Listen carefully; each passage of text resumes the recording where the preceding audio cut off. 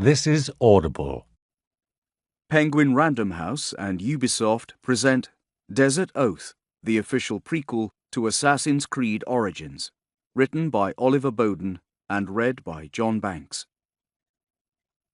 Part 1. Chapter 1. The desert was empty but for a dilapidated flat-roofed huntsman's shelter that interrupted the horizon like a single rotting tooth. That will do, thought Emsaf. He tethered his horse in the shade of the shelter, then stepped into the cool interior, grateful for thick mud walls that deflected the worst of the heat. Inside, he uncovered his head and took stock of his surroundings. Not a place in which he'd care to spend much time, of course. It was bare and dank-smelling, but even so, it was ideal for what he had in mind. And what he had in mind was death. He laid his bow down, placed an arrow from the quiver beside it, and then turned his attention to a small window looking out onto the plain beyond. He squinted for a moment or so, studying various angles, before kneeling, trying out different lines of sight, and then reaching for the bow, notching an arrow, and rehearsing his aim. Satisfied, he placed the weapon on the ground, and then ate the last of the melon he'd bought at the market in Ipu, before settling to wait for his prey to appear. And as he waited, Emsaf's thoughts went back to the family he had left behind in Hebanu, a separation occasioned by a letter he had received from Jerti. Its contents had proved so disturbing to Emsaf that he'd begun to pack at once.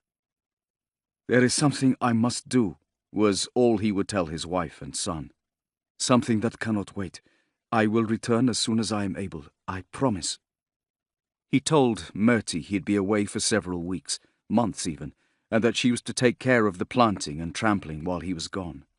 He'd tasked Ebe, who was just 7 years old, with looking after the geese and ducks, making the boy promise to help his mother with the cattle and pigs, and he had every confidence Ebe would do just that, because he was a good boy, devoted to his parents and diligent in the execution of his chores.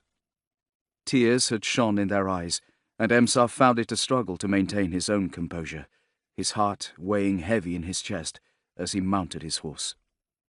"You look after your mother, boy," he told Ebe, pretending to flick dust from his eye. "I will, Papa," replied Ebe, a tremor in his bottom lip. Emsaf and Myrti exchanged a heartbreaking smile. They had all known this day might arrive, but even so, it came as a shock.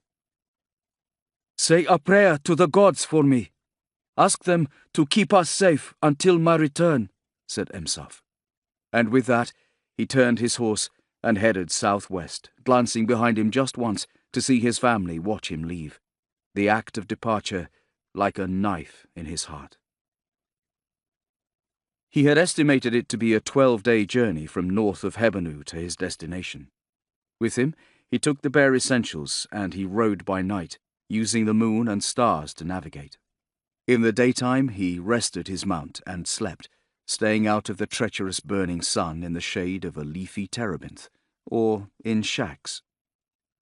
One early evening, he had risen when the sun was still up and scanned the horizon with a practiced eye.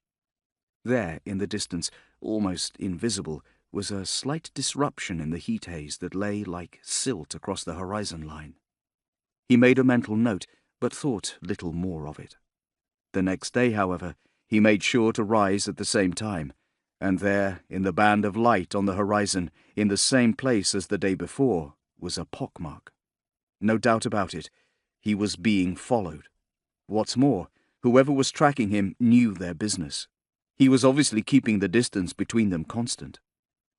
Testing his theory risked alerting his pursuer, but he had to do it. He slowed his pace.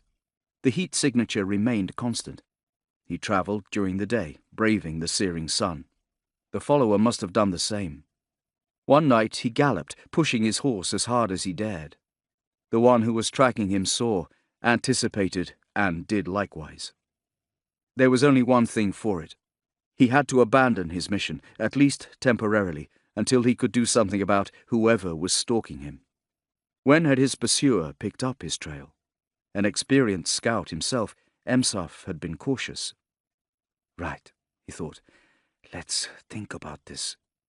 He had spotted his ghost on the 5th day of his travels, which was encouraging, because it meant that Merti and Ebe was safe.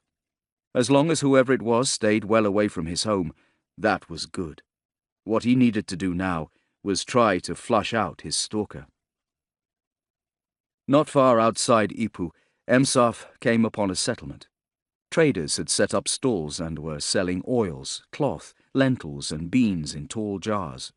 Many were passing through, and he managed to find one going in the direction of Thebes, offering him coin to deliver a message, with the assurance of more when the job was done. Emsaf bought provisions, but didn't linger long. Passing farmers and oxen made him think of Merti and Ebe with a pang of homesickness. He found a crossing and traversed the Nile to the western desert, drawing his pursuer, planning his next move. 2 nights later, he had come across the huntsman's shelter on the plain, and decided it was the ideal spot to lie in wait. And sure enough, now his target came into view, a lone figure on horseback in the distance, emerging from the heat haze. Emsaf thanked the gods the sun was at his back, and notched the arrow, sighting the rider. He noted the same, now familiar shape of the cape, the colouring of his horse. It was time. Emsaf took a long breath, keeping his quarry sighted, holding his aim for what felt like a long time. The bow needed to be loosed before his muscles shook and his aim was spoiled. He needed to end this now. He opened the fingers of his right hand. His arrow found its mark. In the distance, the rider tumbled from his mount with a puff of dust and sand as he hit the ground. Emsaf notched another arrow and took aim, ready to fire a second time if needs be, watching the body for signs of life. None came. Chapter 2. 2 weeks earlier. The killer awoke at dawn, just before the rising sun streamed through the screens and put the white fire in his eyes. In a short while his house would be warm, but as he dressed and then pulled the shawl from his bed and wrapped it around himself, he noted that a crisp chill inhabited the silence. In another room he prepared the last of his bread and fruit, and ate slowly, deep in contemplation, clearing his mind for the task ahead. It had been a long time, but his mind and body were prepared. His blades were sharp. When the meal was finished, he made final preparations, consulting maps. A crisscross of scars on the side of his face showed in the bronze mirror he used to apply kohl beneath his eyes to prevent the glare of the sun. Would Iset, Horus, and Anubis smile upon him, he wondered? Time would tell. 3 days and nights he travelled before he came to the farmstead at Hebenu, a collection of buildings in the sand with fences for livestock and a line of washing that gleamed white. Confident he was hidden by the contours of the land, he stopped at a cluster of palm trees and tethered his mount in the shade of a tree. There he took a waterskin from his pack, checked the position of the sun, and made sure to keep it at his back as he made his way forward, found a suitable dip in the desert, and then dug himself in. He covered himself with a shawl and settled in to wait. There, at the farmhouse, movement. A figure was making her way to the Sakya well. She carried a large bucket, and the killer's eyes narrowed as he saw how she walked, her motions economical, controlled. As he watched, she filled the vessel, rested it on the lip of the well, and then stood with her hands on her hips for a while. Moments later, she cupped her hands to her mouth, calling a name that carried on a light breeze. Ebe! His target's name was Emsaf, who was either elsewhere in the town, tending to crops out of sight, or not at home at all. At the farmhouse, a boy appeared. This was Ebe, no doubt. The killer watched as the two of them went to work, lifting another bucket from the lip of the well, and then carrying them back to the farmhouse. They used smaller buckets to fill troughs for the animals. Goats bent their heads to drink. Out on the plain, their watcher followed suit.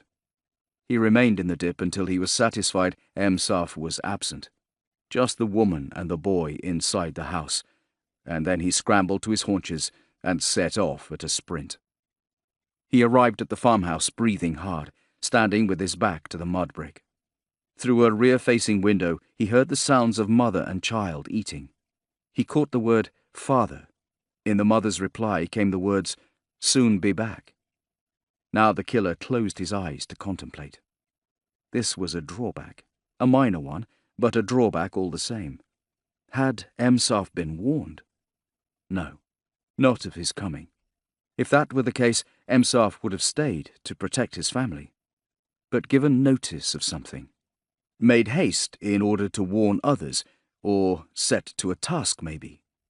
He would find out when he caught up, he decided, dismissing the matter for now. Time, now. Time was the thing. Time was his enemy. He slipped off his sandals, the sand hot beneath his feet as he crept around the farmhouse, ducking low beneath windows until he came to the front entrance. There he took up position beside the door, flat to the wall, listening hard to judge the position of the boy to his mother. He took his knife from his belt and looped the leather thong that hung from its handle around his wrist. Waiting, counting the sound of footsteps. Now. He pushed aside the screen, stepped smartly inside, grabbed the woman from behind and held the knife to her throat, a short scuffle that was over in seconds. On the other side of the room, Ebe heard, turned and saw a man with a scarred face holding a knife to his mother. The boy was scruffy-haired, his eyes wide with surprise and fear. He had a plate in one hand, a knife upon it, and his gaze skittered across the room. "Nobody need be hurt," said the killer. A lie. The woman's breathing hitched.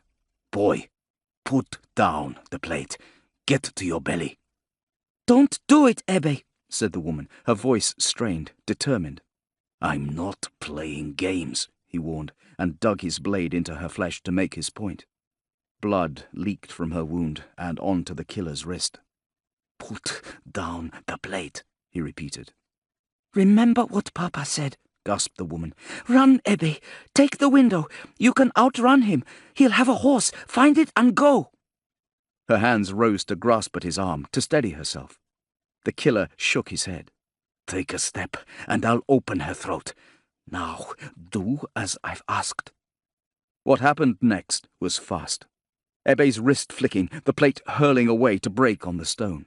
In his other hand bloomed the knife, blade between forefinger and thumb. A flick of the wrist, and the knife spun towards the killer at the same time as the boy's mother made her move, twisting and sinking her teeth into her attacker's arm. It was a good knife throw, but the killer jinked and the blade went nearly entirely clear, leaving barely a scratch on his shoulder. The boy's mother jabbed him in the ribs with her elbow, once, twice. Solid, knowing hits. She had training as well. Now he had no choice but to deal with them both. He chose quickly, slitting her throat as she tried to hit him a third time, and then in the same back-and-forth motion tossed his dagger at the boy who was lunging forward, clearly intent on helping his mother fight him. The boy was close. The killer's aim was true. Young Ebe clutched at his neck where the knife was embedded, blood spilling and then gushing from the wound as he sank to his knees, then lurched to the side. Mother and son died within feet of each other on the flagstones. The killer tilted his head and stared at the blood as it inched into a pool between his two victims, mingling, slowly soaking into the dirt floor. His lips quirked, a brief downward motion of annoyance. He'd meant to keep them alive long enough to question them. In choosing to fight, they had denied him this. In death, they had won Emsaf time, perhaps even a chance at escape. Bion sighed, frowning slightly. How contrary of them. He picked up the trail, following Emsaf on the road to Ipu. His quarry was skilled, no doubt about that. When caravans or merchants travelled through, he followed in their footsteps, struck out in the wilderness when the only trail on the road would be his. But although he suspected he was being followed, it took him too long to confirm his suspicions, and the killer had already anticipated his plan by the time he made it. When, in the distance, he saw the huntsman's shelter but no sign of Emsaf, the killer knew a trap was being laid. It was the kind of trap he'd lay. That knowledge meant that Emsaf's fate was close to being sealed. Close to fields, some distance from the river, he came upon a traveller riding a donkey laden down with vases. Far off in the distance, he could guess at the silhouette of field workers, too far away to see what would happen next. "Hello!" the traveller called cheerfully as the killer dismounted and approached, knife out of sight beneath his shawl. The traveller raised a hand to shade his eyes. "And what can I do for you?" he began to say, a cordial, cheerful greeting that he never completed. The killer led the donkey, unnerved by the smell of blood, still bearing the body of its dead owner, back towards the shelter. In shade, out of sight, he transferred the corpse onto his own horse, using rope and clever knotwork that would release in the right conditions and the onset of death stiffness to seat the man upright, finally casting his shawl over the cadaver and standing back to admire his handiwork. Off they went, horse and dead rider, while the killer began a wide, out-swinging journey around and behind the shelter. He watched from a distance as the corpse tumbled from the horse, Emsaf's arrow in its neck. The trap was sprung. A while later, Emsaf ducked out of the shelter, and the killer, having approached from the back, was there waiting for him. He used his knife to sever his spinal column at the base of Emsaf's neck, leaving him able only to see and speak, and then crouched to address him. "Where is the last of your kind?" he asked. Emsaf stared up at him with knowing, grieving eyes, and the killer felt irritation once more. The family was all cut from the same cloth, and he knew he was wasting his time. He slid the dagger into Emsaf's eye, and then wiped it clean on his clothing. On the plain, vultures had begun to settle on the body of the traveller. He watched them idly, taking the moment to rest a bit before going on his way. Soon the birds would find Emsaf as well. Death and rebirth, a never-ending cycle. Later, the killer found the medallion in Emsaf's belongings and put it in his own pack. The mission was done, for now. Bion stretched and took a deep breath. He'd clean his weapons, get some rest, and then report in. There he would get his next orders, a new kill to find, and the game would be afoot once more. Chapter 3. That day, the day our lives changed, we were sitting in our favourite spot, our backs against the warm stone of the outside of the Siwa fortress wall. I'd seen the lone rider shimmering on the horizon, but to be honest, I'd given him little thought. After all, he was little more than a speck in the distance, just another part of the day, like the water lapping the banks of the oasis beneath, or the people moving among the green of the plantations. Besides, I was sitting with Aya, and she was talking about Alexandria, as she often did, of how she would like to return there one day. As I listened, I watched the horseman reach the shores of the oasis, about to make his way into the village below.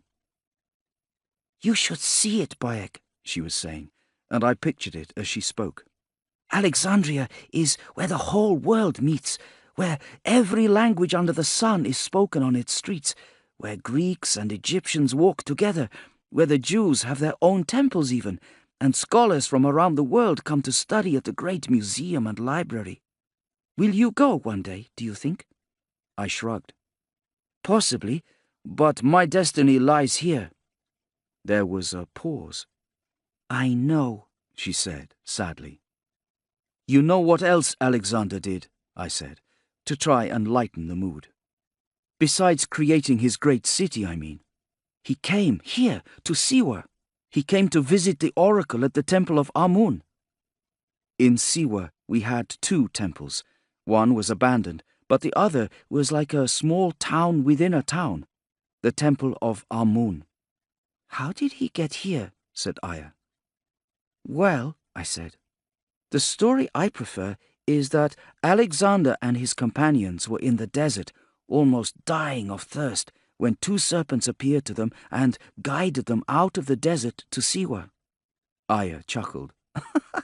"Or perhaps he just came here on a pilgrimage. I prefer my version. Ever the romantic. So, what happened while he was here? He visited the oracle, Now, nobody knows exactly what the oracle said to Alexander, but he came away from the meeting convinced that he was the son of Amun, and he went on to be crowned pharaoh at Memphis, as well as conquering many lands. You think our oracle was responsible for all that? I like to believe so, I said. The point is that our oracle at Siwa is considered infallible. Our temple of Amun is known throughout the land. And? And it needs protecting. Her head dropped, and dark hair fell in braids as she grinned. And so, we get back to your destiny. Tell me something, Bayek. Are you really sure you want to follow in your father's footsteps? Do you know it, truly, deep in your heart? Which was a good question. Of course, I said. We sat for a while in silence. I wish I could be more like you, she said. More content. Don't you wish it were the other way round? I said, testing. That I were more like you? The question hung. And that was how we sat for some moments more, until our friend Hepzibah came running along the path towards us. Bayek! Bayek! He called. A messenger from Zoti has arrived. What of it? Said Aya. She sat up, our afternoon well and truly disrupted. He came for Sabu, said Hepzibah breathlessly. What do you mean? I heard myself say. Sabu is about to depart, huffed Hepzibah. Your father is leaving Siwa. In moments, the three of us had scrambled down from the fortress wall and made our way into the village, where residents appeared from within their homes, shielding their eyes and craning their necks to see up the lane. They were looking in the direction of my home. As we came onto the lane, a woman saw me and whispered to her companion, who also looked in my direction, and then quickly away again.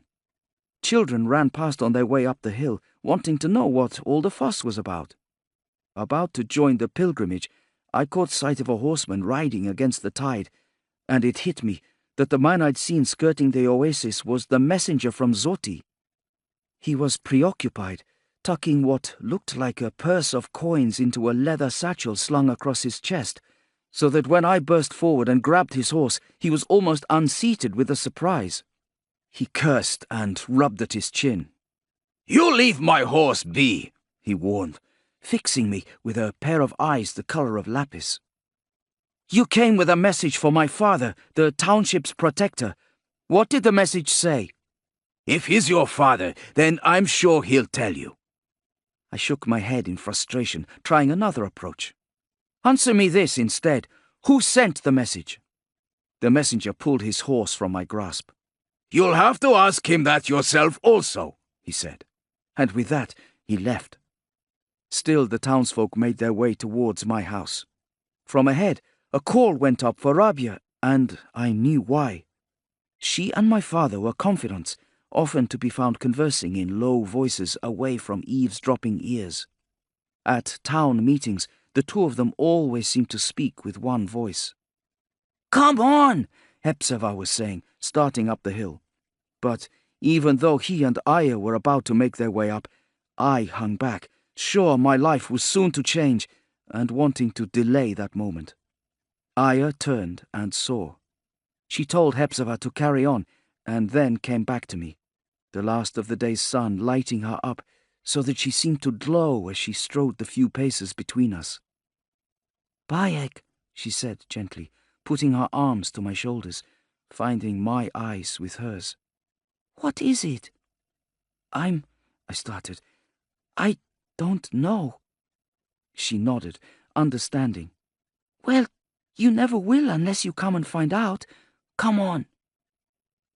She leaned forward, brushing my lips with hers. "Be strong," she whispered, and took my hand, as much to offer comfort as to lead me up the path, and towards the home my father was preparing to quit. Chapter 4. The next morning, I awoke to a feeling of melancholy that seemed to permeate the air in my room. and for a moment or so, fuzzily trying to navigate that period when the real world and the world of sleep are inseparably tangled, I lay wondering what was wrong, what in my world was so strange and different all of a sudden. Until I remembered. It all came back. I remembered my mother standing with her arms folded in the dusk, her lips thinned so hard they were almost white, and her eyes afire. In the street outside our house, tethered, was my father's horse, his bags already slung over it, and just seeing them there had brought the news closer to home, the realization hitting me like a low punch. When I looked at Aya, she returned my gaze, eyes flecked with worry. Then my father had appeared, only to be brought up short by the sight of the townsfolk assembled there, shaking his head, continuing with his preparations. "Ach, Mose," he said, appealing to my mother. But if he was hoping for understanding there, he received none. Rabia had arrived.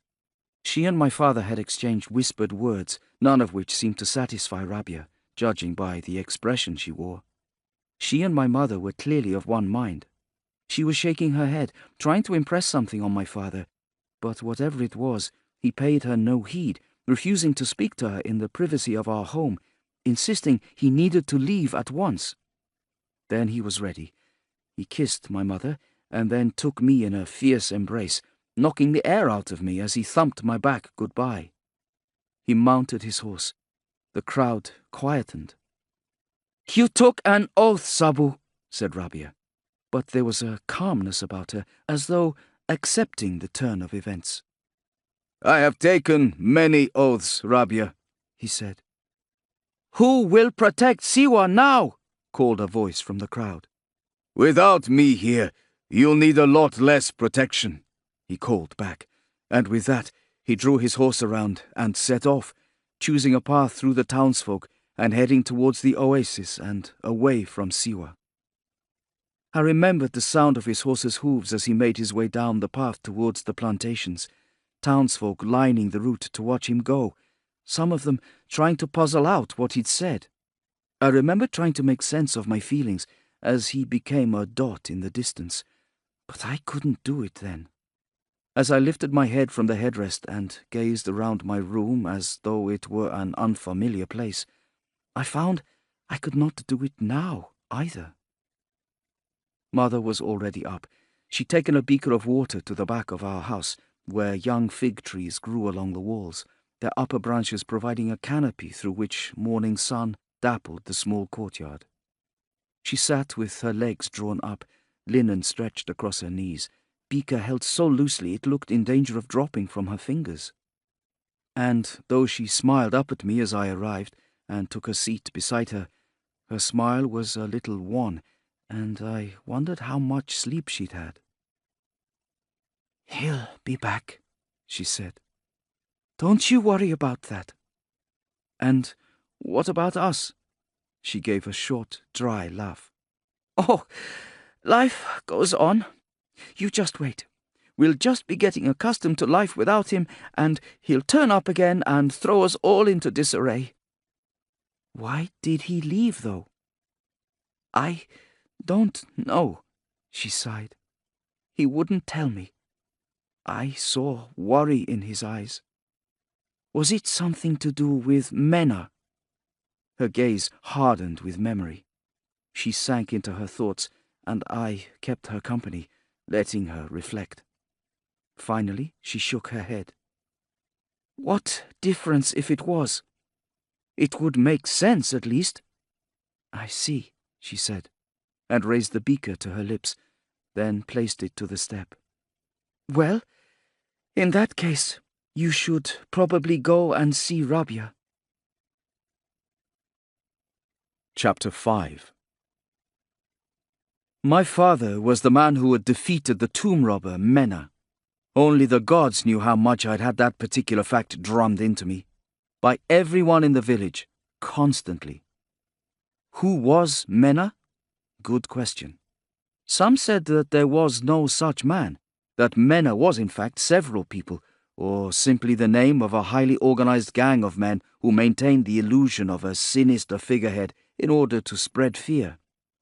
Others said that Menna was indeed a living, breathing, flesh-and-blood person, but not in fact an active member of his own gang.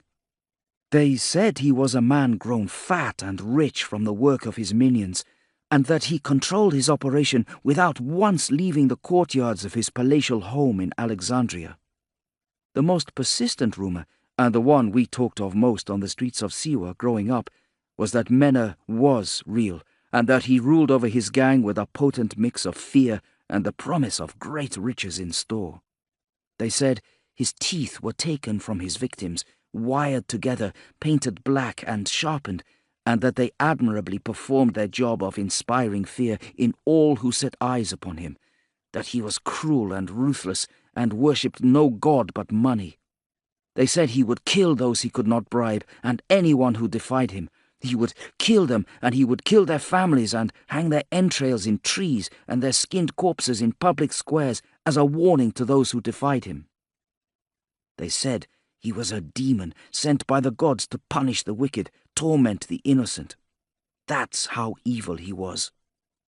Whatever the truth, Menna and his gang had stayed several steps ahead of the soldiers who were constantly in pursuit. Every now and then, one of his men would be captured, tortured, and burned alive in retribution, so that his body would be denied the journey into the afterlife, desecrated, just as he himself had desecrated so many burial grounds. Not that it stopped them. The one unbribable official who had attempted to do so had failed, and then soon mysteriously died.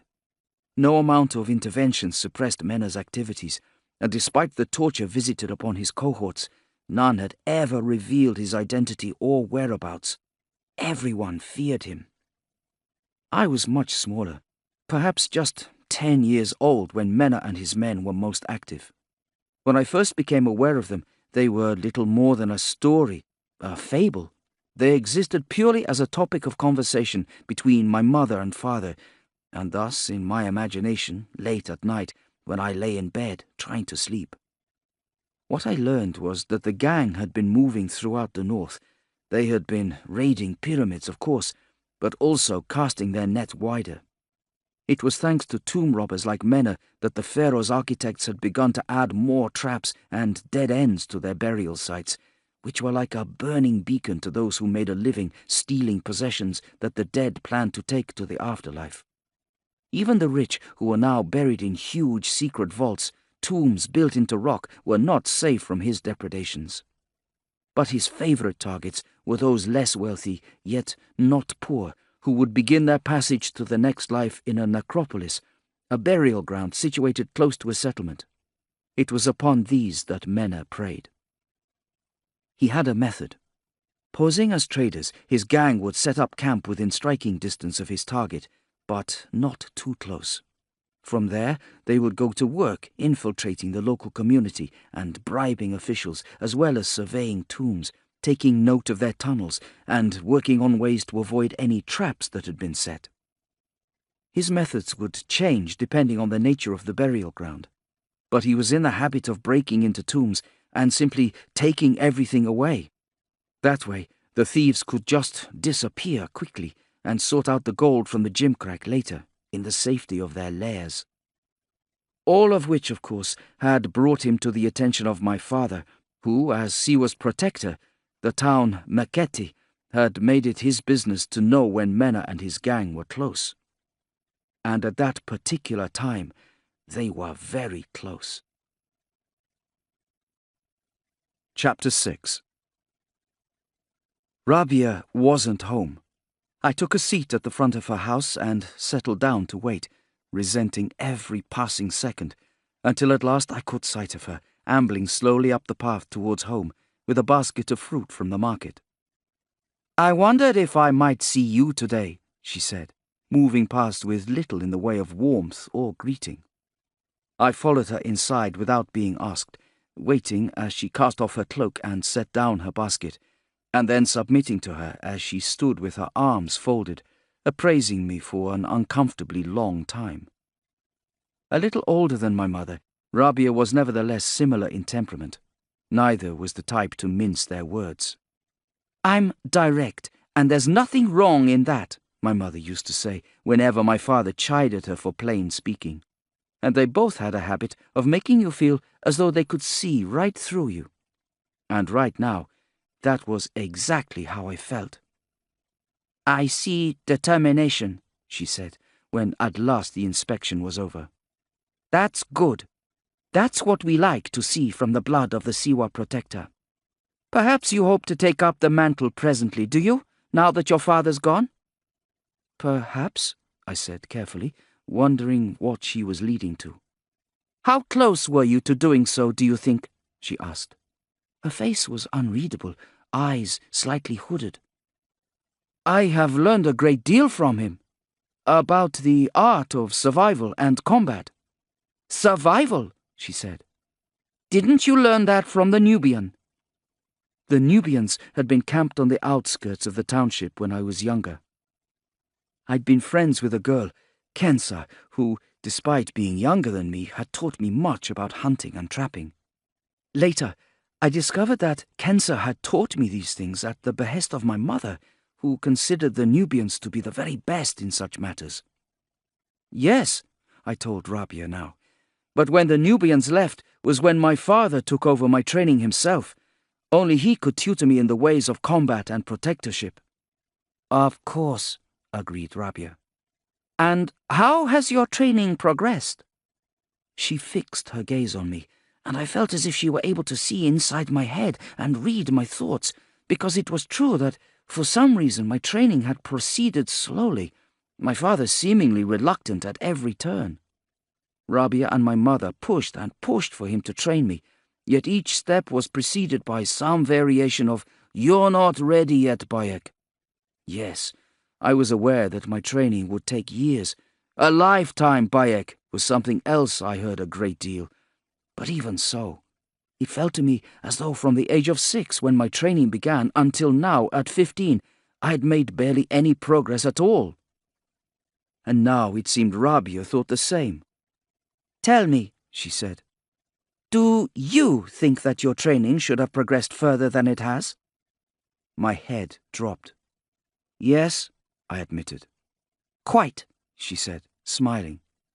And why do you suppose your father hasn't taken you the full way? Why is your training so far from completion? I would dearly like to know, I told her. Is it something to do with my friendship with Aya? Friendship, she chuckled. That's a good one. Friendship. I've seen the two of you together, like limpets on the hull of a boat. What chance enlightenment in the ways of custodianship when it has young love to contend with, eh? I felt myself colour, and Rabia grinned, which only increased my discomfort. If he made you think it was about your friendship with Aya, he was trying to hide the real reason. I know this. There was something else, I'm sure, some other reason. Tell me, what do you remember of the night Mena struck? So, it is something to do with Mena. My question first. What do you remember of that night? I looked at her. I had been only around 6 years old, but I still remembered every moment. The night of the intrusion was still, a quiet night. I'd been lying in bed, straining to overhear my parents talk. My father had been informed of unfamiliar faces appearing in town. Merchants, they said they were, but they traded precious little. He believed that these new faces were affiliated to the tomb robbers, and that they'd set up camp somewhere in the desert outside the township, as was Mena's usual practice. To me, such information was priceless. With the rumors of Mena's coming, I was suddenly in great demand.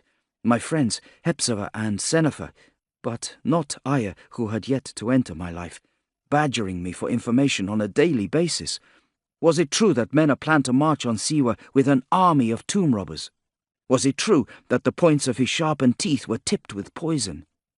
I enjoyed the attention. Being the protector's son certainly had its advantages. Even so, mine was a fitful sleep. In my dream, I stood before rocks, looking into a cave, and inside, I saw eyes gleaming, a flash of white teeth in the oppressive dark. A rat, and then another, and another. As I watched, the cave seemed to fill with a heaving, writhing, oily mass of bodies. They crawled on top of one another, each one trying to rise to the top of the pile, the shape of them shifting and bulging, more and more eyes appearing in the darkness. The noise of them, that scratching, scuffling sound, seemed to increase in intensity until I was waking. Only the noise of the rats did not disappear along with my dream. The noise was in the room with me. It came from the window. Now I jerked upright in bed. There was something out there, and at first I thought it might be a rat or... No, too big for a rat. Maybe a dog. Then again, no, a dog didn't sound this way. A dog wasn't stealthy. There was somebody out there. My eyes went to the screen at my bedroom window, and at first I thought it was moving in a breeze. But then I saw fingers, knuckles, a hand carefully feeling its way inside. Now I saw the face and upper body of a man as he eased himself through the aperture and into my room. His eyes gleamed evilly, and between his teeth was a curved knife.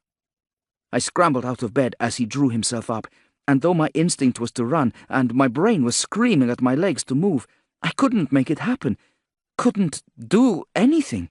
Move, scream, shout, anything. And what prevented me from doing anything was fear.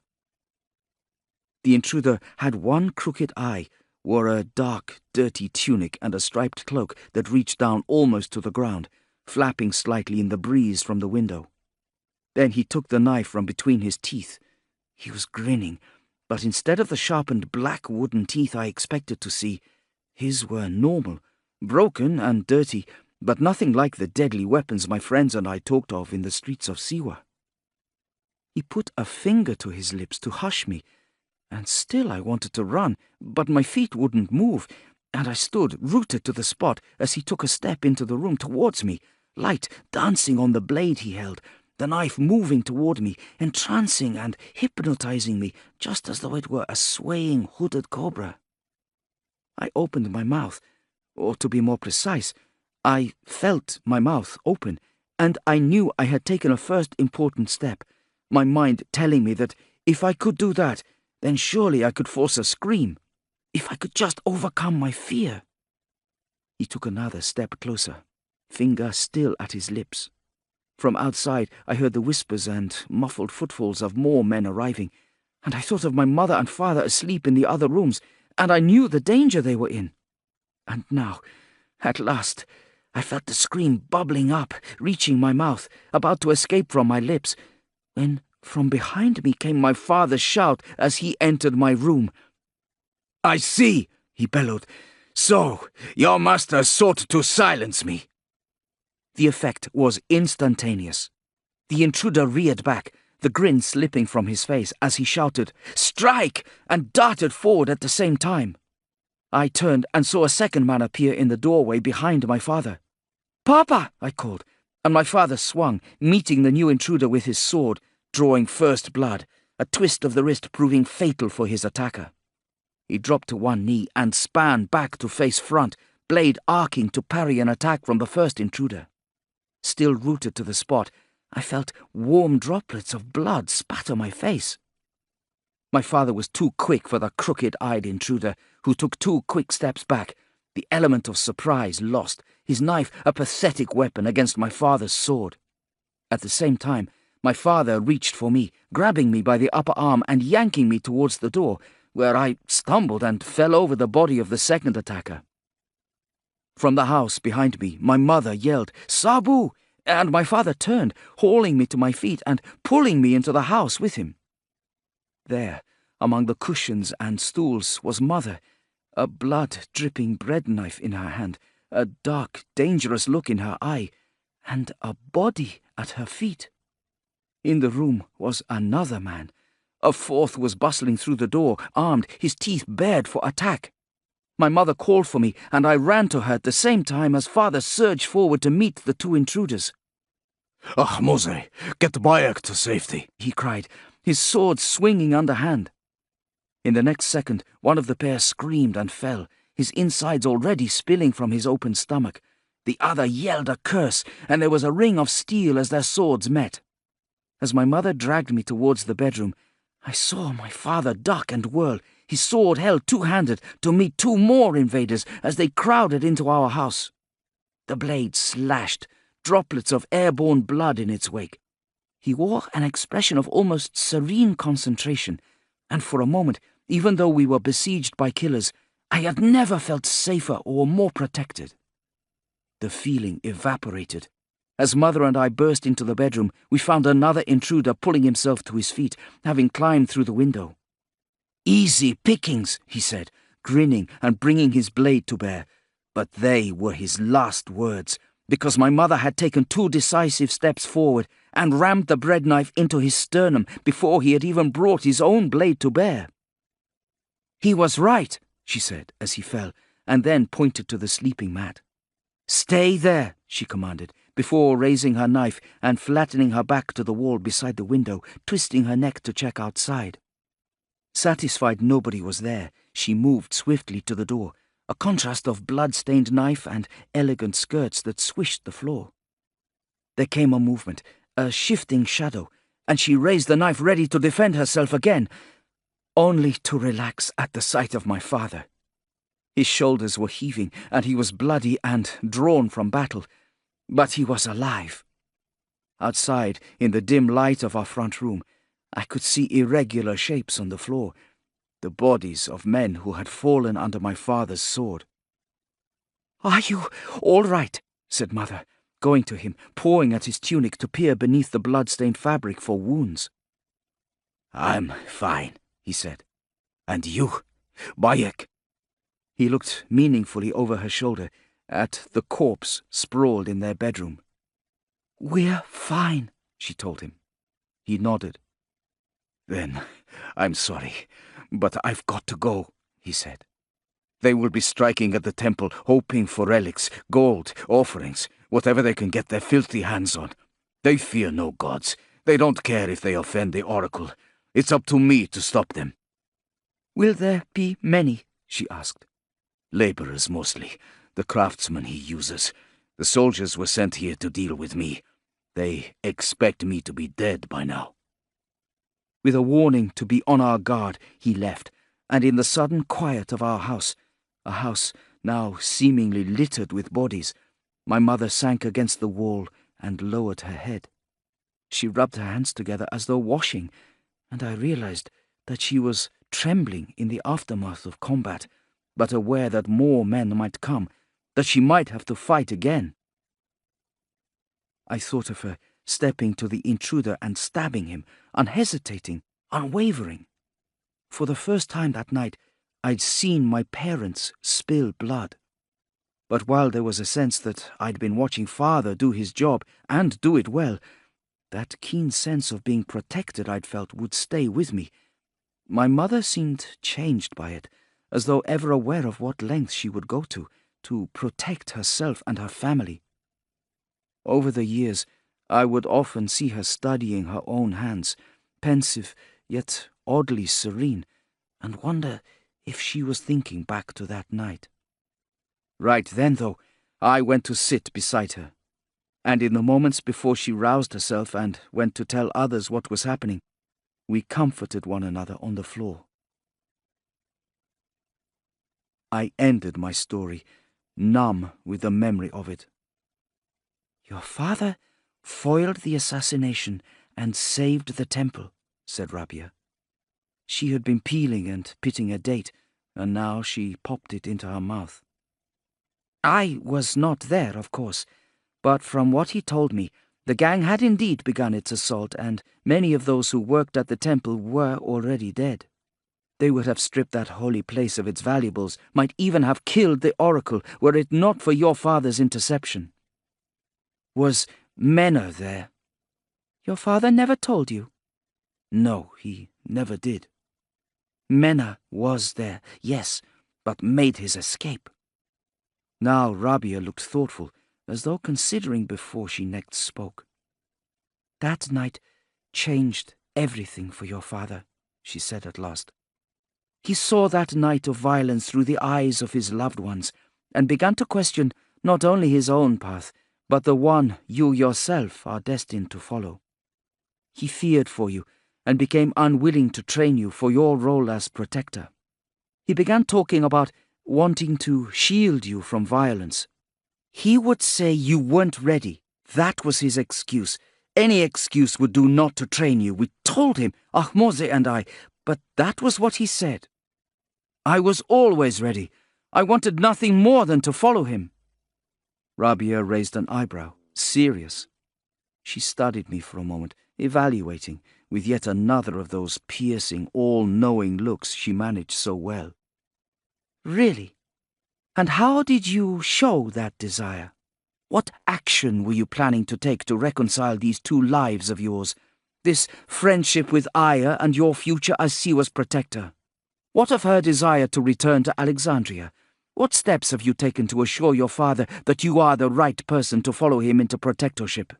That you would stay in Siwa no matter what?" You hoped. She gave a full-throated laugh. "Not enough. What else?" I shifted my weight, recognizing a battle that did not involve fist or weapon. "I have been a devoted son." She rolled her eyes and sniffed at me. That answer did not pass muster. "Not good enough. What else?" I shook my head. "I might ask, what has he done to see that I'm right for Siwa?" "He's full of doubts, Bayek," she said, stern and remote. "Doubts about you, about himself, about the way of the blade and the life supposedly mapped out for you. He needs convincing. After all, are you sure you want to follow in his footsteps?" I rolled my eyes. "What?" she said, sharply. "Aya said the same thing to me earlier." Rabia's expression flickered briefly, but I saw the approval there. I wondered what she thought of Aya's dream, and mine, and how they might collide someday. "What was your reply?" "I said that I did." "Ah, but that was then, when your father remained in Siwa. What about now?" What if Aya leaves for Alexandria remained yet unsaid. "I mean it now as I did then." My voice was certain, my back straight and my gaze steady. It was no longer a child's dream. I could think of nothing else to do with my life. "He needed to see that. Perhaps then he could have changed his mind." She shook her head in exasperation and said something I'd heard my mother say before as well. "Perhaps what you both needed was your heads knocking together." I put a fist to my chest. "Then he failed to see what was in here." "Perhaps he saw too much," said Rabia simply. That was not the answer I'd been expecting, and I was thrown off balance. Had it been combat, the victory would have been Rabia's right then and there. But I was used to discussing with Aya, arguing history and philosophy when she shared her studies with me. "What do you mean?" "Doubts, doubts," she repeated, evading. "Perhaps what he saw was too important to him. Perhaps that's the reason he could not see the lion heart inside." I looked at her sharply. "But you can." She nodded. "Indeed. In you, I see the beginnings of a protector." "Then why couldn't he?" "Perhaps he just saw his son and could see nothing else." "Why did he leave?" I asked her, changing the topic. Maybe an ambush would work now. "Did it have something to do with Mena?" She considered, her mouth moving slightly, as though trying to dislodge bits of date from her teeth. "The truth is, I don't know. But I saw him speak to you. He whispered to you. He told you the message, didn't he?" She shook her head, her frustration gleaming through. "He did not. He merely said it was too dangerous for me to know." I put my hands to my head. "Then what am I doing standing here? I must leave after the messenger at once." "The messenger?" He is the only one who can tell us the content of the message. She held up a hand, smiling broadly all of a sudden, in spite of the worry lurking in her eyes. Wait. This river is not so easily forded. You think I'm going to be left to face your mother? She and Mother were often allies, but when they disagreed, stories were told in hushed whispers of those epic verbal duels. Besides, she continued, there is more you should know. That night— No more. I must go. You can smooth things over with my mother, can't you? Rabia looked at me, eyebrow raised and a wry expression on her face. Let's hope so. Chapter 7. No, he's not leaving. My mother's hands were at her hips, her face reddening as she looked from me to Rabia and then back again. She and Rabia had always been friends, but for the moment that fact counted for very little.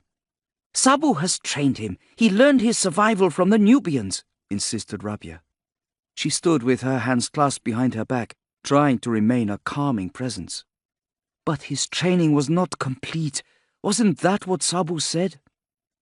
It could be the making of him, Ahmose. My mother rounded on her. Are you up to something? No, insisted Rabia, although I saw her blink. I want what's best for your family and for Siwa. Mother frowned. But maybe not in that order. It was not a reproach so much as simple acknowledgement, knowing and acceptance. What have you told him? Come on, tell me exactly what you told Bayek about last night. I told him what Sabu said, that it was too dangerous for us to know why he was being called away. There was more. He must have told you more. Rabia's shoulders squared. I saw her hands clench behind her back. I'm not lying to you, Ahmose, she said tightly. I could tell my mother realized she had pushed a feather too hard. I stepped in, wanting to give them both the reason to retreat. It's all right, I told them. Mother, Rabia, it doesn't matter why he left. I've made my decision. They turned their gaze on me, Rabia poised, my mother shaking her head sadly, both of them knowing what was to come. I'm going, I told them. Just wait, said my mother quickly. Wait, I don't think this is what your father would want. Perhaps Sabu isn't the best judge in this instance, said Rabia with a wry expression. My mother bit back whatever she had been about to say, and then nodded slowly to herself. Whatever Rabia had meant, my mother had understood, even if I hadn't. Rabia, perhaps you should just go home and let me talk this out with Bayek, she said calmly. Rabia raised no objection, knowing my mother had reached a decision. They traded looks, the two of them conveying several competing emotions. Then Rabia fixed me with a meaningful stare and left. You're not ready, muttered my mother, without much conviction. It was odd to hear those words from her when they usually always came from my father.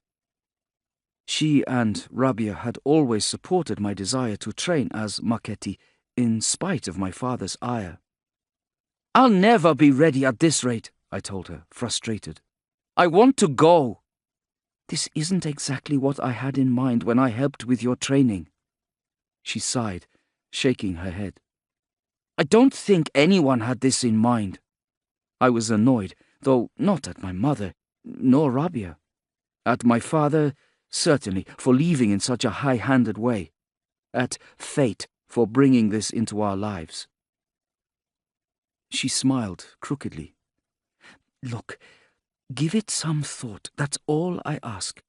Take the night to think it over, and if by morning you still want to go, then I won't stand in your way. Later that night, I was lying on my mat, trying and failing to get to sleep, listening to the night, when she appeared at my door. They can hear you sighing all the way to the temple, she said quietly. You haven't changed your mind, have you? A statement rather than a question. I nodded. Then you should go now, she sighed. while it's cool and Siwa sleeps, and before I can change mine." She handed me a travel satchel, the contents of which I could guess: a water skin and food, enough to give me a solid head start on my travels before I had to begin hunting for my survival. "It wouldn't do any good, even if you did. My own mind is made up." I know. You're as headstrong as he is." She rolled her eyes, and I resisted the fond impulse to remind her that my father was far from the only one I'd inherited stubbornness from. "Should I tell Aya?" asked my mother. "Do you think she'll understand?" "I know that she will." She smiled faintly, and even though she was clearly worried at my departure, I could see approval for Aya there as well. "And will you find it difficult to say goodbye?" "Impossible." "It's your decision," she said, and left the room, leaving me to collect my things, buckling belts at my torso and hanging a pouch at my waist, dropping into it a purse of coins, my savings accrued from a lifetime of errands and village chores, every coin I had ever earned, enough, I hoped, to see me clear on my travels. I said my farewells. Mother hugged me tight, then let me go, shooing me out of the door and turning away with tears in her eyes, and I found myself on the deserted and silent street, lit by a moon that hung over the oasis, and watched me impassively as I shouldered my pack and then made my way to the stable at the side of our home, where my horse was waiting. As I rode out of the town, my route took me past where Aya lived with her aunt Herit. Many was the evening I'd come to her window, whispered her name, and thrilled to the sight of her climbing out so that we could talk, hold hands, and exchange kisses beneath the stars. For a moment, I wondered if I could bear to leave Aya, whom I'd loved from the moment I set eyes on her. Me, the little Siwan boy, son of the town's protector and full of myself. She, the girl from Alexandria, ready to put me in my place. She'd understand. She and I were two people waiting. Me for my destiny to begin, and her to be called back to Alexandria to study with her parents. She'd know I was leaving because I had to follow my path. But leaving without telling her? I did that for myself. I couldn't face the alternative. "I'm sorry," I whispered, and my words dropped like stones in the chill night. Chapter 8. The journey to Zoti took me across the desert of the Red Lands. At night I made camp, sure to keep myself warm, piling rocks to make windbreaks, and there I discovered that there is no lonelier place than on the plains at night, with only the sound of the vultures for company. I yearned for Aya. I told myself that I would prove myself to her just as I would to my father, my mother, and Rabia, and, looking back, it was that thought that kept me going. For water, I made stills by digging a hole in the ground and covering it with a sheet to let the sun create condensation on the underside. I sucked water out of what plant stalks I found, and made sure to preserve my own fluids by keeping my pace steady, breathing through my nose. This was what I had been taught by Kenza, and then my father. Growing up, Aya and I would take trips, build shelters, hunt and forage, and to her I passed on the advice given to me. You need to hunt against the wind or across it. The ideal time to hunt is at first light. That's when the animals are abroad. Thanks to my tutors, I knew what tracks and signs to look out for. I knew which droppings indicated which animals, and how to skin them when the flesh is still warm, removing the glands that create scent and spoil the meat. I knew where to make my cuts, careful not to rupture the stomach and digestive organs. I cooked my kills on fires made from desert scrub. Rabbits, rodents, wild sheep and goats, wild pigs. You can't skin a wild pig, Bayek. Gut it first, then burn off the hair. I remembered being told that liver needs less cooking and that the kidneys are a good source of nourishment but require boiling. Roast the heart, boil the intestines, spoon the jelly from the feet, boil the tongue and the bones, save the brain to cure hides. I used entrails to rebait the traps. I drank the blood for nourishment and sucked the eyeballs for fluids.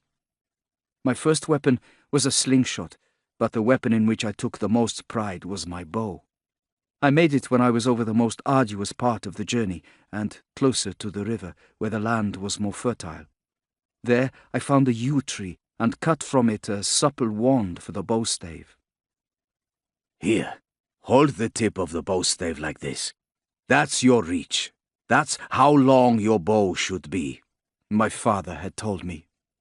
He'd shown me how to strip the bark, taper the stave, notch the ends for the bowstring, and whittle it into shape before rubbing it with the animal fat from my kills.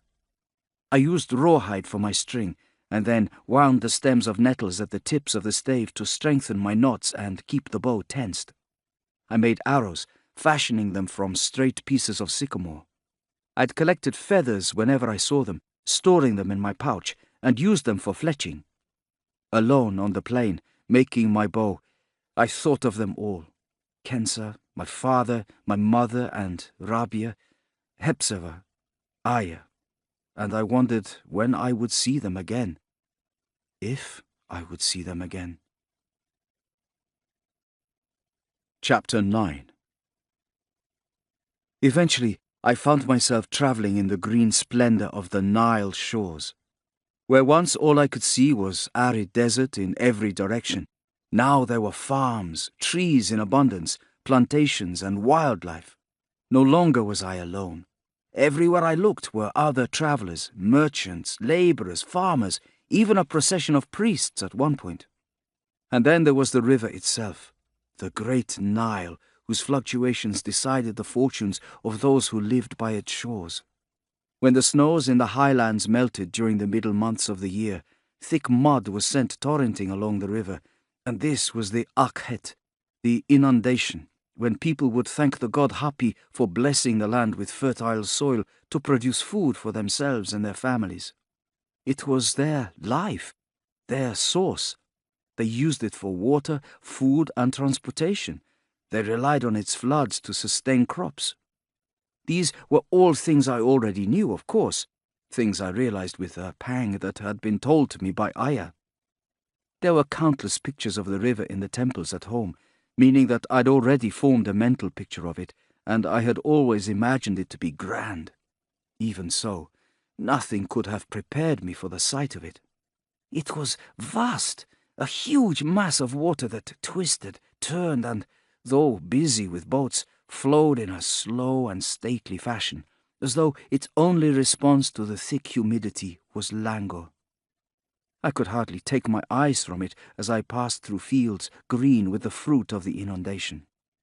In the water I saw islands of reeds and palms, and everywhere boats, some large and sumptuous, with huge silk sails that flapped in the breeze with a sound like the beating of a drum, others tiny one-man vessels, not made of wood, but woven from reeds.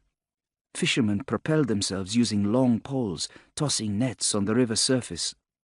I saw water birds and heard their call, and for the first time in my life I saw the ibis, the great wading birds with their down-curved beaks, long necks and legs. They stood in the shallows and appeared to tolerate the human beings in their boats, the children paddling on the shore, the oxen in the fields. Another first, a hippopotamus, this great beast which inspired so much fear and respect, a reminder of the goddess Taweret. I watched as its snout broke the surface of the water, as it too watched the day go past. I eventually found myself on the outskirts of Zoti, where I set my mind to the task at hand. What a difference it made to be among people again. Alone in the desert, I'd felt small and vulnerable, and even at times afraid. But now the hustle and bustle of the town gave me a kind of strength, a different kind of security to the one I felt in Siwa, where everybody knew me as the protector's son. Here I was anonymous, and that made me bold. I found a place to stable my horse, paying a boy with coin from my purse, before taking my leave in order to drink in the sights of the city. Trying not to gawp, I wandered among stalls, weaving my way through townspeople, stopping to admire wares every now and then. The streets were narrower than I was used to in Siwa. Here they had shops with shutters and colourful awnings. Everywhere I looked, streets became other streets, forking left and right, branching first one way and then another. To slow down invaders, Aya had once told me. Oh! I came to a halt. This was the best way to get lost, I realized. Stable your mount. Go exploring. The next thing you know, you've forgotten where your horse is. As I cast about to find a useful landmark, I glimpsed a sudden movement behind me. I couldn't be sure, but it looked like a small child, a child who was anxious not to be seen. With a better idea of my bearings, I moved on, stopping to admire the wares at a stall further along the street. This particular one boasted a selection of knives, all of them more fit for combat than the one I'd taken from home. One in particular caught my eye. I pulled out my purse to pay for it, but before I tucked my new purchase into my belt, I pretended to inspect it one last time, using it to watch over my shoulder, and once again saw movement between the legs of fellow shoppers. A street kid with designs on my purse, perhaps. At the next stall was a selection of jewelry. I picked up a polished collar, angling it once more to see the street behind. What I saw, of course, was my own face, heavily stubbled, thick with the dirt and dust of the desert. And then... there! In the reflection, I saw him. A boy, younger than me. He wore a tunic not dissimilar to my own, but without the leather belts that crisscrossed my chest. The question was, why was he following me? What did he want? Time to find out. Chapter 10. I kept going, drawing the boy with me until I found a square. Stone benches lined the walls, and weeping almond trees provided shade for customers who milled around stalls selling food and alabaster jars. I bought a honey cake covered in seeds, and then took a seat at a mosaic table to wait. Right, I thought. Show yourself, little rat. In time, he sidled into the square. Though it was far less populated than the other streets in the city, he was still able to use much taller people as cover. I watched him as covertly as I could. I saw his eyes go to the honey cake, and there was no mistaking the hunger there. I looked over and gestured to him. A look of indecision immediately flitted across a face that was almost as grubby as my own, and he went to turn away. "Hey," I called over. "Are you hungry? There's a honey cake here that I'm happy to share." That brought him up short. He turned and slunk along the wall towards where I sat, coming close and appraising me with world-weary eyes before he spoke. "You think you're the big man, do you?" he said, and reached for the honey cake. "If you're going to be rude, then—" I scooped up the cake and held it away. All right. Just that I ain't used to somebody barely older than I am talking to me like they was a military commander." I frowned. "How old are you, then? What's your name?" "Name's Tuta. I'm 10. What's your name? How old are you? And when are you going to give me that honey cake, or are you planning on making me beg? Oh, please, sir, can I have a bite of your honey cake? Do you a dance, if you like, sing you a little song, if it would please you, sir." True, my arm was still up, honey cake and all. I brought it down, indicated for him to sit. "Help yourself. My name's Bayek. I'm 15 summers, and I want to know why you've made yourself my shadow." He sniffed. "I'm hungry, and I live on the streets. I'm always on the lookout for something to eat." I might believe that, but for the fact that I had no food when you first began following me. Why do I have the feeling that it's not cake you're interested in so much as this?" And with that, I plopped my purse onto the mosaic table. Lips dusted with seeds, cheeks full of honey cake, he rolled his eyes. All right, he said, spraying crumbs. "I got a friend at the stables. He's good enough to put me onto anybody new in town who might have some spare drachme." "To steal it?" He shook his head furiously. "No, just be generous enough to help a boy out." There was a pause. "Do you think you might do that then?" he said, hopefully. "Help me out, I mean. A little loan. Maybe a gift if I show you the sights." "Well, that's a possibility. I might well be able to do that." "Really?" "Yes, really. First, though, I'd like to know more about who it is I'm helping. What's your story, Tuta?" I indicated for him to take more cake. He spoke around mouthfuls of cake. "I came to Zoti from Thebes when I was very young. My mother and father brought me and my little sister, and for a while things were good, as far as I can remember. But there was a fire, a terrible fire, sir, one that claimed the life of my mother and sister."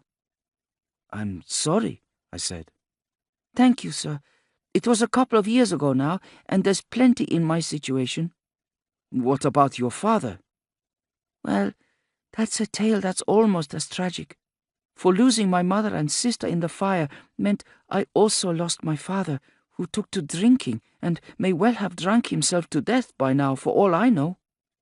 "I'm sorry," I repeated. "Where do you live?" "Well, I've lived in this very square more than a few times." He grinned. "Matter of fact, there's hardly a street in this whole city that hasn't been my home at one time or another. It gets a bit cold at night, but I make the best of it, and it's not like I'm the only one out here." "Where did you get that?" I pointed at a bruise on his neck. "I said it wasn't all that bad." His look darkened. "But I'm not saying it's all that good either." "Right," I said. "Well, maybe we can help each other. If, big if, you can help me in return. Being a visitor, I don't know the place as well as you, but I'm here in search of a messenger who paid a visit to Siwa recently. This man had striking blue eyes, and he wore a brown leather satchel across himself, a bit like this." I indicated the belt across my own shoulder. "But with the bag down here." "Don't narrow it down much," said Tuta doubtfully. I tried to think. "All right. The last time I saw this particular gentleman, he was pushing a purse of what looked very much like coins into that satchel of his. I wonder if he might have been spending his earnings, perhaps attracting a little attention to himself in the process." "I take it back then, sir," said Tuta. "There might be something I can do. In fact, I know just the person to ask. A trader of my acquaintance, a man who deals in all sorts of wares. I could start there if you like." "You think you can find the man I seek?" Tuta winked, already looking better nourished thanks to the cake. "To be honest, there isn't anybody in this town I couldn't set eyes on. You just happen to have hired yourself the right man for the job. Wait here." I did as I was asked, blissfully unaware of the terrible mistake I was making. Chapter 11. Sabu had ridden for over 20 days by the time he reached his destination. It had taken him longer than anticipated because he'd been very cautious. He had to be certain he wasn't being led into a trap. The safe place, Mother, was used in the message, so he could be reasonably certain the source of the missive was genuine, but even so, there was no such thing as being too careful. He reached the Mother location, a small oasis in the eastern desert, where he waited for a day or so until in the distance he saw the familiar shape of a cart trundling slowly towards him. On the plank seat was the elder's ward, a boy of about 15, his eyes shining white with blindness. Sabestet, for that was his name, was considered by many to have almost supernatural abilities. But the truth was, his hearing was his secret weapon, even as his sight was not so poor as he allowed people to believe. It was on the advice of the elder. "Find your advantage and use it. Keep your friends guessing as you do your enemies. You never know when their loyalties might change." The elder, Heman, was usually to be found sitting beside Sabestet on the cart, though not today, it seemed. The two greeted one another, and Sabu stood to one side, knowing better than to offer Sabestet a hand to climb down from the cart. Shortly, the two of them sat with their backs against a tree trunk, sharing the last of Sabu's flask. He-Man thanks you for responding to our message and attending so quickly. We were confident you would, said Sabastet when he had rinsed the dust from his mouth. Sabu swatted at a fly. How is he? Our master is in good health and as mentally robust as ever, though now reliant on a staff to walk. He would have come with me, but he has travelled much lately. Thus, we felt it was better that he stayed at home in Jerti on this occasion. Our master hopes you are not at all offended by his absence, and thanks you for coming. And this travelling he's been doing? Yes, the travelling he's been doing. This is why he summoned you. He thanks you for coming. Sabu sighed, thinking of Ahmose and Bayek back home, the town he'd left. He thanks me for coming, Sabastet. I understand that. How about the reason why? The travel. What does this all concern? Our master sent word to Emsaf. He requested they meet regarding a serious issue. Emsaf did not arrive at the meeting place. Instead, he sent a communication from Ipu requesting that we go to an alternative location. Why would Emsaf do that, do you think? Sabu stood, put his hands to the small of his back, and stretched out his shoulders as he tried to put himself in Emsaf's position. He thought back to the days and nights he had just spent traversing the desert. He'd reached Ipu then, he said, gazing down at Sabastet. All the way from his home at Hebanu. He must have thought himself followed. Sabastet nodded.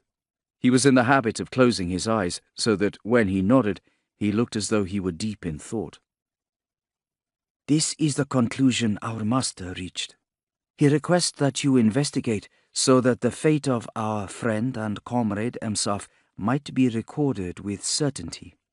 He will be pleased to receive you at Jerti to learn your findings. That was something to look forward to, thought Sabu bitterly. Our master believes the old enemy is behind it, I presume, he said. Sabastet nodded again. This is what our master fears and believes. Chapter 12.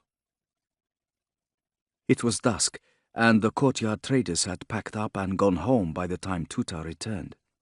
He sidled back into the square, took a seat at the table, and regarded me from beneath dark, scruffy hair. I think I might have found your man, sir, he said, and showed me an empty, open palm. I looked at the grubby hand, grinning at his impudence and liking him despite myself. Oh no, no coin yet, not until I'm sure of the merchandise. Where do I find my messenger? You drive a hard bargain, said Tuta, but he withdrew the hand without protest. You need to make sure you've got your man, and I, of all people, understand that. Follow me. He led us along narrow, winding streets, and I was heartened to remember landmarks from earlier in the day, thinking I could probably find my way back to my horse when the time came. More to the point, I felt the first rumblings of an excitement, a growing confidence. I can do this. At the end of a street, Tuta pulled me to one side. Careful, he hissed. The one you seek is up here a ways. Along the lane sat men beneath awnings, eating or drinking with friends. There were still people around, but through the pedestrians I could make out the man Tuta indicated, and just as described. His eyes were an intense blue, and at first glance might well have been the rider I'd last seen back home. Even so. I can't be sure, I told Tuta, having spent several moments studying the man. There's no satchel? He has it with him, no doubt, sir, said Tuta. Perhaps under the table by his feet. Besides, that's the man my contact says has been spending so much lately. According to my friend, who is a very well-connected gentleman indeed, your man with a sudden supply of coin has only recently returned to the city, having been away close to a month. I gave it thought. That makes it a lot more likely, I'll grant you. If I could hear him speaking, perhaps. "Well, let's go down the road, shall we, sir?" said Tuta. "Before you get too serious a case of the frights, and I lose out on my reward altogether." I grabbed at his shoulder as he was about to make off. "No, he might recognize me." Tuta gave me a shrewd look up and down. "Was that your appearance the last time he saw you?" "No. Maybe you're right." "Come on, come with me. Even if he does notice you pass by, he'll only take you to be my older brother. Come on, I haven't got all night." My heart was hammering as the two of us slunk past where Blue Eyes was sitting with a number of others. However, he seemed happy to listen to their conversation, and while closer up I was pretty sure it was the right person, I still wanted to hear him speak. Tuta responded to the warning glance I flashed him, moving over to the seated group. "Can you spare a drachma, sir?" he asked the man. "Get out of it, street rat," he replied, and in that instant I knew he was the messenger I sought.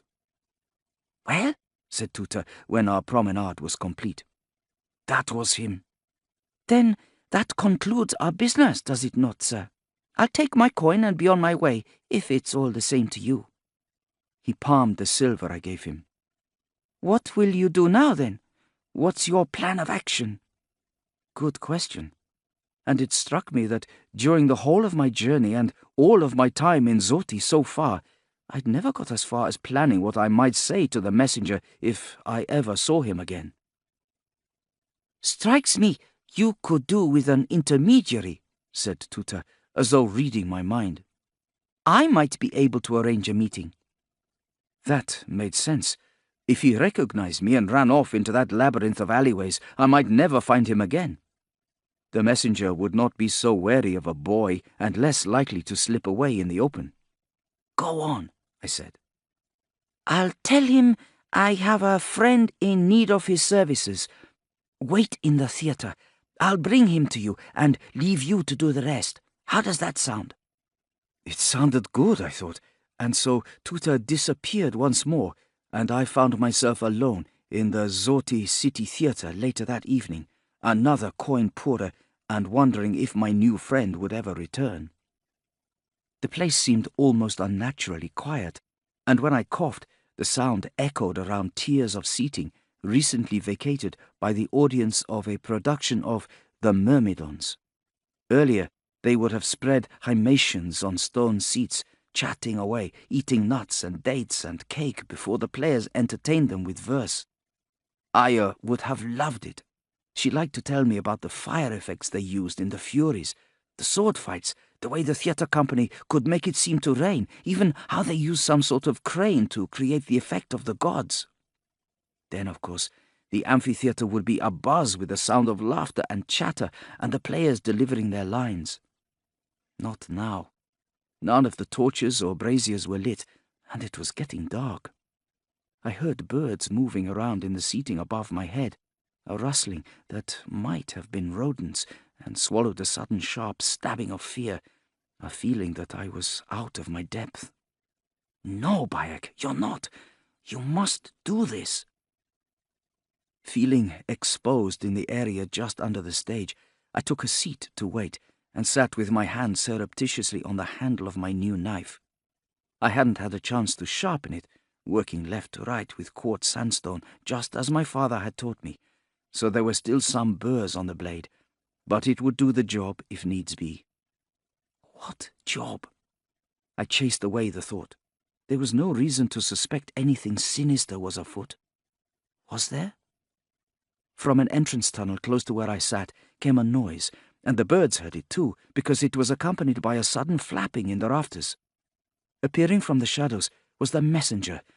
He looked around himself curiously, then saw me as I stood to greet him, his eyes narrowing. "You're the man I'm supposed to meet, are you?" Fortunately, there wasn't the faintest sign of recognition on his face. Evidently, my travels had changed my appearance. "We've met before, you and I said. "Have we?" "Oh, yes," I said, and was about to continue when a sound from the seating above stopped me. I looked up. wondering if it was just a trick of the light that seemed to make the shadows move. "In Siwa," I went on. At last, recognition dawned, and his face changed. Yes, yes, I remember you. The impudent one. Of course. All right. How about you tell me just what the hell you're playing at, dragging me here? An offer of work, I was told. A little extra in my purse. But I doubt very much that someone such as you has anything I could possibly want. "But I have," I said. "I have plenty of money, and what I require in return is much less strenuous than what you're used to. I want to know about the message you delivered to the Protector in Siwa. Who sent it, and what did it say?" His eyebrows shot up. You couldn't just ask your father? "It's complicated." He left straight away, did he? "That doesn't surprise you?" The messenger shook his head. Not at all. He said as much when I passed on what I had been told to say. "Which was?"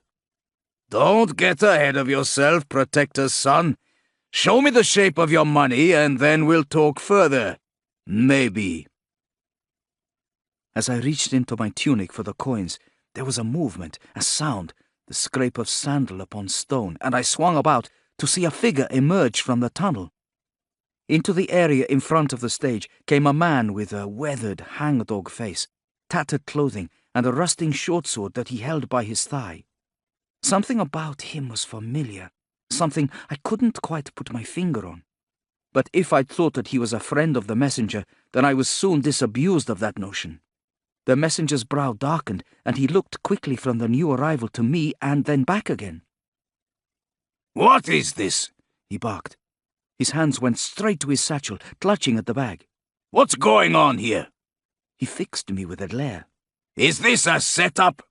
No, no, I said quickly, terrified that the opportunity would slip through my fingers and suddenly feeling very alone. Oh, I wouldn't say that, smirked the new arrival. In fact, I'd say it's been a perfect setup. Chapter 13. The man with the short sword lifted his head to call into the tiered seats above, and what he said hit me like a slap. Tuta, he called. How about you show your face, boy? My heart sank as, sure enough, Tuta emerged from hiding, materializing in the shadows above and making his way slowly down between the seats. Shamefaced, round-shouldered and unable to meet my gaze, he came to stand beside the man who was surely his father, a fresh bruise below one eye. I felt hollowed out, as though I were being punished for my hubris and stupidity, but also like it was no more than I deserved. Serves you right. You did well, son, said Tuta's father. You brought them together, just as you said you would. Now, if you don't mind, gentle souls, we shall take our money. The sword was raised in threat. Tuta, why? I blurted. Why are you doing this? I would have paid. You know I would. I thought we were... Friends, smirked Tuta's father. From him came a reek of beer fumes. No, my old mate, you ain't friends. He does what I say when I say, and he's friends with who I say, and it ain't either of you. He gestured with the blade, the point of it wavering between me and the messenger. Now, hand those purses, both of you. You know these people, spat the messenger to me. You set us up. I didn't, I said quickly. I swear I had nothing to do with this. I just want information. I turned to Tuta. Do you think this is what your mother would have wanted, reduced to robbing strangers? What do you mean, would have wanted? Smirked the father. What's he been telling you? I rounded on Tuta. That was a lie too, was it? All part of making a fool of me, I said. Tuta swallowed, looked away, his bottom lip trembling. Come on, spit it out, insisted Tuta's father. I'm dying to know what he told you. That your wife and daughter died in a fire that you've taken to the bottle. Tuta's father threw back his head and roared with laughter. And you fell for that one, did you? More fool you, my friend. An extra helping of beer fumes came my way. At least part of it was true, I said. And looking at the bruises, I can see what Tuta left out. Well, aren't you the hero? Jeered the father. Tuta said you were. A minnow trying to swim with a big fish. He said you'd be easily caught. I cast a look at Tuta, whose eyes dropped with shame. At the same time, his father moved closer and raised the sword until the point of it was under my chin. His rheumy eyes fixed on mine, his lips parted from broken teeth, and the stink on him brought back a sudden overpowering memory of the man who came into my window the night of Mena's attack. Not choked by fear now, though, not a child any more to it. With his other hand, Tuta's father reached, took my knife from my belt, and dropped it with a dull clunk to the ground. From the corner of my eye, I saw the messenger's gaze go to it, and found myself willing him not to make his move. "Don't risk it," I wanted to call. "Not when I've come so far." But the blade at my chin was insistent and sharp. No burrs on this one. And I felt something warm tickle at my throat, and realized it was blood as my assailant's other hand went to my pouch. He couldn't do it. Couldn't open the pouch one-handed. Tuta, take his money, he said, with irritation. Without looking at me, Tuta came and unbuckled the pouch, drew out the purse, and handed it to his father. A feather fluttered to the ground. The messenger had moved a couple of steps closer to my knife. "Don't do it." "Tuta," I pleaded, the movement of my mouth pressing my flesh further into the sword so that a fresh trickle of blood made its way down my throat. "At least tell the messenger I had nothing to do with it. Just tell him that." "He had nothing to do with it, sir," said Tuta firmly, suddenly looking the messenger square in the eye. "This was all down to me and my father and our wicked ways. This man here just wants to find his kin. He just needs answers. He's a good man. I can vouch for that, for what it's worth. And if you have a heart, you'll tell him what he wants to know so that he can rest easy." "Now just you shut your mouth," snapped his father. "I've had about enough of this." And with that, he punched the boy, sending him sprawling to the ground. The messenger saw his chance. Using the distraction, he took a step, bent, scooped up my knife, and came at the bully, the blade swinging upwards. He met his target, and Tuta's father screamed in pain as my knife tasted blood in the hands of another.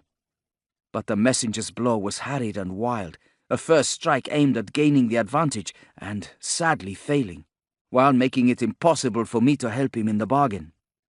He had opened a cut in the robber's thigh, the tunic gaping, blood already gushing down his leg. But Tuta's father, injured and drunk though he surely was still the more experienced fighter and a better knifeman, and he bit down on the pain and rounded on the messenger, his own blade flashing as he charged forward. The messenger had no chance of a second attack. In the blink of an eye, the short sword was in his stomach, Tuta's father grunting with the effort as he punched the blade in with a thump like the washerwomen on the Nile beating their sheets, and then another, and then, when the messenger was bent over clutching at his torso, coughing and spasming with the pain, a dead man for sure, again, just out of spite. Now Tuta's father swung towards me. His leg was awash with his own blood, his blade dark with that of the messenger. "You stupid little bastard!" he screeched, and I wasn't sure whether he was talking to me or Tuta, or maybe both. All I knew was that I was stumbling back, my heels knocking against where Tuta lay sprawled, so that I too was dumped to the stone. My eyes were on the short sword as Tuta's father lumbered forward, dragging his bad leg behind him. This is it. This is what the moment before death feels like. My thoughts went to Aya, to my mother, and to a Siwa I would never see again. "No, father, please!" shrieked Tuta, and threw himself in front of me just as the blade came arcing down. Thank the gods! His father pulled back in time, letting out a curse that promised worse punishment later, and reaching to haul Tuta off, depositing him once more to the ground, and then coming forward again, intent on delivering the death blow. Tuta had bought me precious time, though, and I had managed to get back to my feet, and was thinking my way towards defending myself. Hey, what's going on in here? Came a shout from the tunnel, and while Tuta's father whipped around to locate the speaker, I lunged for my knife. It was one of the theatre workers, alerted by the commotion. With a shout of frustration, Tuta's father abandoned murderous thoughts and turned instead to the stricken messenger, rifling him for his purse. Taking the money, he reached, grabbed Tuta and yanked the poor injured boy to his feet, dragging him towards the exit just as the theatre worker appeared.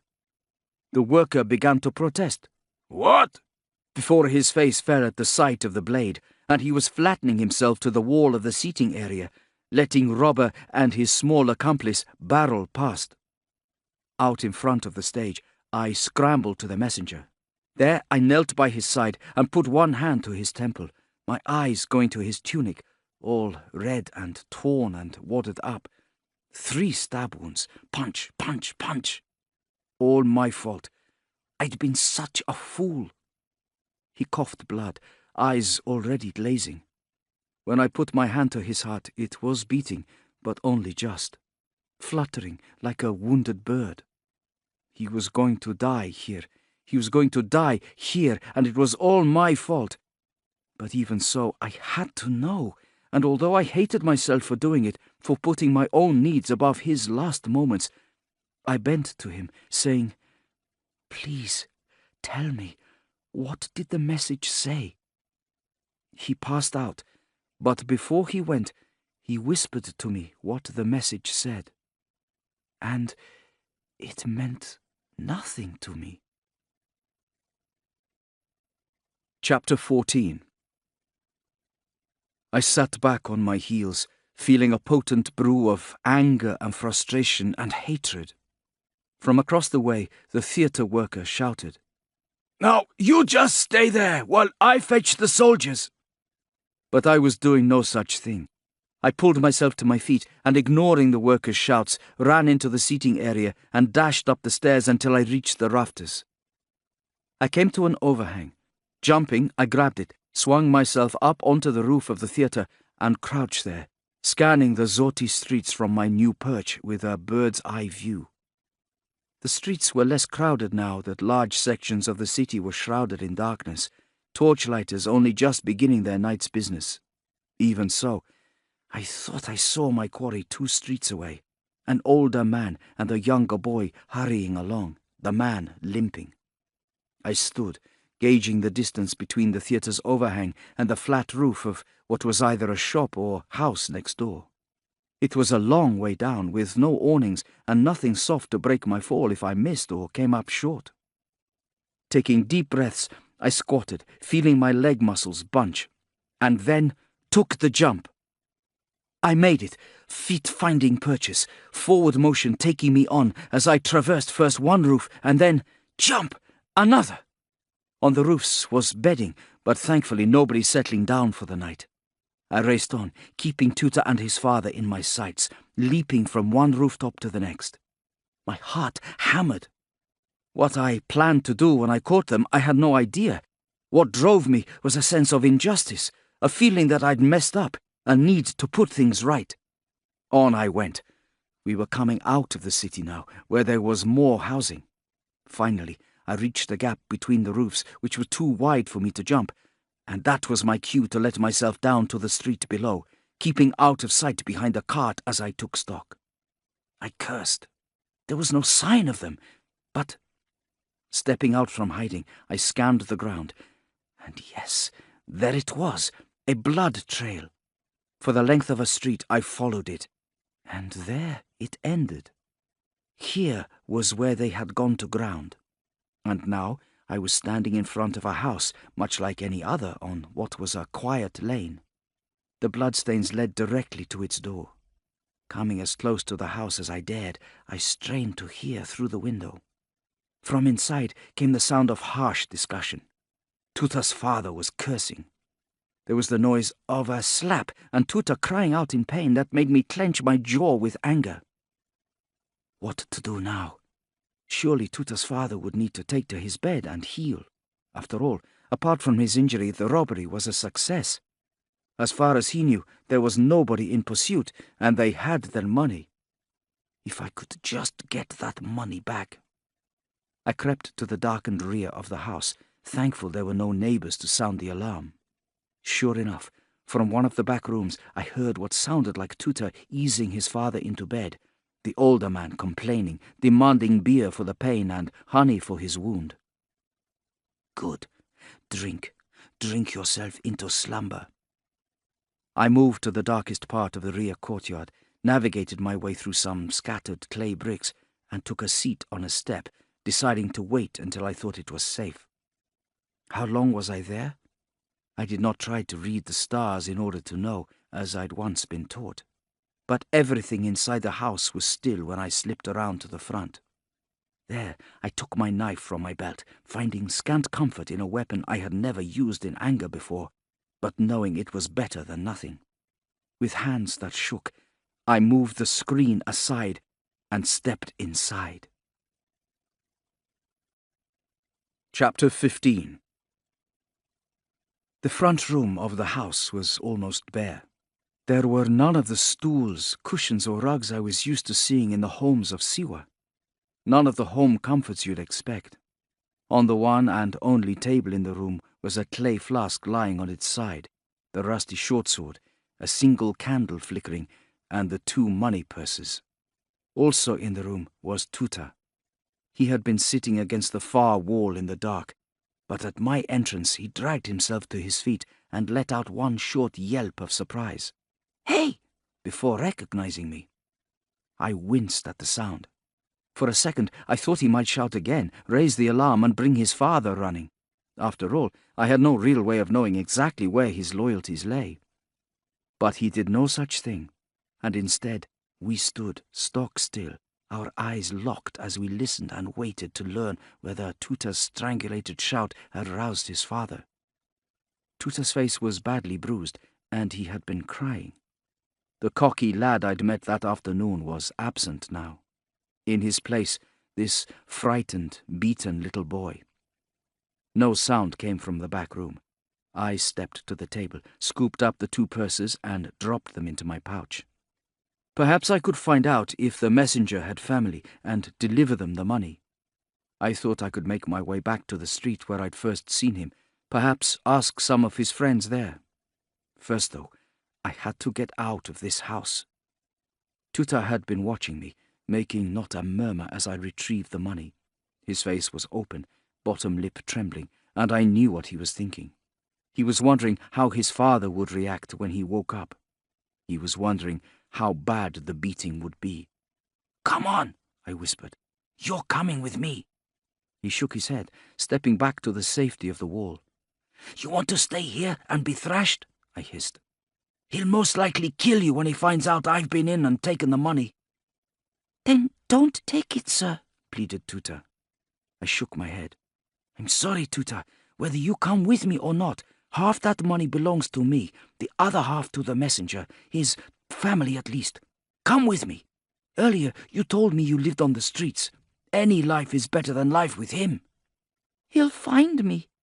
"Then leave the city with me." To go where, I wasn't sure, but what else could I do? There was silence. Tuta seemed to consider. "How can I be sure this isn't a trap, sir?" he said, looking at me sideways. "To pay me back for what I did to you." "You saved my life back there. That's what I want to repay you for." At last, he seemed to reconsider, nodding and moving across the room towards me. Just then, his father appeared.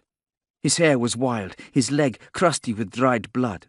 He roared with frustration, pitching himself forward on his good leg as he went for Tuta, seemingly heedless of the knife I held.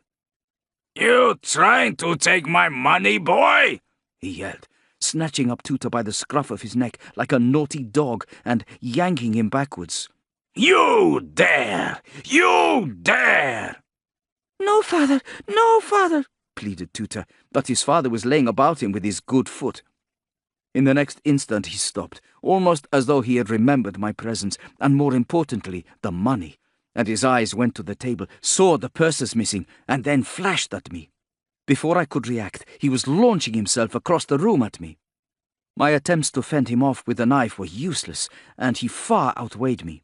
He barreled into me, taking the wind out of me and knocking me down so that I fell hard to the flagstones, a piercing ringing in my head as it made hard contact with the stone. Made strong by anger, he held me down, fingers of one hand closing around my neck, pinning me with his legs.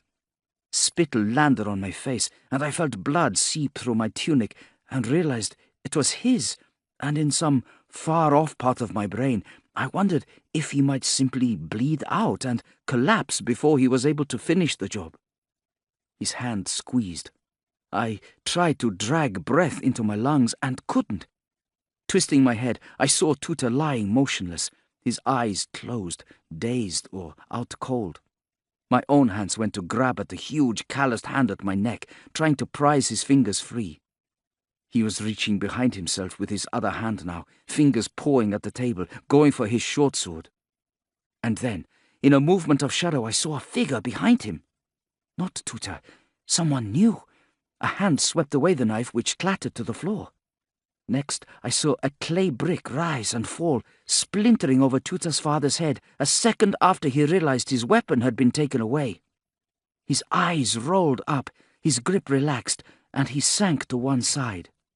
And in the dim light of the candle that still burned, I saw my rescuer for the first time. It was Aya. Chapter 16. Gods! Aya knelt, taking my face in her hands. We looked at each other, and I saw that she too bore the signs of her long journey across the desert from Siwa to Zoti. Her braided hair was matted and dirty, face grubby. We kissed, but there was no time for reunions and none for explanations. On the floor, Tuta's father groaned, attempting to pull himself to his hands and knees. Aya pulled me to my feet, dragging me to the door, but I stopped her. "Tuta!" I called to him. "Come, now! It's your last chance!" And this time he needed no further encouragement, joining us as we raced out of the front door and along the street, feet echoing on the stone as we made our escape. "How did you get here?" I asked her as we ran. "Same way you did, by horse. Matter of fact, our horses are currently in the same stables being looked after by a young man who remembered you and knows him." She indicated Tuta. "And with a little greasing of his palm, he told me where I could find him." "Bastard!" exclaimed Tuta, then pulled an apologetic face when Aya and I both shot him furious looks. "Can't say I expected to find you at the same time," she said to me. "But who's complaining?" "Not me," said Tuta. "But we're going to have to get back to the stables and find your mounts. Get out of here tonight. Father knows you're stabled there, sir. He'll get you for sure if you stay." As we collected our horses, the stable boy and Tuta regarded each other warily. Tuta clearly wanting to give the stable hand a piece of his mind, but deciding against. Either way, we didn't hang around. We took our horses, and a short while later, with no sign of Tuta's father in pursuit, we were riding out of the city, putting Zoti at our backs at last. For perhaps 2 hours we travelled, Tuta sharing Aya's mount and clinging onto her for dear life, and it was almost dawn when, at last, we stopped to build a fire and cook fish that Aya had bought or sweet-talked from a fisherman on the banks of the Nile. As Tuta built the fire, Aya and I moved a short distance away to talk. We walked like soldiers returning, exhausted from battle, supporting one another, and then plopped gratefully down to the sand to sit. Her head found its regular spot, and there we rested, with the sun rising at our backs, watching Tuta busy himself arranging brush into kindling. For some moments, the only sound was the scratching of his flint. Otherwise, The desert felt uncommonly still, as though we were the only 3 people in the world. "Why did you leave?" she said. "I need to find my father. I need to show him that—" "No, I mean, like that, the way you did." I paused. All that guilt I felt rising to the surface. "I wasn't sure I could leave you any other way," I told her at last. "I wasn't sure I could leave you at all." "Well, don't do it again. Ever. Creeping off without saying goodbye." "I'm sorry," I said.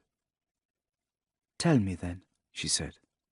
"Tell me everything that's happened." So I did. I told Aya the full story, beginning with my visit to Rabia's house and ending where she came in. Everything. I didn't miss out a thing. "And that was the message, was it?"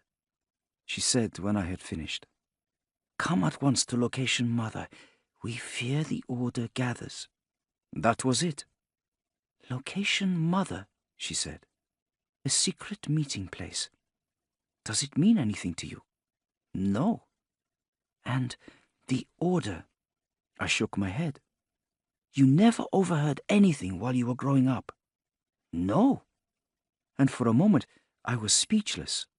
I knew full well how little I had to show for so much effort, nearly dying twice, and the messenger, a blameless, innocent man, dead because of my clumsiness and inexperience.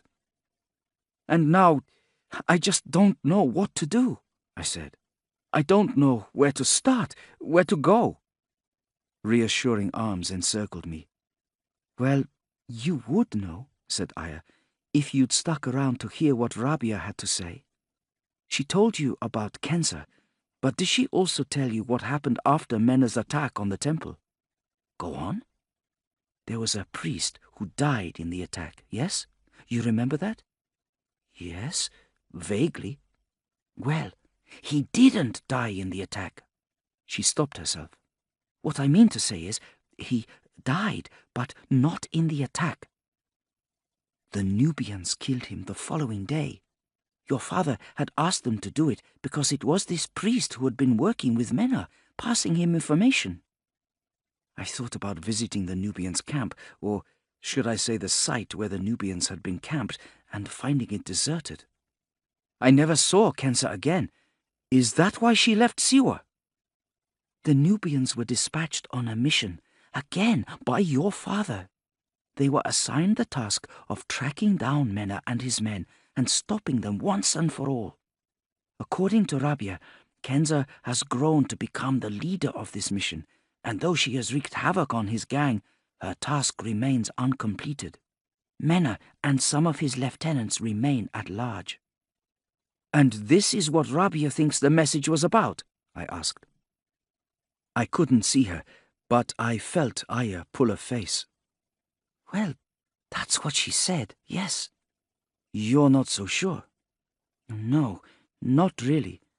Maybe Rabia has us just where she wants us.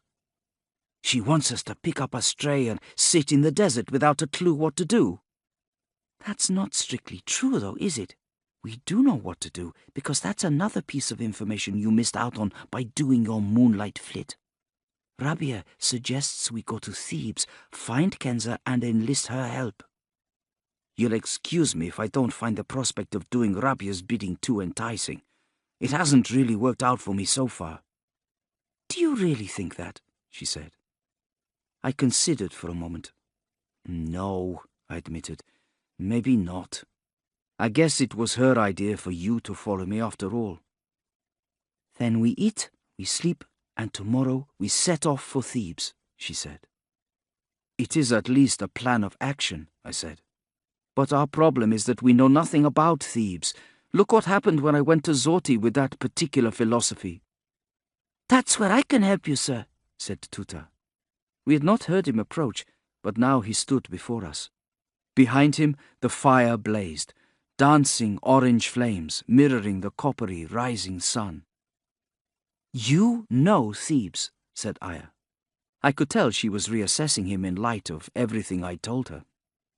"It's where my mother and sister live," he said, and had the decency to throw me a sheepish look at the same time. "So, there really is a mother and sister, is there?" I asked. "What I told you was partly true," said Tuta. "We did live in Thebes. It's where I spent the first 10 summers of my life, and I loved it there. But my father made some powerful enemies, and we had to leave for Zoti. He used to beat my mother just as regularly and painfully as he beat my sister and me. I bet you can imagine too, can't you, sir, that he drank a lot too." "Can't say I'm surprised about that," I told him. "Our house did indeed burn down, sir. Father knocked over a lantern while drunk, and it was the last straw for my mother, who took my sister with her back to Thebes." "And you?" Tuta's reply was a rueful smile. "Loyalty, I suppose, sir," he said. "You can come with us to Thebes, Tuta," said Aya. "We'll be glad to have you as a travelling companion. You can prove your worth when we get there." "I will, my lady." We cooked the fish and then slept. Aya and I curled up together on the sand, Tuta not far away, until the heat of the sun woke us, and, tired as we still were, we set off for Thebes. On my mind were the messenger's last words. What had he meant?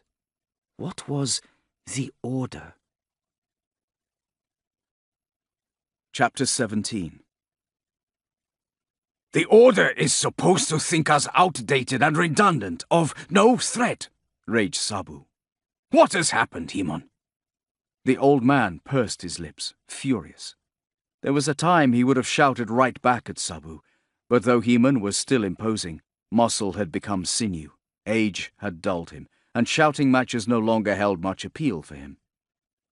Possibly this is what we need to find out, said the old man instead.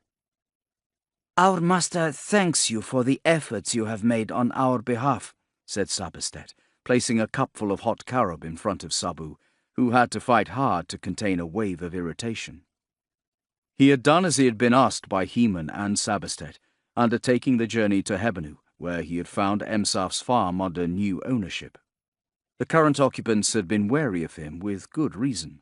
Not only was he filthy from the trail, wild-eyed and exhausted, but also he had just learned that Emsaf's farm became vacant when his wife and son were discovered slaughtered. Sabu hadn't known Emsaf well, but Emsaf was one of his kind, and though they had no contact during the present, their pasts were linked, their futures inextricably entwined. Sabu had always believed that one day they would fight side by side in order to restore Egypt to its old ways, its right ways. Funny how an ironclad certainty could be so easily obliterated. How were they killed? He had asked. "Stabbed, so they say." Not that the new owners had seen the bodies, of course. We had nothing to do with their deaths, you understand? I understand. The man and his wife were clearly nervous. Sabu had spent his life in Siwa protecting people like this, and he despised being the cause of their trepidation. He hated himself for being its envoy, but his smiles did little to put them at their ease. His only option was to learn what he needed to learn, then leave them in peace as quickly as possible. There was no body of a man found? He asked, thinking of Emsaf. There was not, he was assured. And what of the family's belongings? Most had been buried with them, as was tradition. They had set aside the rest, they said, nothing of much use, but still. Just in case a friend or relative should come, and they were happy to give him the pack with the possessions for him to look through. He did. There was no medallion. Creative questioning also confirmed that none had been buried with mother and child. And so he had left, taking the route back to Heman's home at Jerti, barely stopping until he saw the town appear in the distance. Rising from its centre was the granite pillar of the pharaoh Uzakaf. Not far away was a temple to the falcon god, Monthu, the war god who, when enraged, appeared as a white bull with a black face. Very fitting. There he had found Heman. "And you think they're hunting us?" he said now. The elder nodded. It is the only explanation. Then we fight. We fight, said Heman, turning his gaze to Sabastet. In turn, Sabastet fixed a milky, unseeing gaze on Sabu. Our master has questions.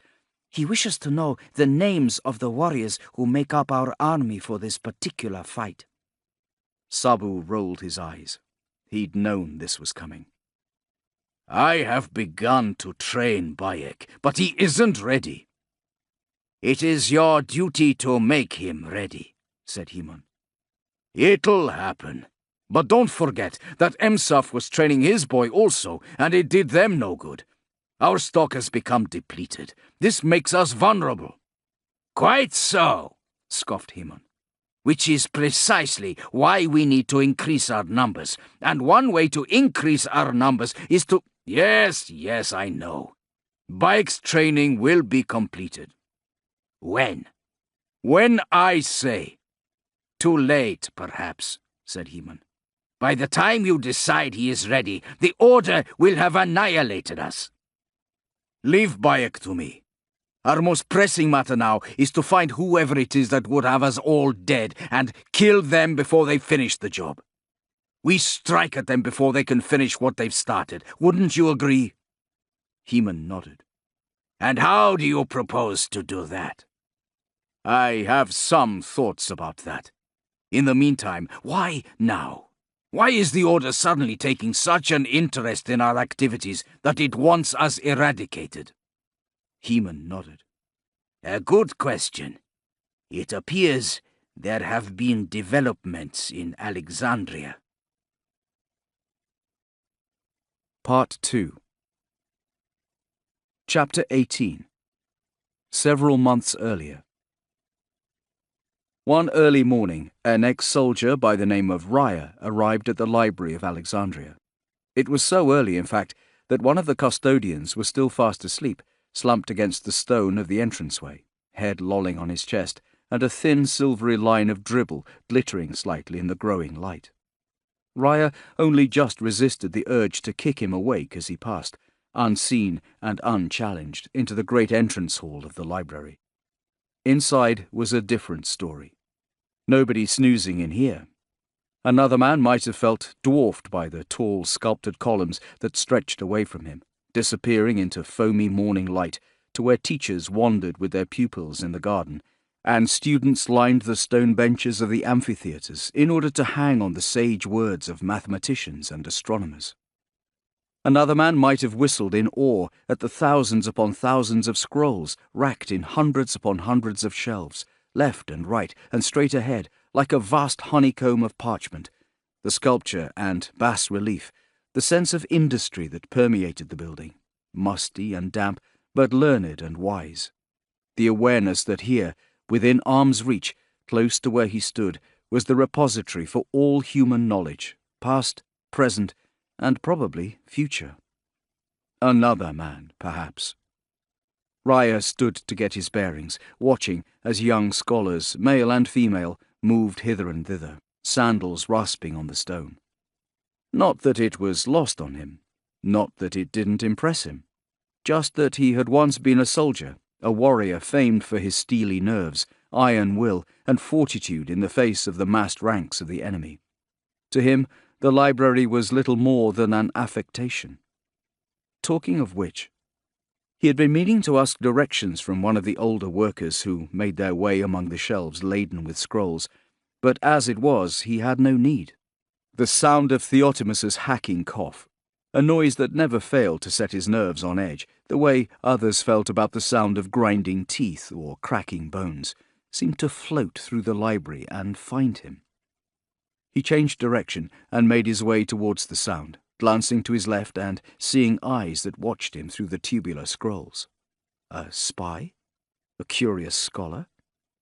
Coming around the end of the shelving, he satisfied himself it was the latter, and fixed the young man with a craggy, warning glare anyway. The boy's shoulders hunched, his chin dropped, and he turned away. That cough again. Raya moved towards it, eventually finding Theotimos in a corner of the library where he had seemingly set up camp at a table. Already spread out were several documents, and he was returning to his seat with more. They were only scrolls, but it was as though Theotimus was bent double under their weight. His progress was slow. One foot seemed to drag slightly on the stone. When he looked up to see Raya, his eyes clouded, first with fear and surprise, as though caught in the act of some criminal endeavour, and then with confusion, as he evidently took a moment or so to recognize Raya. Standing there, and looking down on this diminished man, who was at least nominally his superior, Raya cursed his luck at being chosen for the job of understudy. He'd had his doubts from the very beginning. Theotimus was obviously infirm, more in need of a carer than an attendant. Having worked with him for over a year now, Raya was even more convinced that Theotimus's standing in the Order of Ancients was the result of little more than misguided sentiment and misplaced loyalty. Centuries old, the Order had been formed to help Egypt adapt to new forms of governance, instigated by Alexander at Memphis. Each successive generation of Order leaders had adopted, and in some cases adapted, the principal ideology of the Order, which was, in a word, enlightenment, a move away from the control by fear once exerted by gods, priests, and pharaohs, and towards modern modes of self-rule, a new order to replace the old order. Once upon a time, Theotimus had been instrumental to its workings, and was among those who had worked hardest to maintain the organization's purpose. Then, of course, he'd been a firebrand. There were, in this very library, transcripts of great oratories given by Theotimus, legendary debates in which he had participated. He had been a truly great man, a terror to his enemies. Raya wished he could have known Theotimus back then, when he took his seat among the Order's most eminent thinkers and policymakers. He didn't like the way he felt about Theotimus as he now was. It reminded him too much of what lay ahead of him, should he live long enough. Neither did he enjoy the surge of contempt he felt every time he laid eyes on the man, a sense of rising scorn whenever Theotimus gave his customary salute, as he did now, rheumy eyes finally resolving into recognition as he resumed his seat at the table. "Hello, my friend." His grey hair was long, his scraggly beard careworn and unkempt. He revealed crooked and broken teeth when he smiled, hopeful, as always, that the warmth of his greeting might be returned. It wasn't. Raya managed to conceal a sneer at the scholar's deplorable lack of care for himself, filing it away as yet another justification for his disdain. "Theotimus," said Raya, "what brings me to the library at such an ungodly hour?" "I've been given a job to do." Theotimus's eyes had returned to the scrolls before him. His fingers danced over the parchment. It came as no surprise to Raya that he had been given a job. A member of the Order who outranked them both was in the habit of giving Theotimus somewhat tiresome and inconsequential tasks. These jobs were designed to utilize Theotimus's scholarly prowess, while Raya's own skills as a tactician grew dusty with neglect. "What job is that, Theotimus?" asked Raya, inwardly sighing. "An assessment of sorts, I suppose you could say," replied Theotimus. He leaned closer, squinting at the scroll he read, using his hand as a rule. "Aha!" he exclaimed. "What is it?" Theotimus beckoned him over. "You see this?" Raya ambled across. Some of the parchments were in Greek, a script he knew, and they spoke mainly of Thebes, as far as he could see. Others were written in a script he didn't recognize. He said as much, and Theotimus made what was intended to be a jocular tutting sound. "This is Sek-Shat," he said, pointing at the scroll. "An old demotic script, not that I'd expect a pup like you to know." Is there a point you intend to make? Would it be too much to ask that you made it? Theotimus chuckled. "At least I'm a source of amusement in your final years," thought Raya. "About all I'm useful for." This word here, said Theotimos. You know what it says? I'm afraid not. Perhaps you might consider telling me, before I lose the will to live. Theotimos looked up, eyes narrowed and glittering with old secrets and a sudden disturbing lucidity. He smiled slowly, and Raya kept himself from taking a step back. It says Medjay. Chapter 19. Some weeks after Theotimos's revelation, Raya awoke in an Alexandrian brothel, ideas fermenting in a fuzzy head. He paid his dues, took his leave, and returned home to make plans. Plans that were intricate and involved, and most importantly, would ensure his ascension through the ranks of the Order as smoothly and as efficiently as possible. His first job was to find a translator.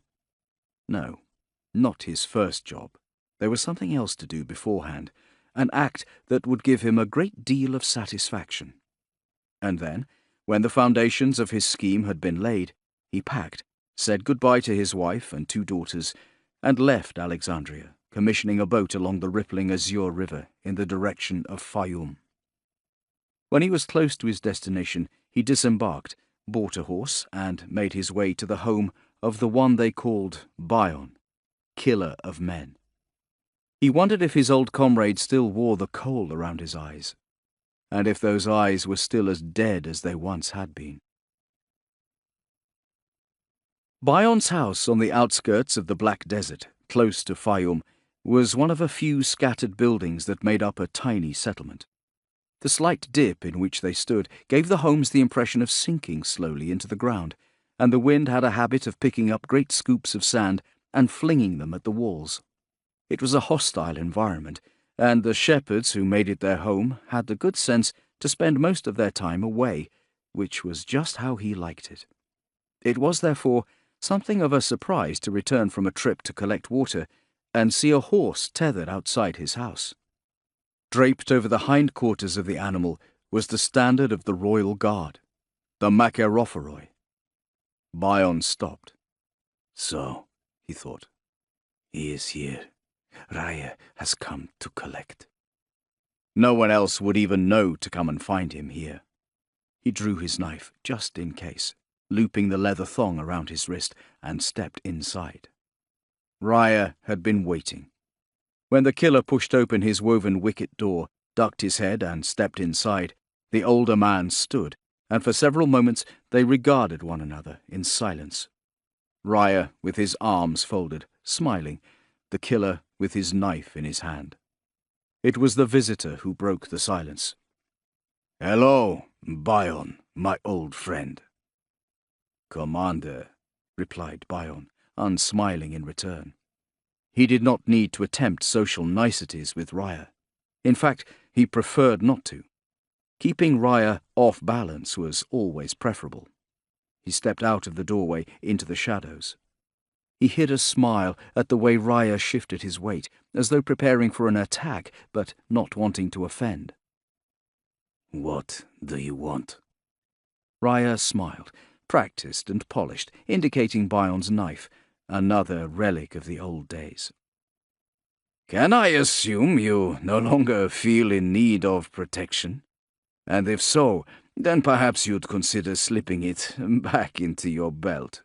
I'm only human, you know, and the sight of a sharp blade in the hand of the great Bowden, killer of men, is likely to inspire fear in even the bravest among us." "You flatter me, Commander," said Bowden, more from habit than respect, and did as Raya asked. "You still wear the kohl, I see." "To ward off the sun's glare." He felt Raya's eyes on his scars. He did not move, knowing the shadows only made the marks stand out even more. "What happened there?" asked his former commander. "A disagreement," said Bowden, his tone inviting no further questions. "A funny sort of disagreement." Raya made a crisscross motion with his finger at his cheek, as though to picture the kind of swordplay that might inflict such a wound. Bowden shrugged again, wanting to leave it there. He'd miscalculated on a job. He'd escaped, then finished his work. He would not make similar mistakes again. I see. Raya took a deep breath, closing the subject. What else has been keeping you busy in the years since we were last acquainted? It must be 10 summers or so now. Bion indicated his home. Low ceiling, walls that seemed to close in on them, bare essentials telling a story of solitude and subsistence. And you? He asked in return. In response, Raya seemed to glow, as though he'd been looking forward to the question. As well he might. Bion could see his tunic was of the best linen, his belt worn but fashioned from expensive leather. Everything about him, apart from the knife at his belt, spoke of a life lived in comfort. And that knife, like the one Bion used, was a souvenir of days in the Royal Guard, in itself conferring status upon him. Life in Alexandria has been good to me, confirmed Raya. So good, in fact, that I find myself at the vanguard of creating a new Egypt. Do you know the Order? Has word of our work reached you? Bion shook his head as Raya continued. We are a society growing in strength and stature. Our aim is to usher in a new, more modern society, one that moves away from the old established ways. Bion waited for him to go on. He did not bother hiding his boredom. Even as one who had once moved in the same circles, in fact, especially since he had knowledge of that world, he did his utmost to avoid any talk of political affairs and ideology. He'd known his job was not to sit with those who decided policy, but to protect them and kill for them if needed, and for those tasks, especially the latter, he had been very well suited. He had taken pride in his work. It was the one thing he surpassed all others in. No doubt this was why Raya had travelled so far to see him now. It was certainly not to talk to him. The Order is very powerful in Alexandria, Bion, and will only become more so. While you have been making home here, I've been busy myself working with them. Not because I am ambitious, you understand. Bion made sure his face remained impassive. Raya had been playing politics for too long. He'd forgotten who and what Bion was. But because I want to work for a better Egypt, a more prosperous, self-governing Egypt, and I'm pleased to say that the elders at the Order have recognized my dedication and integrity. I don't think it's too arrogant or big-headed of me to say that I'm being talked of in certain circles, perhaps even suggested as someone who might one day take high office within the Order. Raya smoothed down his tunic, clearly pleased with himself. He obviously expected a response from the man in whose home he stood, and waited for it with smug confidence. Bion resisted the urge to take out his knife and sharpen it. Juvenile, not worth the reaction. He shifted his weight, eyes fixed on the other man, breathing steadily.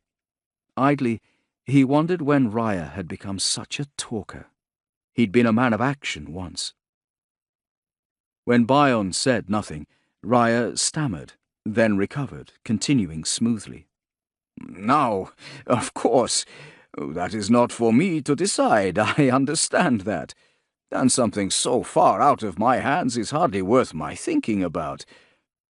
My immediate concerns are advancing our aims and improving our good works. I'm painfully aware that with the eyes of Rome upon Egypt, the Order needs to be clever if we want to survive and stay in power. We need to take action. Maybe even what you might call preemptive action. Do you understand so far, Bion? Am I making myself clear? Bion nodded. He did indeed understand. He understood that Raya was just the same as he always had been. A man who, despite his many good qualities, was oblivious to his own shortcomings.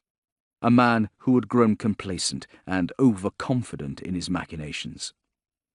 Good, good, said Raya. I knew you would. And it's important you do, because, as I'm sure you realize from the moment you saw my standard, I'm not here merely to catch up on an old comrade. I have a request to make of you. A request, thought Bion. That was one way of putting it. Raya went on. In Alexandria, I have been appointed assistant to an elder of the order, a scholar named Theotimos. Not long ago, Theotimos discovered scrolls relating to the Medjay. Scrolls that, he says, point towards a Medjay resurgence. He paused. The Medjay. You know of them, don't you, Bion? Bion nodded. He did indeed know of the Medjay, having once researched them out of curiosity, wondering how to belong. And he thought about them now. They were protectors of the old kingdom, guardians of all that was ancient, the men who once upon a time had stood sentry at tombs and temples and carried out duties as bodyguards and peacekeepers. In ancient times, the Medjay had been feared warriors, considered as wise as they were skilled in the ways of combat. But that was hundreds of summers before, when times were different, and so were the preoccupations of Egyptians who lived in those times.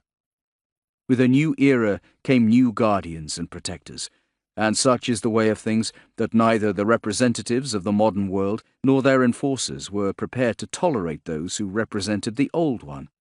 And in that regard, the Medjay were one of the most visible examples of a way of life that was increasingly regarded variously with contempt or outright hatred. Over time, that status of the Medjay had changed. They'd moved from being protectors to almost apocryphal entities, mostly rumors now. In some parts of the country they were considered quaint but irrelevant, while in other areas of Egypt, where they'd been outright persecuted, they were firmly considered extinct. Perhaps they would have simply remained an old, out-of-date force, gradually to be forgotten, were it not for the fact that, as the Medjay's numbers and their visible presence had dwindled, their reputation and influence had somehow increased in scholarly circles. Though they no longer physically protected anything, their name had come to represent a form of preservation, a noble ideal, a safeguarding of the old way, which was, by implication, a better, less corrupt and simpler way of living. As Macherophoroi, he and Raya had supposedly been among those moving away from the ancient pharaonic rule, and thus the ways of the Medjay. He'd never met one, but what he'd heard about them had intrigued him at the time. Thinking about it now, it made perfect sense to Bion that Raya would join the order. He was always eager to embrace modernity and was unsparing in his criticism of the old. It was inevitable that he would consider the Medjay his natural enemy. As for Bion, he had no thoughts on the matter other than mild curiosity. He had been paid to guard, and sometimes to kill, not to think. A Medjay resurgence, he said now, still wondering how it involved him. That's what your boss, Theotimos, thinks, is it? He's not quite my boss, bridled Raya. But, yes, in a word, that is precisely what he believes. And what do you think?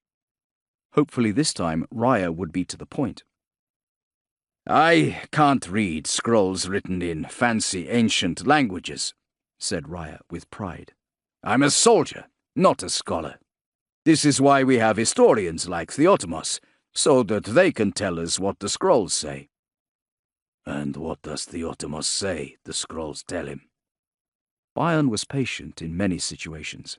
Now, he found, was not one of those times. Raya pulled a pained face and shifted weight. He'd noticed Bion's irritation. I'm afraid that Theotimos did not get very far with his translations of the scrolls before illness indisposed him. I see. Bion made no comment regarding soldiers and poisons. After all, he did not know for certain, and Raya would not tell him anyway.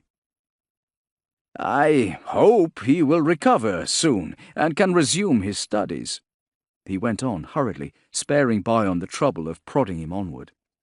However, what he's been able to tell me from his sickbed is that the Medjay are not defeated.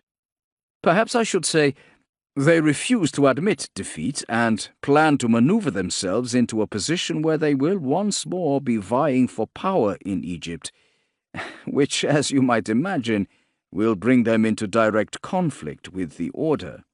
He paused. And as you might also imagine, Bion, we want to prevent that occurrence. He held up a hand as though Bion had been about to interrupt him, although Bion was about to do nothing of the sort. You might ask when the Medjay plan to make their move. We do not know, only that it is a long-term plan, something involving future generations of Medjay warriors. As I say, we would like to strangle such notions at birth. We? The Order. Yourself and Theotimos. A small flicker of irritation on Raya's face was dismissed as quickly as it appeared. Does it matter? Either way, it's to the benefit of the Order that the Medjay are stopped before any such plan can gather momentum. I would very much like to see to that. In order to increase your own standing, thought Bion, saying instead, So, there is nobody else in your organization who knows. This is a strategic point, soldier. The fewer people who know what we intend, the less likely it is that the Medjay can take action against us. We need to hit them quickly and hard. Our actions must be covert. And that's the only reason. Raya's eyebrows knitted together. What other reason might there be? These people are dangerous. We need to give them the respect they deserve. Which is why you're here. Which is why I'm here. Did I come to the right place? You need me to kill Medjay for you. Raya chuckled. Bluntly put, but yes, that's exactly what I need you to do, Bion. Any surviving Medjay, you put them to the blade. Not just them, but their bloodline, man, woman, or child. And here he paused, as though waiting to see if Bion would flinch, which he did not, because he had killed man, woman, and yes, even child, just the same, making no distinction for age or gender. Bion had no care for such details. Killing was killing. I want them dead, Bion, and I want you to collect the Medjay medallion to prove it. Bring it to me in Alexandria so that I may have proof of the job done. And in return, Raya preened. As I say, I think I am being primed for a leadership role in the Order. Of course, I would be extraordinarily grateful to anybody who had helped me and my ascent, and I might confer upon them greater status within the Order itself. You mean me, do you, Commander? His visitor rolled his eyes. I mean, anyone who helped me, Bion, just as I say. What if I have no wish to return to the city, or its ways, or revisit my old life? Raya folded his arms, looking at his old comrade carefully. It was clear he did not believe Bion wanted to stay there at all. Is that really your wish? He said, knowingly, and then, when Bion failed to reply, added, Do I need to remind you? Chapter 20. They had been in Naucratis. Bion remembered it well. Like Alexandria, Naucratis was one of the modern cities, the Greek-built ones. Nevertheless, it still had some of the old problems, one of them being, as Raya and Bion were to find out that day, the constant conflict between landowners and the peasants, the Sekheti, who worked their fields. Bion and Raya had been in charge of guarding the child of a lower-ranking civil official within the Pharaonic government, a little princeling by the name of Kenna. They were there as a gift to the mother, a sop to convention, the child considered low risk. However, both were professionals, and they didn't intend to let their guard down. That day, they had come with the boy into a square surrounded by cracked stone columns on all sides. Being from Alexandria, neither Raya nor Bion realized it was at least twice as busy as usual, and that the atmosphere was more fervent.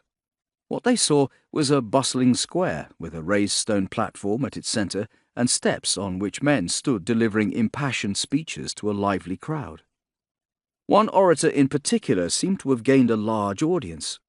"Why should we put up with this?" he was shouting, bent forward, one hand held out as though begging for the crowd's attention.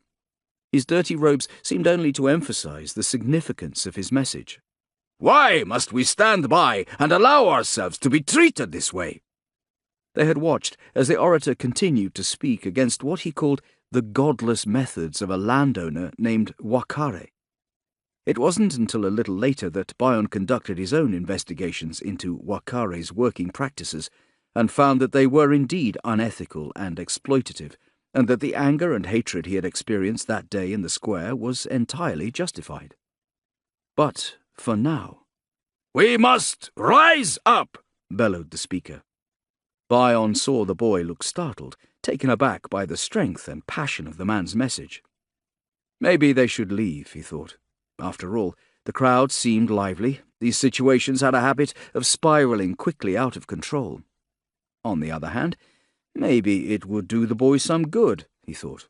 Let him see life as it is truly lived. "We must take back the land that we farm, on which we break our backs. Why should our hard work line the purses of those who have done nothing to deserve it? How is our work rewarded?" The speaker reached into his tunic, and he must have had a small sack hanging at his side, because he brought out a handful of soil that he let crumble between his fingers, the crowd roaring its approval in response. And then it happened. Perhaps Wakare had only just been made aware of the orator's rabble-rousing. More likely, he'd been told in advance and had enough time to raise a mob of his own. Either way, as the speaker brought the crowd to fever pitch, their excitement threatening to boil over, 3 men appeared from the left-hand side of the square and made their way towards him, shouldering their way through the crowd. Reaching him, one of the men drew a sword and waved it to ward off the crowd as his 2 companions set about the speaker. A blur of flailing fists as they pummeled him to the ground. The crowd reacted with cries of outrage, surging forward, but deterred by the waving swords as the men delivered a pitiless beating, silencing the speech with the orator's blood. Bion's first thought was his only thought. The mission. And then, protect the boy. Raya the same. "Stay with us," said Raya, his voice more commanding and harsh than Kenna was accustomed to hearing from a man who was his social inferior, his employee. But the child, imperious as he was no fool. Moreover, he'd been schooled by his father, who had always instilled in him the necessity of obeying the commands of his bodyguard at all times. So this is what he did, scooting behind Bion and waiting there as his protectors gauged the situation. And then came a renewed shout from the crowd and a ripple of fearful expectation as a second group of men appeared from the opposite side of the square, 7 or 8 of them armed with long blades, swords and pitchforks, all manner of weaponry. They seemed to bristle with it, a skyline of dark, pointed, death-dealing instruments brandished overhead as they closed in. Raya had swept back his robe to reach for the sword that hung at his belt. Bion, thinking ahead and seeing how the situation might be inflamed, reached to stop him, but it was too late. The new arrivals were wide-eyed and angry, drunk on beer or bloodlust or simply seething with injustice, and they saw the royal guardsmen and began rushing towards them. Either they didn't know the 2 men were protectors, expert swordsmen, ruthless and precise in combat, and, more pertinently, prepared to lay down their lives as necessary for members of the royal family. Or perhaps they simply didn't care. What they saw was 3 members of the elite, people who were in some small way architects of their pain. And even though Bion and Raya wore no uniform, just clothes befitting their royal appointment, that was enough to mark them out as rich and well-to-do. It announced them as belonging to the wrong side. Bion drew his sword. He knew what was coming. "Royal guards!" Bion shouted. "We are royal guards!" They were foolish, these people, he thought idly. Did they not realize how easily they could be killed? "We have no wish to fight you," called Raya. Bion stood steady, hoping this would be over soon, though in truth, other than the danger to the mission, he did not care whether any single person in that ragtag bunch lived or died. So when the first of the mob reached him, he simply ran through the protester, who dropped with blood saturating his tunic, dead before he hit the flagstones.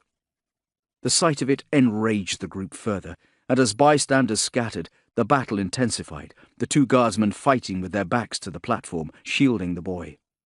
With his free hand, Raya signalled to Bion, trying to execute a retreating maneuver.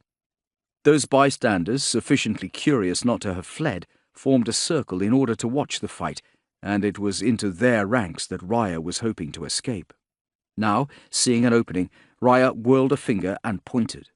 Bion grabbed the boy, and they pushed their way into the crowd, using their hilts to bludgeon a path between onlookers. Now Raya was through, surging past the protest's fringes, beckoning for Bion and the boy to follow. But the crowd they hoped to leave behind was vengeful and hostile, and legs snaked out, tripping them up. Bion crashed to the ground, covering the boy, and then, with a lurching shock, he realized that the unthinkable had happened. His sword, as much a part of his arm as his own hand, had slipped from his fingers. He was unarmed. He scrambled to protect the boy, using his body as a shield as the first of the landworkers burst through the crowd, a scythe held two-handed above his head. Bion saw rotten teeth and straining sinews in the man's neck.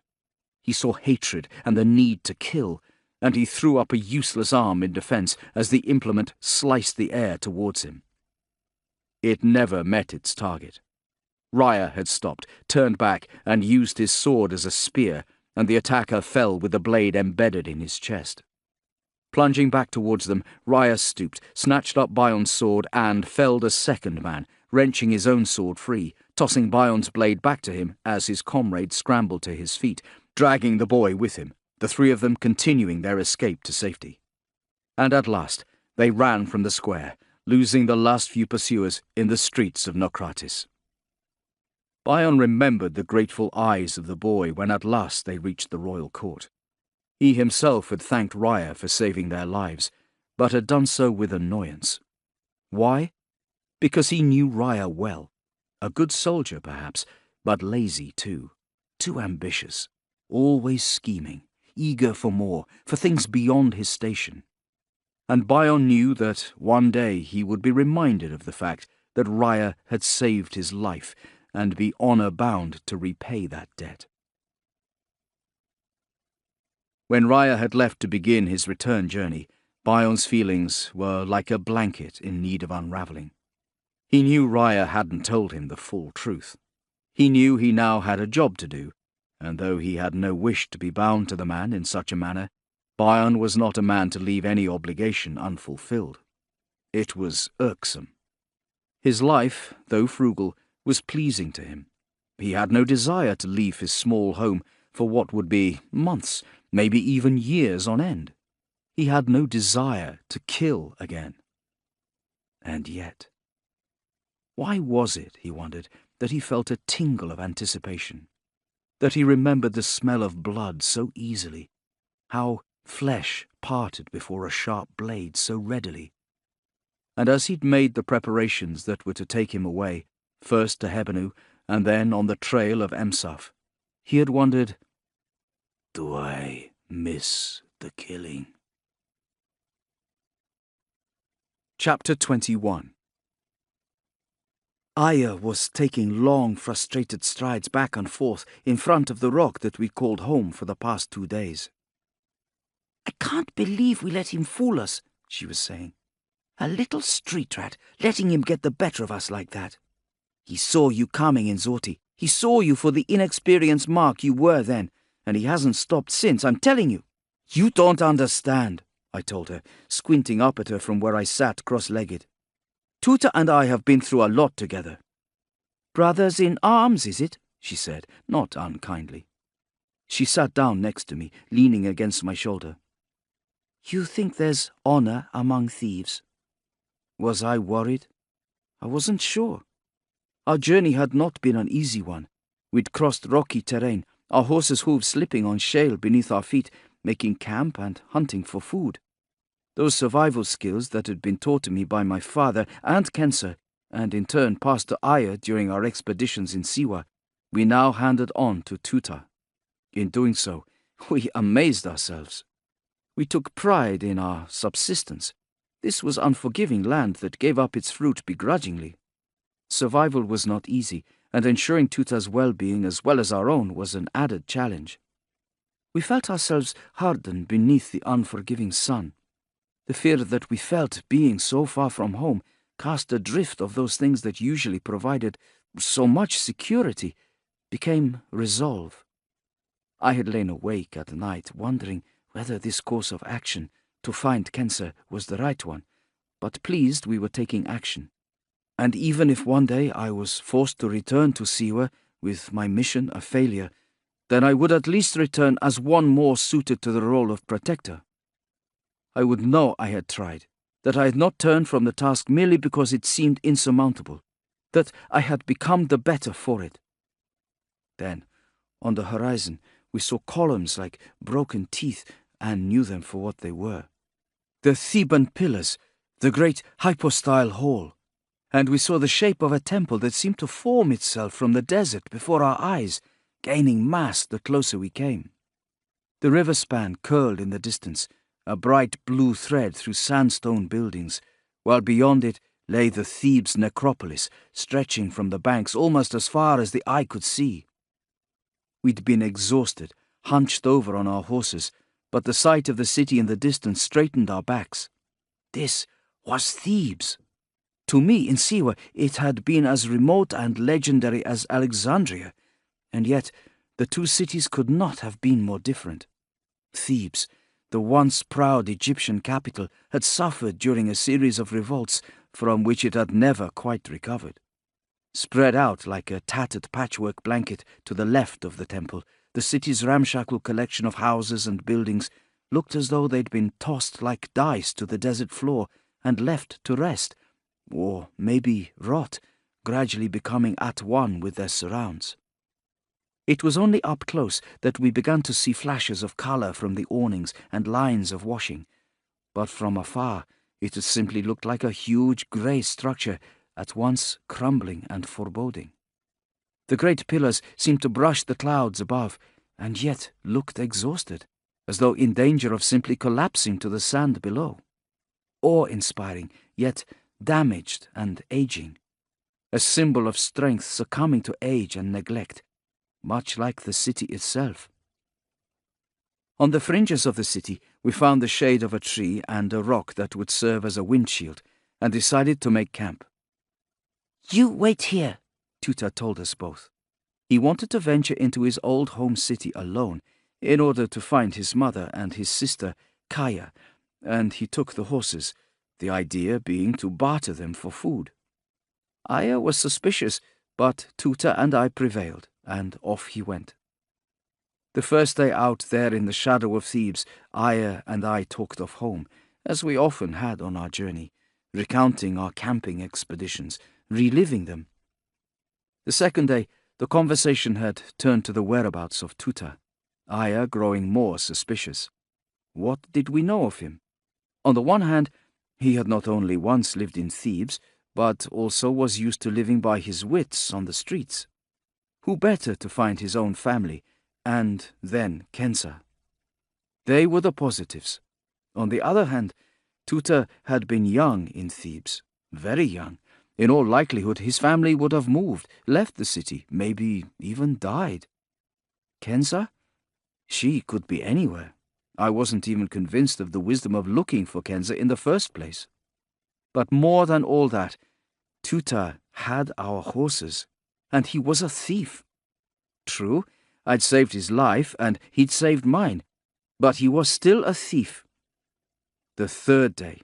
Well, the third day I sat watching Aya worry, part of me thinking she had no grounds for concern, part of me sharing it. Then, on the fourth day, Tuta returned. Chapter 22. Much time had passed since Bion's blade had tasted blood. He had travelled along the river to Alexandria, needing to speak to his employer, but wishing it were not so, thinking that he'd rather be anywhere than back in the nest of snakes that was Alexandria. He hated politics. There was, however, one thing to be said for returning to Alexandria, and that was the look of discomfort on the face of his old commander, who had expressly told him to contact him by messenger and not to visit him at home. "What are you doing here?" Raya had snapped. Bion looked over his shoulder. He saw a large room, ivy along a far wall, a table set with food and fire in braziers. A woman, Raya's wife perhaps, stood with a silver tray of bread and fruit. Two little girls on chairs sat with their legs swinging, all looking his way. He thought how disquieting he must appear to them, the scars, the coal-smeared eyes, the dirt from the trail, and was not surprised when they made themselves scarce with barely any prompting from Raya. Or perhaps he had just stared too long. Recovering his composure, Raya invited Bion inside, ushering him to a place at the table, offering him bread. In return, Bion offered something to Raya. He took out the medallion he had taken from Emsaf and let it fall to the tabletop. Raya's eyes gleamed as he pounced, picking up the metal, turning it over in his hand, inspecting it as though hoping to see bloodstains. A second later, his brow clouded. "Just one?" he said, and let the medallion drop, a glare at Bion indicating that he didn't consider one trophy worth the break in protocol. "So far. And yet you're here," said Raya. "Wasn't the plan that you were to use Emsaf's family in order to get the information we needed? This is why I sent you, Bion. This is easy work for you, or should be." "He had been warned of my coming. Perhaps you are out of practice." Bion looked at Raya patiently. "These men are dangerous. They're different from men we fought in the past, Commander. They're not indentured servants who want a better deal, workers campaigning for a better treatment from their landowners." Though to some it might look as though the kill had been easy, Bion had had to work to track down Emsaf, used trickery to get close enough for the kill. It had gone well because Bion was very good at what he did, not because the quarry was incompetent, far from it. Raya shrugged. "They're men of conviction, nothing you haven't faced before."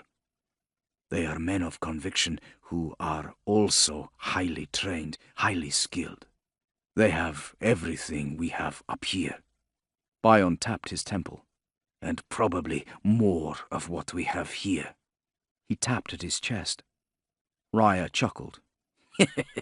"You do yourself a disservice, my friend," he said, reaching forward to give Bion a friendly punch to the shoulder, failing to notice Bion tense in response. "If anybody can do it, you can." "Would it not be more prudent to make this a two-man mission? 3 even?" Raya shook his head definitively, the smile slipping from his face. "Absolutely not." Of course not. Raya knew Bion would not talk. He had no such certainty about anyone else. Bion tucked the information away. It could be useful someday. "But if these men are as dangerous to the Order as you fear?" He pressed, curious above all to see Raya's reaction.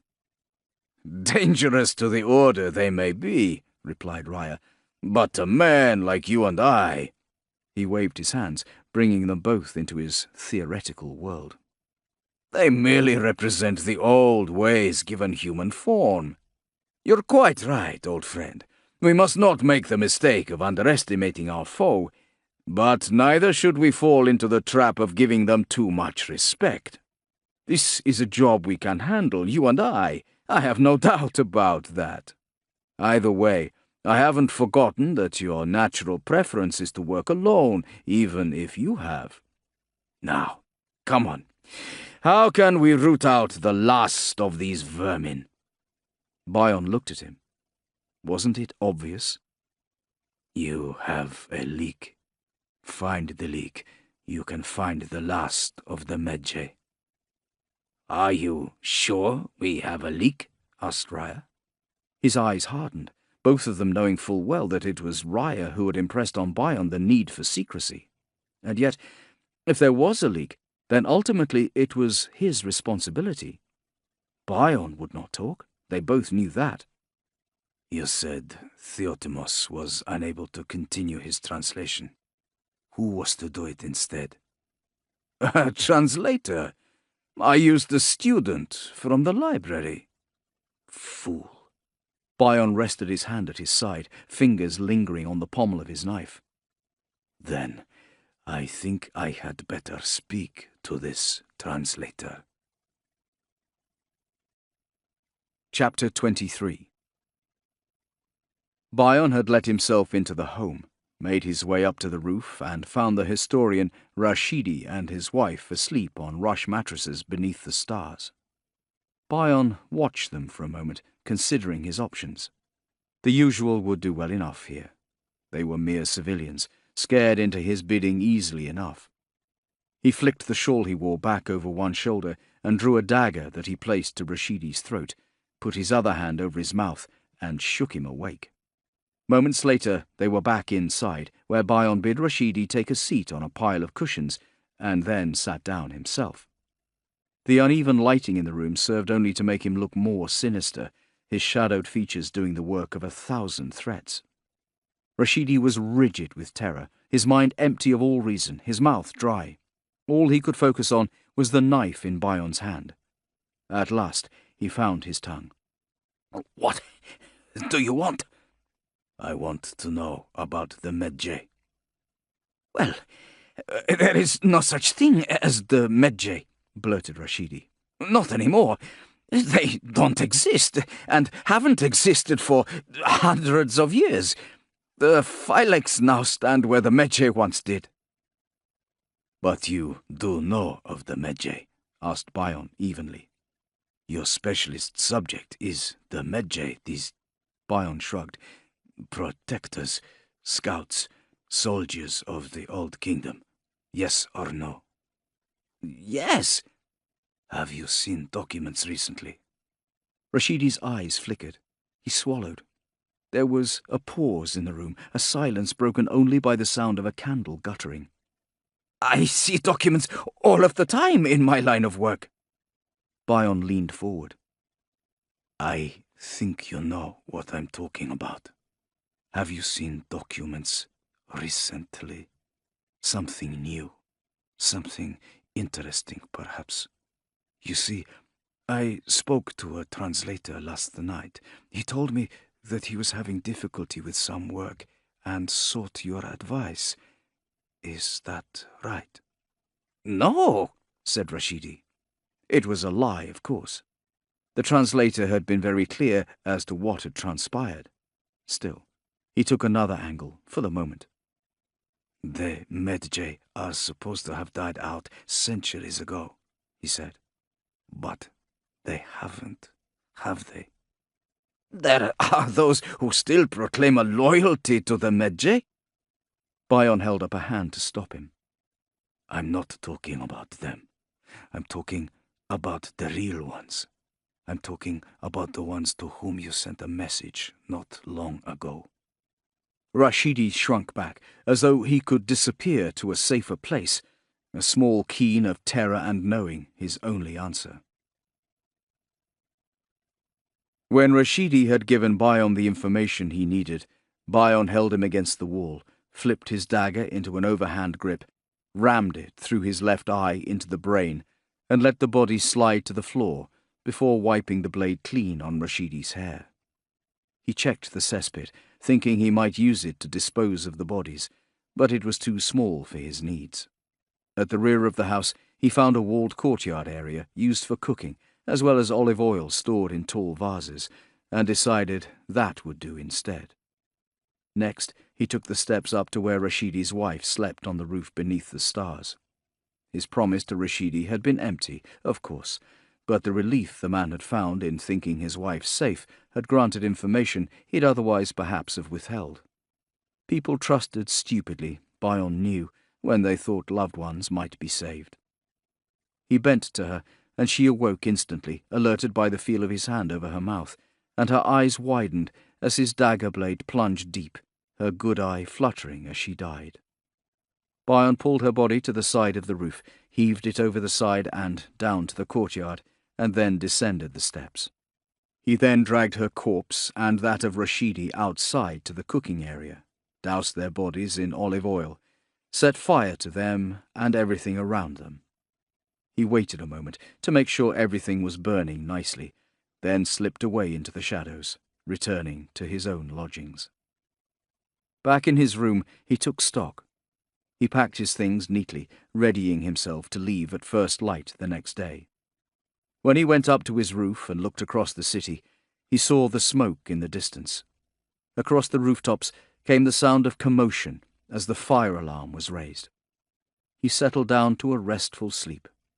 He knew where to go next. Chapter 24. Looking back, and I feel guilty admitting this, but when Tuta had returned and said, "I found her," my first thought was that he'd found Kenza. He hadn't. But he had found us somewhere to stay, and that somewhere was with his mother and his sister. The family had been reunited. As we headed into town and through the markets, I found myself assaulted once more by the sights and sounds of the city. The sun above our heads shone just as brightly, uncaring of the difference between prosperous Zoti and a Thebes that felt as if it would forever bear the scars of war. But was it my imagination, or were the people somehow grubbier and less cheerful than they'd been in Zoti? One thing was for sure, we stood out less, the three of us, ragged and dirty from travelling. Into the slums we went, where houses butted up against each other, and there was a permanent stench, perhaps from the river, but just as likely a result of sewage that ran in the streets. "These are the people I told you about, Muti," said Tuta to his mother when we arrived at his home. From the outside, it had looked just like any other house in the slums, but inside it was pristine and filled with a love that was so tangible it hit you the second you walked through the door, as though the sun were shining inside the house. Tuta's mother was a large, redoubtable woman with an open smile, eyes alive with the same mischievous light I saw in Tuta. She stood with a little girl whom I guessed to be about 5 summers old, too old to be seeking refuge in her mother's skirts, unless one knew what she must have seen when her father was still there. She regarded us with wary curiosity, but without fear. Tuta had gone to stand beside them. Looking at them together, it was difficult to believe they'd ever had anything to do with that drunken brute back in Zoti. They looked like a normal enough family, though after a moment of careful watching, I could see the signs that they were people who had left a darkness behind, exchanging their ill fortunes for better ones.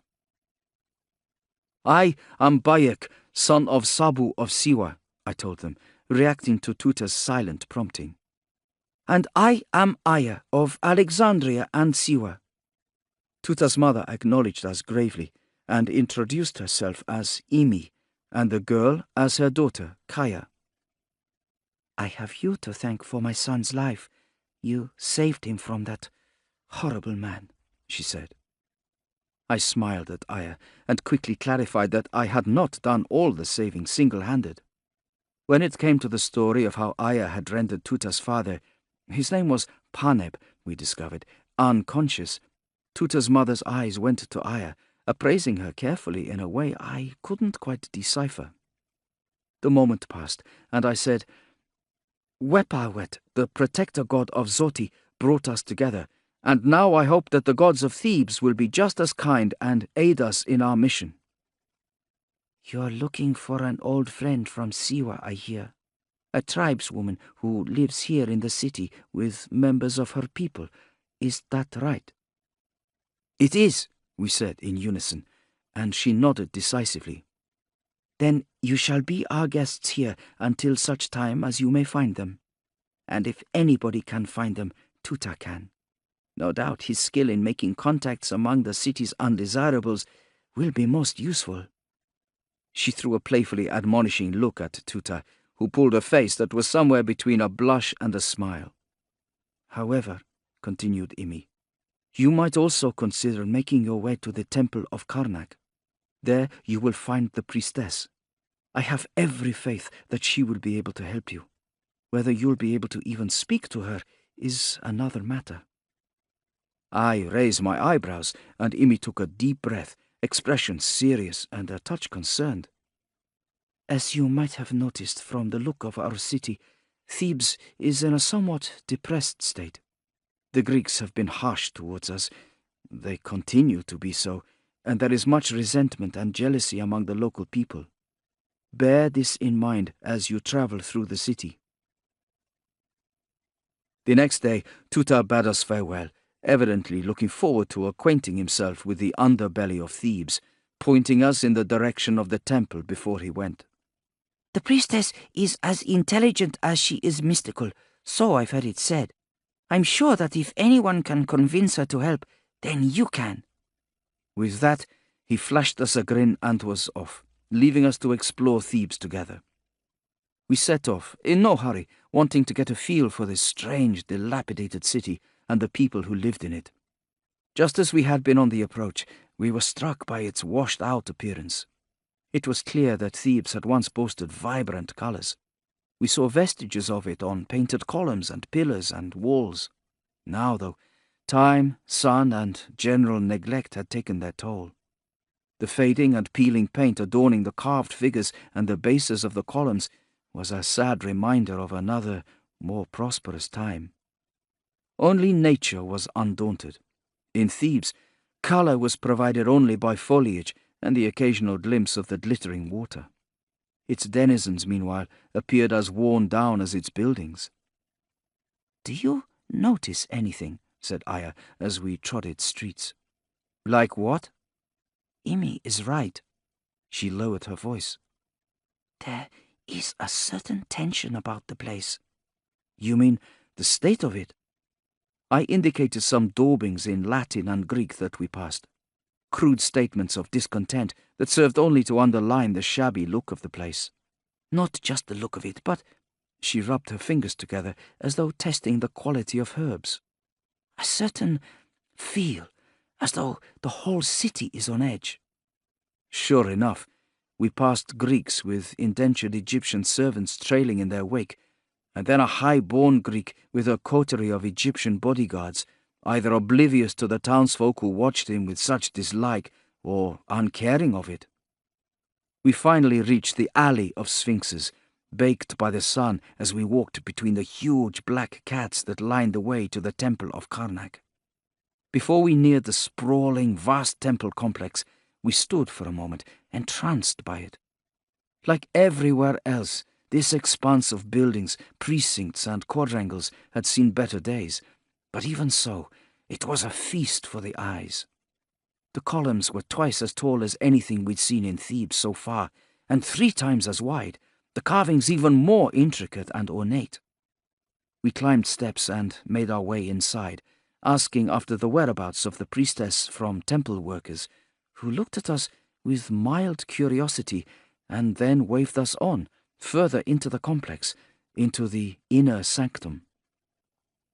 Passing among the tall pillars and the washed-out marble, we came to a worker dressed more finely than others. "We'd like to see the priestess, if we may," asked Aya sweetly. I stood by her side, not needing to adopt a look of godly devotion. The temple had that effect on me anyway.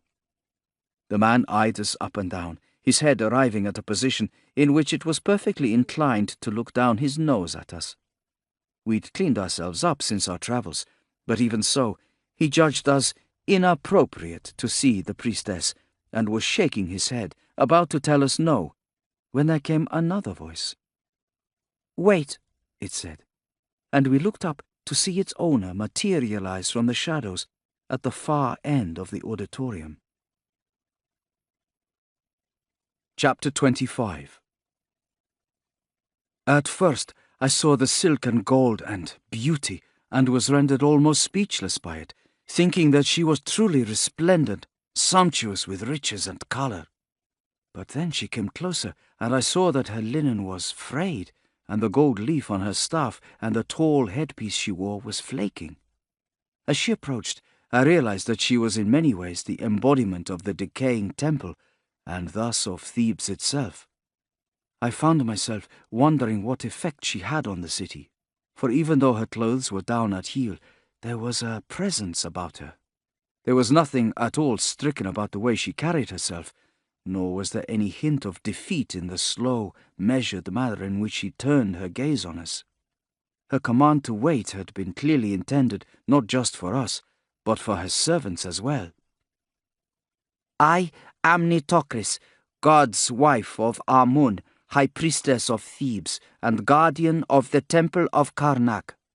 Tell me, what brings you here? She asked. I bowed my head in return.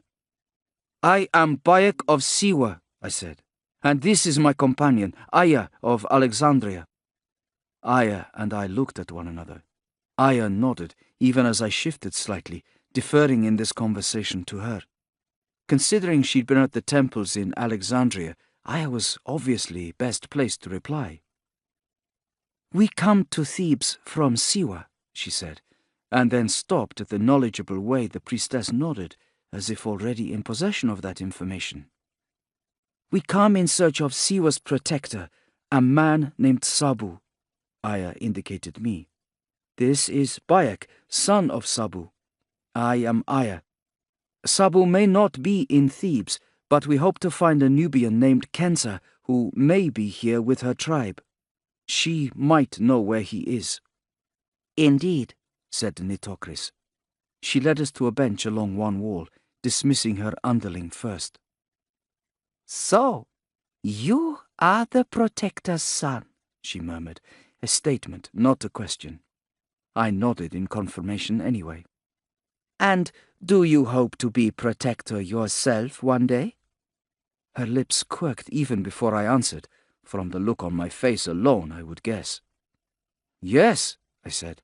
My father is training me to take up the role. Is that all he has told you? That you will one day be Siwa's protector?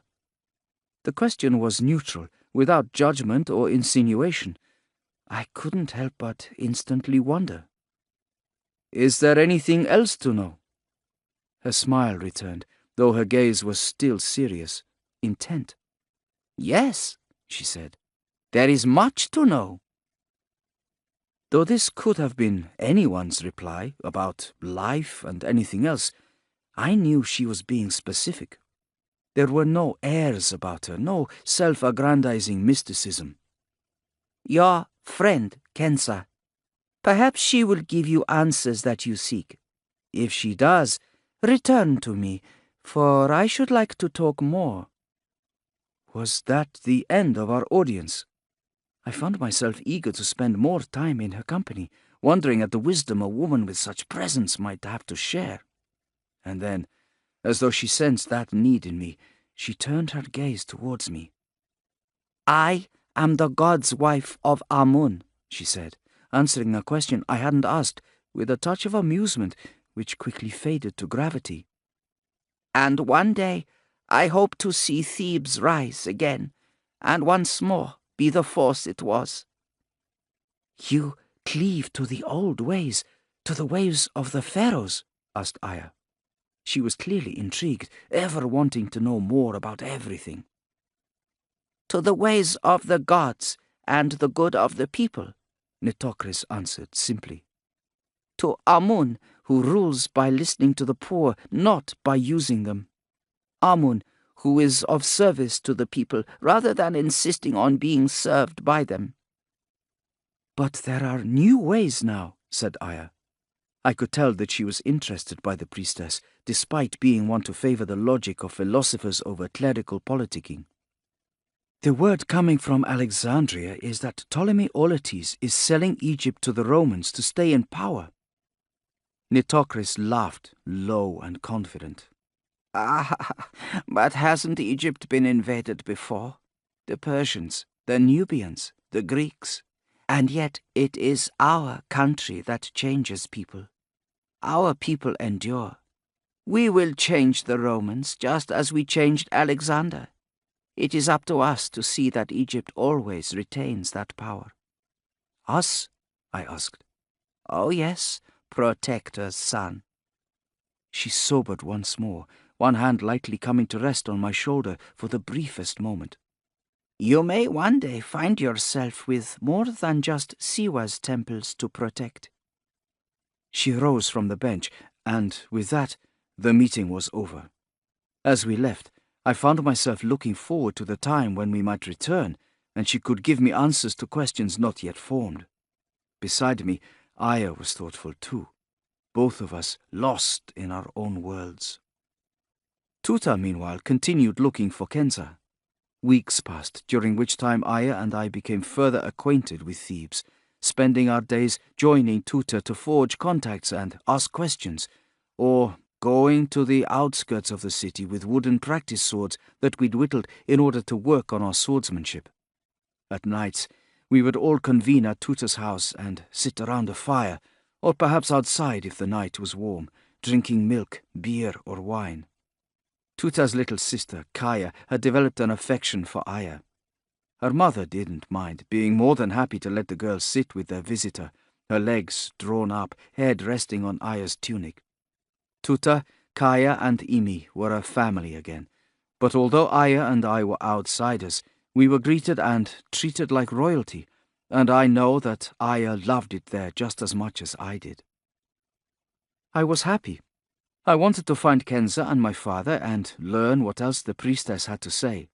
Even so, I liked the simplicity and the day-to-day joyfulness of this new life I now led. Each day, Tuta would return from his investigations, telling us that he hadn't found Kenza. Oh, but sir, I will. Don't you worry about that, I will.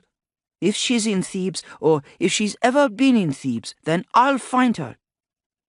I'd often wondered how much Tuta had told his mother and Kaya about the circumstances in which we'd met, until one night, when we sat in the yard with jars of wine, the sounds of the slum in the air around us, talking and drinking, and the conversation had died, and we realized that Tuta's mother was looking at Aya in a strange fashion, a look I recognized from the day we had arrived.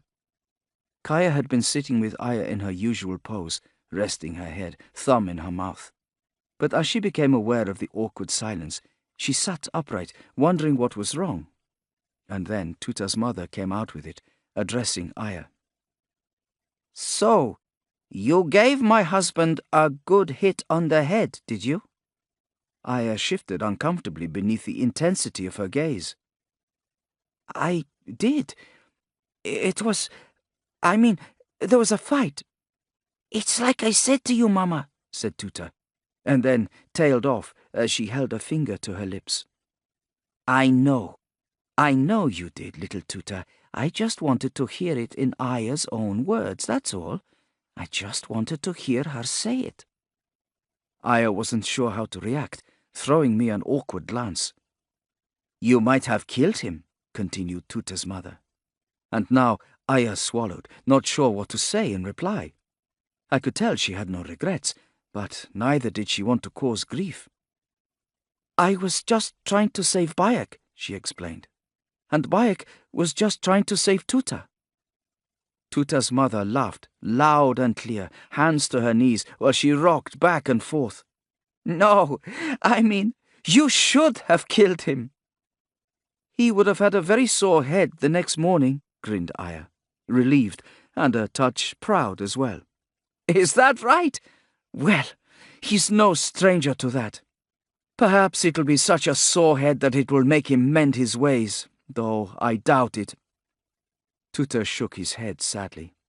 He won't mend his ways, Mama. No, I don't suppose he will. Bullies like him never do. He's not just a bully, Mama, insisted Tuta. He's worse than that now. Tuta's mother shot him an indulgent look. Well, he's not here, is he? Nothing he can do to us now. We continued our training, until one day Tuta came to us, and this time when he said, "I found her," he meant Kenza. Chapter 26. Kenza was found, and suddenly I was forced to confront the fact that I was about to see my childhood friend again. I had to ask myself, how did I feel about that? I wasn't sure. The last time I'd seen her, she was ensconced with her people in tents constructed from carved wooden supports and garish canopies. Theirs was an arrangement that was at once both permanent and transient, befitting their nomadic status in the region. When one day I arrived at the camp only to discover that they'd packed up and left, I was upset to lose my friend, but it came as no great surprise. They were a wandering people, untethered by locality. I'd missed her, of course. From Kenza, I'd learned virtually all I know about survival. Our relationship was, well, I wouldn't have said it was odd, but it wasn't particularly normal either. A nomad training a small-town boy in survival skills, while we become friends, no less.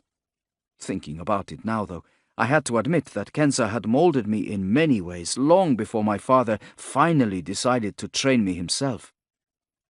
Like I said to you before, I was beginning to think they were a rumor, said Tuta as he led us outside Thebes, heading towards the river. Seems like a lot of people had heard gossip of this group of Nubians in Thebes, but not many would admit to having seen them. I was pretty sure they'd lived here at one time or another. Of that I was almost certain, but did they still live here? Nobody knew, which is all a long way round of making my excuses for why it's taken me so long. You've done well, Tuta, said Aya fondly. Well, that's praise indeed, that is, beamed Tuta, knowing Aya never praised without merit. He was rewarded with a smile from Aya. As we travelled, Aya and I kept expecting to come upon the Nubians' lodgings. Yet Tuta led us past the boundaries of Thebes and through the bulrushes to the very edge of the river, to the landing of a ferryman. The man was well known to Tuta, judging by the way they greeted one another. Next thing we knew, the boatman was pushing us across with a pole, and on landing we crossed into the necropolis, from which the souls of the dead travelled onward to the Duat. Tuta pulled a face. This was new territory for him too. We made our way through the necropolis until we came to a tomb driven into the ground. This was the place, indicated Tuta, chewing his bottom lip and standing aside as though he expected Aya and me to jump down and go bounding inside. We looked at him in disbelief. In there, I said. He nodded. But they can't be. They are, insisted Tuta. How do you know? Asked Aya. I looked around. After all, this particular tomb looked like any other tomb in the necropolis, as though it had been hewn into the very landscape itself, the squared-off entrance the only real indication of human activity. No, in fact there was something else, something Tuta drew to our attention. Further back along the ground there was some kind of vent that, when he pulled us over to it, we saw was emitting smoke. I've listened at it, whispered Tuta. They're definitely in there, more than one of them. I was still reeling. How could they? I blurted. How could they make this their home? It's not right. It's a terrible thing is what it is, agreed Tuta sadly. Oh, don't be ridiculous, said Aya. Tuta, whose tomb is this? I'm afraid I've no idea, said Tuta. Aya had asked, though, and he gamely tried to answer anyway. It could be that it's nobody's tomb, isn't that right? They wouldn't set up camp in somebody's tomb, now would they? I stared around, frantically trying to divine whether there were markings on the walls surrounding us, so far making nothing out at all. It did not make me feel better. Even so, I spluttered, to make their home here is... Aya cut me off, smiling slightly as she surveyed our surroundings. She was taking all of this with far more equanimity than I was. Of course. What? Sacrilegious? No. If you ask me, it makes perfect sense. This, after all, is the one place nobody would come looking for you. Nobody but Tuta, it seems. Aya had the last word on the subject. Whatever my feelings on the matter, I'd need to make sense of them alone. Tuta, meanwhile, was happy with any outcome that involved praise from Aya, still grinning and blushing as we returned to the entrance. "What do we do now?" I asked. Could they be in there? Was there even a possibility that my father was inside? "I don't know," admitted Tuta. "They might not let us in," I said. "Even if they do, how do you know they're not going to cut us down the minute we step inside?" said Aya. Tuta looked worried. This he had clearly not expected. "Wait a minute. Wasn't I told that the Nubians and Bayek were great friends from not so long ago?" We pointed out that not long ago was 10 summers, and that people change, factors which made turning up unannounced and letting ourselves into their underground hideout, evidently a place they wanted to remain undiscovered, a very bad idea. On the other hand, as Tuta was all too ready to point out, what else did we expect? What other choice did we have? And then, as we stood close to the entrance trying to decide what to do, the decision was made for us, because a figure appeared at the threshold, a woman who carried a spear and squinted up at us from the hollow of the dark interior. "Hello, Bayak," she said. I recognized the mischievous gleam in her eyes only too well. I blushed, slowly raising my hand in a sheepish greeting. How many times had Kensa told me about whispers, and how sound carried in walled-up places? Chapter 27. She clambered up to greet us, and at first I thought she was just the way I remembered her. The coloured braids in her hair, feathers, the tribal scars. She had the same bearing, the same dark and smoky eyes, a gaze that would brook no argument. But she was older, not just in years, but in other ways as well. When I knew her as a young girl, she had worn a necklace decorated with bones, and other trophies were woven into her hair. But now... "Hello, Kensa," I said, indicating her necklace of lion's teeth, as well as what must have been a hippo tusk woven into her braids. "You've grown in stature and prowess." She acknowledged the statement with a nod, and it was then that I sensed something different about her, a distant, preoccupied air that I didn't remember from years ago in Siwa, as though she had the cares of the world on her shoulders. Nevertheless, and although the smile never quite reached her eyes, she greeted me effusively, exclaiming, "My friend, my brother," and giving me compliments of her own. I had grown, she said. I had developed muscles, and she prodded them, doing the same to my belts, pulling an impressed face. When she last saw me, I was a boy. Now I was grown, a warrior. I introduced Tuta and Aya. She and Kensa eyed each other. Their characters were not opposed. In so many ways they were much the same, but their outlook could not have been more different. "Have you heard from him?" I asked once the introductions had been made, eager to know. She looked at me. From my father?" At this she looked surprised. "No, why would I? Wait, is that why you're here?" I tried to control a wave of disappointment. "Are you sure?" I said to Kensa, as stupid as I sounded. "You haven't heard from him? He's not here?" Kensa shook her head, confused. "I would know, Bayek, if he was here. I'd remember something like that. He would only have come here if I'd asked him, and I haven't. Nor have I approved any message sent. Perhaps you'd better tell me what's going on." She stood to one side, indicating the opening that led into the tomb. "Come in," she said. "Let's drink." "You really do live in there?" I asked.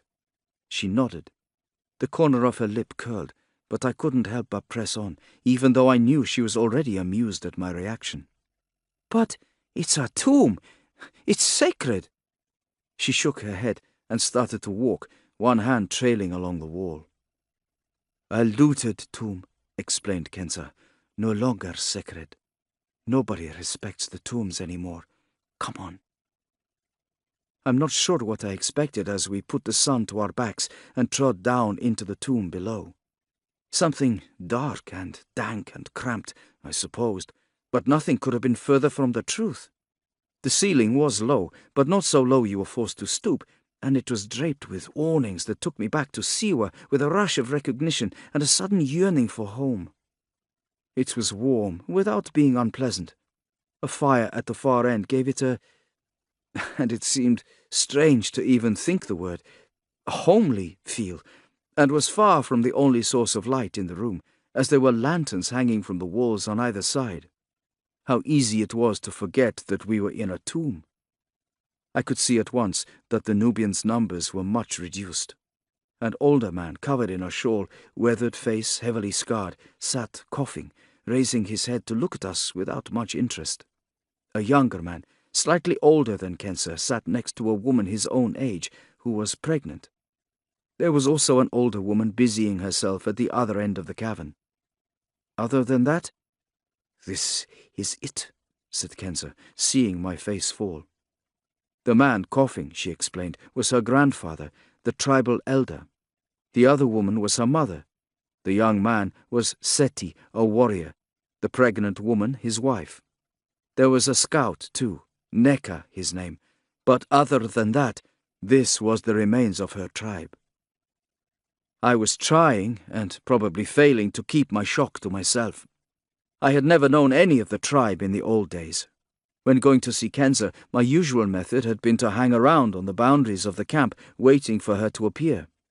Even so, I could tell that there had been up to a dozen of them back then. The encampment had been a place of light and life and colour. Some of that still remained, the canopies overhead, but a strange sense of diminishment seemed to have settled over those assembled here. "Where is everybody?" I asked, looking around, unable to keep the dismay out of my voice. "Dead or gone," explained Kenza, matter-of-factly. "How?" A weary look came across her. "The simple answer is a war, one that shows no sign of ending. Let us sit, drink, catch up first. I want to know what you're doing here and why you're asking after Sabu." Beer and a place around the fire was the accompaniment to our storytelling session. I went first, a tale that began by assuring Kenza that little had changed since she and her tribe left Siwa. "Had your father begun your training?" asked Kenza. "He had," I told her, adding, "but it progressed slowly. He never seemed to want it to happen. He'd always say I wasn't ready. According to Rabia, he had doubts about training me since the night of the Mena attack. He worried about leading me down the same path he followed." I went on to tell Kenza about my father's departure and how it had left the town in disarray. Rabia mystified as to his reasons for going, my decision to leave in pursuit, my desire to keep pursuing a path towards protectorship of Siwa. "You still want one day to become protector of Siwa?" asked Kenza bluntly. "Yes," I said, and my voice shook with conviction. It was the truth I could finally own, without any doubt hampering my certainty. "I think that I've changed. Maybe I just played at it before, but now I know. I want to be the protector of Siwa, to follow in my father's footsteps." "So, you think you know your destiny?" asked Kenza. I wasn't sure if it was a statement or a question, only that I felt under scrutiny. But my certainty didn't fade. "I know my path," I told Kenza, meeting the directness of her gaze with one of my own. "It is to train as my father's apprentice and serve as Siwa's protector. That's all I want." That, I thought, and Aya. "What do you know of the Medjay?" asked Kenza. Her question came out of the blue, and I stared in puzzlement. Aya answered for me, and I was thankful, though also a bit surprised. "Why?" Kenza nodded slowly, acknowledging Aya and her timely intervention, while still focusing on me. The fact is, Bayek, that if you know nothing of the Medjay, then you know nothing of your path.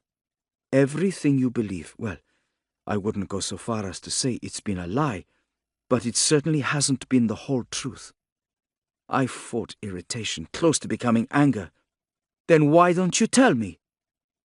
So she did. And then I understood. Chapter 28. Your father is a Medjay. I swallowed.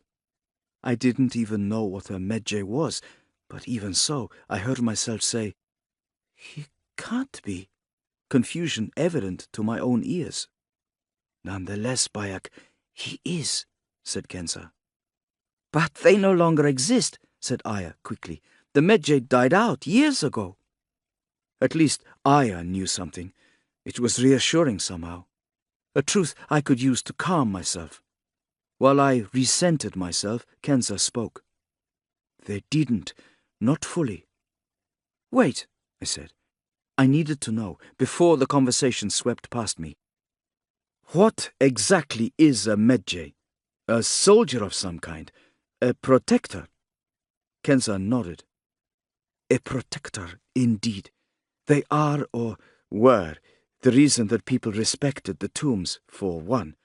They were the protectors of such things.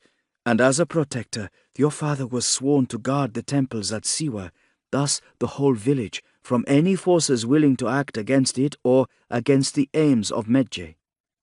But what you must understand is that his role as Medjay went much further than that. It made him a guardian, not just a guard. It made him a protector not only of Siwa, but also of an entire way of life. A protector of Egypt. Aya looked doubtful. What way of life? The way our enemies like to think of as the old way, as though that's a bad thing, as though its being old makes it somehow out of date. The shadows of the flames flickered against the wall, as though pantomiming a story I could not fathom. I glanced at Aya and kept quiet, letting her ask her own questions. She was as much a part of this as I was. "Well then, maybe they're right. Maybe it does," responded Aya, drawing herself up. It wasn't quite a challenge, but it certainly was blunt. Kenza shook her head, serene. "No system, new or old, is without its flaws," she said. Of all the things Kenza excelled at, knowing and understanding people was one of them. Confidence clearly shone through as she went on. No doubt, the old ways were in need of modernization. Clearly some thinking needed reappraisal, but... And here she held up a finger. But they existed for thousands of years, and they existed in a belief that we are on this earth to work together in our worship of the gods, rather than simply to increase our own wealth and prestige. I know what you're thinking. And here she turned her attention to Aya. You're thinking of yourself as an enlightened one. Perhaps you have given up on the gods. "I haven't given up on the gods," replied Aya instantly, though we both knew it wasn't strictly speaking true, and her words rang hollow. Even Tuta gave her a surprised sideways glance. But Kenza smiled. "It is good to be full of questions. I know that you see it as a sign of your intelligence and enlightenment that you question, and that's something I can fully understand." As I raised both eyebrows at her, remembering being scolded far too often about all my pesky questions during survival training, Kenza rolled her eyes at me and deftly nudged a rock, causing it to bounce off my foot and ricochet into the fire. "Hush, you." I had heard those fond words many times from her, and I grinned, unrepentant and feeling on familiar territory once again. My people question things too. Everyone does. Change is growth. It's the only way to survive, but it doesn't mean we have to cast everything aside. She looked into the fire, eyes distant. There is grace to be found in ritual and in tradition. It has kept my people alive. We rely on it. What we cannot afford, however, is to let tradition become a yoke that slows us down, drags us under. She hooked her fingers, miming a driver pulling back a team of oxen. Being in the city, never moving, in a way, that's one form of stagnation already. It makes certain things even easier. Selfishness, venality, corruption. Cities are beautiful. She offered Aya a crooked grin, an honest gleam of admiration in her eyes. But they also make it easier for bad things to fester. They can quickly become a world in which the wealthy and powerful fashion artifacts and whole cities in some cases in praise of themselves, monuments to their own vanity. It's not the gods who have failed us. Aya's voice was subdued, and she sighed, though she'd never shared this thought with me. It did not seem a new one to her. It's people. Kensa gave her a sympathetic look and turned her attention to me. Bayek, that is what your father as a Medjay believes, and that is what we in our tribe also believe. There are still many who believe in the ways of the Medjay. Our scout, Neka, tells me of a man claiming an allegiance to the Medjay imprisoned in Elephantine. There are pockets of us, Bayek, pockets of resistance. But all of those who feel drawn towards the ways of the Medjay are in need of guidance, and whether they know it or not, they need guidance from the bloodline, the true Medjay. They need guidance, Bayek. That could be you someday. I thought of what the priestess had said. You may soon find yourself with more than just Siwa's temples to protect. And I felt infused with a sudden sense of purpose. But I'm not ready. The best leaders are never ready. She tilted her head, inspecting me. And I concede, you do have much to learn yet, before you can properly lead. Kensa sat back. The firelight danced, and what I saw was a look on her face that convinced me I was doing the right thing by naming my path and following it. It was an expression that spoke of something deeper than emotions we wrestle with every day, our usual aches and pains and gripes as human beings. It spoke of something deeper, something more ancient. What I saw in her face was knowledge. I felt it myself, even though just a little bit. Though uncertainty still nagged at my heels, I wanted this. I wanted to know more about the Medjay. I wanted to help people, all the people of Egypt. It felt good, a fervor and resolve, the overwhelming conviction that I had found my path. I just needed to keep learning, to become more. Are you Medjay too? I asked her. She shook her head, snorting in amusement. Of course not. My clan and I, we are our own people. But many ages ago, we discovered that our principles were aligned well enough with those of the Medjay, our ideology the same. My father, an ally, yes. I think now I understand what I was up against, said Aya suddenly. This is it, isn't it? To Sabu, I represented the new ways, the ways that destroyed the Medjay. Is that why he didn't complete Bayek's training?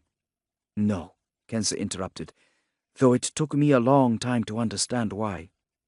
She flicked her gaze towards me, inscrutable for a moment, then shrugged.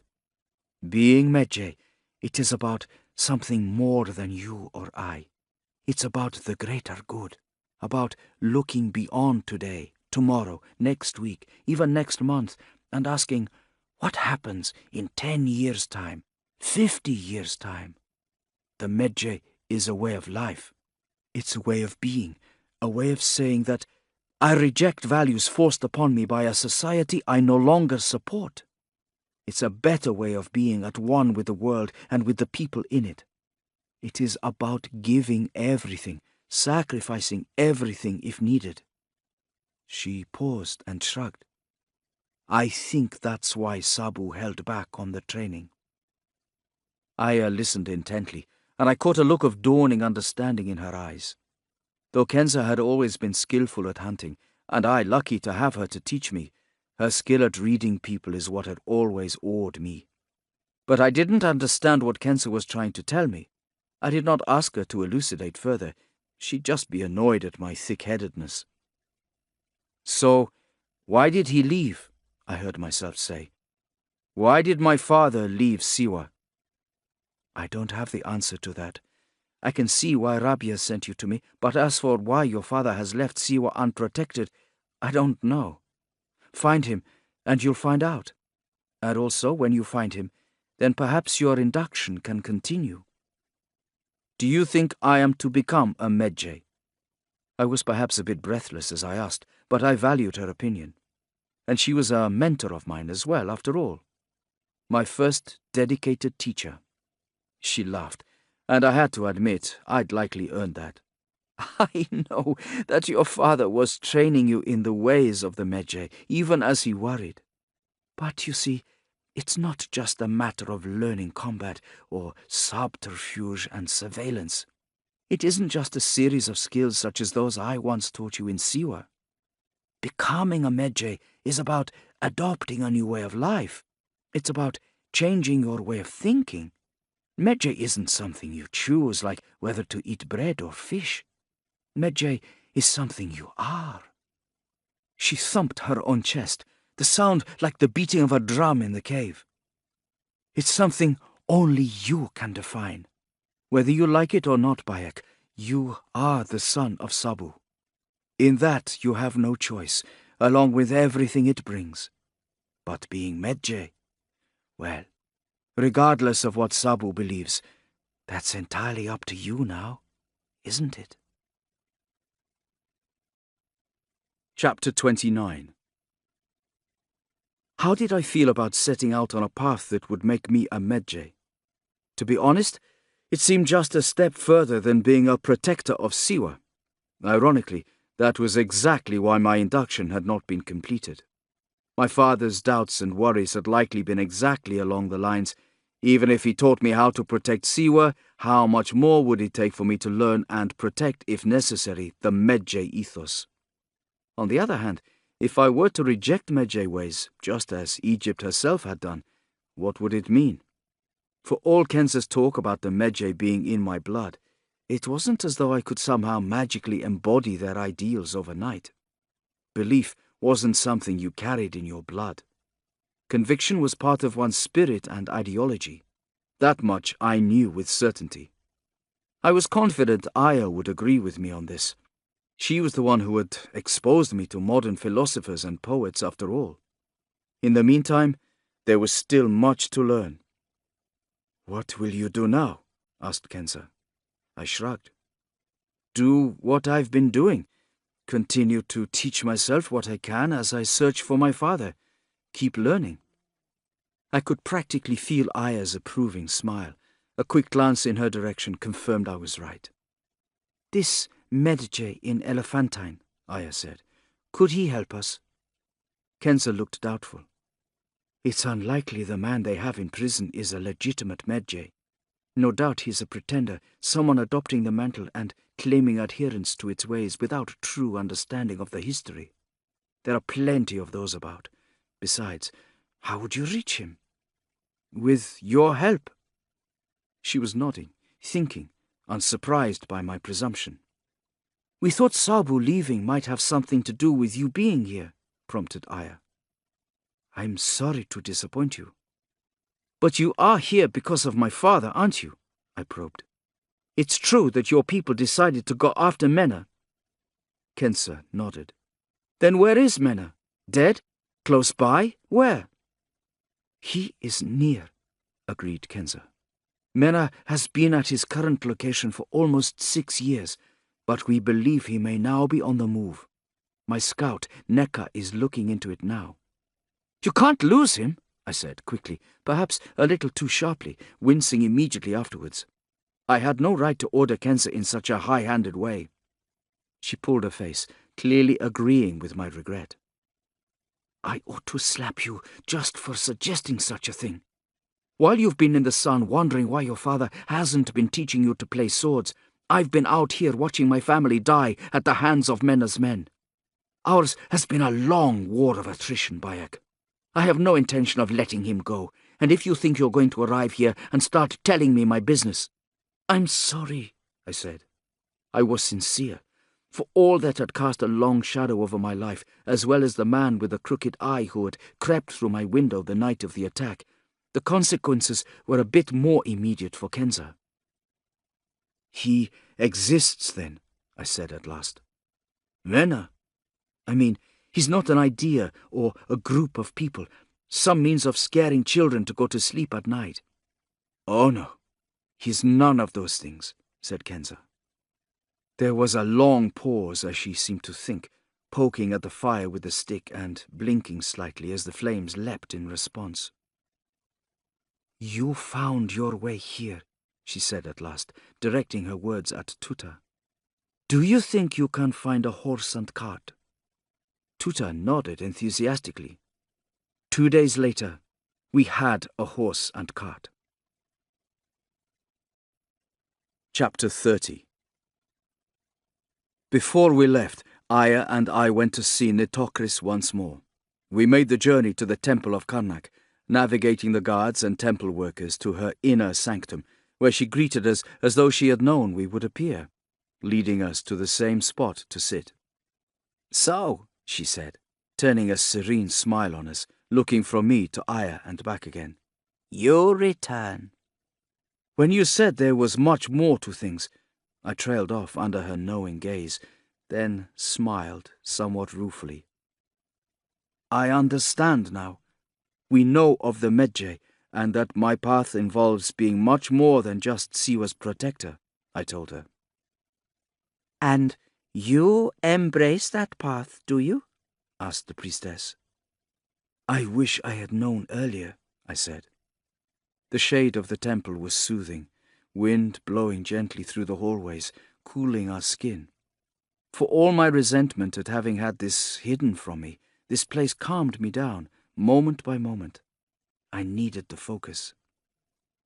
"It is no small responsibility embarking on the path of a Medjay," she said. "The Medjay is no mere guard or protector. You will have been told that the Medjay uphold an ancient ideology, I'm sure, but your duties go beyond even that. Your task as a Medjay is not merely to protect old things, but to provide balance, justice, and equilibrium. As a Medjay, you will revere Amun. You will be the living embodiment of Ma'at, the ancient beliefs in truth and harmony." I was holding my breath, I realized, and forced myself to exhale, then breathe slowly and regularly. Finally, simple, straightforward information, something I could rely on. "Once upon a time, every Egyptian would apply the principles of Ma'at to their own lives and follow them. But these things, along with so much more, has been lost in the rush to modernity. These things are what make us good, Bayek, son of Sabu, and as a Medjay, you are not just charged with preserving and promoting those principles. You are those principles. Do you understand?" I nodded. This I could cleave to, information I could absorb and draw conclusions from. This was something to aspire to craft an entire life from. Be good, protect the innocent, take down the corrupt, focus on the day-to-day, but also look to the future. "I know you do," said Nitocris. She spoke with utter certainty, and in that instant reminded me of Kenza and her uncanny ability always to know what truly drove someone. She angled her head slightly, then stood, the meeting at an end. "Do you know the symbol of Ma'at?" she asked me. I shook my head. "It is the ostrich plume." As she left, I reached into my pouch and pulled out the items I had been gathering on my travels. In my hand were feathers. White feathers. Kenza led us on a journey of many days. With us was Seti, the scout Neka having yet to return. The 5 of us must have made a strange sight, wedged in between supplies on the cart as we trundled over land to the west, away from Thebes. We described a circuitous route.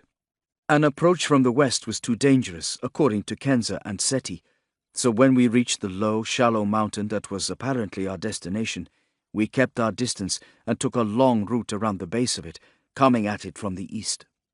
We left the cart in the foothills and made the ascent on foot until we reached a vantage point, a plateau offering a view of the glittering sea over to the east, as well as what looked like the beginnings of a large hollow through the centre of the mount below. There we gathered, crouched in a circle, looking to our guide for advice.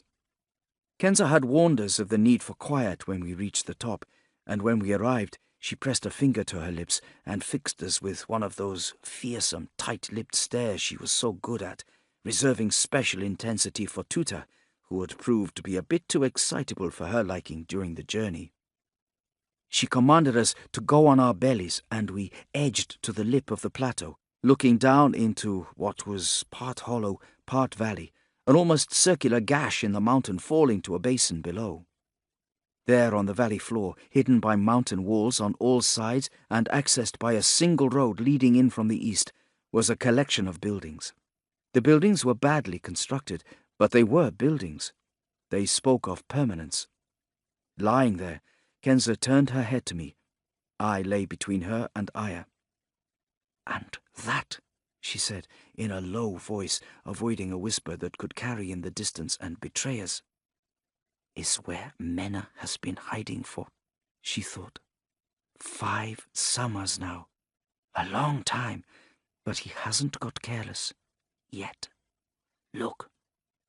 Pointing, she directed our attention to a ledge directly below us, where a sentry with a bow slung across his back kept guard, pacing back and forth along the outcrop. As we watched, he stopped, turned to face over the settlement below, and then cupped his hands to his mouth and let out a bellow, a strange sound like the call of a hawk, but also unmistakably human. In return came an answering bellow, another hawk sound in reply. "From the sentry at the other side of the mount," explained Kenza. "They do it at night to keep each other awake, and by day just to check in." She pointed at the buildings. "The smaller one is a storeroom of some kind," she explained, her voice still low. Aya and Tuta strained to hear her. Seti was elsewhere, looking for other routes. "Next to it, the larger building is where Mena's men are billeted, 6 of them, including 2 sentries, one out east, the other just below us.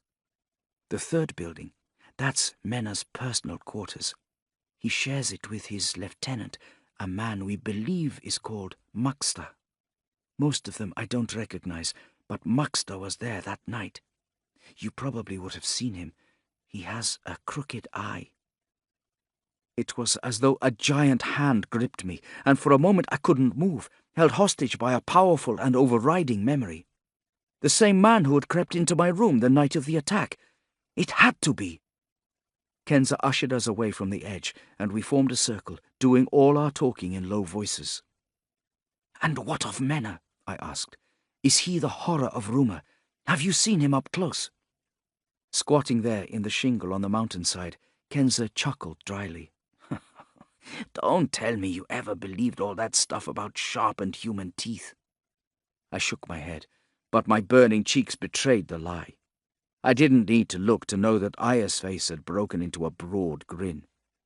Next thing I knew, I felt her taunting finger poking into me.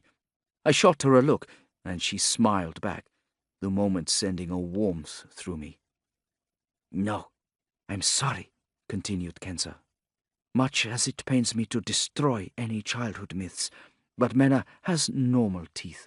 He is still powerful, though, but his influence has receded.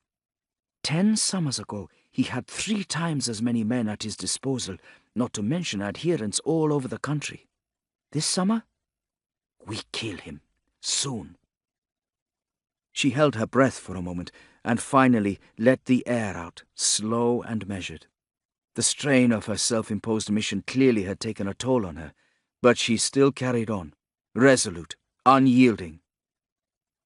"Mena may have lived on in the memories of those in Siwa, But out here, out in the real world, he is a spent force, and the reason for that is my people.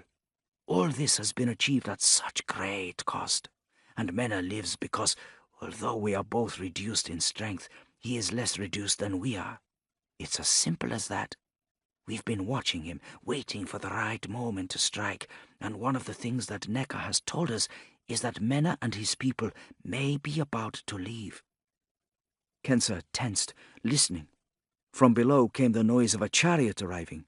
It was followed by the sounds of a struggle and a cry that seemed to flutter up towards us, as though seeking our ears. In the next instant, Kensa had scrambled to the edge in order to look out over the encampment, with the rest of us not far behind. Looking down, we saw two men dragging another, a Nubian, from the chariot to the smaller of the three buildings. His head hung between his shoulder blades. Even from this far up, we could see he was in a bad way. "Neka!" hissed Kensa. "Gods, they have taken Neka!" Her hand curled into a fist against her thigh, and in the second or so before she composed herself, I saw that it shook with rage and frustration. "They tortured him," she said, and I heard the anger in her voice, underlined with frustration and impotence. Just then, Seti returned. He'd taken a different route at the mountain to check for Mena's sentries. Kensa scooted over to him. He saw straight away there was something wrong, angling his head slightly to look at her with a guarded expression. "What is it, Kensa? What is wrong?" She didn't waste words, didn't bother trying to honeycoat the news. "They have taken Neka in one of the buildings. He's already been tortured. They will likely torture him more." The effect on Seti was profound. Agitated one second, looking as though he was about to throw himself over, the next moment about to scramble down the mountainside. "We go," he was saying. "We go to rescue him." "Not yet," said Kensa firmly. She was younger than him. It occurred to me that of our group only Tuta was her junior, but her words had authority, and they were enough to silence Seti, for the moment at least. With him quiet, Kensa drew us in. "Right.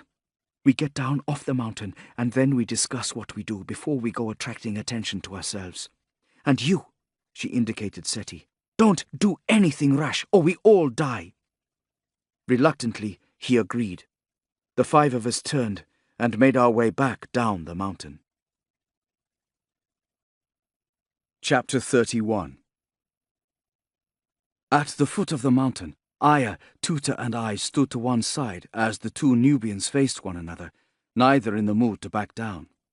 "I'm going in there!" roared Seti. It had all been stored up as we descended, and now it came pouring out. "Neka is my brother. He's not just my brother in the tribe, but my brother in blood. Remember your words by the fire? Remember how you talked about the importance of blood and how bonds cannot be denied? Well, don't deny it to me now." Kensa put her hands to his arms, and they shook with his fury. "Not without a plan. You'll be cut down. A sentry at the entrance road, one above your head, not to mention the men billeted in the camp. Oh, you're the best I've seen with a bow, and by the gods you take a few of them with you. But you are still just one man. You would die. Your child would be fatherless, and Neka would die too. And what would be the point of that? Mena would rise again." He pulled free of her. "Then what do you suggest? Leave Neka there, or perhaps we should return to Thebes and ask your sick grandfather and my pregnant wife to join us. I'm not alone, don't you forget. What about you? What about your friends from Thebes?" Kensa planted the shaft of her spear in the ground and swung to look at us as though seeing us for the first time, and I opened my mouth to speak, wanting to impress on her that we could be useful to them. But it was Aya who replied. "We can do it. Let us prove it to you." Kensa shook her head, levelling a finger. "There are so few Medjay left. You think I want to be responsible for killing the one who might be the last? No, thank you." "You'll be responsible for helping his transformation into one," insisted Aya. Her words surprised me, yet warmed my heart. I didn't think she'd believe in what the Medjay represented. Perhaps it was that what I wanted was enough for her. "It's suicide. Of the five of us, only two have... What? Probed Aya. Kenza took a deep breath, fixing her with a steady gaze. All right. Have you ever killed anybody? Has he? Aya shook her head and took a deep breath. I knew this.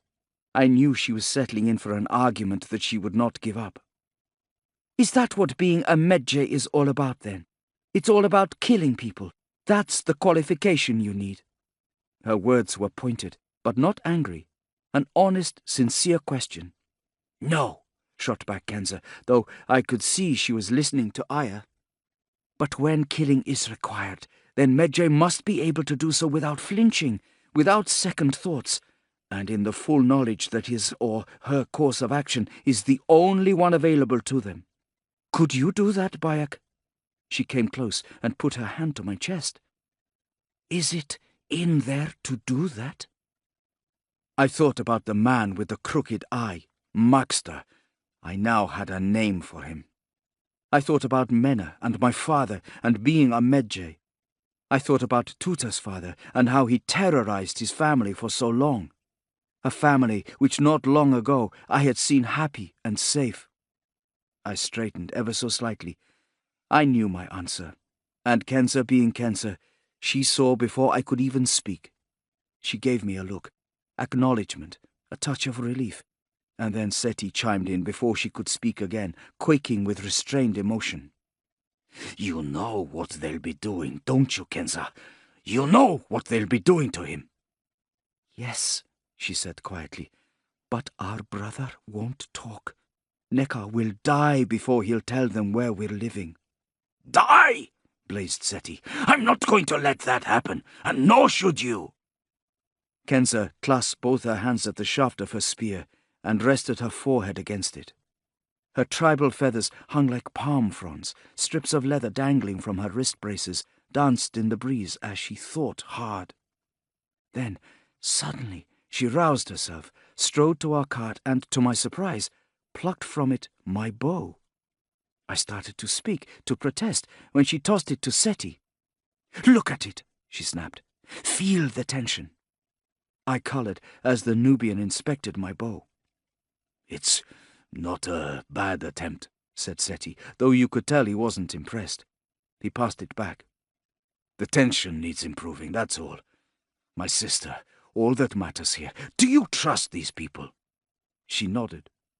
Then trust them to do this for us. Kenza was about to reply when we heard a noise that carried from within the mountain. Something that silenced us.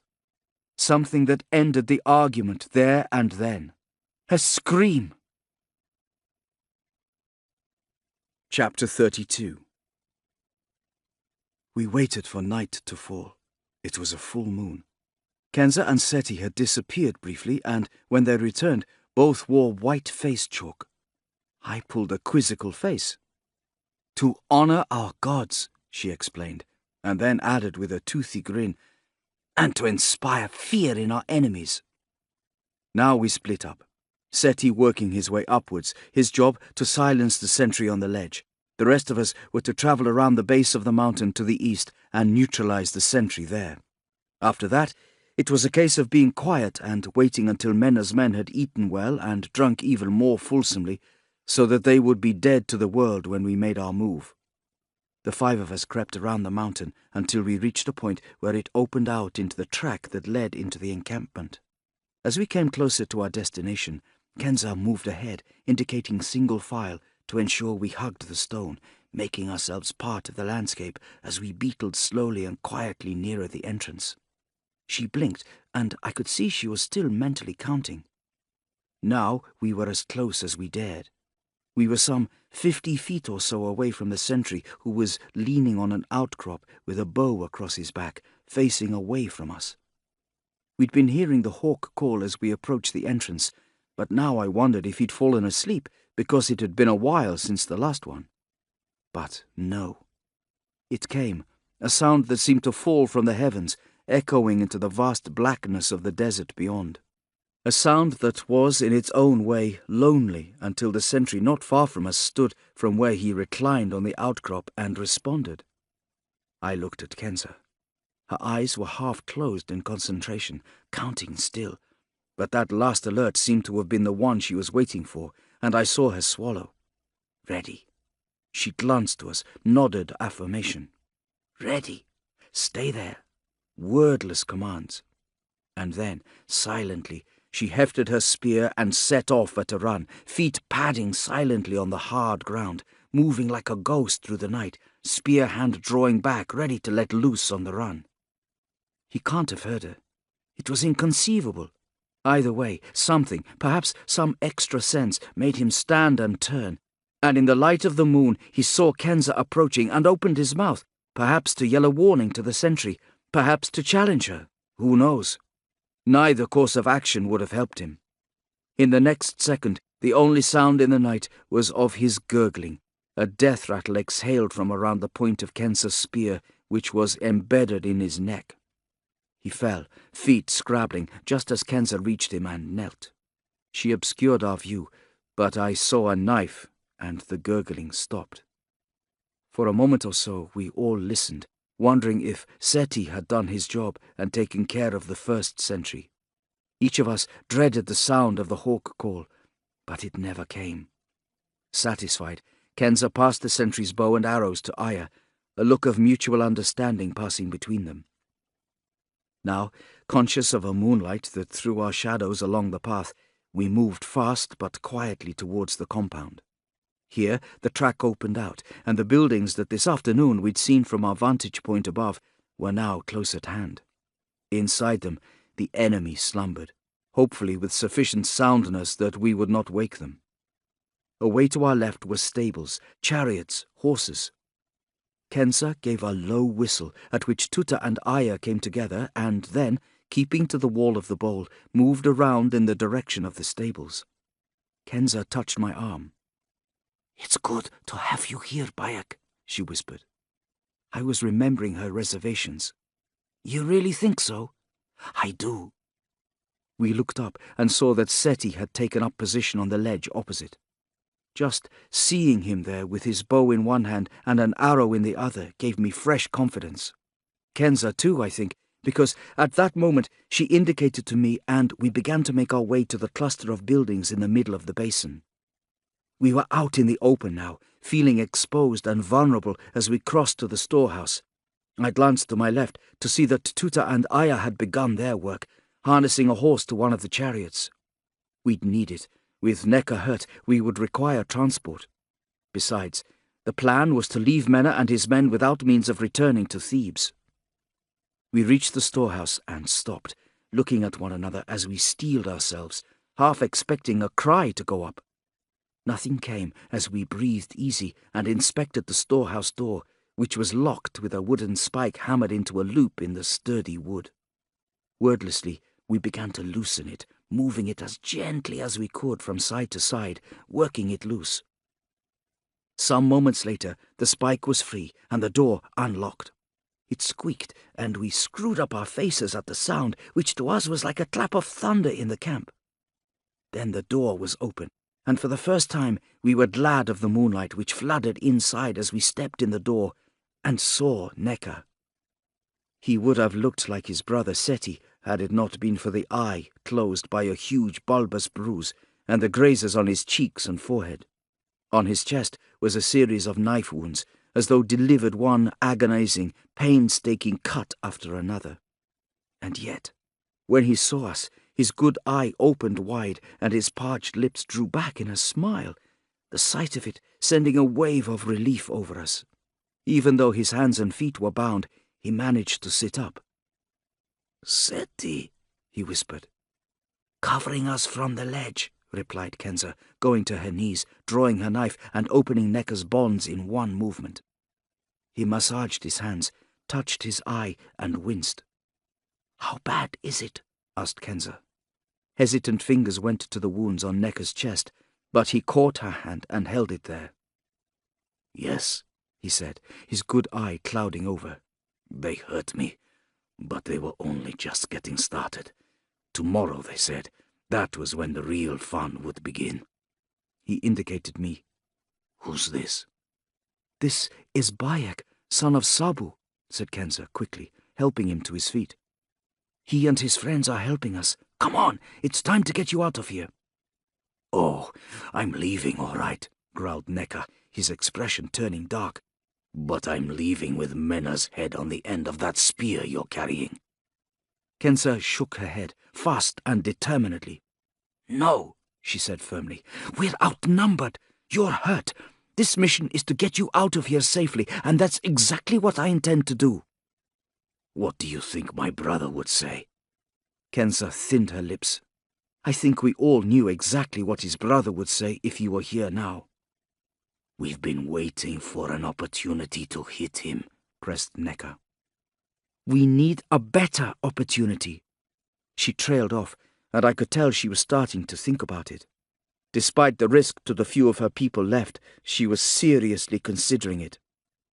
"It's here, Kenza. It's here in the palm of our hands, the chance to take down Mena for good. You brought reinforcements." He jerked his head at me, sensing he could convince her. "We're already inside the compound. The sentries are dead, yes?" "Yes." "That leaves 7 more men. 5 in that building, Mena and his lieutenant in the other one. We've got the area covered from above. We've got warriors here. We've got the element of surprise. Now is the time, Kenza. Let's finish this." She raised her chin. Needed no more persuading. "You want to kill Mena for what he's done to you, do you?" she said, her fingers tracing the wounds on his chest. He flinched. "Yes, sister of mine.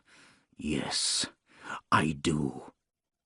She looked at him for a moment, gaze piercing and steady, and shook her head ever so minutely. "This I refuse. The killing of Mena falls to me. Those are my terms. Accept them or not. It's up to you." There was the beginnings of a smile. He nodded, weaving back slightly, trusting her judgment. "You drive a hard bargain. I agree to your terms. Give me your bow and let's go." She did as asked, and after Necker took a few gradually steadying steps, we headed out. Chapter 33. Easy success was quickly taken from us. It was all for the sake of a man having a piss. Whatever plan formulated by Kenza and Necker might well have worked were it not for that bladder bursting with beer. We had crept outside of the storehouse, back into the basin, where, across the way, Tuta and Aya were crouched in the stables. They were waving at us. It took me a moment or so to see what they were doing, my eyes adjusting to the night, maybe having difficulty believing what I was seeing. But no, they were definitely waving. I squinted, trying to make out why. Waving and pointing to... My eyes went to the other buildings in the encampment, and there, at the larger of the 2 huts, I saw one of Mena's men relieving himself against the side of the wall. On the ledge, Seti stood with his bow drawn back and ready to fire. But right now, the guy was on the wrong side of the building.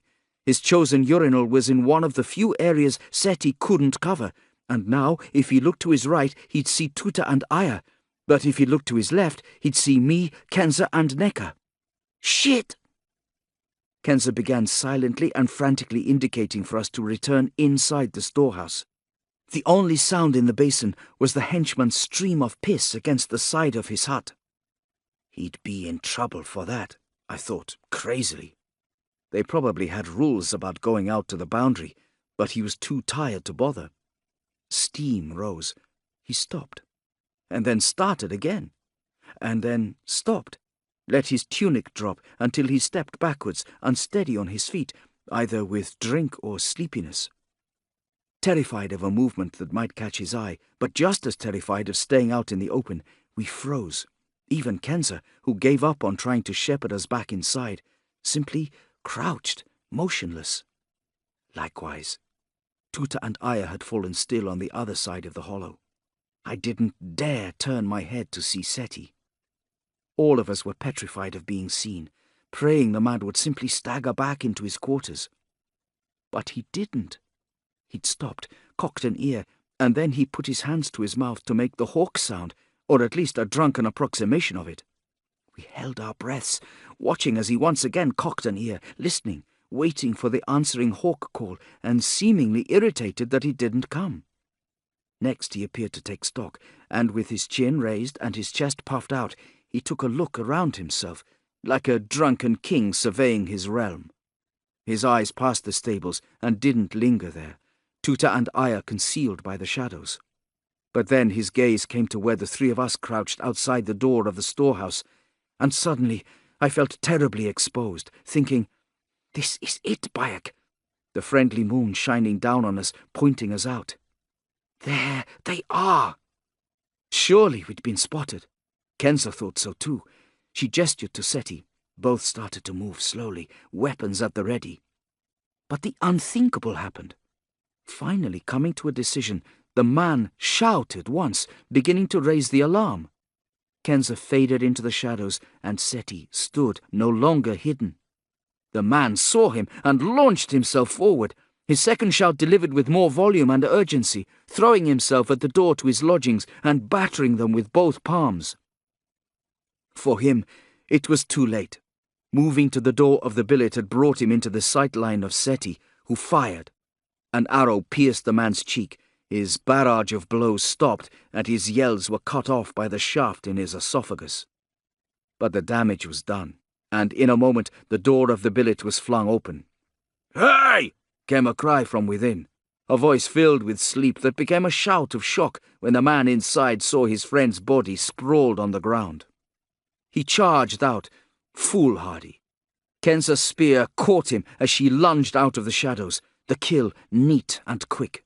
My knife in my hand, I kept watch still, alert and attentive. I felt movement at my side, turned to see Aya arrive, Tuta there too, lurking and grinning at me as they settled nearby. On the other side of the camp, Seti had used the lull in combat to jump down from the ledge. The Nubians reunited, embraced, but then, almost immediately, a strange sense of indecision was cast upon them. What to do now? We knew there were 4 or 5 men still inside the main building, and in the other building, Mena. It was as though we all woke at the same time. It wasn't over. Kenza was gesticulating for Neka. "Get over there! Cover the door!" Meantime, Aya had notched an arrow in the sentry's bow. "Seti," whispered Kenza harshly, "check the back. Make sure there's no way out of the rear." Though the Nubians clearly had known patterns to rely on, the rest of us were at a loss. Already unprepared, we'd been caught off guard by the pissing man. Now we were desperately trying to play catch-up with the seasoned hunters. The first we knew of more trouble was a sound we heard from the stables, where Mena and his lieutenant were already clambering into a chariot. I heard myself shout, "No!" even as they pulled out of the stables in a thunder of wheels and hooves, and for the first time I got a good look at Mena's lieutenant. It was him! It was the man who had come into my bedroom window all those years ago, the man who had rendered me rigid with fear. I saw the crooked eye, I saw the terrible twist of his lips, enjoying himself, even now, when the odds were so horribly stacked against him. At his side, Mena seemed to be nothing by comparison. A small man, lean and weathered, his skin the colour of the leather belts that crossed his chest. Neka levelled his bow, checked himself, then darted to gain a better position, loosing on the run. But his bad eye hindered him, and his arrow slapped into the side of the chariot, piercing the basket and lodging there harmlessly as the chariot turned, thundering towards the camp approach road. I tensed, waiting, hoping, no, praying for Seti's own response, when from the other side of the building came a scream of pain that told us he was otherwise engaged. And now it was too late. Gods! Curses! Kenza had snatched her bow and quiver from Neka. "Stay here," she yelled at Aya. "Contain them!" At the same time, she set off in the direction of the stables. "Bayek, with me!" she commanded, and I didn't need telling twice, staying on her heel as we sprinted to the chariot. When I glanced behind, I saw Aya training her bow on the hut. Seti came racing around the back wall, notching an arrow to take aim at Mena's chariot, already slipping out of sight, and then, in the same movement, swinging back to cover the rear entrance. They had their hands full, but between them they'd be all right. 2 experienced Nubians. Aya, new to this, still, but smart and confident. Tuta, who no doubt had a few tricks up his sleeve. "Can you drive this thing?" yelled Kenza, jumping into the chariot. I grabbed the reins, shook them in response, and steered us out of the stables, wheels cutting a groove in the sandy ground as we described an arc around to the entranceway. One of the few things my father had been unstinting about was this, at least. We were behind Mena, it was true, but we had one major advantage. We had Kenza. Our horse snorted, mane fluttering. I held on tight, painfully aware that it was a long time since I'd last driven a chariot. Back in Siwa, of course, and that seemed like years ago now, as well as the fact that it was so dark. I could have laughed at how the moon alternated between being our enemy and our ally. Now at least it illuminated Mena and Maxter ahead. Maxter was driving, casting frequent looks over his shoulder as Mena crouched in the basket on the board, arms braced along the sides. I shook the reins, used the switch. Were we gaining? Out there, right then, it didn't matter. My teeth were bared, numbed by the same wind I felt in my hair. But through me coursed a feeling of utter exhilaration. And if we weren't gaining just yet, then we would. I knew it in my bones. And anyway. Beside me, Kenza had been crouching like Mena, finding her balance as we thundered along, each dip and rise of the uneven ground threatening to tip us over to one side, buckle the wheel, crack its wooden spokes. These old things were better for sedate trips to the market, maybe even as far as Thebes and back, not for racing over the desert at night. Ahead of us, the whip cracked. I heard Maxter urging on their horse. I did the same. Kenza stood up, planting her feet apart, one leg behind mine so that our thighs touched, bracing each other. I saw the muscles in her forearms tense, bow held. In her right hand was an arrow, and she notched it, drawing back the bow, riding the board of the chariot, bracing herself against me and on the basket, doing everything she could to keep herself and her aim steady. But it was not quite enough. Her first arrow sailed past the escaping pair in front of us. She looked at me, and I back at her, and there was no screaming, no shouting, no cursing, just a silent mutual assurance that whatever happened, we would get the job done. "Next one!" she yelled above the drone of the chariot wheels, and notched a second arrow, her muscles tensing as she drew back the string. She was yelling with the effort, arm trembling with fatigue when she finally loosed her second arrow. This one found its mark, spinning Maxter around in the basket as it sank deep in his left shoulder.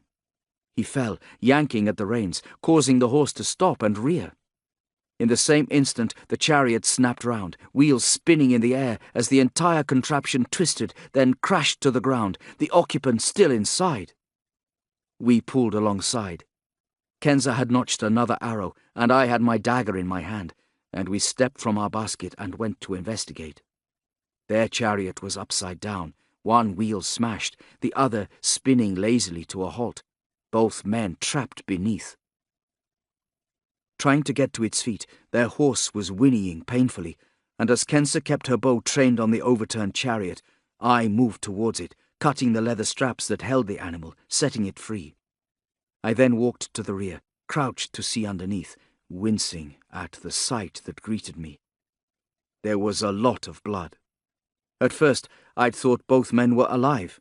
Their eyes were open, seemingly regarding me dispassionately. My attention was drawn to Mena. There was something odd about the way he simply regarded me.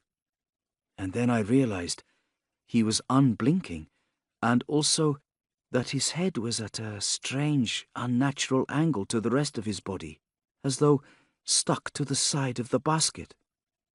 At that moment, his jaw dropped open, and I saw something inside his bloodied mouth, and realized that he was in fact pinned. During the crash, he had tumbled against the point of Nekka's arrow, which was now embedded in his face. Had it killed him, or was it a broken neck? Either way, he was dead. As for Maxter, he was still alive, and unlike Mena, he was staring at me with eyes that saw.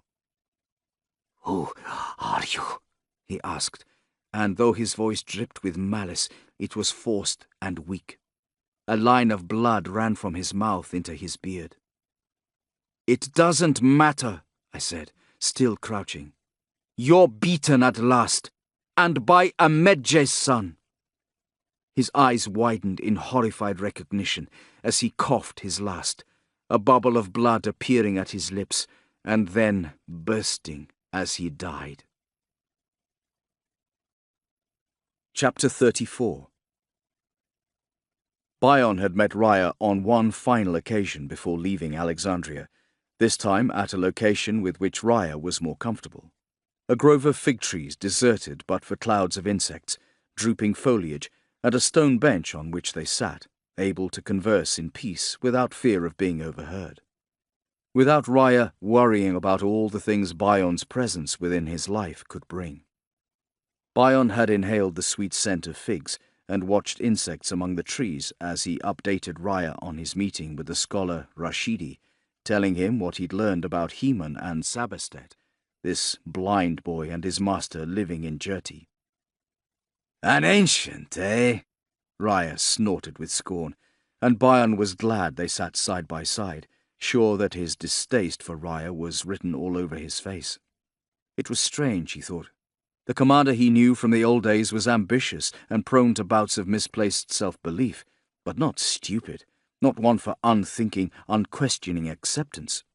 The man he saw now, especially in his home surrounds of Alexandria, who sat beside him, occasionally closing his eyes and turning his face to the last of the afternoon sun, was a very different beast indeed. "So, you leave for Jerti soon," Raya said, "to continue our mission." Bion wondered which part of the mission was our mission. "At first light," he replied, his mind going to a task he planned to undertake beforehand. "Good, good. I shall look forward to news that the Ancient and his blind helper are dead by your hand." "Yes," Bion said simply, thinking. Yes, they would die soon. The fact as inevitable as the rising of the sun. They would die soon, and then he knew Raya would have another mission for him. Raya would always, he suspected, have another mission for him. Bion found that the thought did not displease him. This, his legacy, his gift to the world, death. There was rebirth after wars, after all, and if he hastened the timing a little, well, so what? Death visited everyone, sooner or later. Peace awaited his victims there. Was it such a terrible fate to find respite from life, to move on to the next one? "Something of a coup, don't you think?" Raya was saying, and Bion set aside his wonderings to focus on the man, plotting away before him. "To find the ringleader this early into our mission feels like cutting off the roots before felling the tree." Raya settled back, raising his face to the sun, pleased with his turn of phrase. Bion's scars itched. He wished to be elsewhere. "Yes," he said, uninterested. There was a pause, the kind of silence that allowed a little awkwardness to sidle up beside them and make its presence known. "I don't detect within you a loss of heart, do I, Bion, killer of men? You know how important this mission is to me. You know how grateful I will be when it is complete." You have one medallion, Bion said, wondering how Raya could not understand that he cared little for rewards, that the killing itself sufficed. Soon you will have several more. Don't let me down, Bion, said Raya. His eyes had taken on a steely texture. Bion was amused, though his features did not shift. I won't, Commander. Raya flashed teeth as a smile returned to a face that said, Life is treating me well, and I intend for it to stay that way.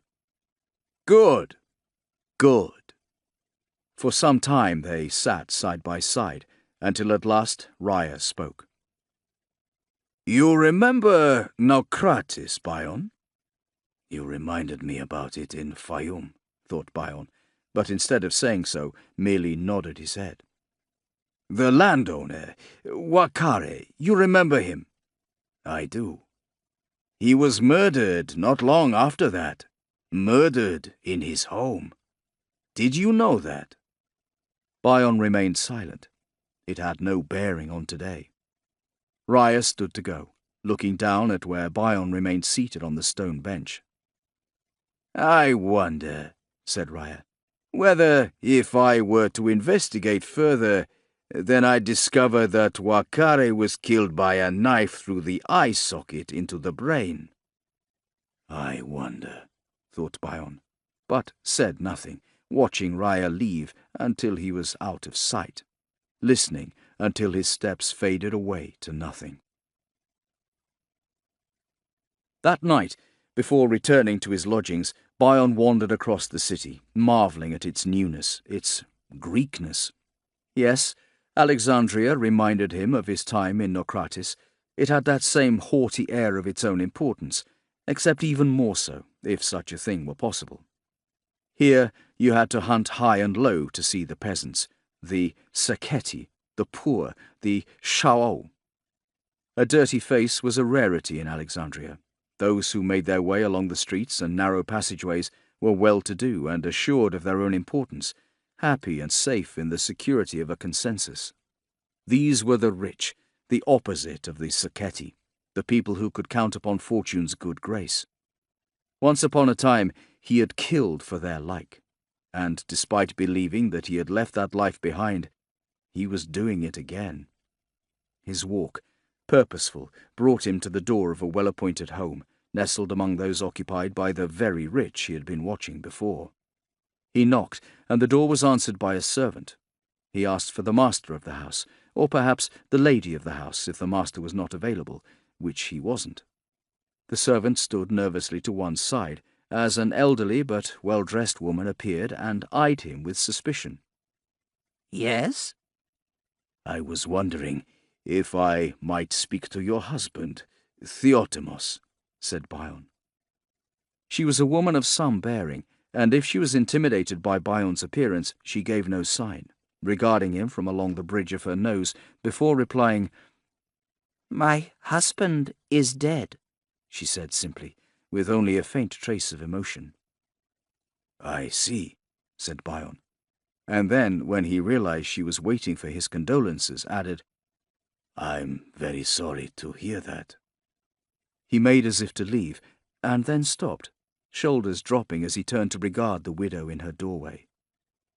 "How did he die?" he asked. "He was set upon by a gang of thieves," she said. "What did they take, the thieves?" "Nothing." She shook her head sadly. "Just some scrolls." Chapter 35.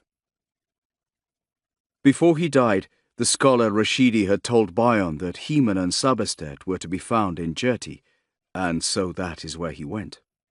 In Jerti, he paid for information, and from what he could gather, Heman and his ward lived outside the community. He had also discovered that the old man was reputed to be something of a mystic, and also that Heman had taken in Sabastet at a young age. The blind orphan had been begging, performing a cups trick in the streets for money, when Heman had passed by, seen him at work, and been even more impressed when he realized the boy was blind. The two had struck up a relationship, and Heman had taken Sabastet off the streets to live with him out east. Sabastet was now in his early 20s, but despite the fact that his blindness seemed barely a handicap to him, he'd never shown any inclination to leave in search of adventure or the big city, the way young men are prone to do. That was interesting, Bion had thought, the bond between them. He did not understand. And so, at market, he bought a belt, small cage, a basket, and a two-handled copper bowl, to which he attached the belt. He baited the cage and caught a rat, which he placed into the basket. When night fell, he rode out to the homestead and waited in the dark until he felt confident that the two occupants of the house were asleep, before making his move. Taking the rat, basket, and bowl, he moved to the front door, placed the items on the ground, drew his knife, and listened. In the distance was the cry of a scavenger bird, but otherwise all was silent. As for any noise from inside the home, there was nothing. Not a sound. Silence. Stealthily, the killer let himself in, sliding into the door like smoke and standing there, listening and letting his eyes adjust to the pitch blackness as he took stock and gathered himself for his next move. He felt a blade at his neck. "I am blind, intruder," came a young voice from behind. "My world is as dark as yours, but I have the advantage of this knife at your throat. What's more, I know this house, and you do not." The killer went still, sensing that the young man with the blade at his neck would use it if necessary, but knowing also that as soon as he allowed himself to be disarmed, he was a dead man, his mission a failure, his legacy of death superseded by one of defeat, and he could not let that happen. He was, after all, Bowden, killer of men. If one listened to Raya, anyway. He sensed another figure standing before him, the old man who spoke now, a disembodied voice in the blackness. "Take his knife, Sabestet." "Don't try anything," said the prick of pain he felt as the pressure of the knife increased at his neck and a hand snaked across the front of him, reaching for the knife he held. "I'll take that, please," Sabestet said close to his ear. Bowden's eyes had adjusted now. He could make out Heman standing beside the table, which had been put there, it seemed, to create a barrier. Clearly the pair of them had known he was coming. Not such outcasts in Jerty as Bowden had been led to believe. They had evidently been warned about him. He, for his part, had been careless. Meanwhile, the old man held something, a lantern, ready to light it when Bowden was disarmed. But that wasn't going to happen. Bowden wasn't going to allow that to happen. He let the blind boy take his knife, having allowed its leather retaining loop to slip from his own wrist, bringing his arm up slightly as though to cooperate. And then he made his move. With a flick of his hand, he slipped the leather loop over Sabestet's wrist, turned it fast to make it excruciatingly tight, and yanked forward. Sabestet's knife dug into his neck, but Bowden had pulled back, rendering it useless, and the boy gave a yell as he was dragged sideways and forward. Heman cried out. Sabestet swung wildly with his knife hand, his other one out of action, but Bowden had control now, and he used the table that had been placed there to help stop him, surging forward with Sabestet writhing ahead of him, snatching at the flailing knife hand, running him against the side of the table at the same time. Again, a howl from Sabestet, a cry of frustration, followed instantly by one of pain as his spine slammed into the tabletop. The old man was on the move now, a curved sword gleaming dully.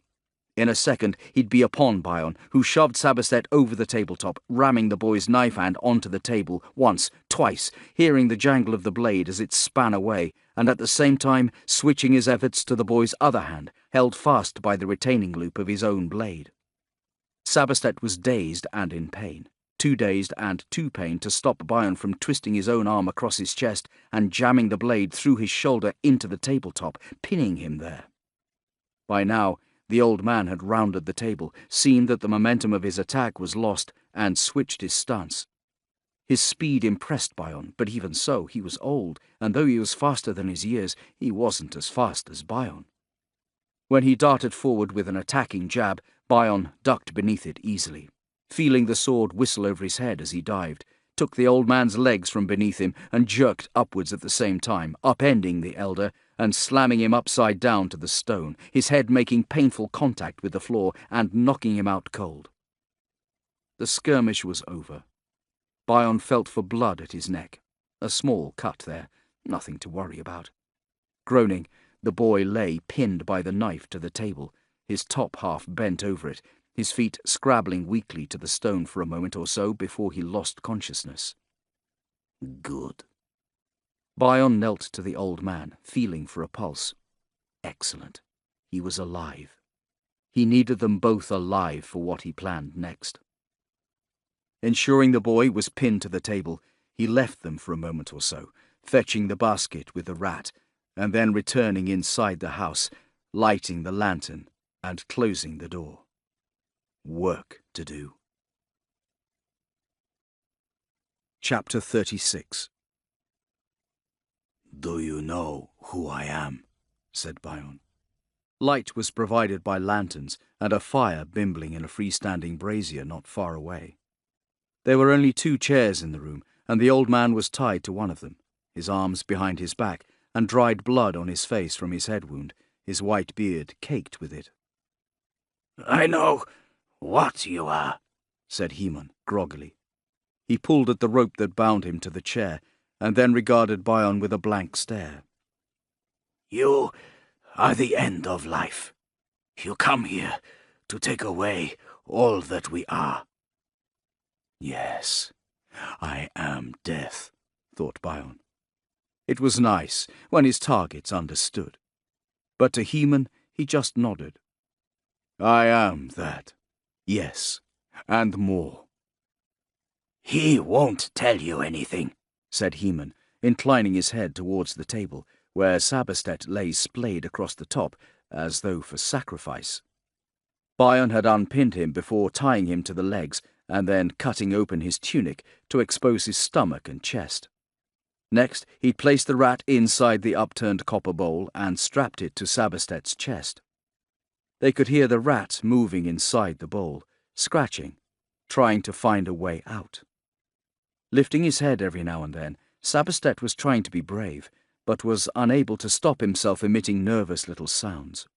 He could feel the trapped rat on his bare skin. He probably knew what Bowden had in mind. I know he won't talk, said Bowden to Heman. It's not him I expect to talk. It's you. I shall not either. The elder shook his head. I think you will, said Bowden. Now, tell me, where is the rest of your kind, the last of them? Heman shook his head, bitter. He knew that both he and his ward were as good as dead. There is no rest of us. You're looking at them.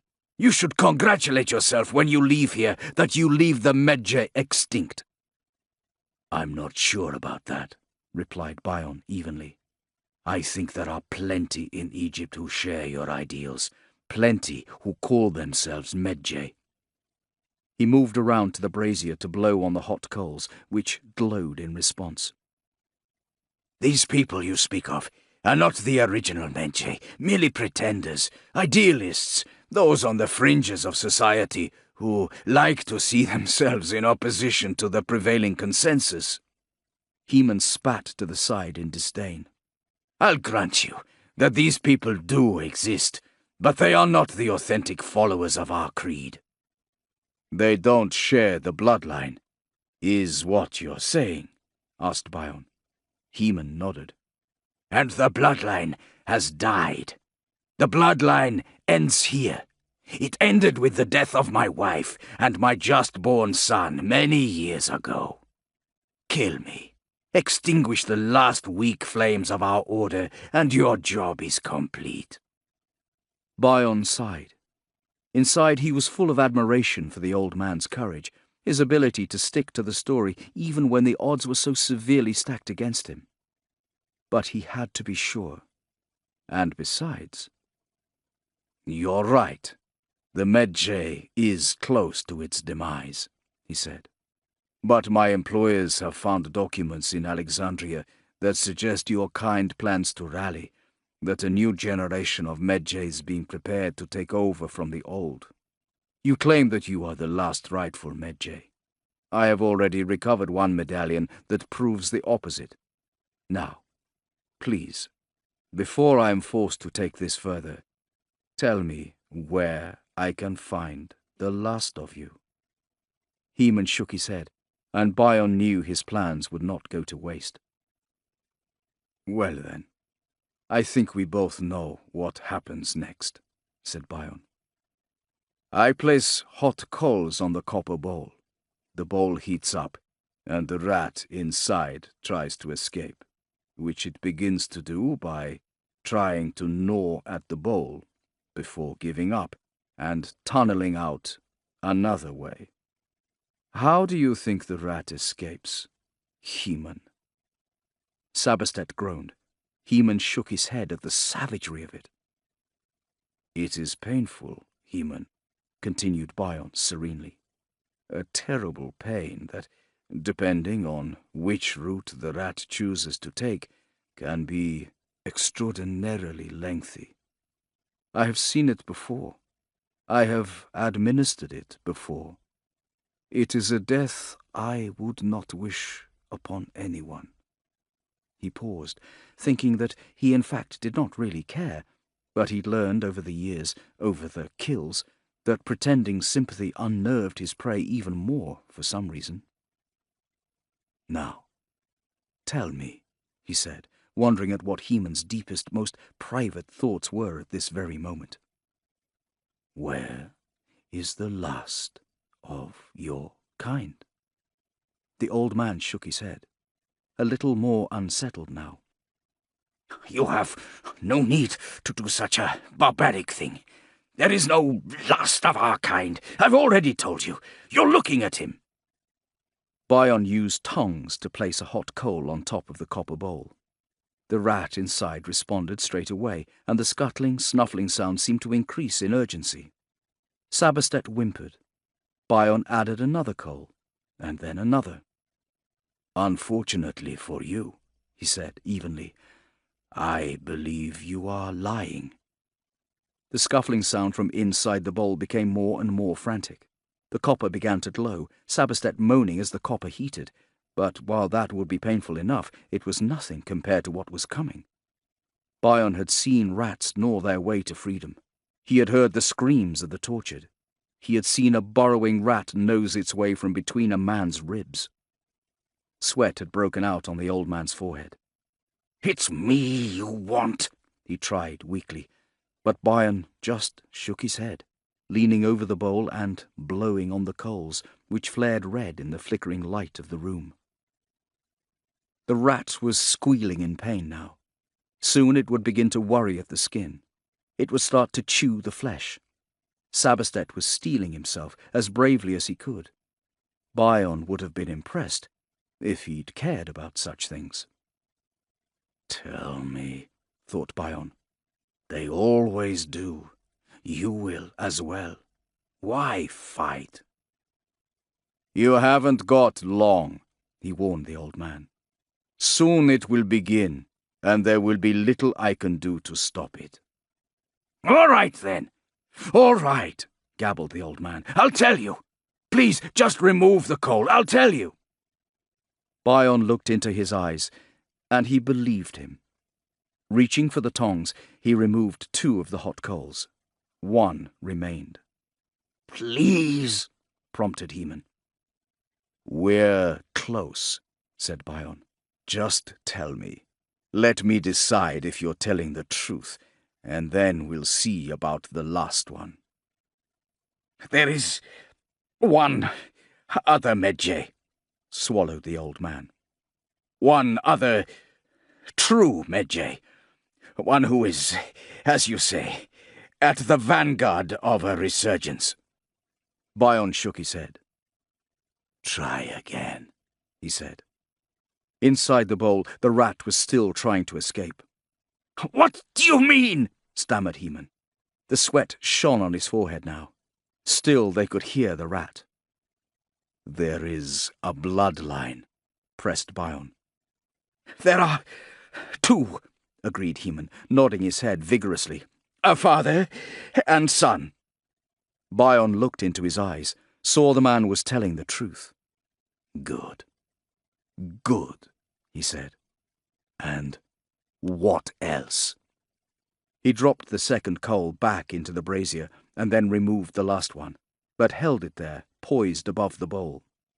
The boy had been holding his breath, his back arched, awaiting the moment that the rat began burrowing, every sinew in his body anticipating the agony to come. But now he relaxed a little. The bowl itself, which had been glowing, seemed to calm. "Names," said Bion. "Their names are Sabu and his son, Bayek." The old man bowed in defeat. Bion suspected it was shame he was seeing in those old eyes. Shame in himself for failing his calling, for the sake of his ward, whom he knew would die anyway, once he had disclosed the last Medjay's whereabouts. Chapter 37. It had been several weeks since the battle at Mena's hideout, and I'm not sure any of us had fully recovered.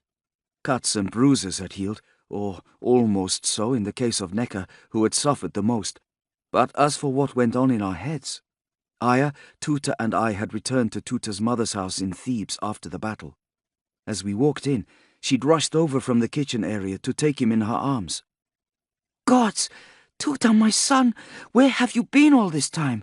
I've been so worried, feverish with worry I've been." She enfolded him so tightly in her arms that all I could see of him was a squished face, his eyes gleaming with newfound light and life. Seeing him there, in his mother's arms, the edge of a smile that he was directing at me brought to mind a conversation we'd had on the journey back from Mena's settlement, when he'd taken me to one side. "What we did back there at the tomb robber's place was just about the most exciting thing ever in my life, sir," he said, and then tailed off, shaking his head in disbelief. The thing was, he didn't need to say anything else, because I'd felt it myself, racing along the plain in the chariot, something that had been building within me these past months, maybe even since I'd left Siwa. Yes, I knew the feeling. I knew exactly what it was. It was a feeling of purpose. And Tuta was right. It felt good. It felt good to have it in our lives. We'd left the bodies of Mena and Maxter on the desert, food for the scavengers. The remainder of Mena's men we'd barred into the storehouse before scattering their horses and then leaving. The storehouse wouldn't hold them for long, but it gave us enough time to make headway. In any event, with no paymaster to offer a bounty, a pursuit was unlikely. Ever since the battle, I had watched as a strange kind of lassitude seemed to descend over Kenza and Seti. The emotions of peace and triumph I had expected to see, now that their years-old struggle with Mena was finally over, were curiously absent. I wondered if, in killing Mena and fulfilling the pledge they'd made to my father and to the Medjay, the Nubians were now at a loss, without purpose. On the way back, Kenza had been quiet, deep within herself. She'd promised that when Necker was recovered, he would find out more about the Medjay imprisoned in Elephantine. This man, after all, was the only lead we currently had. But other than that, what could they do? What would they do? Resume their nomadic ways once Necker was fully healed and had investigated the Medjay rumors in Elephantine? Likely. I had a feeling I would soon be bidding a fond farewell to Kenza. In the meantime, things had, for the time being at least, gone back to how they were before. Necker pronounced himself fit for duty and departed south. Time stood still as we awaited news. And now he had returned, and Kenza had come to Tuta's door, seeking us out and summoning us into the street, where I couldn't help but notice a difference in her. The listlessness and melancholy that had descended over her after our battle at Mena's hideout seemed to have diminished. In her eyes was a new vitality, a rekindled spirit. Kenza fixed me with a look I knew well, an important look. "Necker brings news of the Medjay imprisoned on the island of Elephantine," she began. She took a deep breath before continuing. "It seems that I was wrong," she said. "The Medjay imprisoned in Elephantine might not be an impostor. Necker has unearthed information that indicates he is the scion of a genuine Medjay bloodline. This man is currently imprisoned in a pit in the gatehouse of the Temple of Khnum, on the southern side of the island." I sensed something important was afoot. I hardly dared allow myself to believe as her eyes and their newfound fire found mine, wanting to gauge my reaction when she delivered her news. "Bayek, if Necker is right, the prisoner is your father." Chapter 38. Tuta had no idea he had been followed, not until he was halfway along the narrow passageway, heading towards the slums, and a figure stepped out in front of him. Before that, he'd been excited. Why? Because he was due to join Aya, Bayek, and the Nubians on another adventure, this time on an expedition to rescue Bayek's father from a pit in Elephantine. Why was Bayek's papa in the pit? Tutor didn't know, and truth be told, he didn't really care. Oh, he had heard all about the Medjay, and it all sounded pretty important and very exciting to him, not that he pretended to understand any of it. The thing was that it was important and exciting to Bayek and Aya, which made it that way for him too. These days he felt as though he were a part of something, as though he had a contribution to make, as though he mattered. But that feeling was nothing compared with the thrill of the battle itself. Was thrilled the right word when people had lost their lives? Who cared? The right people had lost their lives. That was all that mattered to Tuta, because while he was doing good, being a part of something, mattering, he was also doing important stuff. That boy who had spent his time in Zorti trying to part strangers from their money and goods, scraping around for food and the odd bronze coin, he was gone.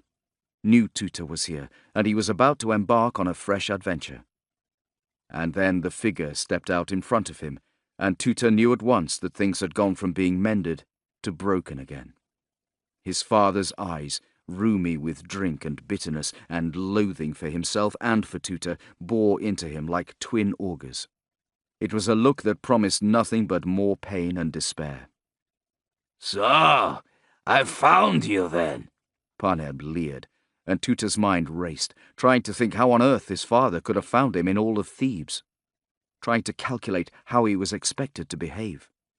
So he did what he always did. He broke out into a grin. "I'm glad you're here. I've missed you, Papa. I really have." Parneb scoffed, burping. "Missed me, have you? That's a good one. That why you left me behind in Zorti?" "Oh, come on, Papa. Admit it. You would have killed me that day. I wouldn't be here now if I'd stayed behind. It was self-preservation that took me to my toes. Surely you, of all people, can understand that. Besides, you knew I was going to come here, to Thebes. Where else would I go, after all? All I know is Zorti and Thebes, and Zorti was out of the question. I knew you'd come and find me here when you'd calmed down." His father leaned in. "And I suppose, since you've arrived here, you've been up to your old tricks, eh?" Tuta nodded, quickly forcing a grin onto his face, as though he and his old dad were pals together. But Parneb wasn't falling for it, and he lunged forward, grabbing Tuta's upper arm, fingers squeezing the flesh in an iron grip that Tuta had forgotten in his newfound happiness, but now remembered afresh, and slammed him to the wall of the passageway. "Where is she, that bitch?" Came the rasp at his ear, a familiar smell. Thank the gods for presence of mind. "That's what I'd like to know," said Tuta. "I've been told my mother and the little brat left some months ago. No one knows where they were bound." "You'd better not be lying to me, boy. What have you been doing with yourself, then? Where are your friends? I want to have a word with those two." "You're hurting me." The grip relaxed. "Come on, talk." "The two from Zorti. I don't know what happened to them. They aren't my friends, and as for what I've been doing, I've been surviving on the streets just as I always have, just as I did in Zorti. What do you think?" "What do I think? What I think is that you look fairly well nourished and clean for someone who's been living on their wits in a slum like this. That's what I think." "I have lodgings of a sort," tried Tuta, who'd just had an idea. "Oh, really? Where would that be, then?" "Over the river, in the necropolis. An old tomb there." The slap came after a disgusted pause, but it was hard and sharp and as familiar to Tuta as the grip and the beer breath. "It's nobody's tomb," Tuta yelled in pain. "Looted or never been used. No desecration, no sacrilege, I promise. It's dry and it's warm at night when the cold bites. And what more could you want? Papa, I'm telling you, it's a good place to live. Why don't you let me take you there? We could be together again." At last, the grip was released. But if Tuta had any thoughts about making a run for it, then he was denied. his father blocking his way with his body. "Well, that's very nice of you to say, son," he said, his head lolling slightly, drunkenly, giving Tutor hope that he might simply pass out and allow him to slip away. "But your old papa has somewhere to live right now, and either way, I don't intend spending much time in this cesspool." Tutor looked at him and forced a grimace as though he was disappointed about that, his father pulling a disbelieving face in return. "Don't bother," he spat. "If you had any affection for me, you wouldn't have left me for dead back in Zoti, would you?" No one was left for dead, Papa. You were yelling all kinds of murder. If I'd stayed, I would have been the one dead. You know that, the mood you were in." His father nodded. "Either way," he said, "I need you to do something for me." And he'd given Tutor the address of his lodgings, a time he wanted him there, and details of some theft he planned to carry out. "Where we need a little scrap like you to get in somewhere for us." And a dire warning. "Don't be late." Then he'd left in search of more beer and wine, and behind him Tutor had screwed up his eyes and stood for a second, trying not to cry there and then in the middle of the city. Chapter 39. The next night came shouting, and Tutor gasped with frustration. He was on the outskirts of the slum, about to make his way home, when he'd heard it, and his heart broke, because he recognized the voice immediately. It was his father. Oh, and not just the voice. Oh no. Tutor recognized the tone, too. He knew what that tone meant. It meant Papa was drunk, and he was angry, and it meant that Tutor himself had miscalculated.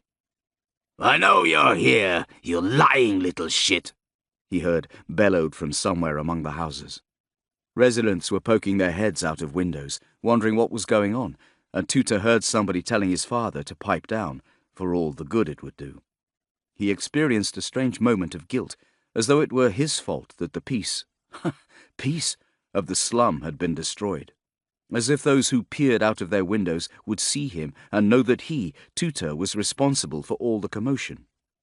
Just as quickly, his main concern was for his mother and for Kaya. Last night, he'd hurried home from his encounter in the alley, and the first thing he had said to his mother was, "He's here!" "What do you mean, little one? Who's here?" she'd asked him without concern. Not even when he told her, because she remembered the man she had last seen, and even though he was drunk and ill-tempered and prone to resort to the fist in order to settle his arguments, he'd never been as bad as he was now. No matter what Tutor had tried to tell her since his return to Thebes, she hadn't quite grasped that fact. "Mama, he's dangerous." "Oh, you don't need to tell me that." "No, Mama, he's badder than that. He's more than a mere rat. He's changed for the worse. He's evil. And even if he isn't evil, then he's downright dangerous.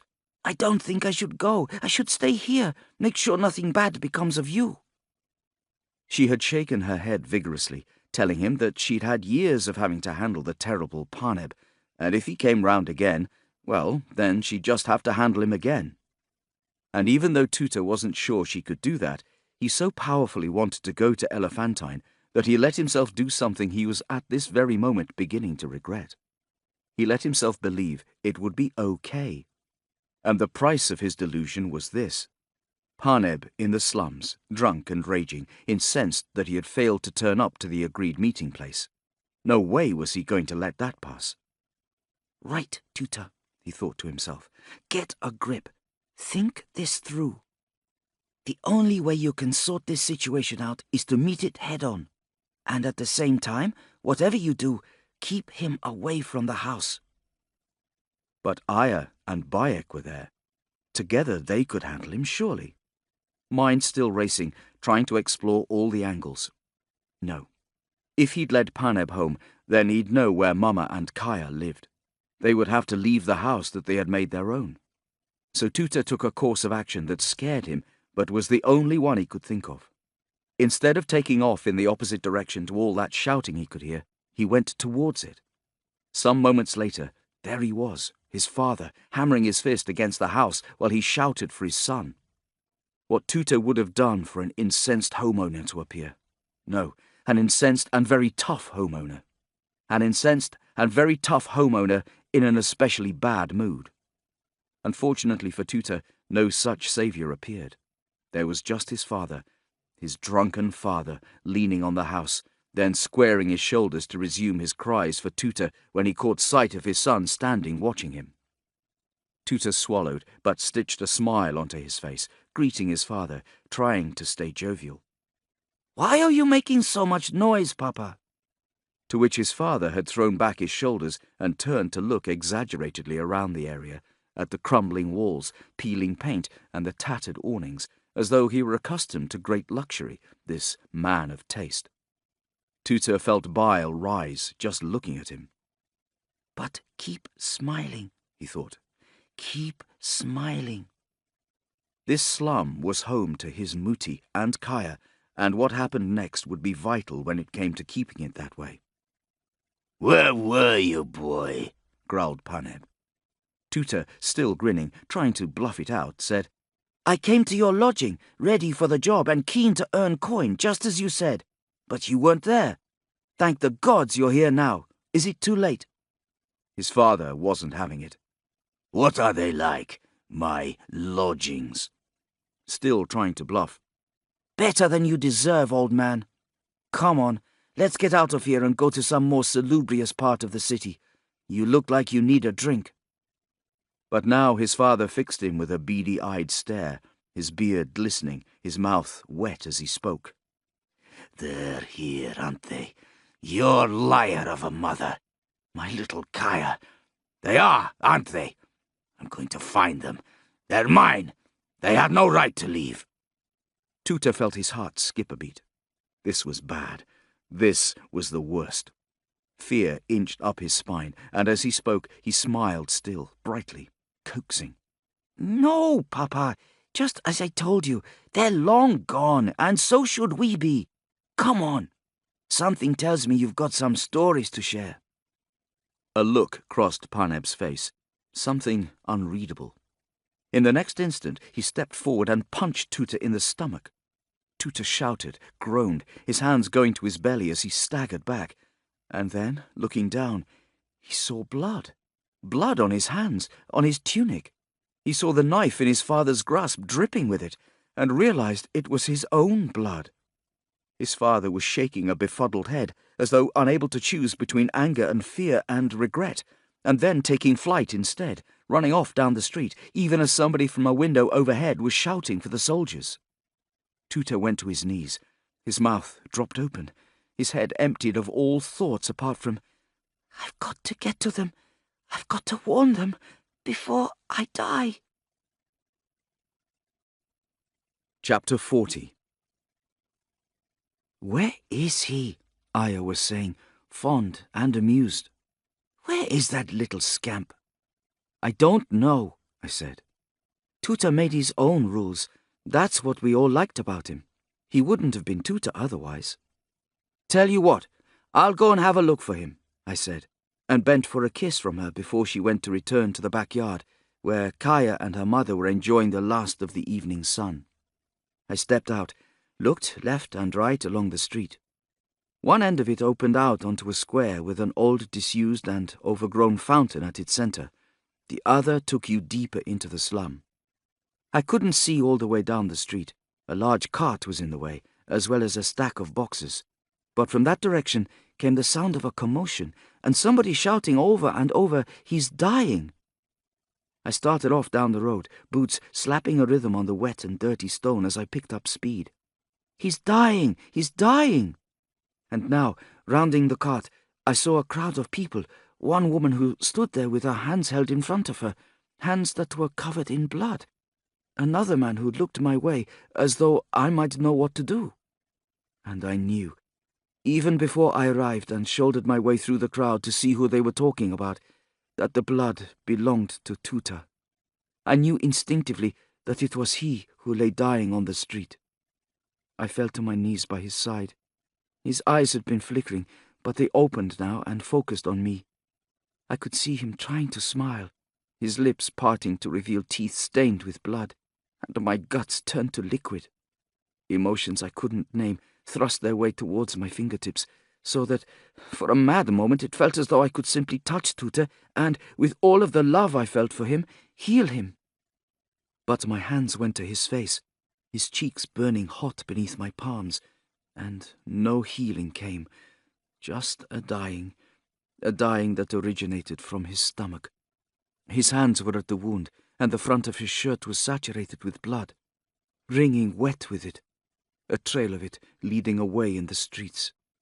Far too much blood. His face paling as the life force seemed to drain away from him before my very eyes. I'd saved him once, but I couldn't save him again. Oh, please, no. Gods, Tuta, please, stay with me. His eyelids were still flickering, but I put my thumbs to them, roughly enough to elicit gasps from those standing around us. But I didn't care, because all I knew was that I had to keep him awake.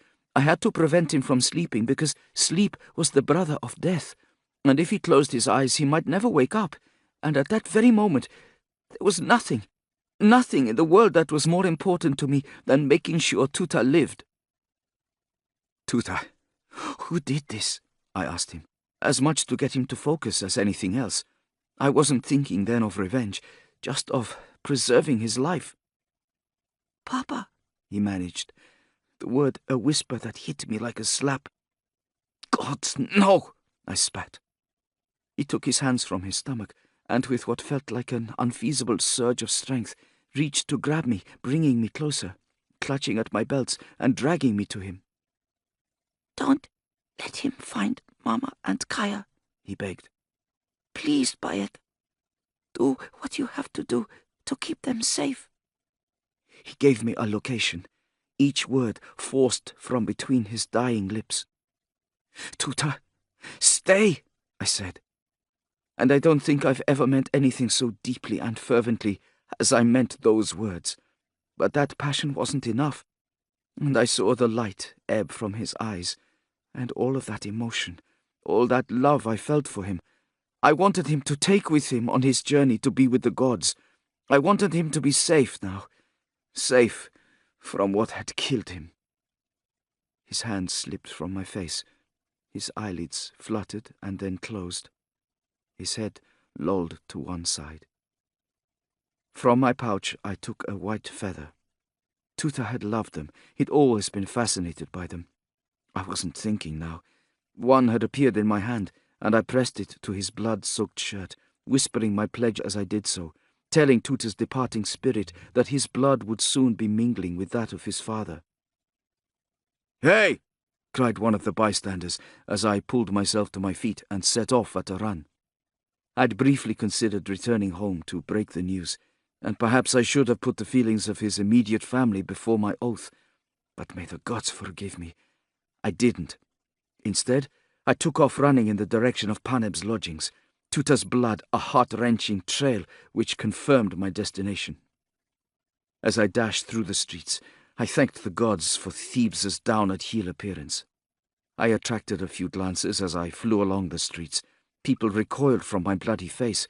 One or two even called out after me, but nothing too intrusive, nothing that stopped me. And then, suddenly he was there. He hadn't made it home yet, was just dragging himself along the street. Was he armed still? There was no sign of a knife. From behind, he just looked like any other shabby old drunk. I could see darker, fresher stains on his hip, where he'd wiped away Tuta's blood, perhaps. The mark of a murderer. I pulled up and stopped, staying behind him. Now I had him in my sights, I began wondering, could I do it? My knife hung heavy at my belt. To pluck it out and use it would be an action altogether different from the battle at Mena's settlement. I hadn't killed Maxter. I had no idea whether I would have done it. The decision had been taken out of my hands. But here I was creeping up on a man, a drunken man at that, about to be an assassin.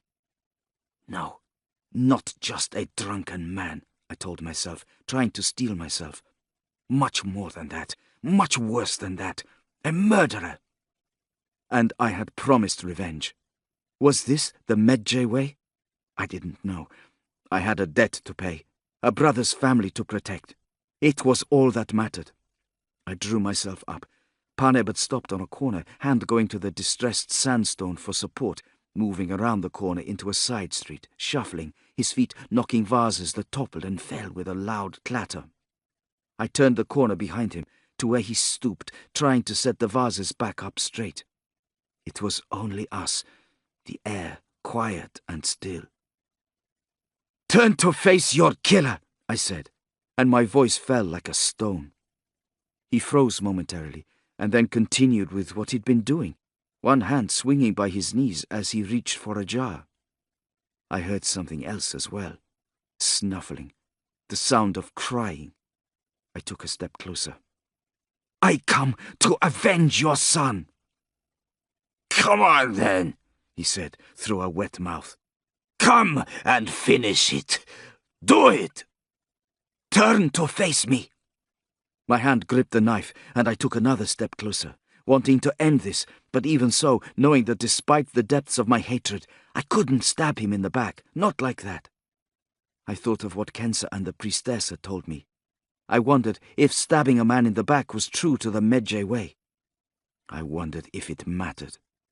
I wanted Paneb to know, to see, to understand what was happening to him, and who was responsible for it.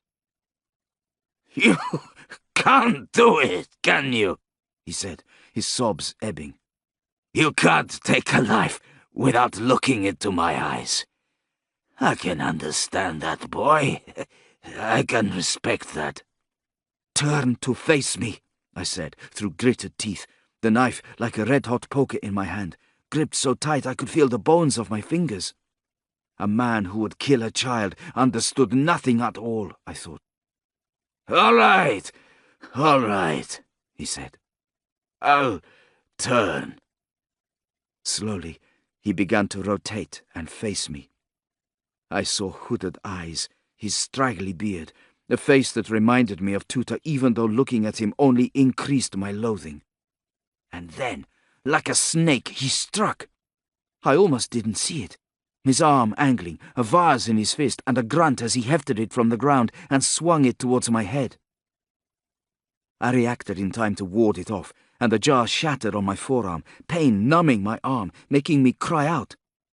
At the same time, a knife had appeared in his other hand, and he came towards me. Those hours spent with Aya practicing our swordplay, our wooden swords clacking, rehearsing the same moves over and over again. We'd laughed and kissed and played, just as we always did in Siwa. But we never stopped training, never stopped working. And the strange thing was that we talked about Tuta's father all the time. The invisible, unseen opponent we trained to fight, the man we had in mind when we practiced our steps and rehearsed our moves, was him. All that time, since I'd first encountered him in Zoti, he'd haunted my thoughts. And now, here he was, leaping at me, not with a wooden sword, but a real knife, and instead of the fear I'd felt in Zoti when I battled for my life, I fought with the knowledge that I was capable of beating him, and the fear I felt wasn't a desire to take flight so much as it was awareness of possible consequences. I had trained. I was ready. It was a rudimentary self-taught training, but all the same, it worked, and it made parrying his attack second nature. My knife hand slamming down on his wrist so hard that his own blade span away with a clink to the stone. It was all the advantage I needed. I stepped towards him and thrust home, surging forward, and at the same time wrenching the knife from just below his ribcage up into his heart, cutting off his one cry of pain. His mouth formed a circle. His eyes went wide and fixed on mine, fingers rising to try and claw at my face. The dying man's final act before the gods claimed him. And as the feeling in his body flooded away and his feet slipped from beneath him, he fell backwards, pulling me with him to the ground. I leaned over him, still holding the knife that remained embedded in his chest. "This is for Tuta," I hissed, and I twisted it once. His body jerked, and he gave a final grunt, and that was it. I had killed him. Later, I would think long and hard about that, how I'd killed a man. I'd think about how I watched the light of life die in Parneb's eyes, and how I took the feather that was already dark with Tuta's blood and dipped it in the blood of his father, whispering that the oath had been served. Many nights I would be wrenched from sleep, and once I even awoke holding my hands in front of me, as though they could never be responsible for something so ghastly. Aya would help me, of course. We talked it through. I knew I had kept a promise. I knew I had protected a family. She supported me, and when one night I woke up with images of light fading in a dying man's eyes, she asked me, "Was it him? Were you thinking of Parneb?" "No," I told her. "It was Tuta. I was thinking of my friend and brother, Tuta." Chapter 41. We delayed our trip. It seemed only right to stay with Tuta's mother and Kaya and help them deal with his death. But there was nothing we could do apart from mourn, and I think his mother knew that. In the end, she came to Aya. "You and Bayek should leave. You've got work to do. It's what Tuta would have wanted. You know that." And of course, she was right. And so we did as she said, travelling across the river to the necropolis, where we joined Kensa and Neka, bidding goodbye to Seti, who was to stay with his pregnant wife. Once they were done, we began what we expected to be a 5 or 6 day journey to Aswan, and then the island of Elephantine. I didn't forget Tuta. I never would. At nights by the fire, I took a feather from my pack in order to remember him. Even so, and though he always stayed with me and always would, the more we put Thebes at our backs, the more focused on the oncoming mission I became. What had Neka been able to tell us about the Medjay prisoner in Elephantine? Nothing much. The island's government was invoking ancient laws that had once been used to persecute the Medjay in that region, when they were deemed by their corrupt administration to pose a real, tangible threat to society. They probably thought my father was a pretender, just like the rest of the false Medjay that had sprung up of late, a man to be punished even for invoking the name of Medjay and possibly encouraging others to follow its doctrine. I wondered, how would they have felt to know that they had in their clutches one of the last remaining true protectors of Egypt?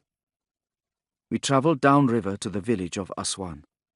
There we moved past the canopies and washing lines, and across the square in the centre of the village to the docks, from where we could see Elephantine.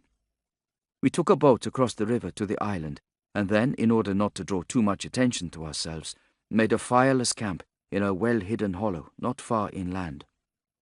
The temple of Khnum was on the southern shore, and it was there Neka had said my father was kept, in a makeshift pit in the gatehouse. On the first day, Neka left to explore our surroundings. He returned that afternoon, and we sat in a small circle to make plans. As feluccas passed by, their sails fluttering in the breeze, boatmen calling to one another, he used a stick to draw in the dirt, sketching out a picture of the great temple of Khnum that dominated the southern area of the island. "Here," he said, pointing to where he'd sketched out the gatehouse. "In there is the pit in which they keep the prisoners. Your father is the only one in there." "Is he suffering?" I asked. "He won't have been treated well, no," said Neka, shrugging. "But he's a Medjay. He'll manage." I felt a hand on my arm. "But how?" said Aya. "How was he captured?"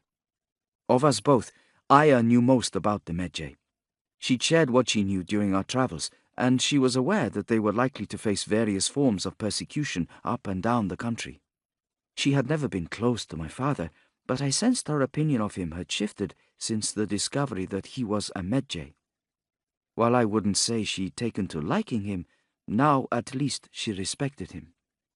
What she couldn't understand now, though, was why my father had allowed himself to be captured. "Medjay are the great warriors of Egypt," she argued. "Protectors of the people, highly skilled fighters, the elite. I can't see him being captured by officials more used to dealing with the self-proclaimed Medjay, who are little more than glorified protesters who don't even understand the implications of the title they claim. Even if they had managed to get the better of him, how did they discover his secret? Bayek, you lived with him for 15 years, and you didn't know.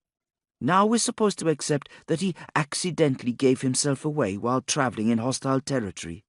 It just doesn't make sense. Isn't the purpose of the rightful Medjay that they remain hidden and out of sight, influencing from the shadows? Kenza shrugged. Perhaps he was careless, or... Do the Medjay get careless? Said Aya doubtfully. Or unlucky. Even a Medjay can be unlucky. But what does this have to do with him leaving Siwa? Asked Aya. Maybe nothing, I said.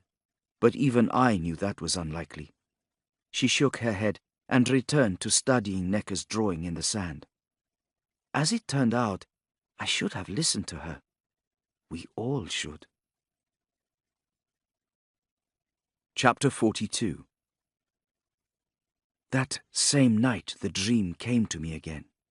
It wasn't one where I watched myself plunge a blade into Tuta's killer, only to realize at the last moment that it was Tuta himself I was killing. No, another, much older one. The one with the rats in the cave, scrabbling to get me. We were in our shelters. I was with Aya in one, Kenza and Nekka in the other. By silent agreement, Kenza and Nekka had built both shelters while Aya and I made a fire, then caught a hare to cook on it. Funny, I thought, as we watched them labor. I learned shelter building from Kenza, and I in turn had passed that knowledge on to Aya. But watching the two Nubians at work, we were both made aware that, like stone overgrown by ivy, our skills had become obscured, so that while they retained their shape and form, they were not quite as vivid as they had once been. Watching how they fashioned tent poles from branches they found, cutting and whittling them quickly and precisely, fitting them together, was like being given the lesson again.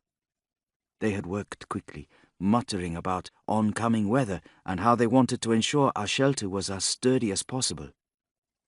Every now and then, they'd stop and bicker before continuing to build, sometimes doing it Kenza's way, other times Nekka's, and in a short time the shelters were built, and we ate hare and agreed that we needed another day in which to gather information. We then settled down for the night, with the moon throwing silver onto the river at one side of us, the island's foliage spreading out on the other, the air crackling with the threat of a storm to come. And yes, I dreamt. The dream of rats. Only this time I found myself turning in order to run in the opposite direction, desperate to escape the cave full of writhing vermin and thumping over uneven ground, slowly, so very painfully slowly, until I realized that what I thought was an earthquake was in fact Aya shaking me, kneeling over me, whispering, Bayek, Bayek, wake up. I sat up suddenly, jerking awake with a force that sent Aya rocking back on her heels. At the same time I heard it, the storm outside, and saw the frame buffeted by a fierce wind, sand scraping on the shelter like the claws of some monster trying to gain entry. What's wrong? She said, looking at me strangely. I pushed a hand through my hair, registering that it was long and felt dirty beneath my fingers, scratching at my chest, trying to bring myself into the present. Oh, nothing. Dream. About Tuta's father? No, the rats. Look, why are you waking me up? Because there's a storm, she said simply. I looked at her, mouth trying to find words that wouldn't come, and then gave up. It'll pass, I groaned, dropping back to my sleeping mat and pulling the cover to my chin. Don't worry about it. Go back to sleep. She huffed in quiet laughter, eyes bright in the gloom. I had an idea. I woke up at her words, alertness seeping through clear to my bones. Tell me. It's the direction of the wind. A moment or so later, we were shaking the Nubians awake, and I saw them do the same groggy, trying to make sense of things that I had just done. There's a sandstorm, said Aya. Kenza focused and smiled slowly. You have an idea. Tell us, she said. As Aya began to speak, Kenza's smile widened. Chapter 43. Bion had stood in the empty house with the bodies of Heman and Sabastet lying by the front door. He'd found the elder's Medjay medallion concealed beneath a leather band on his upper arm. Then he'd strangled the rat before carrying the basket, the rat trap, the belt, and the bowl to where his horse stood waiting for him. There he'd made a fire, cooked the rat, and eaten it. On the fire he'd burned the cage. He'd buried the copper bowl and the belt. From the home of Heman and Sabastet he had taken 2 jars of wine and a bowl from which to drink. As he had sat drinking the pale wine, he had replayed the old man's confession in his mind. He had names. The mission could continue. The elder had told Bion that Sabu and his son were in Elephantine, and so that is where he set his course. Coming into this part of the country, he had noted that he was in an area famed for its hatred and persecution of the Medjay. History was not on the side of the old protectorship in this part of the world. That in itself made it an unusual choice of hiding place. Accordingly, after a day in the village of Aswan, Bion learned that a Medjay by the name of Sabu was imprisoned at the temple of Khnum, across the water on the island of Elephantine. Of Bayek there was no word. It occurred to him how peculiar it was that people knew of a Medjay imprisoned in the temple, but looked blankly at him when he asked after the son. That was interesting. "So, old man," he said to himself, "what was your game?" Chapter 44. "What are we doing?" said Necker. All 4 of us were crouched in an abandoned and otherwise empty outhouse set some distance from the main entrance of the grand temple of Khnum and separated from it by a stretch of barren ground. In any normal circumstances, we would have been able to throw a stone and hit the temple frontage, but these were not normal circumstances. We couldn't even see the temple, and if we had thrown a stone, well, then it would have been taken by the shrieking wind. Sure enough, we had been lacerated by sand as we made the trip from our camp to the temple. A trip that no sane person would attempt, alternately scoured and blasted every step of the way. We had swaddled ourselves from foot to head against the onslaught, using thickly covered hands to shield our eyes and keeping our backs to the maelstrom, until at last we reached the shelter that Necker had revealed was waiting for us. The severity of the storm had prevented any chatter on our journey, which meant that Necker hadn't been able to voice his reservations. Of those he had plenty, and he was making them known now. Kenza grinned at me. "Don't worry about him. He's a scout. He's cautious. It's in their blood." "This is madness," he railed. "Madness to be out in such conditions, attempting something like this." Kenza's eyes shone through the slit of the blue scarf she had wrapped around her head. I thought back to the Kenza of a few weeks ago, laid low after the battle at Mena's base, and although she'd never have admitted it, she'd been reinvigorated since embarking on the journey to Elephantine. She'd embraced Aya's idea with enthusiasm. Let's use the storm as cover and go in now while chaos reigned. The direction of the wind was right. The gods were smiling upon us. She'd snatched up her spear while Necker was still rubbing sleep from his eyes. Moments later, as though to truly symbolize her rebirth, she was wearing her white face chalk. And as if to mark his own resistance to the plan, Necker had not applied his own. "Every guard in the place will be awake," he argued now, trying to shake sand out of his clothes. Kenza screwed up her nose. "Will they? We weren't, not until these 2 woke us. And besides, everybody in there will be far too busy with the storm. Look, let me tell you something, Necker. Back at Mena's base, when we saw you'd been taken captive, it was I who wanted to wait, and Seti who persuaded me otherwise. And if we had waited, what then? Can you imagine the tortures you would have had to endure? You have a lot to be thankful for when it comes to making impetuous decisions. Make your choice, Necker. Accompany us on our mad mission and share in the glory, or go home alone and watch from afar. What's it to be?" He rolled his eyes. You forgot the third option. Which is? Kenza's voice was wry, but she was smiling, as though she knew exactly what he'd say. To die here with you, he grumbled, determined to stay in a bad mood. Don't you want to do that? She grinned. For a moment he resisted, and then on his face appeared the beginnings of a smile, and seeing him begin to relent, she took white chalk from her own face and applied it to his. There's nothing I'd like more, he sighed, a touch over-dramatically, reaching for his bow. We did not know much. Nothing, in fact, other than that my father was being kept in a pit in the gatehouse, and even that, as Necker was quick to remind us, was old information. Just the sort of thing we should have checked on the day we made our move. The plan, then, was simply to storm the gatehouse as 2 Nubians, 2 seamen, and a sandstorm. What could possibly go wrong? We left the outhouse. There was at least no need to creep. Stepping out into the storm, we were hailed by sheets of sand that swept across our vision. Any lookouts at the temple would have seen nothing. Even if they had been able to make out shapes coming towards them, it would have been impossible to say whether they were human or animal. As Aya had pointed out, our true advantage was the element of surprise. After all, who would be stupid enough to venture out in weather like this?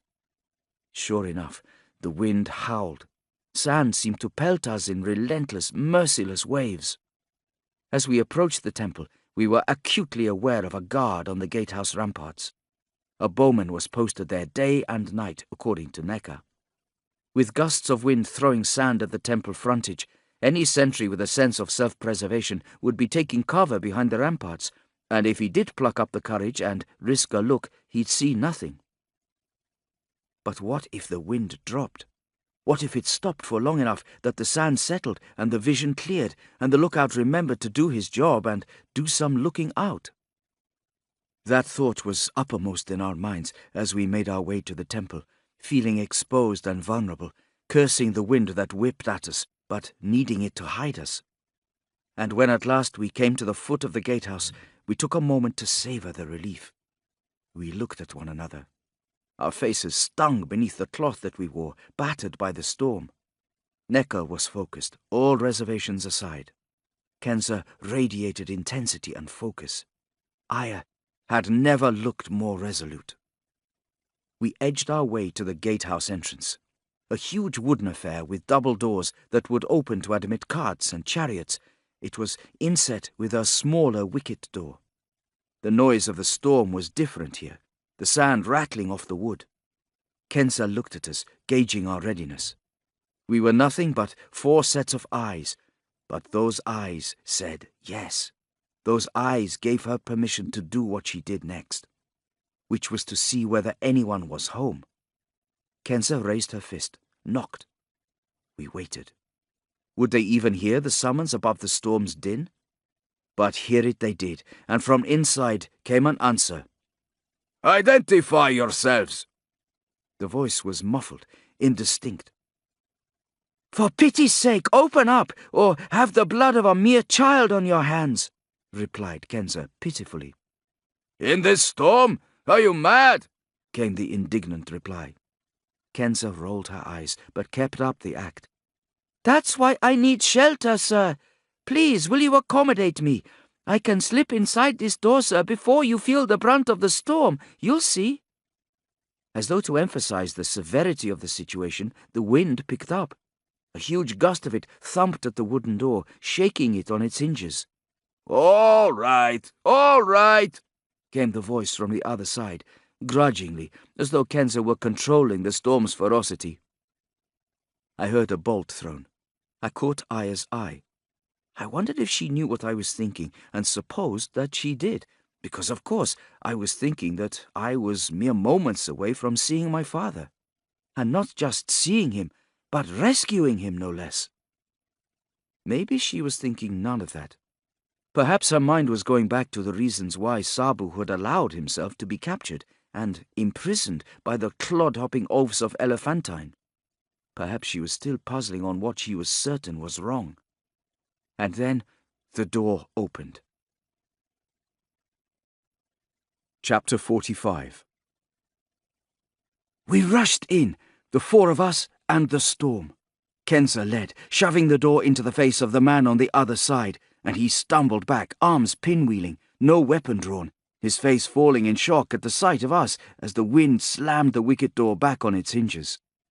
Just behind Kenza, Necker was already turning, snatching an arrow from his quiver, bowstring drawn back, bow angled, all in one dizzyingly fast and fluid movement as he targeted a sentry overhead.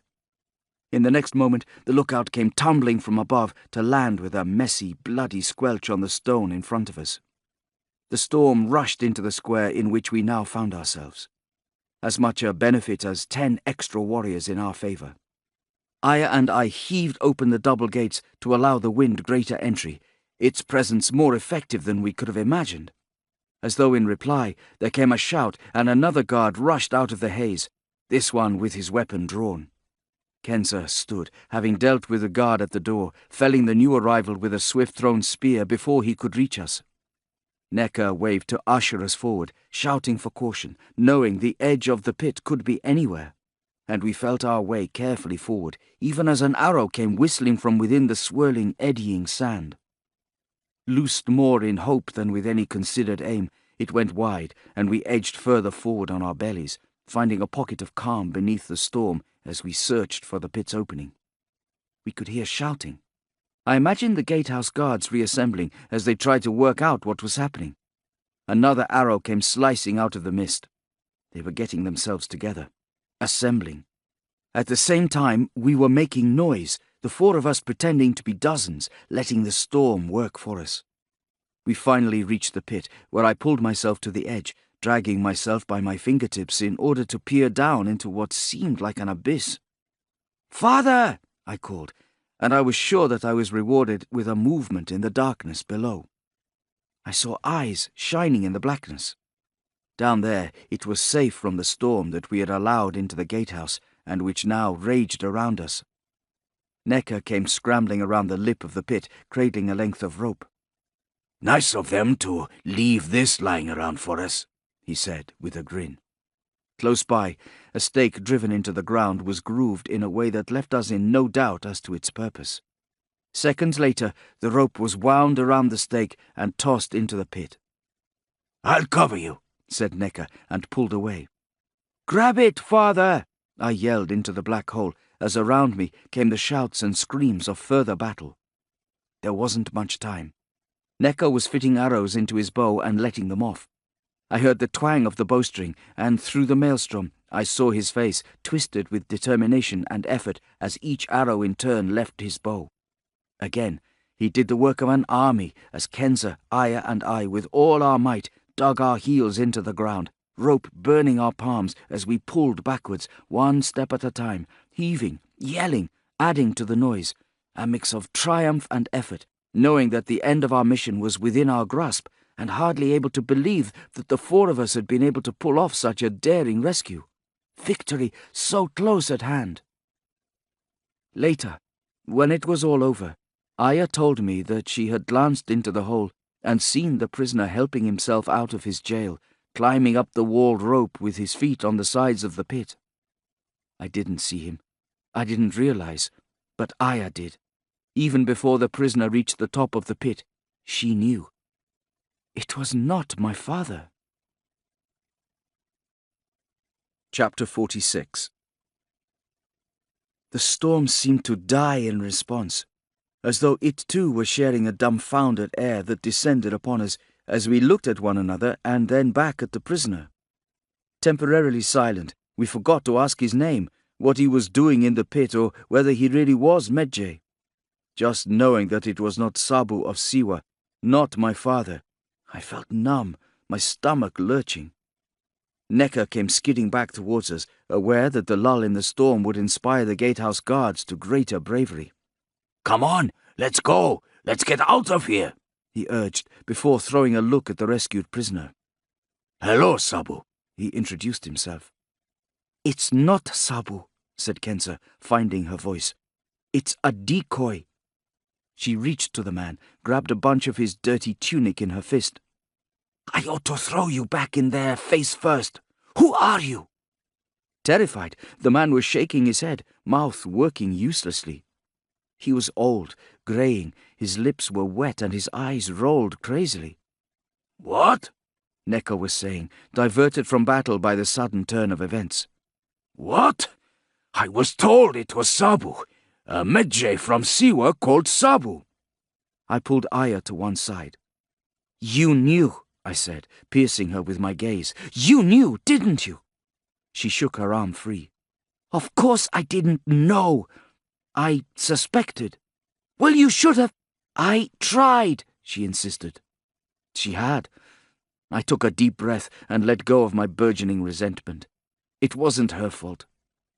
Who's this, then? She shrugged. I don't know, she said, and then turned her eyes on the terrified prisoner, still held in Kenza's grasp. What's your name? Sabu! Sabu! He jabbered. His jaw was slack, lips moist, eyes wide with fear and confusion. Medjay! Medjay! We both sighed. Asking this madman anything would get us nowhere. That much was obvious. We've got to make tracks, Necker was warning from feet away. The storm no longer provided as much cover, and soon it would provide none at all. He let 2 arrows off into the area across the pit, and was rewarded with a scream of either surprise or pain, enough, hopefully, to keep them at bay for some moments more. We've got to get out of here. Do you hear me? We can have this conversation later. And he was right. An arrow came whistling out of the darkness and embedded itself into the ground beside him. It was followed by another, and then another. In the next instant, we were pulling ourselves to our feet. The tempest had subsided, visibility was clearing, and we heard the unmistakable sounds of the gatehouse guards regrouping. Who goes there? Came the cry, a little cautious at first, and then repeated with more authority. But we were in no mood to reply, a ragtag squad, disappointed and battle-worn. We retreated out of the gate and ran headlong into the storm, which was less fierce, but still lashed at us, as though admonishing us, punishing us for our stupidity. I threw a look at Aya, and saw nothing in her eyes but the great pain of wishing she had been wrong. Outside the gate, the wasteland stretched before us, sand whirling in our vision, but I hardly registered the tumult.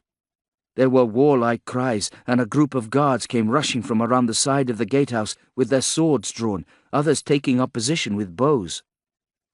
Halt!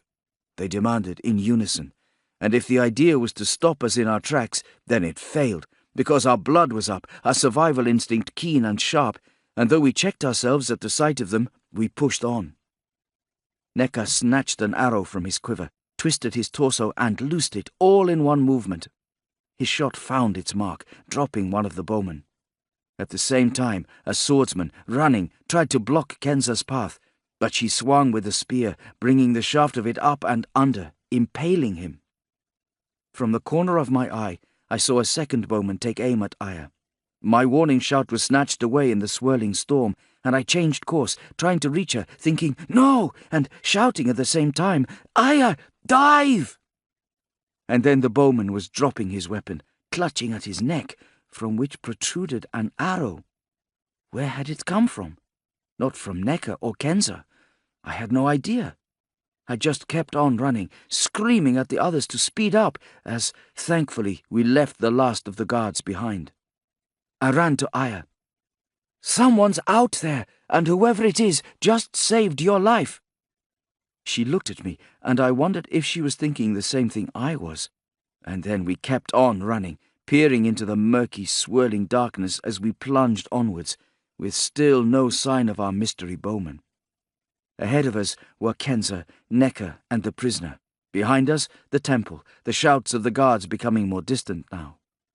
With the moon lighting our way, we kept running, joining up, keeping pace, until at last Kenza gestured and we headed off the wasteland and into trees at the perimeter of the island, crashing through dry undergrowth until the going became wet beneath our feet and we found ourselves at the waterside. There, Kenza stopped us with a raised fist, crouched and indicated for us to gather around. Her chest heaved, her breath was ragged, and she surveyed her crew with eyes that shone with danger and excitement. "We're being followed," she said, and then gave a start as a voice came from the darkness, weapon instantly at the ready. "Not difficult. The noise you were making," it said, and a figure stepped forward, making us scramble to our feet, the others reaching for their weapons. Not me, though. It was a voice I recognized, and a familiar figure who strode into the clearing, angrily brushing undergrowth aside and looking around at us, an exasperated look on his face. "You're dead. All of you," said my father. Chapter 47. When he strode into the clearing, he looked almost the same as when I'd last seen him, maybe slightly less tidy without my mother's guiding hand. His long hair was gathered back, his beard a little straggly, his face just a touch more weathered and craggy than it was before. And unhappy. Father was not quick to temper, he tended to smoulder. Mother always said he kept it hidden, that he was like the slow-moving water, calm on the surface, but with dangerous, fast-moving undercurrents. Oh, but now the surface calm was broken, and the color was in his cheeks, his eyes afire as they swept across us accusingly. "Sabu?" Kenza said a touch wryly, dipping her head in a greeting that was also a tacit acknowledgement that he and I had things to discuss, matters that did not involve her. Neka, too, seemed to withdraw, stepping away from a reunion that was between my father and me. My angry father. Gods, I thought, as he turned to me, pinning me with a stare. How different this was compared to the scene I'd pictured, the dreams of a small boy buried deep inside me. I'd been naive. There was no embrace, no greeting, no gratitude, just... "What the hell are you doing here?" he snapped. "We came to rescue you," I said, uselessly. He threw up his arms, bow in one hand. "Do I look like I need rescuing?" "You don't," said Aya flatly, and then indicated the poor creature who crouched at our feet and stared up at us, cloaked in fear and confusion, as though cowering in the face of an oncoming rockslide. "But he did." Father knelt to address the erstwhile prisoner, his voice softening along with his manner.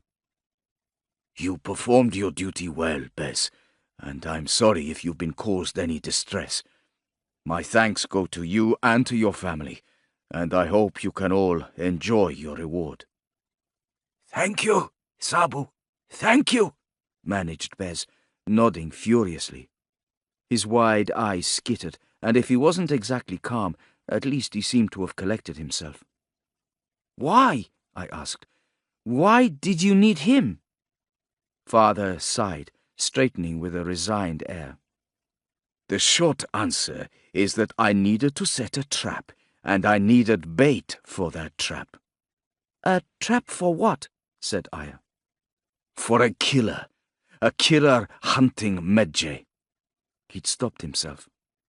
"You know of the Medjay, I take it, if you've got this far." I nodded, and a look passed between us. "And that's why you left Siwa?" pressed Aya. "Nothing to do with Mena?" "Mena." Father seemed to remember and threw a look to Kenza, who nodded confirmation from where she still stood a distance away. "Mena is dead, Sabu." "Thank you, Kenza. Thank you. That means a great deal."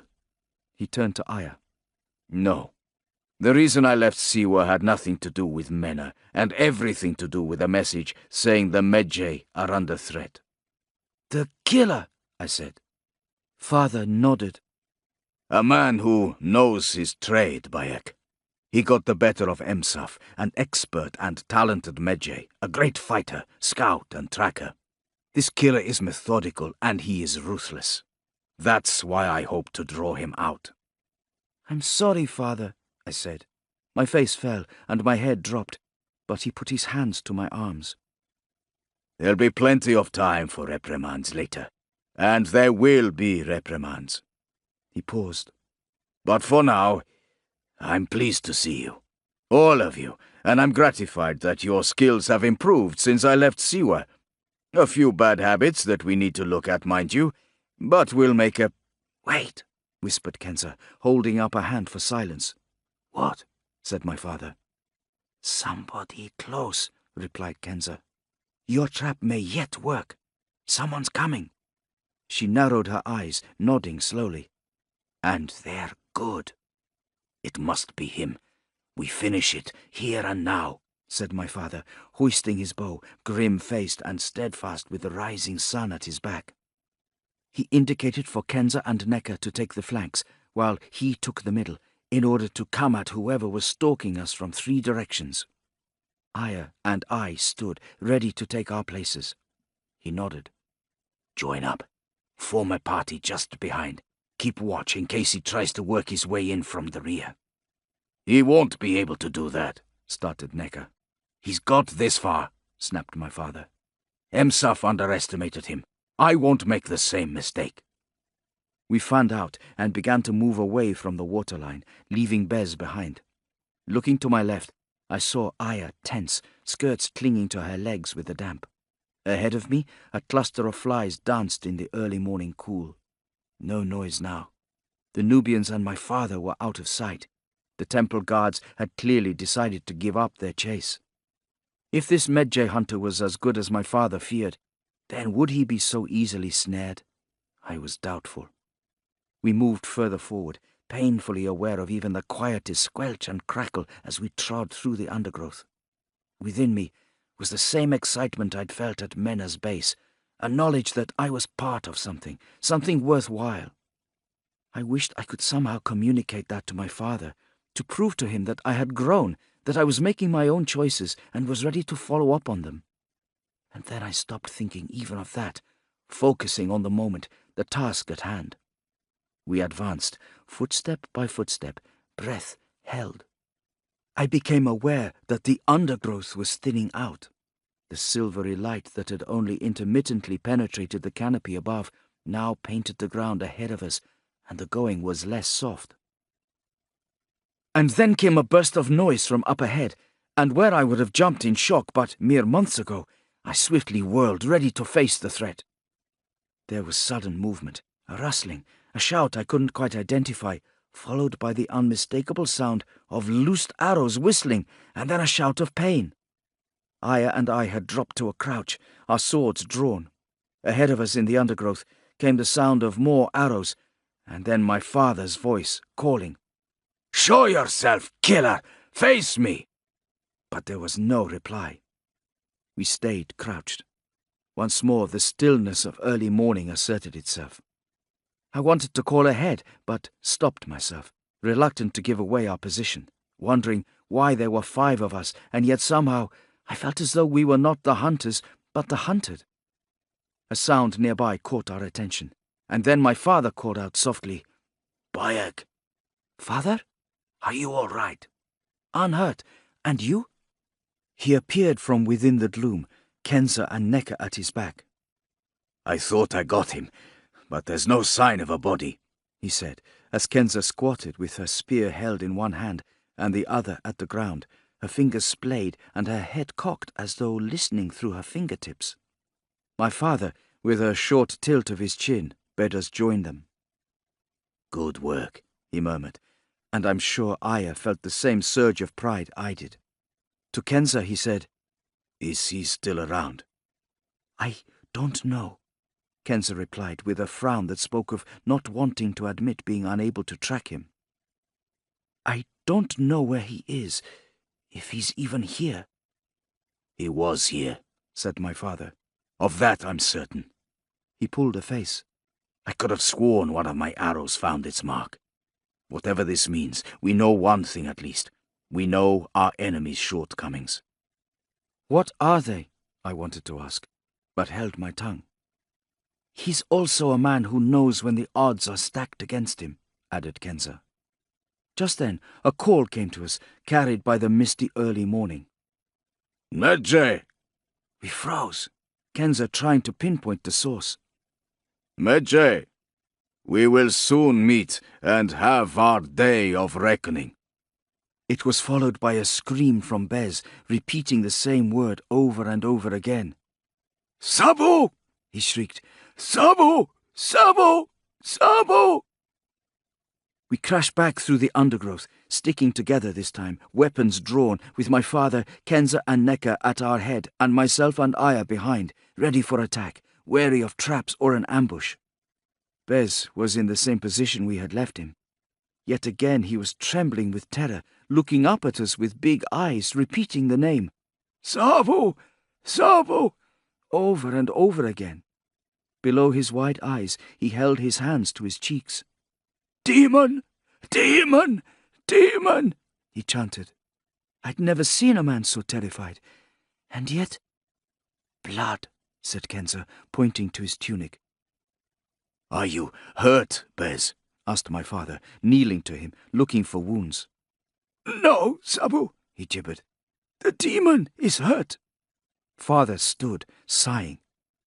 "Then the demon bleeds," he said. Part 3. Chapter 48. Many years later.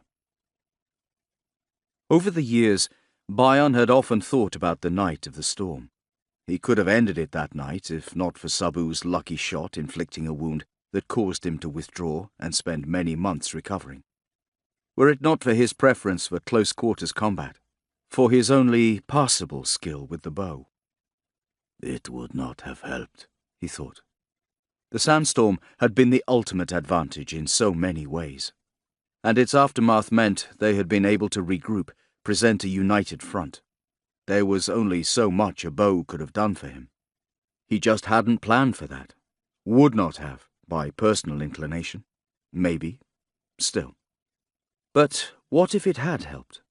Perhaps if he'd been a proficient archer, then maybe he could have finished it that night, wounded or not. He could have ended his mission. Rather, perhaps, if he'd been less focused on a close kill, more open to long-range plans. Or maybe it was all the winds and the storm, and the Medjay's own skill with the arrow, superlative no matter what excuse he tried to think of. And so, he'd always end up thinking his own less-than-stellar competence in that respect had been his downfall. It was something that Raya had always taken great pleasure in teasing him about. Raya, of course, being an expert bowman. "It's because you like killing too much," Raya had told him with that same knowing smile, as though he knew Bion intimately. "You like to see life leave your victims. You like to watch it in their eyes, up close and personal. That's your way, isn't it?" Bion, who had always prided himself on his inscrutability, wondered at how opaque he actually was. He knew he was a monster, he'd always known, but he thought at least that he'd learned to hide it, to blend in, well enough at least. Then again, Raya was the one who knew him best. They'd worked together for many years, and he'd never judged. Others, thought Bion, would not have been so tolerant. Either way, his strength as Raya's assassin had been his weakness out there in Elephantine that night. Compounded by the storm and his injury, which had forced him to retire from the fight, reassess and make his base in the Red Lands, occupying the abandoned hut of a shepherd, in order to recover and start again, wondering whether he would ever see home. He had healed. He had retrained himself, making up for the lost months spent recovering. He'd elevated his bow skills, practicing assiduously until, in that, as in every other aspect of death-dealing, he had gained the utmost proficiency. Eventually, Bion had also resumed his investigations, and they had taken him to Thebes, where he had crossed over to the necropolis and found the correct tomb, though now it offered no sign that the Nubians had ever been in residence. Outside, he hailed an old man and crossed the burial ground to speak to him. The day was blue and bright, and over the old man's shoulder Bion could see the city, tattered and beaten by war, but still retaining stature and beauty, as though the gods refused to let anything ugly taint the world that they had created. All the ugliness was in men. Bion knew that better than anyone. He had his fair share of it, after all. The old man knew about the Nubians. They had moved on, he said. Do you know where? Bion asked. The old man shook his head. He wasn't sure. He thought that some of them had gone south, not all. They split up. That they did. There was a baby born. Off they went, maybe to start a new tribe somewhere else. Who knows? And that was it for the Nubians. Bion had left thinking they could have been worthy opponents, but no longer interested in them. They were not the mission. His business was with the Medjay. Chapter 49. The camel rider had appeared in the distance some time after Bion. He'd watched the rider slowly materialize from the heat haze, a smear that became a figure that in time became a person. His messenger. Bion had first met Sumi as a boy, years ago, when he'd been hired in order to convey news to Raya in Alexandria. He had taken Heman's medallion as well as the added information that Bion was now in pursuit of the final Medjay.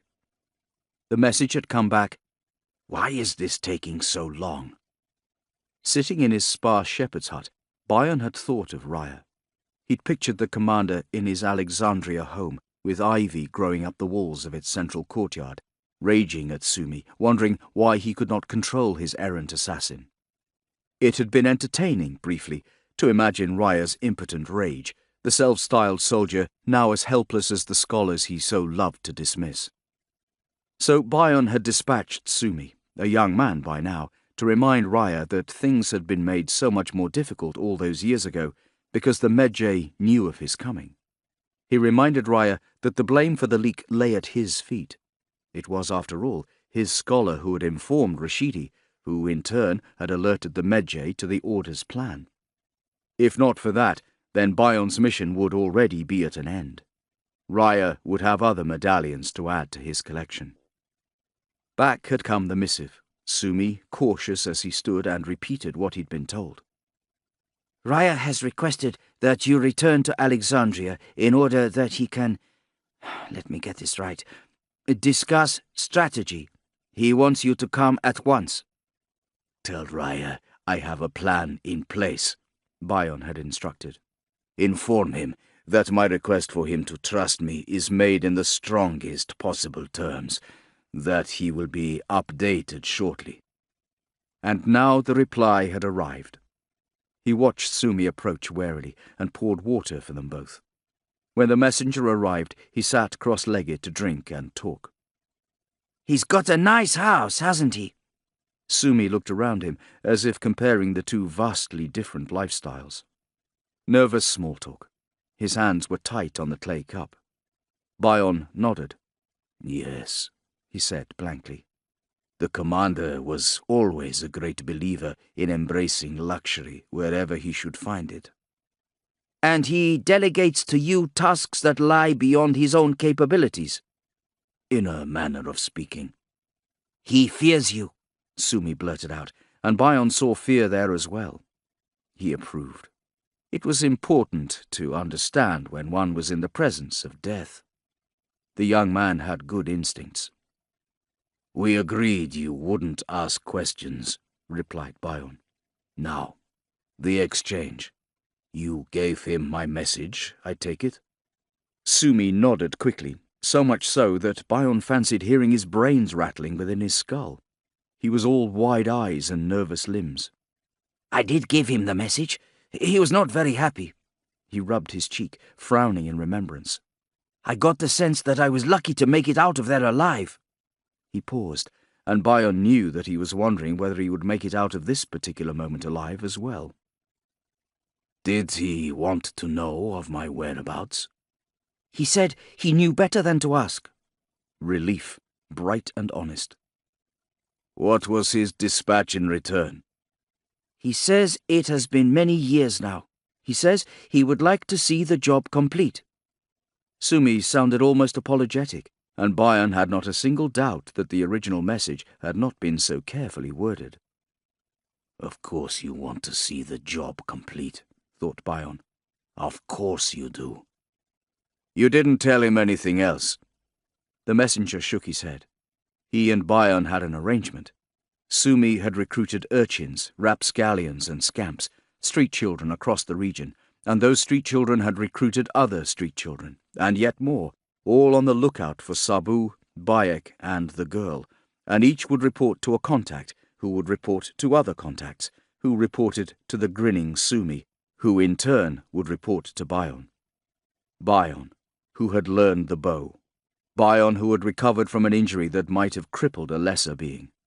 Bion, who now intended to finish this particular mission, regardless of what Raya truly wanted in the end.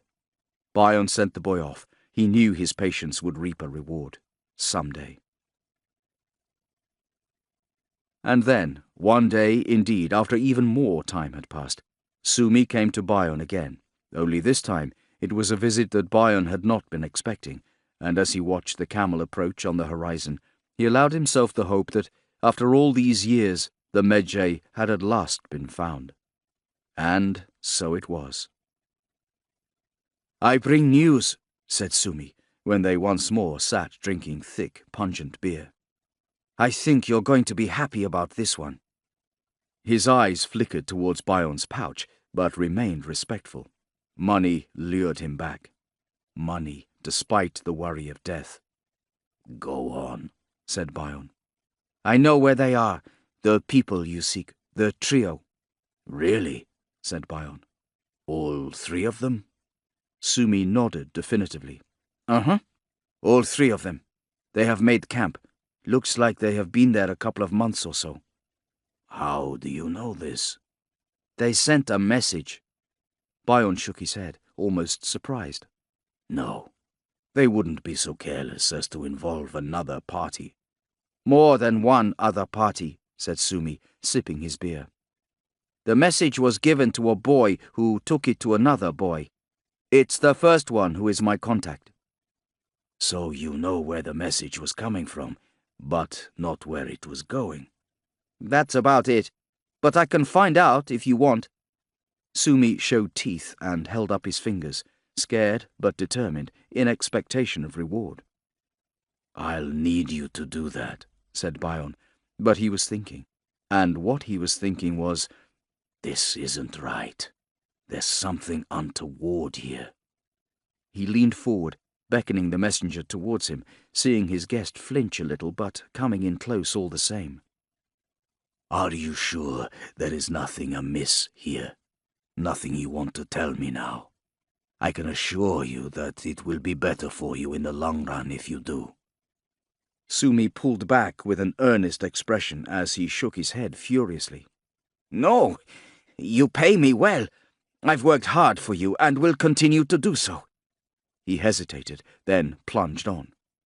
"You're scarier than anyone else out there. I would not deceive you." Bion nodded, knowing the messenger was telling the truth, and they drank the rest of the beer together in silence. A little later, Sumi went to leave, and Bion gave him a purse that bulged with coins. The young man looked at it, hardly able to believe what nestled in his palm, testing its weight. When he looked up at Bion, he had forgotten for a moment to be scared. "You're not coming back, are you?" he said. "If your information is correct, I have no need to." Sumi nodded. "Thank you," he said. Later, Bion packed and left his base of so many years. Finally, he was ready to complete his mission. Chapter 50. I would like to take Aya as my wife. My father dropped his sword. Where a moment ago his eyes had been watchful and focused as he concentrated on teaching me how to move from a left-foot forward defensive stance into a counter-attacking formation, now they became thoughtful. "I see." He frowned, and I steeled myself for an argument that never came. "Then you must do so," he said. We had left a camel train some days ago and set up camp on the edge of the desert.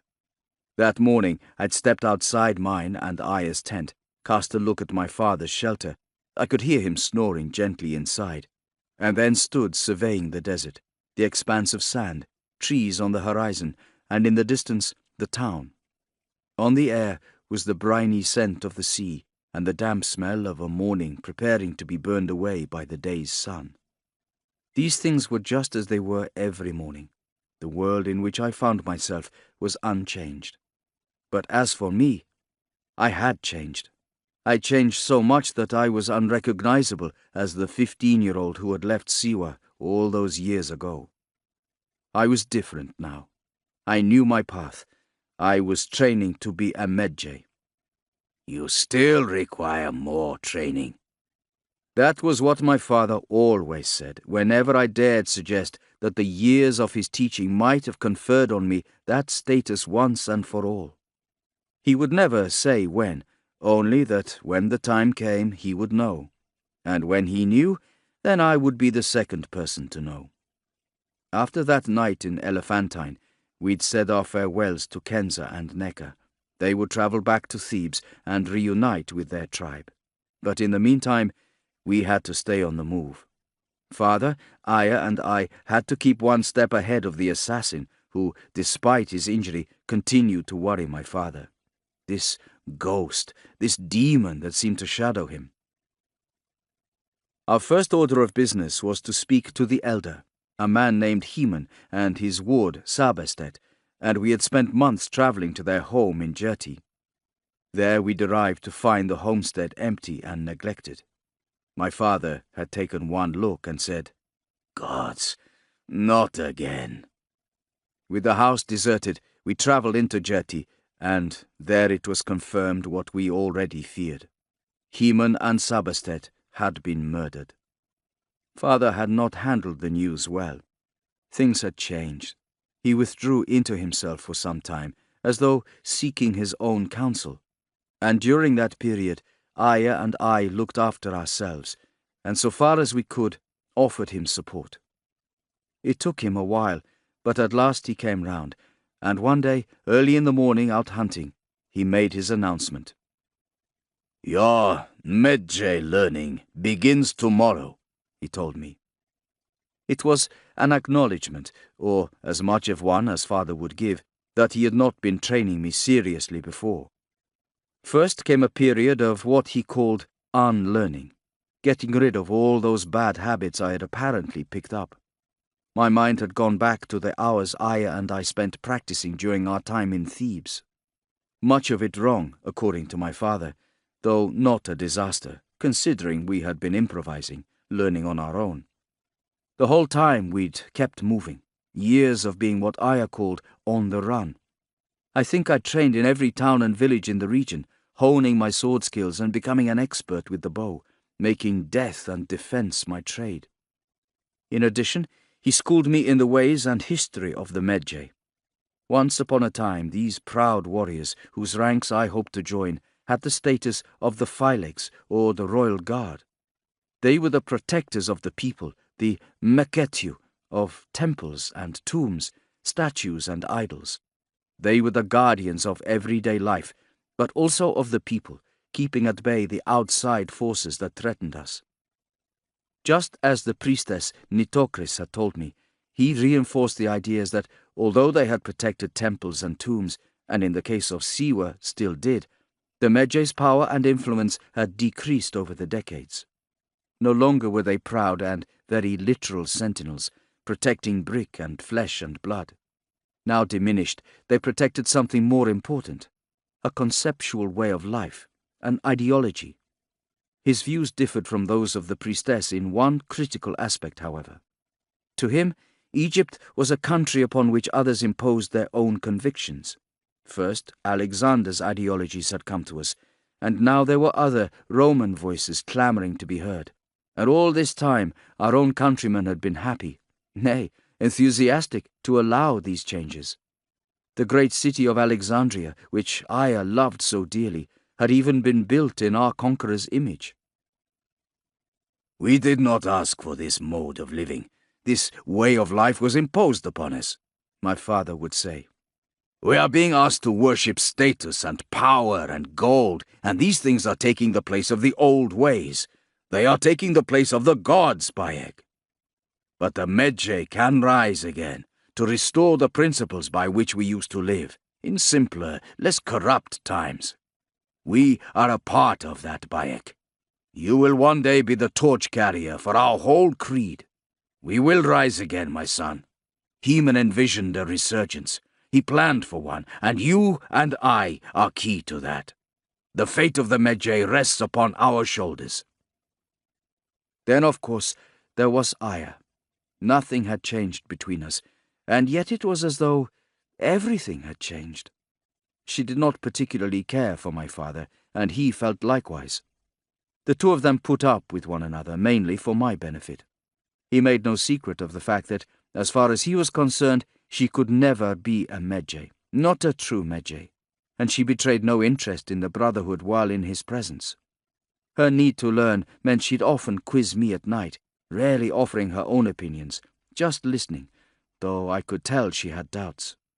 She saw how much the teachings meant to me, whatever her feelings, and whether the Medjay principles as described by my father coincided with her own. I was never certain. After all, her heart lay in Alexandria. She was firmly an adept of the learned thinking there. No doubt that also meant being a supporter of its progressive ideology. Perhaps we should have spoken about that more. One thing she and my father did agree upon, however, was that I should act as Aya's tutor, just as my father was tutoring me. There was learning to be acquired in the act of teaching, Aya had stated, and my father had acquiesced on the spot. Thus was fashioned the routine. In the mornings I trained with father, and in the afternoons with Aya, moving from being pupil to teacher. These were happy times. They were for me, and I think they were for her too, because they were the times most like our childhood in Siwa, and the months we spent in Thebes, when we were most together, teaching, learning, and when the work was done, enjoying one another. I found comfort in her arms. On her lips, I tasted rapture. They were heady times, spent in love, with love, and the joy of discovering the warriors within us. Like all things, of course, it had to come to an end, and in many ways, maybe all the ways, it was my fault, because at first, indeed for many years, I felt as though Aya was happy with our life together. We were always on the move, but it was an adventure, and she enjoyed it. She loved learning. But so did I, and as my learning progressed, something happened that I couldn't really help. I began to gravitate to my father. I took deep joy in finally getting glimpses of the man behind the facade, of our familial bond finally settling in. Yet I saw what was happening between Aya and me as a result, and so I took the decision that I hoped would balance things. I decided that we should become man and wife. His acquiescence surprised me. The hardest part was done, for Aya would surely accept my proposal. Chapter 51. "No," she said. She was standing opposite me, her sword arm loose, a strange parallel of what had happened that very morning with my father. "What? Why? I talked it through with father, and he is happy for us." I saw her face cloud and immediately tried to correct myself. "I mean, you know, don't you, that might have been difficult for us. But he's happy, he's proud, he wants us to be together." She was shaking her head, but I ploughed on. "And when my education is complete, we will return to Siwa so that I can take up the mantle of Meketi, as well as be a Medjay." "No," she said firmly. "I'm sorry, Bayek, but I shan't be doing that." I blinked. "We can have a house, a family. I will seek the permission of your aunt." She flinched away, eyes dark with distress, but I wouldn't realize the significance of that until later. For now, I continued. "My father will stand down eventually, and it will be up to me to protect Siwa. I shall be its guardian, Aya. I will be helping to keep the ways of the Medjay alive. But the most important thing is that you and I will be together. Don't you want that? Don't you want to spend the rest of your life with me?" She raised her head, threw back her shoulders, and then slammed her sword point into the ground so that it stuck there, the sword juddering slightly. Eyes ablaze, she said, "Bayek, I don't know where to start. I really don't. The wife of Siwa's protector, Medjay wife. Did you stop to reflect on whether I truly believe in the ways of the Medjay? Well, don't you? Perhaps. Perhaps not.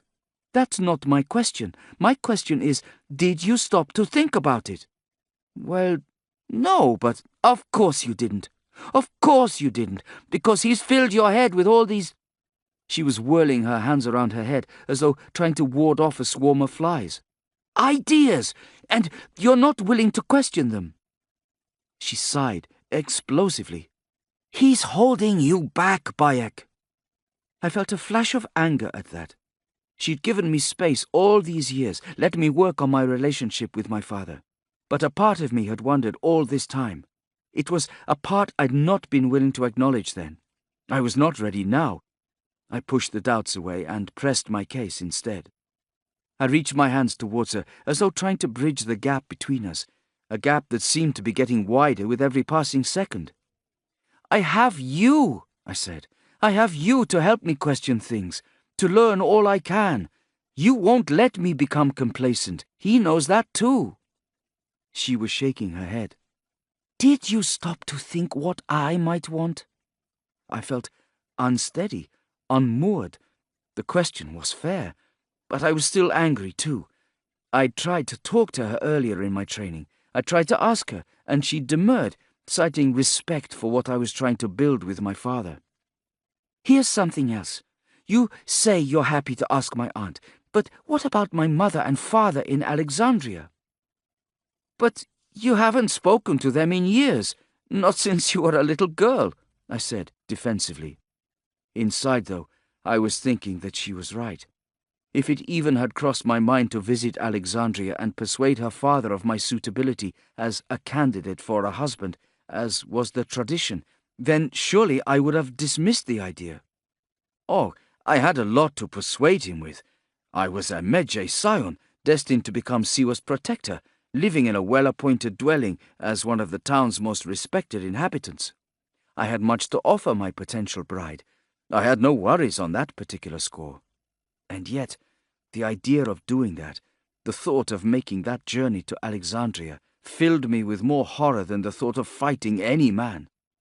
And part of that, I was starting to realize as we spoke, was in no little part due to my father constantly hammering into my head how important Siwa should be to me, how it should matter to me, above all else, to protect both my hometown and the people of Egypt. She knew it. She read my mind and answered her own question. No, you are hoping not to involve my parents, the Alexandrians. Is that right? Don't they represent everything that your father worries about? His son, out in the world, a potential target for all and sundry due to his secret heritage. You're a Siwan. It was a feeble response, and I knew it. By birth, I am an Alexandrian. That great city was my home, and I hope that one day it will be my home again. Had you forgotten that, Bayek, son of Sabu? Had you forgotten my dream that one day I should study in the great library at Alexandria? Or did you assume I would simply abandon that plan in order to stay by your side, be left at home alone like Ahmose, your mother?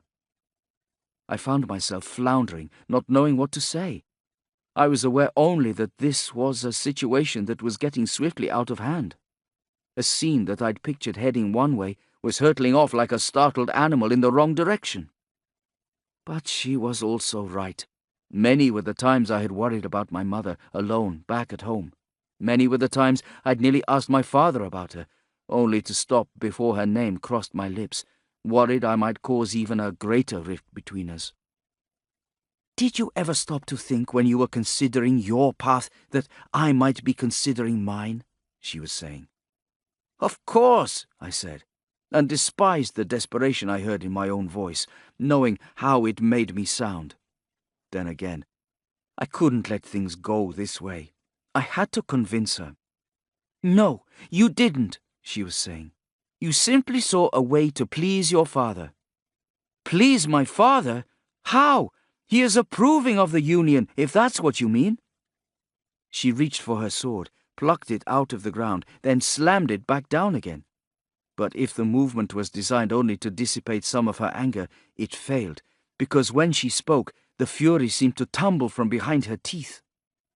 "Your father has never liked me." "But you just said—" "Gods, Bayek, can't you see? What have you been telling me all this time? What has your father been telling you? He's been telling you about the Medjay bloodline, hasn't he? How it needs to be continued. That's why he agrees to your request for a union.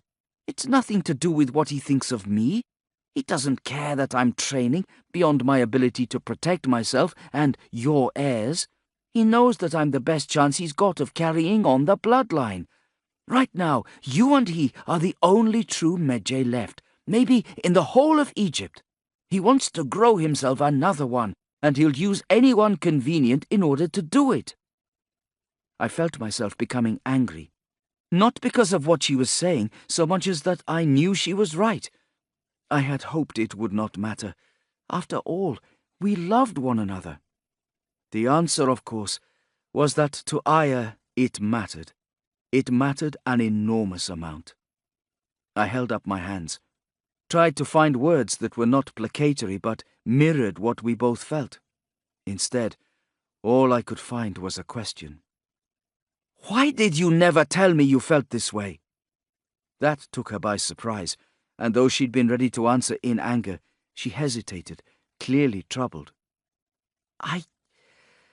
I was foolish." She bowed her head, took a deep breath, and offered me a pained smile. "I wanted to give you the opportunity to get to know your father once more, and so I stepped back. But I stopped talking to you in the process." And that explained why she'd never answered the questions I'd asked of her early on as to her thoughts on my father's ideological teachings regarding the Medjay. "It's not your fault," she continued. "You tried to ask me. I did not wish to come between the two of you. I should have told you," she said, dignified yet sorrowful. "I don't think I gave you much room to tell me," I murmured, reaching out. She came into my arms willingly, the both of us quiet as we reflected how we had grown closer in some ways, yet drifted apart in others. We had a lot of talking to do. "We'll speak of my proposal some other time," I offered. "For now, let's just try to mend things between us." I could feel her smile against me, and felt some measure of peace steal over me. "We'll continue training. Take our time." She shook her head and gently disengaged herself, stepping away from me a few paces, bracing herself. "Bayek, we cannot. I have something to tell you." "What now?" I was puzzled, but no longer angry. Confused, but eager to talk, to discuss plainly as we'd failed to do so much the past few years. "There will be no more training. I have decided to return home." Chapter 52. I knew what she meant, of course, but even so I couldn't quite bring myself to acknowledge it, because acknowledging it made it true, and I didn't want it to be true. "Back to the camp," I said. She shook her head gently. "No, Bayek, to Siwa." "We will all be going back there soon, when—" She sighed, a touch of exasperation returning. "You mean when your education is complete, when your father is confident that you are fully indoctrinated, when you talk in exactly the same riddles he does, when he's finished being scared for you? Is that what you want? We all go back to Siwa when he decides, when he says so." "We are being hunted. Don't you forget that." I didn't understand her urgency, for it was there, easy to see now that I was looking for it. She stared away, arms still folded, chin jutting before replying. "No, I won't forget it. I've never been allowed to forget it, and yet of our pursuer there is no sign. There has been no sign for years, Bayek. Years. The blink of an eye." She thumped a hand to her chest. "Not to me. It hasn't been the blink of an eye to me, because I'm not the one following my one true path, remember? And that's why you're going home. I was so perplexed, but we were talking now. I could feel her relax too, realize that this communication was good, even if the topic was difficult. No. Well, I stopped, not sure what to say. Why then? Why do you want to go home? Had her eyes been misting up before, or had I only just noticed? Either way, I saw now, and the sight sent me spinning, because Aya rarely cried, and seeing her do it now made me feel strangely uncomfortable, as though there was even more wrong with the world than I thought. And of course, I was right about that. My Aunt Herit is ill, she said. This was it. This was the reason.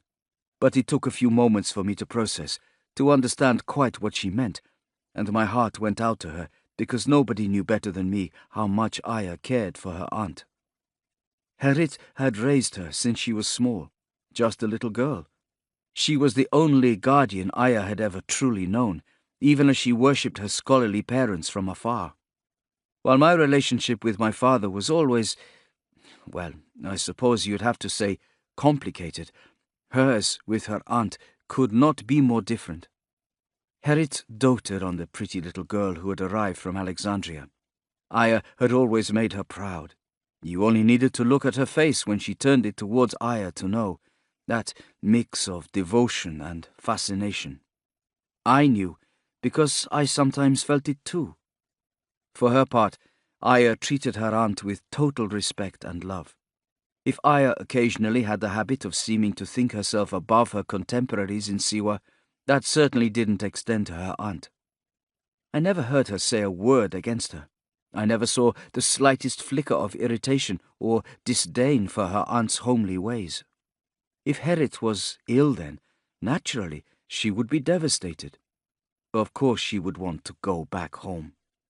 Could she, though? Was it possible when we were being hunted? Would my father even allow it? And the realization had thumped into me late. Wait, how do you know? How do you know she's unwell? Oh, no, you haven't. She nodded defiantly. I had to. I had to know how she was. I hoped merely to pass on news that we were well and hear the same in return. I never expected to be told that she was sick. It was the worst news imaginable. My head was spinning. Looming at the back of my mind was my father, and I was worried what he might say despite my resentment at even feeling that emotion. How he would react, his anger if he discovered that Aya had endangered our position by sending messages, didn't bear thinking about. But also, I shouldn't have to feel that way, should I? Regardless of my father, though, one concern remained true and valid and very much present. It was dangerous, I exploded. How could you be so... I stopped myself before I shouted some more, working to catch my breath, to deal with this properly. She took a step back as I did so, and I could see the emotions playing on her face. Defiance, determination, concern for me. But in the end, defiance triumphed. I'm going back home. She spoke calmly, though her voice was shadowed in anger. I felt betrayed and adrift, and so very worried at the thought of the assassin finding us, and perhaps killing my father, myself, or her. How could you? You know how dangerous the man hunting us is. You want your father to hear you? She retorted. I wasn't keeping my voice down as much as I'd thought, it seemed. He'll find out anyway, I snapped out, aggrieved. How? Because you'll tell him, she snapped back. I was dismayed and scared of his reaction, I realized. And angry at myself for the fear, and more angry at Aya as a result, because it made me wonder if she had been right about him, about what he truly wanted. That I'd doubt my father after working so hard to get closer to him unmade me. In another world, in another time, some better future, maybe Aya and I would laugh about this, and she'd apologize and say she'd pushed too hard, hadn't explained well enough, and I'd say, No, really, I went too far. I was scared. I was being blind. It served me right, and all would be well with the world. But not now. Now was just the whirling sense of things spinning suddenly and horribly out of control. Of all the hopes I'd nurtured slipping away. I'll have to tell him. Why? Well, he's going to want to know why we are having to move on, for one thing. She pulled her face. Maybe there is no hunter. Did you think of that? She cast her arm around in a gesture that encompassed the hill on which we stood, our encampment below, a desert on all sides of us, a town in the near distance. Do you see any hunters coming to get us? What does that mean? Only that they're not here yet. No one's coming, Bayek. That's what I mean. That's the point. Anyway, you tell Sabu if you want to. I won't be here to watch him curl his lip at me yet again. Yes, I sent the message months ago. I've had a reply. I'm leaving in the morning. She loved her aunt so much. If it had been my mother, what would I have done? I took a deep breath, shoved everything aside, and nodded. Regardless of the consequences, this was a choice only she could make. Very well. She looked at me, softening. I'm leaving in the morning, Bayek. It just means that I won't be here for a while. Not that I'll be gone forever. I smiled back, reassured, but tired beyond measure. I'll tell my father in the morning, after you've gone, I said. Very well. Chapter 53. When I awoke the next morning and scrambled out of our shelter, my eyes went directly to where our horses grazed. Hers was missing. Aya was gone. Across the way, my father's shelter flapped slightly in the breeze, empty, and when I looked across to the hill where we trained each day, I saw him there, his back to me, lunging and twirling, his shirt billowing. "Where is Aya?" he said, when I dressed and joined him. He rarely referred to either of us by name, not during our training anyway. He seemed to consider it an act of weakness. This morning, of all mornings, it rankled. "Is she out hunting?" he went on. "No. She's gone." His head jerked. "Gone?" "Home," I told him. "She's gone home. To Siwa." "Why wasn't I told?" For all that I'd wanted to take his side the previous night, the doubts had grown into self-reflection. Dawn had brought to my heart a level of critical defiance towards my father that I'd never felt, never expected to nurture. And yet, there it was. "Why do you think? You would have forbidden it." "I would have." "That's your answer." The focus he'd brought to training vanished, replaced by a flash of anger, and he stepped forward, swinging his sword, and I blocked it with my own, the clash of metal ringing like an early morning bell piercing the lazy morning. His wrist flicked, and his sword came up from beneath, fast, too fast for me, and I only just managed to block in time. The move sent me slightly off balance, enough that he read my stance, adapted his own, and advanced again, this time with the flat of his sword that he smacked against my temple. A little dink at the end opened a tiny cut on my face, and I felt blood course down my cheek and tasted it on my lips. He brought his left leg around, planted it, and stood in a wide-legged stance with his hand on the hilt of his sword, the point of it on the ground. I dabbed at the blood, but kept my expression neutral. "You're angry," I said, uselessly. He looked away. His chin jutted. For the first time in my entire life, I found myself critical of him for reasons that had nothing to do with me. He had struck out at me from anger, the one thing he kept training me not to do. "You have not angered me," he said after a pause. "You have disappointed me. You have endangered our position here." "Have I really?" I found myself echoing Aya, and my anger at her was bleeding away, just as my anger at my father was solidifying. "Do you really think we're still being hunted?" This order you speak of, why haven't they sent armies of men against us if we're so important to them? Isn't it possible that Heman was the real target? My father glared at me, nostrils flaring, gaze intense, but I went on, not with my usual hot-headedness, but rather calm and methodical. It seemed I'd learned something from Aya as well, after all. Did you ever think that with him dead we're no longer considered a threat? Or that perhaps the man hunting us at the Temple of Khnum has told his paymasters that we're dead in order to collect? Who knows how diligent an employee he really was? There are 1,001 things to consider, Father. He can't still be after us. He was good, he said, almost to himself. He took one deep breath, then another, tamping down his own anger, listening to me for once, finally listening. He was possessed of great expertise. At that, a look came across his face, falling across it like a shadow, a look that I couldn't decipher at the time. Only later would I realize what it meant. And yet, he has never appeared again, I pressed. He was patient. Had we not been as well? Keeping ourselves far from Siwa, training in exile for years. Father, it's time for us to return to Siwa. I was determined, focused. I knew this was the right thing to do. He had not moved, deep in thought. Your training is not complete. It was more rote and habit by now than fact, or so it felt to me. But I had one belief learned from Kensa and Aya, one that had allowed me to acquire peace with that statement. There was always something new to learn. I would never truly finish training. It can be completed there, back in Siwa, I answered with complete equanimity. When I'm back by Aya's side.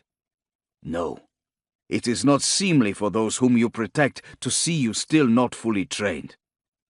Then let it continue in private. I shrugged. Barely anyone knew that Father was a Medjay even, much less I. And we could easily just say I was still training as Maketi. Siwa is unprotected. I told him the other worry I'd carried all these years. Mother worries for us, and has been alone for too long. I'm well aware of that, he snapped, but there was no fire to his voice. Nevertheless, you should return to Siwa only as a fully fledged Medjay. The protest was weak at best. Habit and stubbornness, and not much more. I could see him suddenly, much more clearly than ever before, and Kensa had been right, I realized. He loved me. He truly did, even though he was atrocious at telling me so, or even at showing me so. I suspected that, despite the fact he'd not mentioned her once, he missed my mother more than he could bear. And he was so very scared of what could happen to me once I took up the mantle of Medjay. Aya had been right in a way. He was holding me back, and in doing so, he was holding everyone back. Then make it so, Father. Pronounce me one. He looked at me, eye to eye, truly looked at me, letting me see more than he'd ever shown before. He looked older and tired, but also, I realized, proud. You're close, my son. So very close. I see how much she means to you. I've been stubborn, and I miss your mother. He cut himself off, shaking his head ruefully. Train. Let me think. Then perhaps we can consider returning home. That morning, as I trained, the sun casting its gaze upon me, I wondered. Was I training to become a Medjay, or to see Aya sooner? Could it possibly be both, and that these goals were not as incompatible as my father believed? I wasn't sure yet, but I felt as though I could reach a balance in this someday. I trained harder than I ever had before. Chapter 54. Aya prided herself on being observant, But she also had a lot on her mind, and that's why she didn't think much of the men at the watering hole at first. She did not notice them, but what she failed to do was instantly recognize the threat they posed. She had seen them without truly seeing them. She failed to register the scars and sullen expressions. She had missed the sidelong looks to her horse, the voices speaking in hushed tones, the moistened lips and calculating eyes. Because, yes, she had a lot on her mind. She was feeling oddly unwell, making her worry she'd allowed herself to become dehydrated. There was also the sighing, the fact that she kept going over and over her conversation with Bayek, the regrets. So many things she should have told him over the years they'd trained, instead of keeping them bottled inside. It was strange, she thought, that she had almost forgotten how to communicate properly with Bayek, even as they'd grown closer. And she thought that if Bayek had been here, by her side, then he would have said to her, "Aya, why do you sigh so much? We'll sort it out. We always do. It will be fine." And he would have made her feel as though sighing was the very last thing she should be doing. He would have drawn her attention to something wonderful, whatever plan they had fermenting, some combat move they'd learned that morning, or even something simple, like a bird wheeling in the sky. Whatever it was, Bayek would have made it seem to her as though it were a miracle. How could she possibly sigh when the world around them had so many treasures to reveal? How could she sigh when they were together? But of course, there was no Bayek beside her, riding his horse, following the rhythm of the plain. No Bayek standing opposite with his sword raised, urging her to continue her drills. No Bayek sitting on the other side of a campfire, eating whatever they'd caught that day, between grins. And no Bayek to distract her about her concerns regarding her aunt, whom she desperately hoped would be alive, perhaps even fully recovered, when she finally arrived in Siwa. Purely and simply, no Bayek at all. That was why she sighed. Who knows? Maybe sighing stopped her from doing something silly, like going back. Between missing Bayek and worrying about her aunt, it seemed as though anything involving a connection between two people so important to her would catch her attention. The innocent face of a child paddling in the river towards her mother, the hippo with her young, an affectionate couple kissing, an old man on a camel, kind face crinkly, laughing at a joke told to him by a younger man driving oxen. And so she did the only thing she could do. She travelled, riding along the route of the river, along the banks of the Nile, where she passed peasants working in the field, labourers who would occasionally stop, watch her pass, and wonder where she was going, this dusty woman with braided hair and a face that seemed to speak of sadness. Until she came to the watering hole, where she stopped, parched and grateful to rest. She had taken to talking to her horse. It was a lovely white-haired gelding with a beautiful temperament that she came to consider a friend. Out here in the desert, no doubt about it, her greatest friend. She'd begun training it while at the camp, and it was paying off now. The horse came to her call, never strayed far from her side. It was beautiful and smart. She walked it to the edge of the watering hole, which had been improved with a sandstone brick border, and it followed her, a few steps behind. Surrounding the water was vegetation, all of it leaning in as though bowing in the water's presence, paying homage to the precious liquid. Not for the first time when arriving at a watering hole, Aya had thought of the oasis at Siwa, how the breeze that seemed to come off the water acted as a respite to the oppressive heat of the desert. Just being there reminded her of home, of her destination. It reminded her of her aunt and Bayek, and that made her sigh once more. The gelding drank as Aya took a seat on the sandstone border, dipped her hands into the water, deep below the surface where it was coolest, and then scooped handfuls of it onto her face, neck and shoulders. To her left were the men with their narrowed stares, but she was tired from travel and keen to take the water, and she missed their sideways glances. She didn't register the fact that avaricious stares were being aimed at her horse, and disdainful ones at her. In the distance, a horseman approached, little more than a black speck on the horizon. She filled her waterskin, still unaware that the group seemed to have drifted closer. Nor did she notice that their murmurs had stopped, only to be replaced with a subtle, conspiratorial whispering. She was too absorbed in slaking her thirst and trying to stay cool, letting her gelding wander off to find the shade of a nearby yew. From around her waist she took a red scarf, dipped it in the cool water, and used it on her face. For a moment or so she draped it there, feeling it mould to the contours of her face, before taking it off and letting it drop wetly to the stone. A shadow fell across her. "Hello, girl," came a voice from behind her. Aya distantly recognized the voice as belonging to one of the men, and instinctively knew that its tone had changed.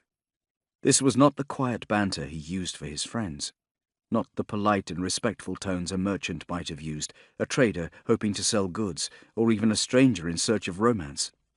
She'd fended off her fair share of all three on her travels. No, this was something entirely different. There was an edge to this man's voice that, at last, made her sit up and take notice, and belatedly sense danger. Her tunic was belted up tight. Beneath it all was the short sword with which he had spent so many years practicing. She wondered whether the men would have seen it jutting as she knelt. She casually reached now, wanting to check it was still there, and she felt her right hand twitch, thinking how best to handle this. Draw the sword now, use it as a deterrent, prove herself a threat. No, they'd take that as a challenge. The only option was to await their first move and then draw. Even so. The men had a leader, the one who had spoken, with his nose that looked as though it had once been broken and never properly set. He moved closer, repeating his introduction. "Hey, girl." She stood to face him. "What can I do for you?" she said, looking not at him, but over his shoulder at the three men behind him, who hung back, looking greedily at her gelding. Horse thieves. Gods curse them, they were horse thieves.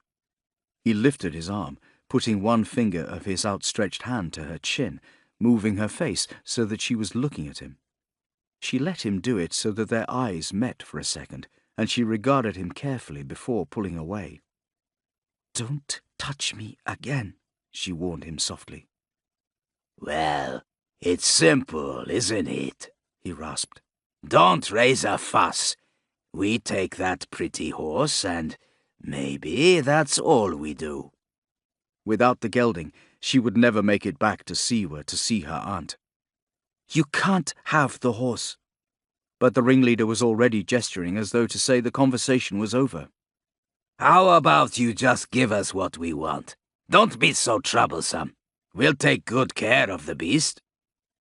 Aya put her hand to her chin, as though pretending to consider his kind offer, but really thinking hard. Her back was to the waterhole. She knew it was deep. It was no good trying to escape there, and in any case, she couldn't afford the delay. No, she realized, she didn't want to. She had training after all, and not just any training, but the teachings of the Medjay. This gave her options, a choice. She wanted to fight. "Will you?" she said. "Or will you just sell the poor animal off like the horse thieves you are?" His lips pulled back over dirty teeth. "Rude!" His hand twitched towards the weapon at his side. "Keep something in reserve," she thought. "Don't show what you've got straight away." Her sword stayed where it was, hidden beneath her robes. "Come on, then," she said. "Let's see, shall we? Let's see if you can take my horse from me." He grinned. She could smell his breath. "Yes, let's see, shall we?" And with that, he stepped forward.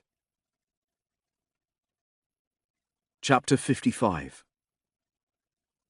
As he reached for Aya, she stepped back and then reversed her momentum and instead of pulling away from him, thrust forward into him, at the same time grabbing his arm, which she twisted, hearing with some satisfaction his scream of pain, then swiveling, pulling him round behind her and dumping him face first into the water.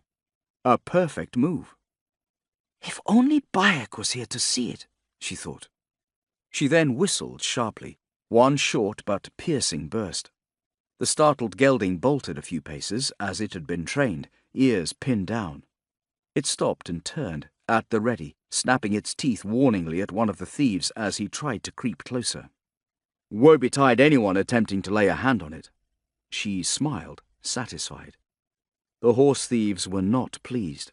In a second, her attacker was yelling, "Get her!" and his three companions launched themselves forward. She darted to the side, mentally calculating the odds. The rider in the distance might just turn and leave. The men were too close. It was time to show them her sword. She turned and was about to draw her weapon, but one of her pursuers was faster than she had anticipated and was already upon her. His lips pulled back over bad teeth, and he was growling with fury, and from his similarity to the first attacker, she guessed that he might be the brother of the man she'd just dumped into the watering hole, in which case he was probably keen on restoring the family name. For all that was worth in a family of horse thieves. He lurched forward, fingers like claws, trying to get her, but her feet were firmly planted, centre of balance correct, and she ducked beneath those outstretched hands, using both fists to pummel his soft, yielding stomach. 1-2, 1-2. And then, spinning to the side. He went down, winded, his breath escaping in a whoosh, just as the second man reached them, and Aya, still low, pressed a hand to the sand and pivoted, sweeping out a foot that took the legs out from her next attacker. This was it. Her training in action. Not just a series of moves, but a way of thinking. She felt confident, grounded, and powerful. For the first time in her life, she believed her intellect to be matched by her physical skills and dexterity. She felt strong. The attacker went down, on his face a look of shock. Nevertheless, all she'd done was slow his progress, and even on the sand he'd scrabbled for her, grabbing her leg before she could rise to her feet. She kicked out. Her boot caught him in the face, and he yelled and let go, allowing her to stand, but checking her progress sufficiently that the next man was already upon her. She felt arms encircle her neck. Behind them, the ringleader was pulling himself from the watering hole with soaking clothes, his face twisted with fury and hatred. Thumbs pressed into her windpipe. Spittle flew in her face. She dropped, rolling onto the small of her back, bringing her legs and knees up and springing upwards in the same movement, planting her feet into the chest of her attacker and sending them both tumbling back to the ground. The action worked. His hands were released from her throat, and she quickly rabbit-punched him twice in the throat. Sweet revenge. And then rolled to safety as he writhed in agony. A second later, she was back on her feet, sprinting for her gelding, hoping that a mixture of caution, disarray, and good old-fashioned pain would slow them down and she could reach it in time. And she was almost there, about to throw her leg over the flank of her horse, when the ringleader appeared at the tree with a face full of fury, the tree at his back. From his belt he snatched a knife, cursing as the horse reared and wheeled, kicking dust up at him. The man dripped, and his shoulders shook with a mixture of anger and breathlessness, but even so, he was enjoying the reversal, swapping the knife from hand to hand, beckoning her forward. "Come on, girl," he said. "Come on." She risked a look behind. Two of the robbers had stood, poised, waiting to see what transpired at the tree. She turned back to the leader, aware that she still hadn't drawn her sword, but knowing that now was the time, knowing now she had to kill him. Wasn't it just what Bayek had always told her? In a situation like this, kill the leader and the rest will drift away. Even so, she didn't want to do that, despite the fact she'd trained for it, prepared for it, and despite the fact that her enemy would quite happily kill her. Confronted with the reality of combat for the first time, she hesitated. She'd always believed she was being trained to fight, to defend herself, and though she loved, she understood she was being trained to kill. The act itself was something else. "One day, you may have to," Bayek had told her, and she had hoped that day would never come, though she knew it inevitably would. And now, here it was, and the choice was simple. This was not a killing made for moral reasons. There was no revenge intended, no honor to be defended. She had to kill this man in order to survive. She drew her sword. It was longer and more wicked than the knife he held, and quite possibly she had spent more time practicing with it. "I know how to use this," she warned, trying one last time to put a stop to this. He sniggered. "Sure you do, girl." Behind them, the men were ready, waiting, and who knows what they were thinking. Maybe they wanted to see their leader prevail. Maybe they wanted to see him fall on his face and suffer the shame of being beaten in combat by her, a mere woman. Maybe they were just curious to see how events unfolded. She would kill him if she had to. That much she now knew. She had calmed herself, and just as she and Bayek had discussed, she had taken all that fear and foreboding and was using it to her advantage. "Let's see how you fight," he said, still swapping the knife. She took up her stance, and heard the sound a second before she saw the arrow. It cut the air past her ear and into the ringleader, hurling him backwards. For a moment she thought he'd been hit in the chest, and then realized that the arrow had pierced his robes beneath the armpit and now pinned him to the tree. He was about to wrest himself away when there came another arrow, this time on the other side, also pinning him to the tree by his tunic. Then a third, between his legs. Aya spun, as did the other thieves, all eyes going to a man on a horse at the edge of the watering hole. He wore a shawl draped over his head, keeping out the sun, but she could see dark eyes with kohl applied. He had the look of a seasoned traveller, and his ability with a bow was certainly in no doubt. He'd notched another arrow, and his bow was wavering between the pinned ringleader and his 3 followers. For a moment or so, nothing was said. "You come to save her, have you?" sneered the leader, pulling feebly at his tunic. The new arrival laughed dryly. "Any fool can see it's you I'm saving." For her part, Aya wasn't sure how she felt. Gratitude? Relief? The day she would kill was a little further away. Was there even a tiny measure of disappointment in there somewhere? She had, after all, been prepared to do it. She had been willing to take that step. "Now," said the new arrival, "it's time for you men to make your choice. Die or leave. It's up to you." Chapter 56. The men had chosen the second option, scrambling away and leaving with their tails between their legs. As they did so, Aya was able to get a better look at the stranger. He had removed the shawl from his head, and she did her best not to wince at the sight of the scars on his face. With the men fading into the heat blur, she watched him dismount and perform the same rituals as she had, watering his horse, washing and drinking, seemingly at ease with her studying him. "You're wondering whether to thank me," he said at length. "You're wondering whether you need to thank me, whether you thanking me will be an acknowledgement that you are somehow in my debt, and that maybe I will want to call in that debt." Well, that was an odd thing to state. "Possibly," she said. "What is your name, stranger?" "My name is Bowden." "Bowden of—" This was not a man who betrayed his emotions, she decided. His face was still and placid when he made his reply. Was it serenity, she wondered, or something else? "Bowden of Fayoum, once upon a time. Now, just Bowden of the desert." "You've been in the army?" "Very astute. The Royal Guard, yes. The Makerophoroi." "Which is where you got those scars? Where you learned your bowmanship?" "Indeed." He cupped his hands and did the same as she had, finding the cool water, drinking and then splashing it on his forearms and face. Her scarf lay by the side of the watering hole. Seeing him use his hands on his face, she handed it to him. Regardless of who this man was, it was the least she could do in return. He took it, thanking her silently, using it as a face-cloth. I was also one of the best bowmen in my company, he said.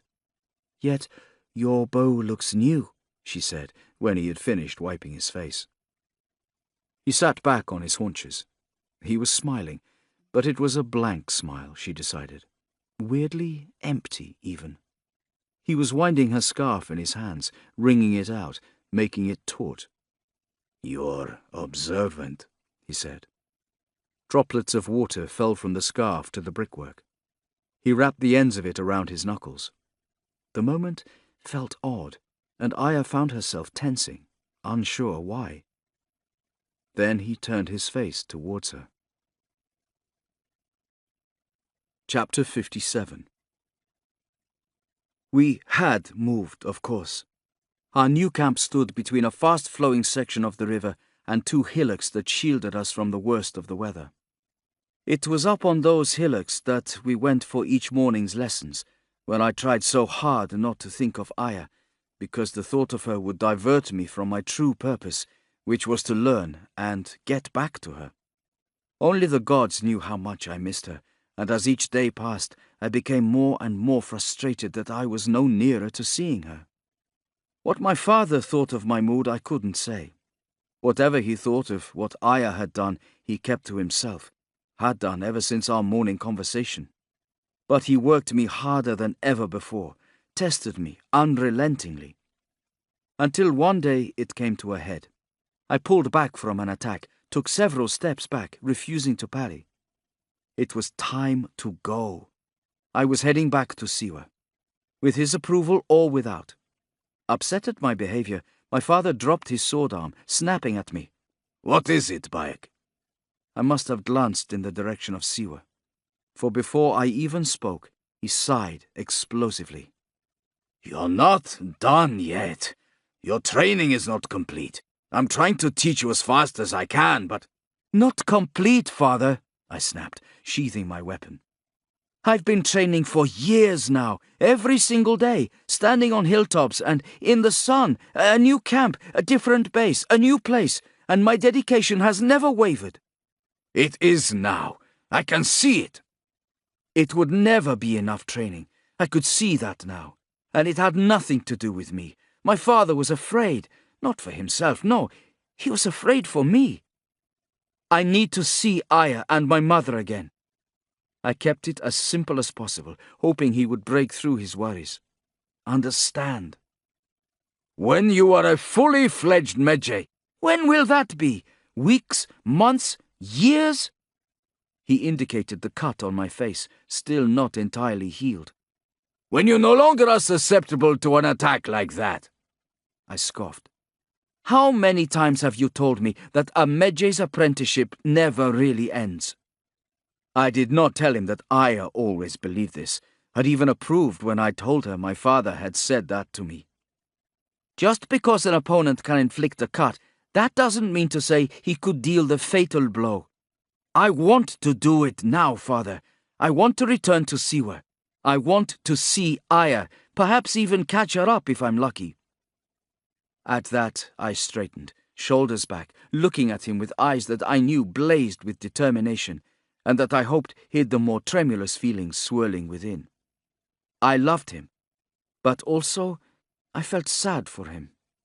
He rolled his eyes. You're reckless. You're impetuous. You're driven too much by what's in here and not enough by what's up here. He tapped at his chest and then at his head. I set my jaw. That is so, and I can try to curb it, but consider this. Wasn't it my impetuousness, my recklessness that brought me to you? He gave a short laugh. But you almost destroyed my plans. Your plans are to continue the way of the Medjay, to extend the bloodline. Isn't that the case? He looked at me, neither confirming nor denying it, and I ploughed on. And didn't my recklessness achieve that? Aya believes that you tolerate our relationship because you see her as being our best chance of producing a child, a future Medjay, to be trained at some future date. Am I right? Is that why you never sent her away? Again, there was no confirmation, no denial. just those same neutral eyes that I had watched for so long. It struck me then that Aya had left us because what she felt for her aunt was love in its purest and most undiluted form, and though what I felt for my own father was love too, it wasn't as unadulterated, as uncomplicated as that. It came in strange, indecipherable patterns, and I was far beyond childhood. I respected him, but his approval was no longer my overriding goal in life. I had lost something important when Aya left. Something that meant more to me than earning my father's respect, I now realized. Pure and simple. The love Aya brought into my life had gone, and that was not something I was willing to give up on. I knew with complete certitude, then and there, that I was leaving. And if I wasn't fully trained to be a Medjay, then, well, so what? I was of the bloodline. Nobody could take that away from me. I had years of training. I had a lifetime left to train and learn more. Maybe, just maybe, I didn't even need my father in order to follow this path. And so, "I'm going," I told him. "Call it impetuous or reckless if you like. Tell me I haven't yet completed my training, and I may well believe you. But this," I waved a hand at the hills, at camp, at the river and the open land beyond. "This is not enough. I'm sorry, Father. I wish you would come with me. But I'm going, either way." He came towards me, and I found myself tensing, no idea what he intended, his eyes unreadable. But what I finally saw in them was a sorrowful understanding, a dawning respect. Somehow it had grown in the space between us since our last argument, the morning after Aya had left. "No, you're not ready," he said. "Although you're not as unready as you used to be. But I recognize determination when I see it. We'll travel back to Siwa together. Perhaps we will indeed catch up with Aya, and even if we don't, you will see her when we get there. Make your peace with her. I won't interfere, neither one way nor the other." The next thing I knew, he was pulling away, and there was a softness about him I'd never seen before. "Here," he said, reaching to a bag that he always brought to the hill, from which he usually took a flask of water, offering me a drop if he thought I'd practiced hard enough. Only now, it wasn't water that he offered me, but something else.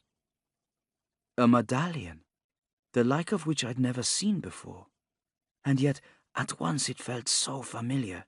Even the weight of it, when he reached, took my hand and pressed it into my palm, felt just right. "Only given to true Medjay," he said. "I want you to have it." I held it, astonished. Years of scrabbling for approval, and now that I was beyond that need— "This is yours?" I asked him. "You want me to have it?" "You have earned it. I should have given you the opportunity to earn it before. I regret my lack of faith in you. I see in you what I once saw in myself." He sighed, slowly. "I too often still see my little boy instead of a grown man." The admission pained him. I stared at the medallion. It sat in my palm. I did indeed feel as though I'd earned it, and yet I still couldn't quite bring myself to close my fingers around it. "What of Aya?" I asked him. "You don't need my approval," he said. "But if I did?" He sighed. "You and she want different things, Bayek. I think you know that. Perhaps at some point you might need to make your choice between Aya and the way of the Medjay. For your sake, I hope not. Perhaps even she will choose to join our fight. Whatever happens, and for the sake of Egypt, I hope you both choose wisely. But you don't have to make that choice here and now. So take the medallion you've earned. You are a Medjay now." I pushed it into my pouch, where it nestled with the feathers I still kept there. and other little tokens of my travels. But then, looking up and about to speak, I saw him tense, raising his head and sniffing at the same time. His eyes widened, his mouth dropped open. The air seemed to crackle. "He's here," my father said. Chapter 58. Two things came at once. The sound of an arrow and my father hurling us both to the ground. We rolled, my father pushing me like a sack of grain down the opposite side of the hill. I saw red blood and realized he'd been hit, a wound in his arm, the arrow already snapped in the fall. At the bottom of the hill he grunted, reached, grasped the snapped-off shaft, tried to pull it from his shoulder, and then stopped with an agonized growl of pain. "He's barbed it," he grimaced. But when he looked at me, what I saw in his eyes was something I'd seen only twice before. The night of Mena's attack on our house, and the night that we'd hunted the killer in Elephantine. It was a look of excitement. This was what he had prepared for. In action, his fears and worries faded away. "Well," he said, "it looks like our man has taught himself archery in the meantime. His scent hasn't changed." You smelled him? He clapped a hand to my shoulder. "This is why you're not quite a fully fledged Medjay, Bayek," he grinned, clearly finding steady ground while in danger. Can you move? I asked him quickly, conscious that our attacker would be trying to press home his advantage.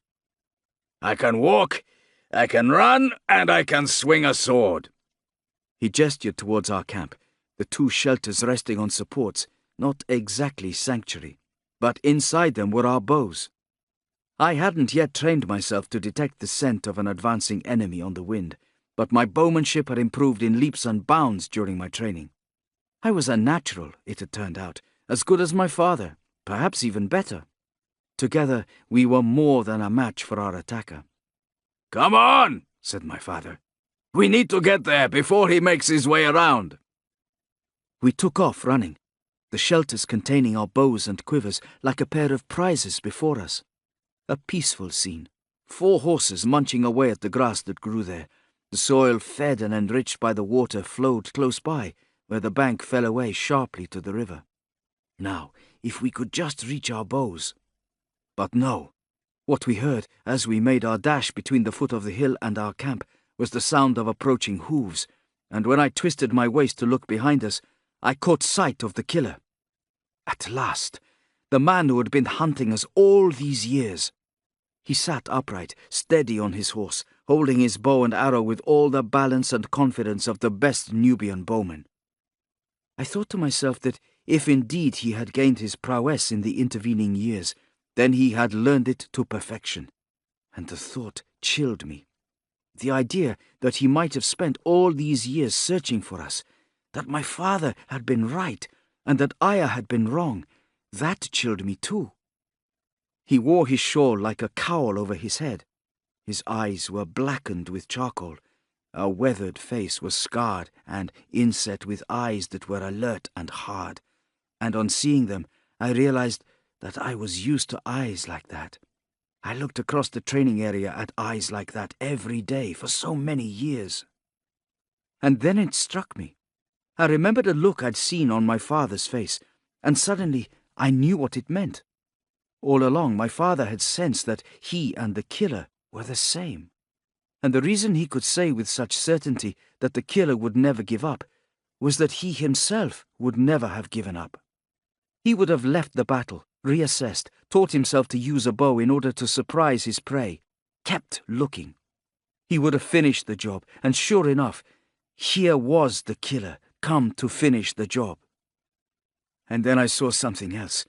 Around the killer's wrist was tied a red scarf I recognized. It belonged to Aya. I didn't have time to react. The killer loosed his arrow. "Father!" I screamed, and perhaps my warning was enough to save his life, because he jinked quickly to the left, and so instead of piercing his body, the arrow once again found his shoulder, sending him to the ground.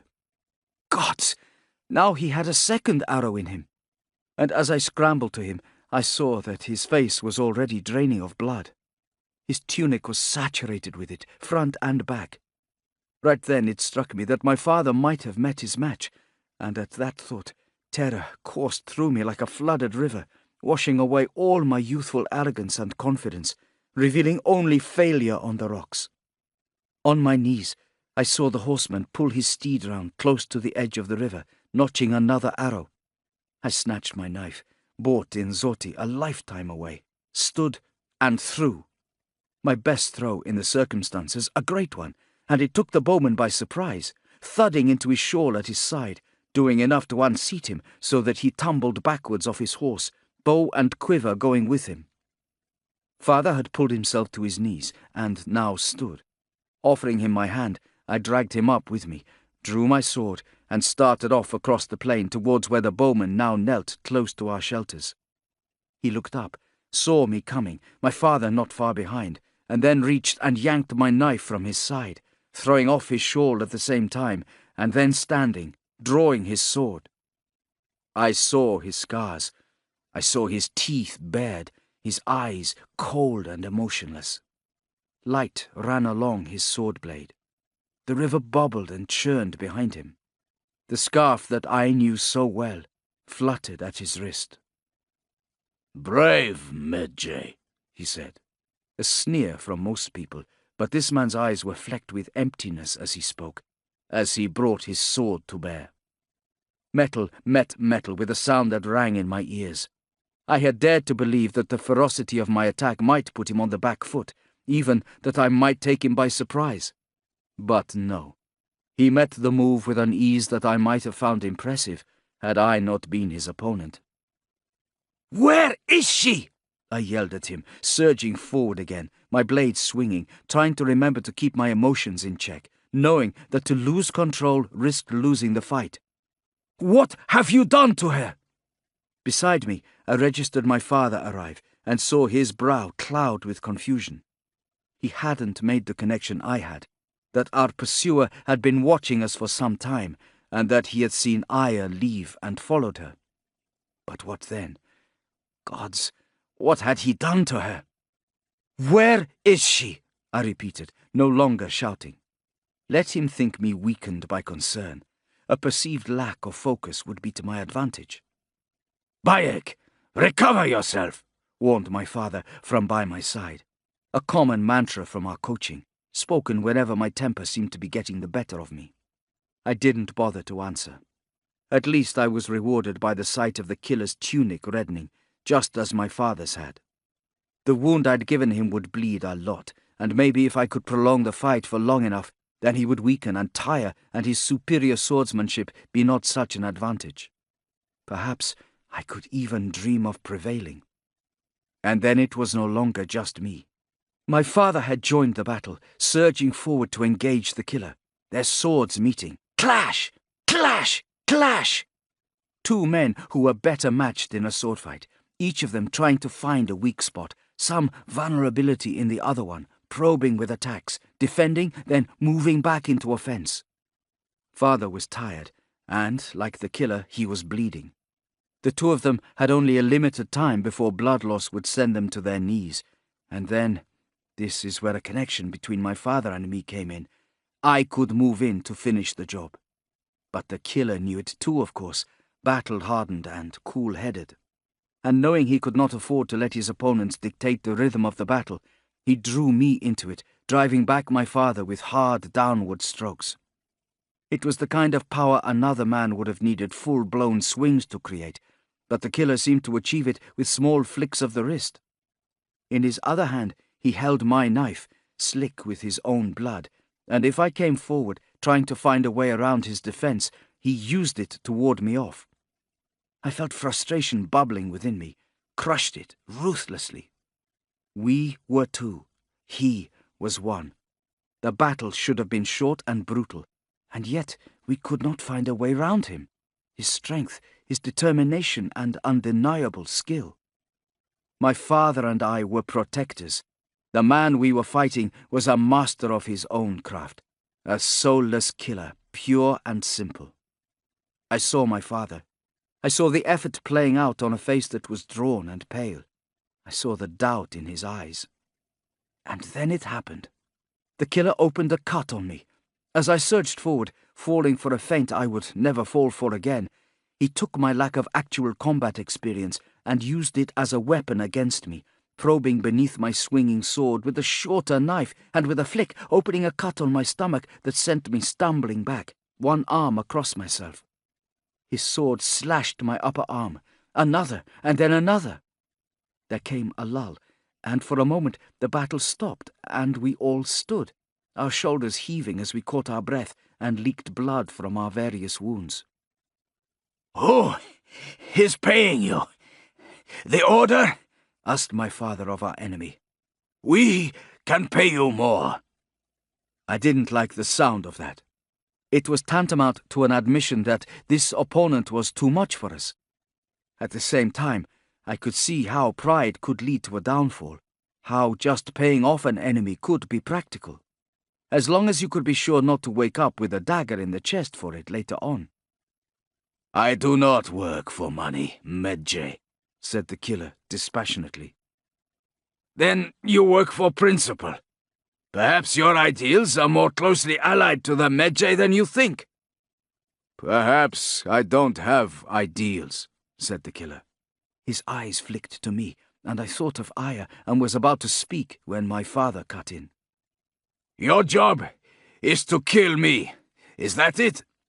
"My job is to destroy the bloodline, to eradicate the Medjay." He admitted this easily, confident he was near his goal, that we were done for. "You'll never do that. You cannot kill an idea." "My employer begs to differ." He surged forward. "And your tie to the bloodline is your weakness." I could not help but feel he had a point, and the fight resumed, sword swinging, hard and fast. My father's shirt was soaked red.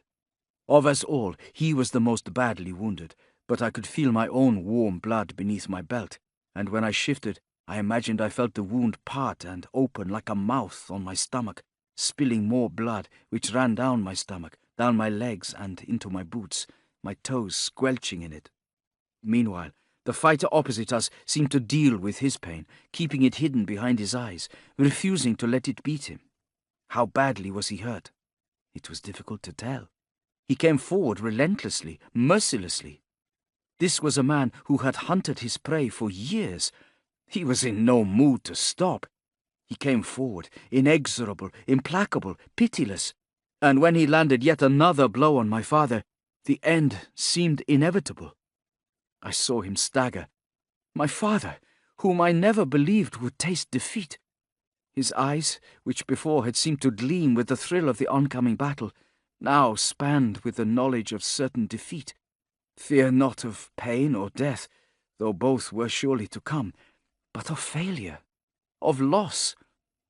Later, I would realize that when he raised his sword again, as if to mount another attack, it was done with no expectation of triumph. All he could do now was try to save me. Seeing him so weak, and thinking of Aya, what rose to the surface was a fury that eclipsed anything else I might have felt. A need for vengeance, a bone-deep hunger to inflict the same pain on this deathful ghost, to do to his world what he was doing to mine. Father saw. Even in the depths of defeat, he was able to read the situation and react, just as I made my move and lunged forward to begin an unstructured and chaotic attack that would have inevitably ended in my own death. With a grunt and a surge of strength, he threw himself to one side and shoved me into the water. My arms flailed. I hit the river with a slap, went under, then surfaced, gasping for air. The current was strong, the river unexpectedly deep. I grabbed at bulrushes to try to prevent myself being carried off, but they came away in my hand. I grabbed for more, found purchase, and for the moment at least, avoided being swept away. At the same time, I felt blackness coming down, as though clouding my brain, threatening to take me, the pain of my wound flaring, and I looked up to the bank to see the killer standing over my father. I saw his sword flash, and my father drop to his knees, then lurch to the side. I saw the killer raise his sword, then slam it down, pinning my father. And then the darkness that had been threatening to claim me closed in. My clutching fingers relaxed on the bulrushes, and I was carried away, leaving behind everything I ever was. The last thing I saw was my own blood coloring the water. My last thought was for the father I had just truly begun to know. Chapter 59. Aya had no desire to return during the day, when she would be under the watchful eye of every seaman going about their business. Thus it was no coincidence that it was dark when she came in sight of the place she had last seen what felt like a lifetime ago. And yet, of course, nothing was different. Astride her horse, watching the old village come into view, she almost smiled at the thought of it. Everywhere else in Egypt was changing. Indeed, so much of what she and Bayek had discussed was involved with those changes to their country. Siwa, though, had resisted it. Laid before her was the oasis, the moon rippling like a wafer on its surface. Rising up beyond that, the township itself, the fortress, the temples, the memories. It was a place that existed in her past, represented by Bayek and her aunt Herit, and it was a place that represented a future that she now knew in her heart of hearts was not for her. She might stay for some years still, would have stayed with Bayek, certainly, but forever? No. The village was quiet and sleepy as she made her way up the path towards it. She couldn't help but cast her eyes up towards where Bayek had lived, wondering about his mother, Ahmose, and knowing that she would pay her a visit. She would see Rabia as well. That would be an interesting encounter. The streets were dark and quiet. The only sound was that of her horse's hooves.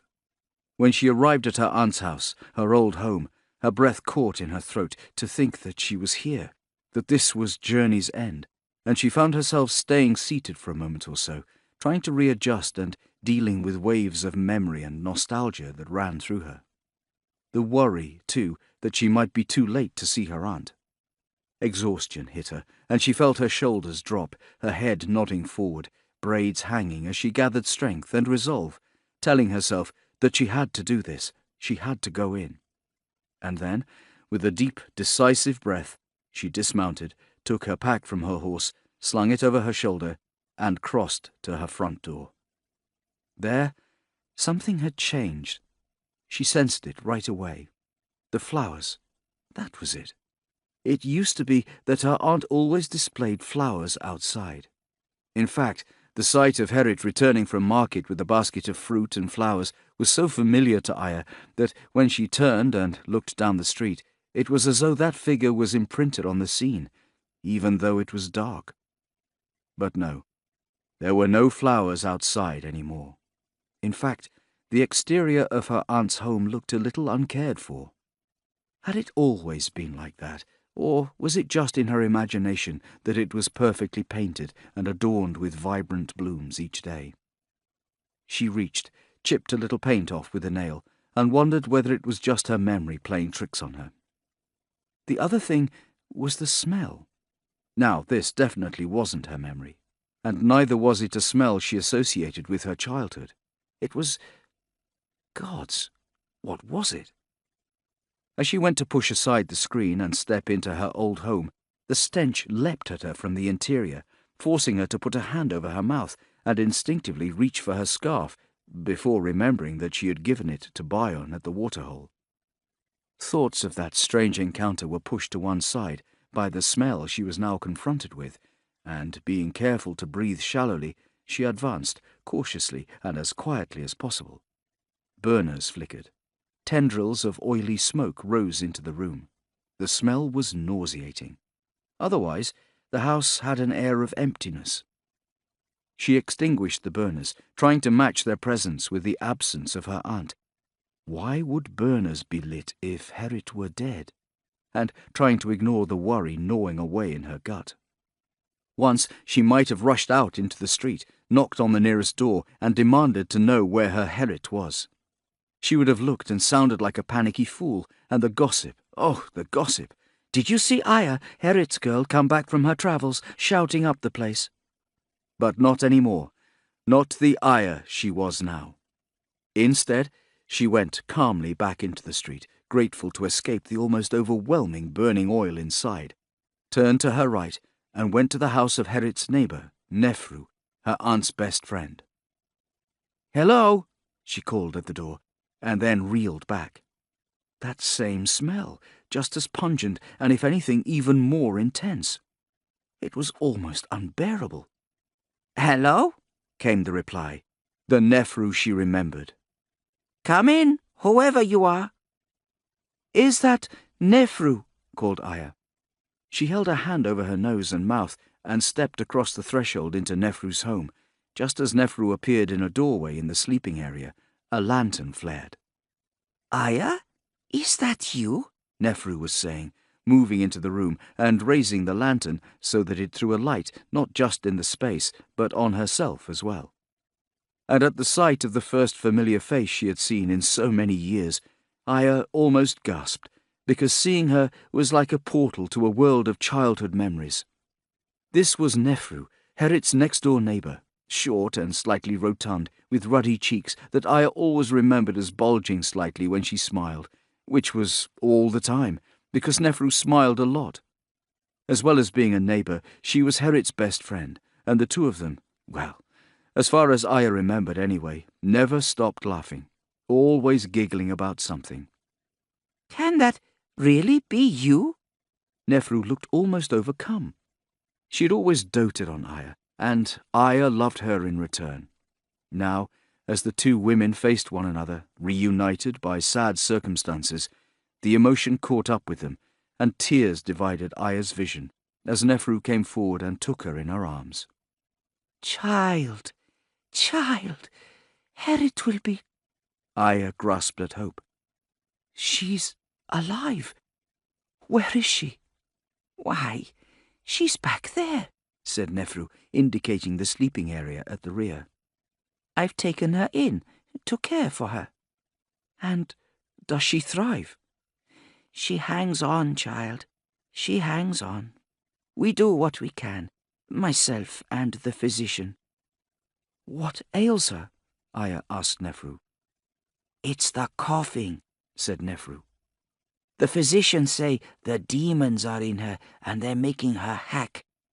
Aya looked around doubtfully. "And it's the physician who insists you have all these burners here?" Nefru nodded solemnly. "It will drive them out, so he says. We have them next door as well, in case they're lurking there too." "You don't any more," thought Aya, but chose not to say, instead asking, "Can I see her?" "You can, of course you can, child, but all in good time. She is resting at the moment, sleeping, bless her, and she hasn't been getting much of that, so I'd rather not disturb her right now. Have a peek, though. See for yourself." Once Aya had peered inside the other room, satisfied her aunt was just sleeping and not dead, Nefru led her to a table that took Aya by surprise. Her memory of that very same table had it much bigger when she'd last seen it, and yet here it was, in reality, so much smaller. "Are you well?" asked Nefru, settling on a stool with a little wiggle and beckoning Aya to take a seat. "Have you brought that young man of yours back with you? Do you have news of the town's protector? So many questions I have for you. How long have you been back? Have you seen anybody else? There's lots who will have questions, that much I can tell you, so you better get used to answering them." She nudged Aya and winked. "And make sure you get your story straight." The last time Aya had sat with Nefru and drunk milk, she'd been an adolescent. Doing it now, she was a woman. Everything she had been through, the adventures, as she and Bayek used to call them, had changed her. She had gone away one person, returned as another. Yet, talking to Nefru helped her locate that girl she had once been. It brought her back in touch with the curious, mischievous tomboy that Nefru remembered. And so she told Nefru her story. Rather, she told Nefru a version of her story, omitting some of the more distressing details, and failing to mention the Medjay and the Order, although she told her that Bayek had remained behind, training with his father to become the town's protector. Can't he learn his trade here? Aya chewed her lip, thinking that telling Nefru they had spent years wondering if they were likely to face an assassin any time soon, of her doubts, of Sabu's insistence on not returning no matter what, was not the best way to stop her from being worried. It's, complicated, was the best she could offer. Despite the dim light, she could see Nefru studying her hard. Have you two had a falling out by any chance? Said the older woman. Aya's head dropped. She knew she'd find it difficult to talk about.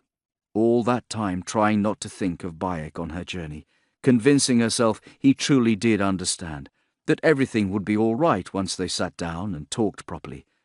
She couldn't bring herself to cry now.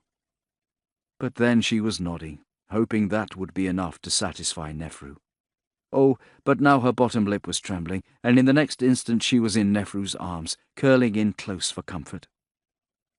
I miss him, Nefru. I miss him so much. I'm worried for him, was what she truly wanted to say. Worried the killer might be after him for real, and that I'm wrong. There, child, said Nefru. There. After a while, Aya caught hold of her emotions and cleared her throat, standing as she and Nefru disentangled themselves.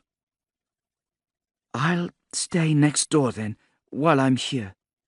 The question of how long she planned to stay went unexamined. When are you expecting to see the physician again? She added.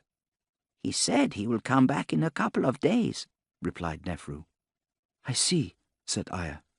In the meantime, then, we're going to get rid of these burners. Oh, child, are you sure you know what you're doing? The smell is horrendous, Nefru. How can you even stand it? Aya shook her head, wrinkling her nose, as Nefru frowned, confused. But, Aya, this is what the physician says will chase away what ails her. Well, I'm no physician, said Aya, but the smell is suffocating, and I don't see how they can be good for anyone. We're taking these burners away. Aya weaved slightly, dizzy still from her travels, and the smell, and Nefru reached out to steady her, slowly grinning. Tears 1 minute, bossing me the next. There's no doubt about it, child. You're back. That's for certain. Chapter 60. When Herit awoke the following morning, there was another tearful reunion. Some hours later, Aya had told her the same story she had told her aunt's friend, and then dispatched Nefru for supplies, knowing full well that her news would soon be making its way through the streets of Siwa, Nefru being a lover of gossip.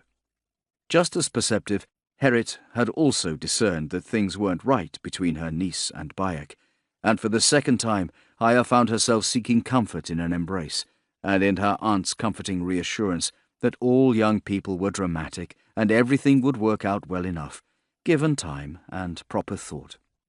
The comforting familiarity of her aunt transported her back to a childhood unsullied by killers and ancient ideologies. She preferred it here, she decided. Right now, she liked the past much more than she did the present. Shortly, Nefru arrived back and came into the room, where Herit lay on a mat, tended to by Aya. Aya had taken down the hangings that covered the windows. Quite how the demons were supposed to escape with those there, she wasn't sure, letting in the fresh air, and doing her best to expel the last of the noxious herbal oil recommended by the physician. Why, Nefru exclaimed to Herit, you look better already. She turned her attention to Aya, insisting on taking her to the window to look at her in the proper sunlight, for the first time since only the gods knew when.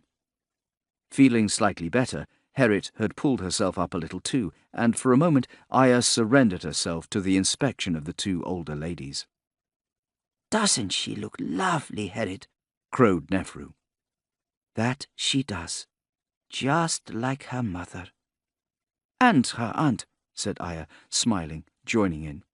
Mind you, said Nefru, peering more closely. Her own ruddy cheeks came so close to Aya that she could see broken veins as Nefru inspected her. "You're looking a little bit pale, child. It's all very well you giving me and Herit advice, but you need to start taking better care of yourself by the looks of things." It was true. Out in the desert, Aya had been feeling ill. She brushed off Nefru's concern, but the truth was that she still felt nauseous. Likely the remains of that horrible oil, she decided. The smell, and also, she told herself, probably nerves. After all, she had depended on Nefru's expert gossip-spreading talent to soften the blow of her return to Siwa. She could walk the streets, at least. But it also meant that Ahmose, Bayek's mother, would be expecting a visit, and to leave it too long before going to see her would be considered disrespectful. No doubt about it, it had to be done, and sooner rather than later. It had to be done this morning. And so, when she had finished being inspected by Herit and Nefru, Aya left the relative safety and sanctuary of Nefru's house and took to the streets of Siwa. Seeing Siwa bathed in sunlight did nothing to soothe her nerves, and of course it didn't escape her notice that people in the street were literally stopping to stare at her. Then, suddenly, standing before her was her childhood friend Hepzibah. Perhaps it was because they'd all been so much younger when she and Bayek left, but where Nefru and Herit had seemed somehow preserved by the years, Hepzibah had grown. Looking at him as he stood before her, grinning broadly, with his arms wide, she was reminded of Bayek. And for a second, the jolt of suddenly remembering Bayek threatened to spoil the reunion. But then, the two were in each other's arms, and once more Aya was fighting back tears. Of joy this time. She told her old friend the story, with promise of more detail to come. "What news in Siwa?" she asked, and Hepzibah shrugged and laughed, as though to say, nothing much, and life goes on. Senefer would want to see her, he said, and she promised to make time for both of them. But first, there was the small matter of... She jutted her chin up the lane towards where the house, her destination, lay like a lioness's. "How has she been? Do you know?" "Ahmose," said Hepzibah. "Like always, giving you a hard time one minute, keeping herself to herself the next. As long as the news you have to give her is good, then I suppose you should be all right." She wasn't sure that it was. With promises to see Hepzibah later, Aya continued on her way, treading up the path until she came to Bayek's house. It was funny. While everywhere else in Siwa was a storehouse of memories, this was the exception. Sabu had never really approved of her and Bayek's relationship, so she'd rarely come here, and even then only to give their familiar whistle, at which Bayek would usually appear. But Ahmose had never shown any animosity towards her, she reminded herself. She'd smile and wave in greeting before Bayek joined her, most times. But here she was, ready to do something she had never done before, and that was knock on the door of Bayek's house. "Come in," came the voice from inside. "I've been wondering how long it would take." Aya steeled herself, went inside, and there she was, Ahmose, waiting primly on a stool, her mouth set. It struck Aya that she too was preserved, like Nefru and Herit, as though time had passed her by, though her neat home was more spacious.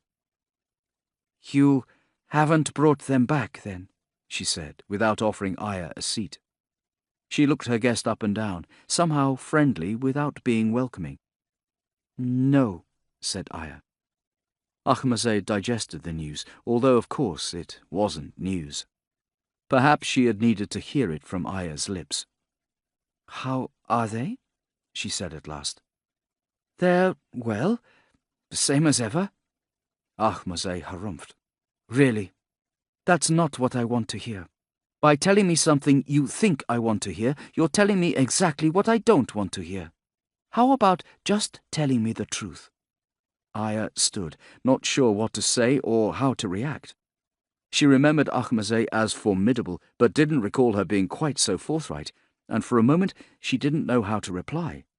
She was right, though, and the younger woman could do no less towards someone who had been separated from her family for so long. That realization left her at a loss for words, bereft by the enormity of it all. Then, thankfully, the older woman broke into a smile. "I'm sorry," she said. "I just hoped... well, you know what I hoped."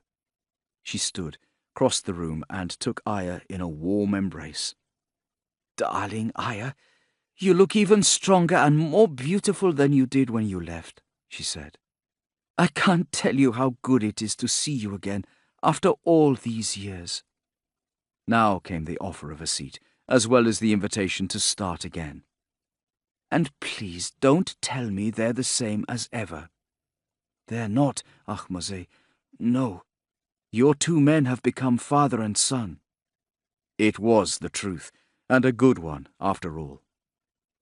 "He's grown up, has he? He's training to be a Medjay." Aya was unsurprised when Ahmose showed not the slightest reaction to the word, though the look of amusement she was given did cause her to blink in confusion. "Oh, no, dear.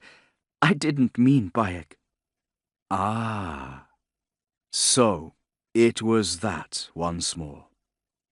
Aya told her story, this time with less of it left out. Chapter 61. Her next stop was to see Rabia, and so she walked across the village, once more subjecting herself to the curious glances of Siwa, whispers behind hands, greetings that she fended off by saying she had important business to do, as she made her way to her next port of call. "Hello, girl," said Rabia when she called in. "Don't tell me. You were expecting me to come," said Aya, who, despite the overall warmth of her reception, was beginning to weary of being the returning face of Siwa. "So, what made you think I would come to see you?" Rabia shrugged. "You no doubt have questions." Aya shook her head. "Not really. What questions I had were all answered out there." She jerked a thumb behind her. "Really?" "All right," conceded Aya. "Perhaps there are a couple of things I'd like you to answer, like, did you ever really think that Sabu left because of Mena?" "I didn't know," replied Rabia. "I knew it was dangerous, that's all. That's all that Sabu told me." Aya looked carefully at her, deciding that she was telling the truth, or rather, not concealing anything in addition to this truth. "So?" pressed Rabia. "Was Sabu called away to deal with Mena?" "No, but Bayek and I did as you suggested and met the Nubians, who were able to deal with Mena." At this, Rabia leaned back in her stall a little, tilting her head back, staring at the ceiling. Her eyes misted, and she looked like a great weight had been lifted, as though relief were flooding through her. "Then it's over. As far as Mena is concerned, yes." "And what of the Nubians?" asked Rabia sharply, returning her attention to Aya and then remembering her manners at the same time. Shades of Ahmose. "Here, girl, take a seat. Would you like some water? Wine?" "I've had enough liquids for one day, thank you," said Aya. "So, go on. The Nubians." Rabia listened intently as Aya related the news of Kenza, Seti, Neka, and the rest of her tribe. On hearing that the Nubians had been depleted by their war with Mena, she frowned sadly, perking up to hear about Kenza. "There are not many like her," she said. "We owe her a great deal. And what became of them, the Nubians?" "We had to split up. I know they planned to leave their home in Thebes. The gods only know how much they must have wanted to do that. They'll be travelling. No doubt we will hear more of them in due course." "But Mena definitely wasn't the reason that Sabu left." "No. Then what was it?" asked Rabia carefully. "What was the danger?" "A threat to the Medjay," said Aya. "Do you know of the Order in Alexandria?" "I have heard of them," conceded Rabia. "It seems they are hunting Medjay." "I see," she said. "You haven't anything to say about that?" Rabia shrugged. What would I have to say about that? Aya stood up, exasperated. Did you know about them, Rabia? Did you know this would happen? She said. And as she said it, anticipating the answer, she wondered how angry she should feel at being used by Rabia to facilitate some grander scheme. Rabia had been watching her carefully, then suddenly gave a short, quick laugh. You're like Ahmose in some ways, Aya. She is always accusing me of knowing so much more than I do. She waved her hand. As though I have tricks up my sleeve. Aya raised an eyebrow, feeling rather united with Ahmose on that front. People thought that of Rabia because often Rabia did know more than others did.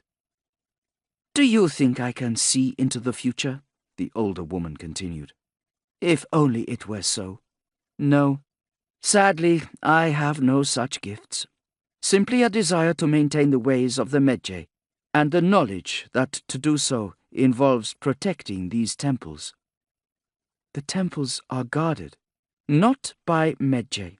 This town needs its protector. It needs Sabu. It needs Bayek. Well, at the moment it seems to have neither. Aya knew she was being unnecessarily blunt, but apparently Rabia was used to bluntness. Aya was reminded of Ahmose at this, and of her travels, and of how she had grown and changed since she had last been in Siwa. Rabia nodded, conceding the point, then added, But one or both will return. How can you be so sure? Of Sabu coming back? I'm not. But Bayek, oh, he'll be back. He'll come because you're here. I'm bait. Is that what you mean? Rabia threw her arms up in frustration. Again! How could I possibly control your presence here, child? You came of your own volition. I'm pleased that I appear to you like one of the gods, manipulating you all, but I'm really not, you know. Just that it's worked out that way, said Aya, suddenly tired. Years of being on the run had taken their toll, and what was a natural level of suspicion out there seemed suddenly unwarranted here, in small and safe Siwa. And now she felt some vile mixture of emotions that she couldn't quite decipher. Nausea, disgust, outrage, frustration, anxiety. She found herself reeling out of Rabia's home, dispensing with the usual courtesy and almost stumbling out into the street, the older woman calling out after in worry until Aya waved her off, pleading tiredness. On her walk home, she began to feel worse. She remembered the attack in the oasis, the point where she knew she'd kill to defend herself. Replayed that moment right before the arrows of the rider had struck home. At one point, she staggered and reached to a low wall for support. Her thoughts whirled. She wondered if this feeling that events were out of her control, even here in Siwa, was the cause of the churning of her stomach, the dizziness that threatened to send her to her knees. She'd hated it when travelling with Bayek and his father, and she hated it now. She heard somebody call her name, looked over, and through this division saw a figure, one she briefly thought might be the killer. But no, it was just her old friend Senefa. She didn't have the energy to stop and speak, so she smiled weakly at him, but shook her head, needing to move on and hurry home. At last, she got there and almost fell inside, wanting desperately to lie down. The building was dark and she was disorientated, her limbs feathery and shaking in the aftermath of the storm of emotions that had hit her in the street, and it took her a second or so to realize that there was somebody standing in her house, the figure of a man. Bayek? She said, but it wasn't Bayek. It was him, Bion, the man from the watering hole. What was he doing here? She wondered dimly. But her stomach churned, the air smelled odd, and her vision was clouding. Air seemed to elude her, and everything was slowly turning sideways. He was moving towards her, something red in his hand. My scarf, she thought. Oh, good. I was missing my scarf. And then she felt her feet go, saw the floor rush up to meet her, felt strong arms grip her. And then, nothingness. Chapter 62. After the fight, as Bayek had been washed away and Sabu lay vanquished on the dirt, Bion had knelt, his shoulders heaving and his head lowered, exhausted and in pain, listening to nothing. Silence. Not even the shrieking of birds circling above his head. Even the blood rushing in his ears had subsided. But now the body of Sabu lay at his feet, which meant his mission would be at a close. The killing would soon be at an end. And he could find peace. There was one other noise, though. It came from Sabu, and was the sound of his labored breathing. From his chest protruded Bion's sword. The killer had been taking no chances. He had pinned the Medjay to the earth like a butterfly. Blood foamed at his mouth, and Sabu's eyes seemed to be drifting in and out of focus as he attempted to fix them on Bion, trying to see the face of his killer before he died.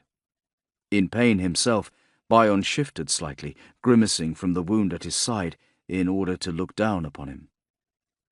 "Your name," said Sabu weakly. Bion gave a short nod, as though to confer the dignity of the vanquished upon him. "My name is Bion," he told him. "I am sent by the order to kill you and your kin, sent by an order official named Raya. Is he known to you?" Sabu shook his head, causing himself pain.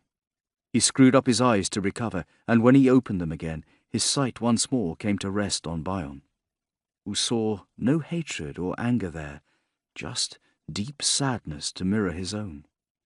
He wondered if Sabu wore his scars on the inside, and if he too were exhausted by the killing, if there was some part of Sabu that welcomed departure from this life. "Where is he?" asked Sabu. "Your boy? Elsewhere." "Dead?" managed Sabu. The killer spread his hands.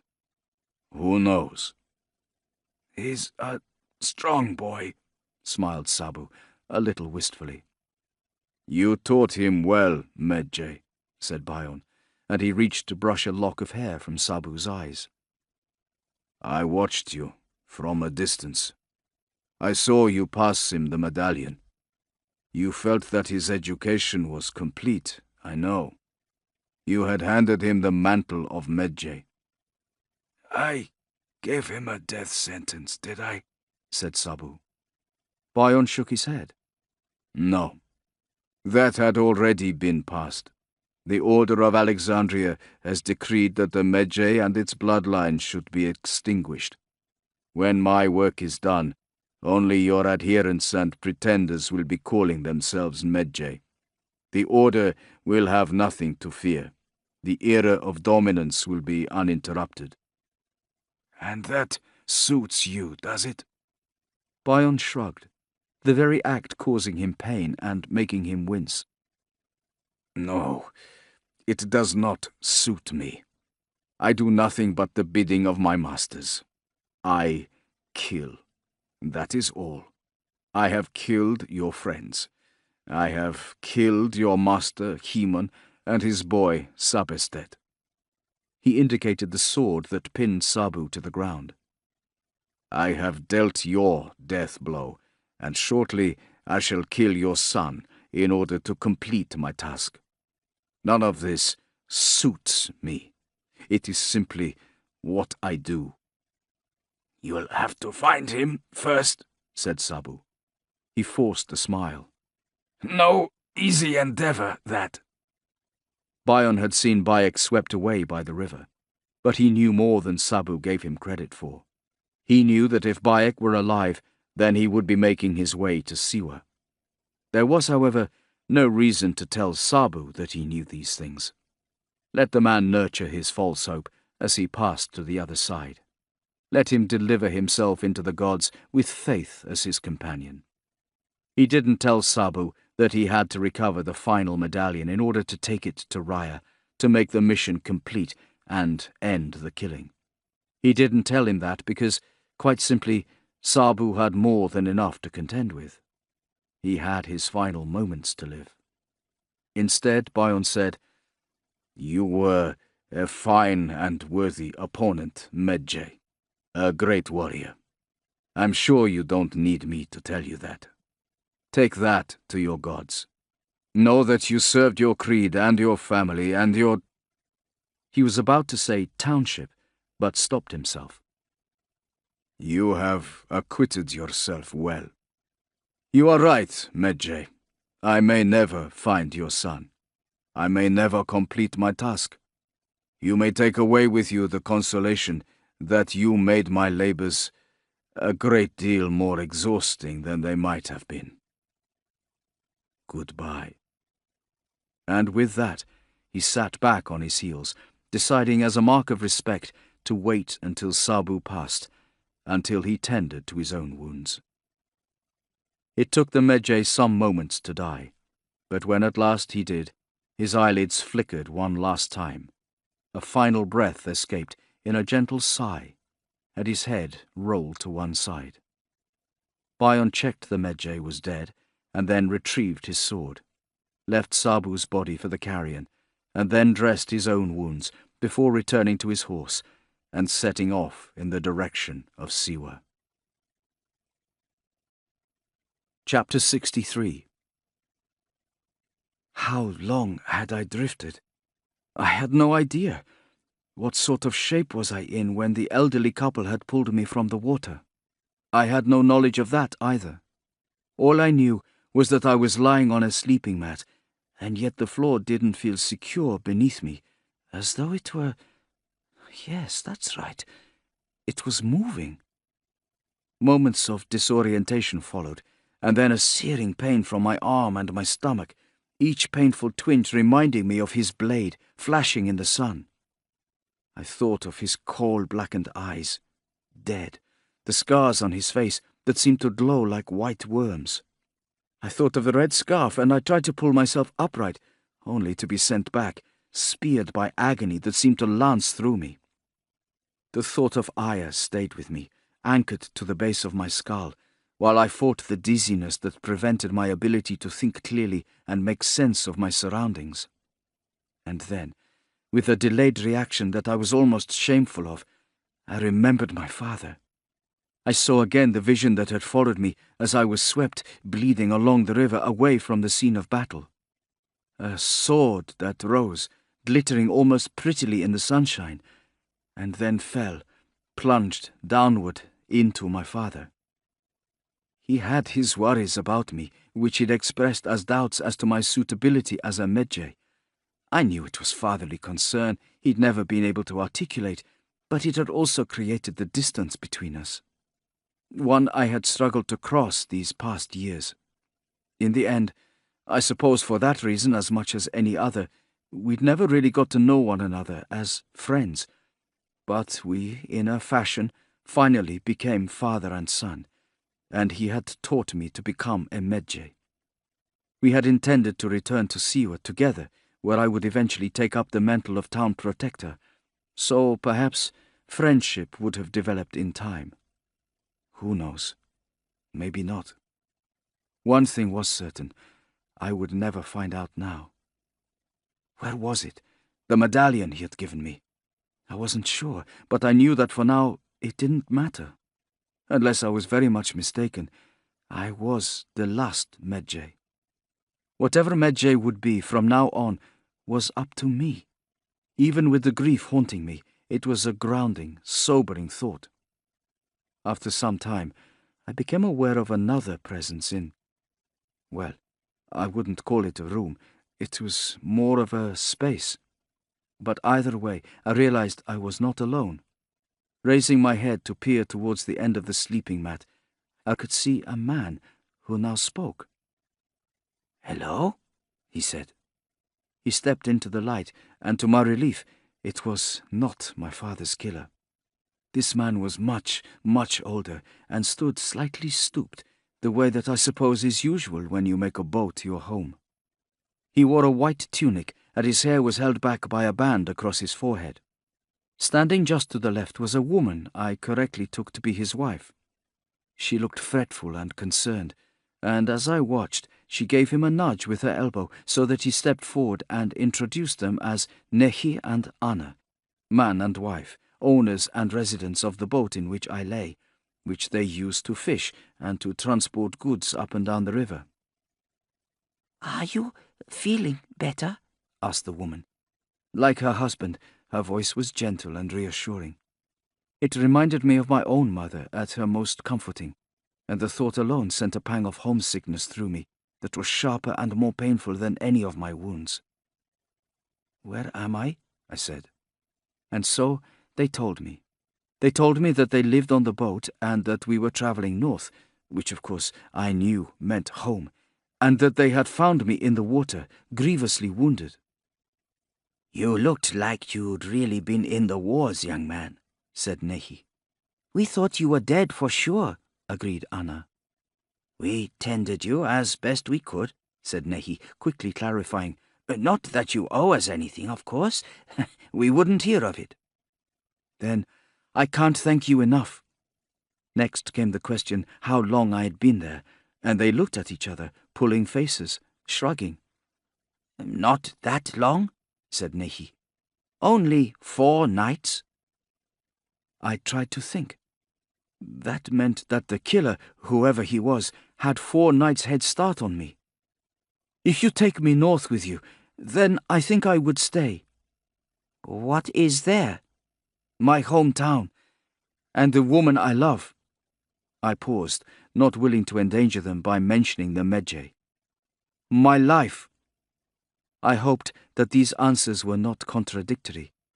Either way, I knew I needed to be in Siwa. Chapter 64. "I just wanted to return your scarf," Bion had said when Aya awoke to find him standing over her. "You fell." She had taken a moment or so to focus, unnerved by a man being in her house without her inviting him in, careful as any woman would be. The strange smell was gone, at least, but she remembered it nonetheless. "Your neighbor said you'd be returning soon," he was saying. "She kindly suggested I wait for you here." By now, she had got to her feet slowly, testing her steadiness, not wanting to feel at a disadvantage. "My aunt," she began. "Yes," he said, nodding to acknowledge the point. "I've been speaking to Nefru." He smiled faintly, though his eyes never changed. "I told her about our encounter in the oasis. She's told me everything." Aya smiled carefully, falling back on a more serene persona, hiding her inner turmoil as thoroughly as she could. Why? Why would she want to avoid this man's company? That was a good question, and one she couldn't quite answer. After all, she knew she had nothing to fear from him. And yet, on the other hand, maybe she did, because there was something about him. Definitely something about him. Something that put her ill at ease. She could not help but wonder if the horse thieves in the oasis had perhaps found her because someone had told them she'd been there. Someone who had followed her to the oasis, and then to Siwa. How long was I? "Moments," he said. "I caught you and laid you down to give you water." He indicated a beaker set upon a stool. "You revived before it became necessary to seek further assistance from next door." Nothing had been disturbed, she noted, glancing casually at the beaker and the room beyond. She took another breath, as though trying to clear her senses. Still no smell. Keep things normal, small and familiar, she reminded herself. Let him think her unawares. She might be wrong, but she might be right. "Well, I'm glad you didn't go there. I wouldn't like to worry my aunt or Nefru. But wait, when did you speak to Nefru?" "Oh, well, that was when you were away, seeing—" He looked as though he were thinking, although to Aya it looked as though he were pretending to think. "somebody's mother. Was it Bayek's mother?" "Something like that," she said, cagily, and then went to move past him. He had no reason to bring up Bayek. None, save perhaps his own interests. Aya forced herself to remain calm, calculating the possibilities. He was trouble. But was he the killer? "I ought to go next door. to check on my aunt." He had now stood too and moved across, almost blocking her way, as though a coincidence. "Do you think you should be going next door if you don't feel well? I've heard medical men say the demons of ill health can feed off one another." "I'm sure we'll be fine," she said, casually, maneuvering past him in the way anyone might if facing a random stranger, not feeling threatened. "I need to check she's all right." He looked uncomfortable. Had she not been already paying attention, it would have looked normal. "In that case, perhaps I should leave." Yes, I would prefer you to leave." No, of course not," she said quickly. If he was trouble, if he was the killer or one of his agents, then she wanted to know where he was. She wanted him in her sights. "Please stay. I was very grateful for your support when those men tried to attack me, and you can stay as long as you like. Now, I'm going to check on my aunt. I'll be but a moment. Perhaps we can eat after that. I'm very keen to know more about you." A strange look flitted over his features, one she would have been sure she'd imagined had she not been looking for any clue, anything at all. "Thank you," was all he said. She bobbed her head to escape her aunt's house, gulping in the air of the street outside, blinking in the sunlight that bounced off bleached stone, her eyes going to the temple as though somehow drawn there. She wished for the presence of Bayek. Right now, she would have settled for the presence of his father even. She went to her right and was about to duck into Nefru's house when she stopped herself. What if her aunt was in danger? Then again, he'd already spoken to Nefru. If he was the danger, then it was too late to stay away. "Nefru," she spoke softly at the door. "Are you there?" The old woman appeared. "You've got a guest," she said meaningfully. Aya gently backed her into the house, away from open windows nearby and possible listeners. "You spoke to him?" Nefru nodded. "Well, he seemed nice enough, and you didn't tell me about what happened with those thieves." She fussed gently over Aya, looking her over as though invisible injuries might suddenly come to light. "What did he ask you?" pressed Aya. Nefru nodded again and rolled her eyes. "Well, he certainly was inquisitive. He wanted to know everything there was to know about you and Bayek, your aunt, Bayek's father." "Everything, then?" interrupted Aya. "Oh, yes, pretty much everything." "And you told him, didn't you?" Aya took a short breath, funneling her frustration into as tight a ball as possible, setting it aside with all her determination. Standing there, she felt aware of him somehow, almost as though he might be listening through the walls, even though that was a fanciful idea. "Of course you told him everything. You have no idea." She checked in on Herit, then left. As she did so, she came upon Bion in the street, just leaving the house next door, making her jump a little.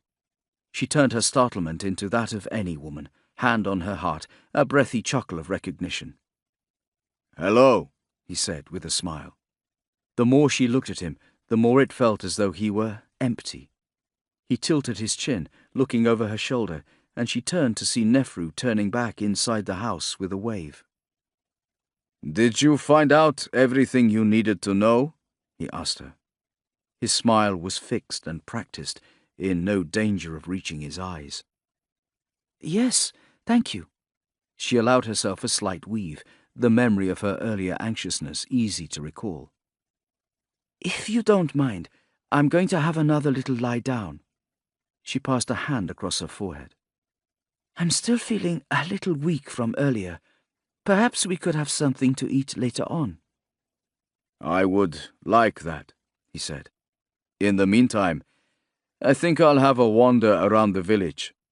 He indicated upwards. "Your temples are renowned." With that, they parted ways. As she turned, he leaned in towards her, and she fought an impulse to flinch. "You didn't mention either to Nefru or to your aunt that you're not feeling well, I take it?" he asked. She shook her head, but found herself puzzling on why he wanted her to stay silent, and then, as she went into her home, Some instinct made her look out of the door again. Her eyes went to where Bowden was walking up the street, although he was not heading towards the temple. If anything, she decided, he was going in the direction of Bayek's house. Chapter 65. I was sad to leave Nehi and Anna. Just being with them felt like being cocooned in a shawl, and not just any shawl, but one belonging to my mother. I'd got used to the nighttime rhythms of the boat. During the day, when I had felt better, I'd gone up on deck, sitting to watch the business of the Nile, enjoying again all those aspects of the river that had enchanted me when I first clapped eyes on it so many years ago. A callow youth setting out on a journey to find my father. I trained as well, subtly so, the boat an interesting challenge to my balance. Nehi and Anna taught me more than they ever realized during those times when the waves were choppy and I struggled to maintain my footing on the wet wood. But then the time came, and I had to take my leave. I would miss them, but I was eager to get going. I bade them a fond farewell, thanked them for nursing me back to health, and assured them that there would always be a place for them in Siwa, and that on arrival they should ask for me, the town protector. "We will look forward to meeting this Aya we've heard so much about," said Anna. "Yes," I said, and hoped my face did not betray my fear that Aya had fallen victim to the killer. I traded for a horse from a local caravan at the first opportunity, spending most of my remaining coin. As I began my trek across the desert towards Siwa, my thoughts turned to the killer who wore her scarf. My thoughts were dark. They tortured me at night. Had he killed Aya? At a settlement, I asked a merchant, "Have you been here long?" "Day and night for over 7 summers. "You must see most people who go through here." "That I do." "Have you seen a girl, a woman, one who would have been travelling for many days? She wears her hair in braids, scarves gathered at the belt, wrist guards, very beautiful." "Oh, yes, I've seen a girl who looks like that. She bought bread from me." "She didn't happen to mention that she was on her way to Siwa?" "That she did." Relief had flooded over me, and I made to leave. But then some instinct made me turn back. "Can I just ask about a second person?" I described the killer, and then a chill ran through me when the trader told me that this man had also passed through the settlement, also on his way to Siwa. In the next moment, I was on my horse, redoubling my efforts to get home. Chapter 66. Bowden had returned, and now sat cross-legged on a mat on the floor, tunic stretched across his lap, and a beaker of wine cradled in his hands. By his side lay a plate, on it crumbs of bread. Sitting opposite, Aya had watched him eat intently, with his head down, eating habits that were, she decided, the result of a lifetime spent either in the army or as a nomad. Only through her training with Bayek could she see the small signs of a man economical with his motions, could she spot the calluses specific to someone who wielded a sword, used a bow. She knew very little about the scar-faced stranger who was now her guest. He seemed to have discovered everything about her, yet given away nothing in return. That in itself, though, told her so much. She was now certain he was the killer, lying in wait for Bayek, having found her. She crossed, picked up his plate, and then poured a little more wine into his cup. Next, she dragged a stool to the opposite end of the room, wanting to put a bit of distance between them, then taking a seat and reaching for her own wine. "So," she said, "what's your story? Why have you never settled?" The question of any young woman in a small town such as Siwa, intent on acquiring gossip. Nefru's habits were easy to adopt, to hide under while she watched intently. Who can say? Years spent in the Royal Guard, I suppose. As a young man, I lived and worked in Alexandria. My job was to protect the rich and powerful. She perked up a little at the mention of the great city. My parents live there, in Alexandria, she said, and let the happiness at the thought of them swim through the worry she'd kept hidden away. Another layer of misdirection. I spent my very early years there before coming here to live with my aunt. She was thinking, but you probably already know that. And indeed, he was nodding. It felt more like acknowledgement than the casual assent one might give a story heard for the first time. I'd like to go back there one day, she ended. He asked no questions, did not pursue the topic. Well, that is something I never want to do, he said. It is a life I am more than happy to leave behind. We're very different, you and I, she said, wondering at his composure, knowing she trod a dangerous line in pointing that out. He nodded. Yes, indeed we are. Except in one important respect. Oh, yes? She said, cautiously. And what respect is that? She didn't like the look she saw in his eyes. There it was again. It was as though there were a hollow space behind them. Nothing there. You remember that day at the watering hole, when you complimented me on my skills with a bow and pointed out that my bow looked new? Yes? I told a lie when I said that I was the best with a bow in my company. I see, she said. Her eyes flicked to the doorway, wondering whether she needed to make a run for it, whether she could reach the doorway before he could stop her. I suppose the question is why you felt the need to lie to me. He chewed a lip. I was never very good with a bow. My commander, Raya, would often mock me for my lack of bowmanship. You were ashamed? It was not something to be proud of as a member of the Makerophoroi. She felt a crawling sensation in her belly, knowing he knew she knew. Their words were knives now, and any moment blood might be drawn. Nonetheless, she kept still. If he wished to harm her, he would have done so by now. She'd been right earlier. Bait. I think that was it, he was saying. You see, I am only a recent convert to the bow. I think for that reason, embarrassment, vanity, I preferred to keep that fact secret.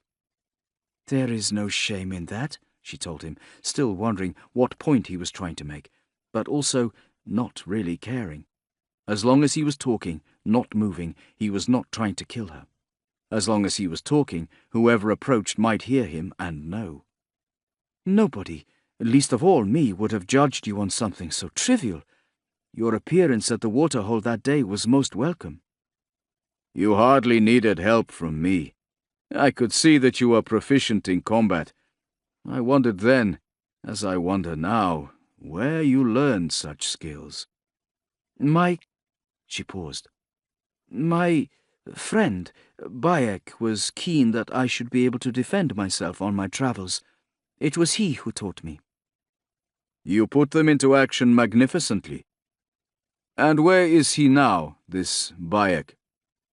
You asked that same question of Nefru. You know the answer. I wonder why you ask it again of me now. He spread his hands, as though to offer no firm reply either way. Hollow-eyed, he spared her a slight smile. Tacit acknowledgement that each had divined the other's deceit. She thought she saw a glimmer of respect there, but refused to believe that it meant anything. The man killed because he could. Whatever else he might feel was unimportant. If given the chance, he would kill Bayek. Then he would kill her, and probably Nefru, Herit, and Ahmose, just to tidy up loose ends. She would talk to him until the end of the world, if need be, to keep that from happening. This thing we have in common, she reminded him. You were going to say... He nodded. You noticed, is what I was leading on to. You saw that my bow was new. I think I can remember that I complimented you on your observation, And that, Aya, is what we have in common. I, too, am observant. Her eyes remained fixed on him, though she was mentally gauging the distance between herself and the door. The weight of the stool she sat on, how quickly she might throw it at him to buy time. Why do I have a feeling this is going somewhere? It is. She swallowed, steeling herself, feeling a crackle in the room. She hid the flash of hope under her fear, let the latter bubble up a bit more. He wanted to talk. She would talk until the day the sun failed to rise, if need be. Go on. Tell me. This is what you've been leading to all along, isn't it? So tell me. What is it that you've observed that you so wish to tell me about? Very well, then, he said. I shall. And he fixed her with a gaze, those dark eyes seeming to pierce right through her. Chapter 67. I rode, faster than I'd ever dared before, pushing my horse onwards, promising it water and oats and all the horsely pleasures its heart desired, if she could just spirit me to Siwa in time. Night fell, and still we thundered on, man and horse, and I spent every moment in mortal dread that my steed would lose her footing, plunge and throw us both into the dirt.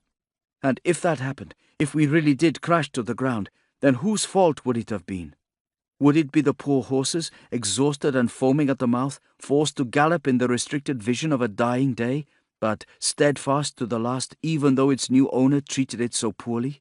Or would it be the fault of her rider, a man driven almost insane with a desperate need, a man on a mission? I knew the answer to that question. And then, at last, the moonlit water of the Siwa oasis came into view, and I bullied my mare into an extra burst of speed, promising her all sorts of treasures, and she fell. Either through exhaustion or a misstep, her front legs buckled. She pitched forward, and we were suddenly both on the ground. For a moment or so I lay there, groaning. Then I rolled over, checking myself for broken limbs or bleeding wounds, and to my great relief, finding none. Beside me, my horse scrambled to her feet and stood, head lowered, but otherwise, thankfully, unharmed. I had pushed her hard, too hard, but she had rewarded me by getting me here. She was exhausted, but I could run the rest of the way. "Thank you! Thank you!" I gasped, dragging off my pack, taking my sword and bow, slinging them across my back and beginning the journey around the oasis. Above me was the hillside of Siwa, the fortress and temples regarding me imperiously. I hit the track that led into the village, arms and legs pumping, weighed down but determined. There was no time to ponder upon my return. My only thought was for Aya, and it was to her house that I ran. My breath was ragged, my limbs heavier than I had ever imagined possible, pounding along lanes and streets I knew so well, but had never before trod with such purpose and determination. And then, there it was, her aunt's home. I'd last seen it the night I left Siwa, and, arriving there now, dragged me back in time. But I was in no mood to savor it. Right now I had to think, I had to be clever. Wasn't that what Father had always drummed into me? Exercise caution, think, plan. I withdrew into shadows offered by homes opposite in order to get my breath back. Silently, I deposited the pack, eyes going to the frontage of Herit's home. It struck me that the house had become shabbier since I last saw it. I checked for my sword, grasped the hilt of my knife, taking strength from their presence there at my waist, and then I darted across the street. At the doorway, I stopped, listening, expecting to hear what, I wasn't sure. Either way, there was no sound from within. Even so, the house looked occupied. There was a screen at the door and hangings at the window. There was no way of making my way around to the rear. I would have to enter by the front door, whether I liked it or not. Taking a deep breath, I slipped inside. Darkness. Silence. As I cast my eye around the place, I noticed something. On the table were 2 beakers, which I lifted to inspect. They'd recently been used. They were still wet. Still traces of, I smelled, wine. Was this Aya and her aunt, I wondered? Perhaps Herit had revived. Was it possible that the killer had not yet arrived? Or had he arrived and was biding his time? Maybe the trader I spoke to was simply mistaken. Now my attention went to the sleeping arrangement. I knew the layout of the house. There was only one bedding area, and so it was likely that Aya would be sharing it with her aunt. I stood for a moment, debating what to do. On the one hand, to be caught peeking into the chamber would be so very shameful. On the other, it could be that Aya lay on the other side of the wall. Aya, whom I had spent so many months missing. Aya, for whom my heart ached. Right. I took a deep breath, peered quickly around the side of the door and into the sleeping area. It was empty. I had another look. Still empty. And now any trepidation I'd felt was replaced by a new sense of foreboding. Aya was here, and yet she wasn't here. So where was she? Something occurred to me, and I hurried back out into the street, taking less care to be quiet now. Next door lived Herit's best friend, Nefru. She wasn't going to take kindly to being woken up, but then again, the circumstances demanded it. Just as I was about to enter, I heard voices from within. Voices that I recognized. Nefru, Herit, and Aya. And now I forgot about manners and propriety. I suppose I even forgot about thoughts of the killer and avenging my father. In fact, all I could think about when I heard that voice was her. And with a cry, Aya's name springing from my lips, I burst into Nefru's home. No, it wasn't the most elegant of entries, but I had ceased to care. All I wanted to do was see her, and the sight that greeted me was more precious to me than water, food, or air. It was Aya, rising from her seat, her eyes wide and her mouth dropping open, a look of abject surprise that became something else, a reflection of my own feelings, something I can only describe as joy. I heard their voices, Nefru saying, "The gods, child, he's come," and Herit agreeing. But they were mere background noise, hardly even a distraction, as Aya and I rushed together like water closing over the wake of a passing ship. "I've missed you so much," she was saying, in between kisses.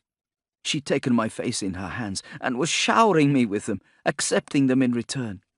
Behind us, Nefru and Herit were cooing, making noises about young love and wasn't it sweet, as though we were a couple of freshly minted lovebirds, children exchanging shy first pecks, rather than a couple who were on the verge of becoming man and wife, whose parting, I now realized, had been like a little death. "I thought I would never see you again," I breathed. That slightly sardonic smile I knew so well had returned. "Rabia told me that I would definitely see you again," she told me. "I wish I could say the same about you," I replied. "I feared you dead." She shook her head, an odd relief colouring her voice. "No, I'm fine. Where is your father?" Having to break the news of my father's death brought me a fresh and piercing pain. "He found us, Aya, the man who'd been hunting us all those years. He found us and attacked." "Sabu is dead," she said, paling.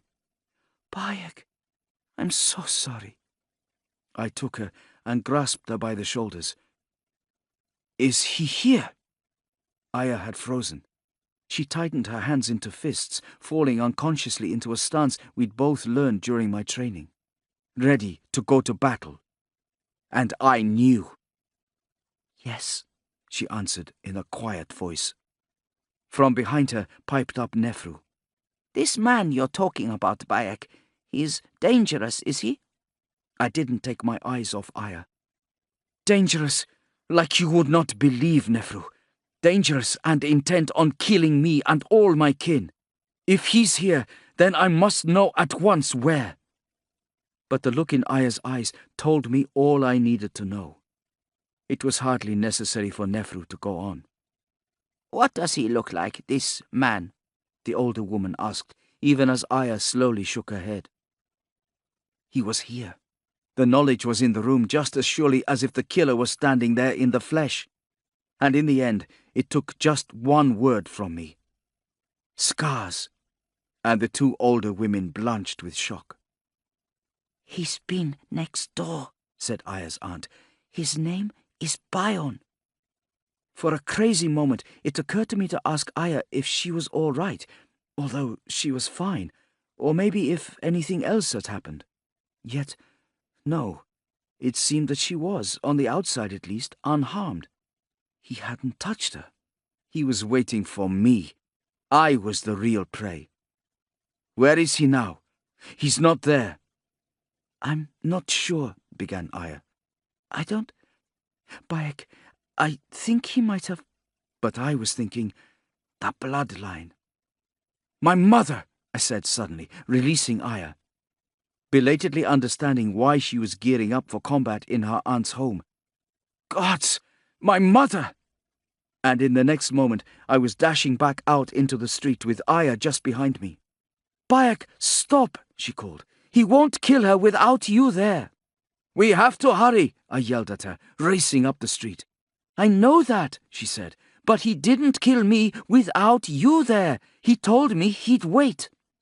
I nearly tripped at that, which gave her a chance to catch up. And you're not taking him on alone. I saw faces appearing at the windows and the doors of the houses around us, but had neither the time nor the inclination to quieten down for their sake. You don't know this man like I do, I said. You'd be surprised. He's acquired bow skills, I know. I told you I'd spoken with him. That took me aback yet again. But she had told me. She used the pause to tell me once more, I'm coming with you. And of course, she was right. The rest didn't matter for now. My father and I, two Medjay, had fared badly against this Bowden. In all of Siwa, there was only one person who had trained as hard as I had over the years, and it was Aya. We had no real plan, but the two of us together, it would be enough. Suddenly, it seemed clear. The very idea of setting off without her was ludicrous. The moment passed between us. We ran side by side, and despite the situation, she was smiling. She knew that I had come to the right decision. Wait there, she commanded, before dashing inside her house. A second later, she was joining me. Only this time, she carried her sword and was buckling up her wrist guards, even as we continued our ascent through the village and up towards my house. All these years, I'd longed to see my mother again, and now I was the one who had brought death to her door. If I was too late, could I ever forgive myself? I already knew the answer to that question, as Aya and I skidded to a halt just short of my old home. There, it seemed that it threw its shadow across me once again. The truth was that I had always found my family home forbidding, perhaps for the simple reason that it contained my father. Even so, it was still home. It was where I lived. Now things were different. Now, as Aya and I pulled up and looked at one another, both of us wondering what would happen next, it looked a lot less like home to me and more like a battleground. During our years spent together, coaching one another, Aya and I had developed an unspoken link, and we used it now, as I gestured for silence and then indicated that she should go around the back of my old home. In the meantime, I went to the front door, heart hammering. Our door was more substantial than anything on the houses down in the village. I tried it, remembering from various youthful escapades that it squeaked, but unable to do much about it. Time was of the essence now. If Bowden were here, then why would he be hanging around? The fact was, I had to go in, and I had to go in at once. Was I rushing in unprepared, just as my father had always warned me against? Probably, although this time I wasn't alone. This time I had Aya with me. Chapter 68. I suppose that a little bit of me had hoped that once again I would burst in to find the place empty, just as I had at Herod's.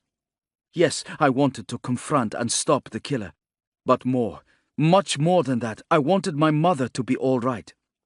My old house was just as I remembered it, just as it always had been. What I had expected to see, I don't know, but the sight that greeted me was him. Bowden.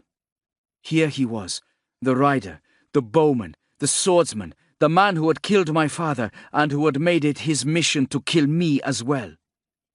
Except that this was a very different assailant I came upon.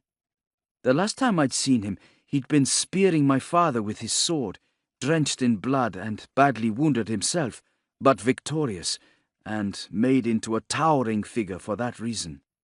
Now, however, he couldn't have been more different.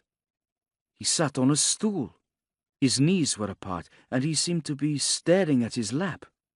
At least, that's what I thought he was doing at first, until I saw the sliver of metal in his hand.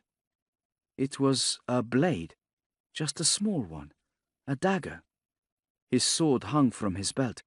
My own was in my hand, but even so, concern for my mother stopped me from rushing to press home the advantage, and I looked through the room carefully, trying to make sure she was not there. He was aware of my presence. How could he not be? The room was empty apart from him and me, and every noise in this empty space was like a vase being dropped. But even so, there was little change in his demeanor, and he didn't acknowledge my arrival. There was just him, the stool, the blade, and, in me, a rising sense of vengeful fury, the knowledge that I was here to make right the wrong that had been done on the banks of the River Nile. And now he looked up, found my gaze. "Hello, Medjay," he said, quietly. There was a finality about his greeting that left me in no doubt as to how things were going to go. And I knew. It was time. I launched myself forward, crossing the room in 2 quick steps and slicing underhand with my sword, hoping to catch him on his unprotected left flank. But he anticipated, had already stood and drawn his own blade in one almost impossibly fast movement that belied his apparent state of mind. Our swords clashed once, twice, and then I took a step back, rearranged my stance, watched as he did the same. "Father, I hope you are with the gods now and looking down upon me. You and Tuta both. For whatever happens now, I want you to know that I do what I do for you and for the Medjay and for my family. And if it means that I die, then at least I die here, in my home, defending my loved ones." "Mother!" My thoughts went to her. As if in reply, Aya appeared in the doorway behind Bion. "She's all right, Bayek. She lives," she cried. And there were tears of relief in her eyes. The Order's assassin looked from me to Aya, and did I imagine it, or did his gaze soften as it alighted upon her? Soften, and then gain an extra layer of emotion. Somehow, I sensed something new about him this time. He was just as implacable as before, but different somehow. Aya's sword was in her hand. When he adjusted his position to confront her, I noticed a slight awkwardness about his movement. I wondered, did it emanate from the wound I had inflicted during the battle at the Nile? Was the killer I faced now a reduced, less effective presence than he had been that day? I caught Aya's eye, gave a signal by tapping at my side, and at once could see she'd understood. Bion saw the movement and understood, reaching his dagger hand to keep that flank protected. At the same time, Aya was moving around from the side, coming at him from just outside his field of vision. She gave me a quick nod, and together we attacked, rushing him in one movement. Our swords met. The battle began. We didn't waste our energy talking to him or taunting him. Instinctively, we knew that to be pointless. Instead, we just came at him, the wordless agreement being that we would harry him, keep picking at him, one sword strike at a time, wear him down until we found his weak spot, and then we would strike, a 2-headed snake. But he was fast and very skilled. His sword point found my shoulder. I felt warm blood rushing down my arm, but thankfully no pain, not yet, and I quickly responded with first blood of my own, on his side, just above where I had struck him with my knife at the river. He reared away from it, and Aya caught him on his thigh. More blood ran down his leg and onto the stone below. I noticed him give a little twist of his foot whenever he adjusted his stance, checking for grip. He was good, so good. But we were good too, and there were two of us. And while his sword strikes were as hard as I remembered, I felt more able to parry them. "You have improved," he said at last, after some moments of battle. "I fight from the heart. I fight to avenge my father's death." But now something happened, and inwardly I cursed. At the doorway to my mother's room, she had appeared, and I saw her put a hand to her mouth to cover her gasp. It wasn't quite how I imagined breaking the news. "And to avenge your creed. Isn't that right, Medjay?" said the killer. Cold and uncaring, whatever I had seen before was gone. "That too! Yes, that too! Clash! Clash! Metal meeting metal, a constant, never-ending dance around the room, tunics soaked through with blood, the floor slick with it. "And if you do it, if you avenge your father, what then?" asked the killer. He formed the words around hitches in his breath, and though he maintained an implacable air, I could sense him tiring. He continued. "There will be killing, and more killing. One day you'll be as tired of it as I am now. One day you will be as sickened by the sight of your own reflection. That is how other people feel, I am told." "The difference is that you kill for the sake of killing," I told him. "I wish to help build a better Egypt." The words felt right, solid. His smile was sudden, twisted, sardonic. "The trouble with all of you, the Order and the Medjay, is that you all think you're helping to build a better Egypt. You all think that your way is the only way, and while you're all so busy being right, the bodies pile up." "Drop your sword and end it then, paid assassin. I promise to make your end swift." Clash! Clash! Both of us trying to find a way through the other's defenses, Aya attacking too. She scored 2 quick hits, earning herself a glare, and a strike she dodged just in time. I darted back in, and so it went on. "I cannot do that, Medjay, much as I might like," he said. "You have to end the bloodline. Is that it?" Bion nodded. "All in this room must die." "Not Aya," I said. "Even Aya." "Why?" I said. "She doesn't share the bloodline." Bion looked at her, and it was to her that he spoke. "You don't know?" Her eyes flitted to me, and I saw disquiet. What did he mean? Fear slithered in my belly. Don't lose concentration, I thought. That's what he wants. And for a moment the battle was at a pause, the 3 of us circling one another. Over the killer's shoulder I saw the figure of my mother still in the doorway, but refused to let it distract me. "Do you know what he means?" I said to Aya, without taking my eyes off Bion, my sword held ready. "Don't let him take your attention away from the matter at hand," she said. She had recovered her composure, seeing through his tactics. "I won't." "Simply a matter of timing. Nothing I was trying to avoid," she assured me. "I'm not keeping anything from you, Bayek." "She carries your baby, Medjay," said Bion, and leapt at me. It was true that his words had an effect, striking at me like a gut punch. I heard Aya's gasp of startlement in the background. But even so, I was able to fend him off, and any advantage he hoped to gain was lost as we once more resumed our positions. I allowed myself a smile, knowing that I had gained the upper hand. Was I supposed to be weakened by a declaration that Aya was with child? Was he hoping to catch me off guard? Either way, his ploy had been a failure. The opposite. I felt stronger, more confident, hopeful that he was right, that even if it had been just a ploy for now, it might be a truth later. I was fighting for more than the Medjay and my father, and I came at him with extra ferocity, Aya doing the same. And just as I had looked at my father on the banks of the river and seen his impending defeat, I saw it now in Bowden. His defense was more desperate, his moves less disciplined. His face was pale, and sweat shone on his brow. He had miscalculated. What he'd always seen as weakness was strength. But he was a soldier, a warrior, a killer with a job to do. Defeat simply wasn't in his lexicon, and that made him dangerous. As if to give my thoughts form, he made his move.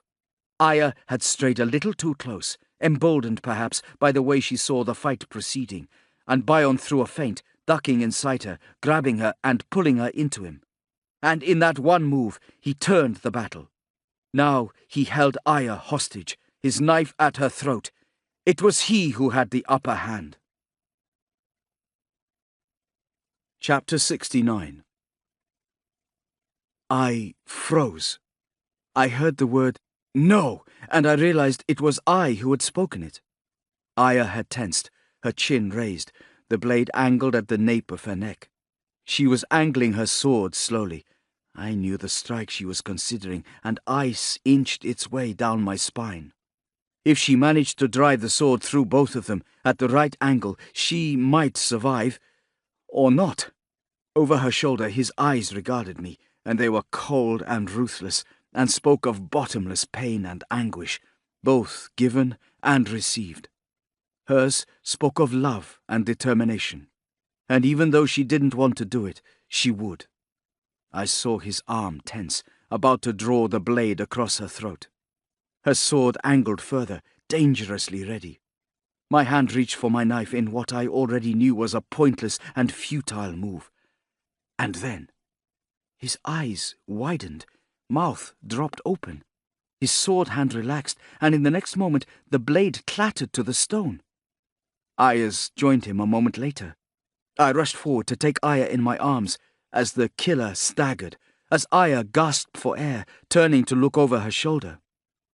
I saw the knife embedded in his back, and my mother standing behind him, her arm still raised.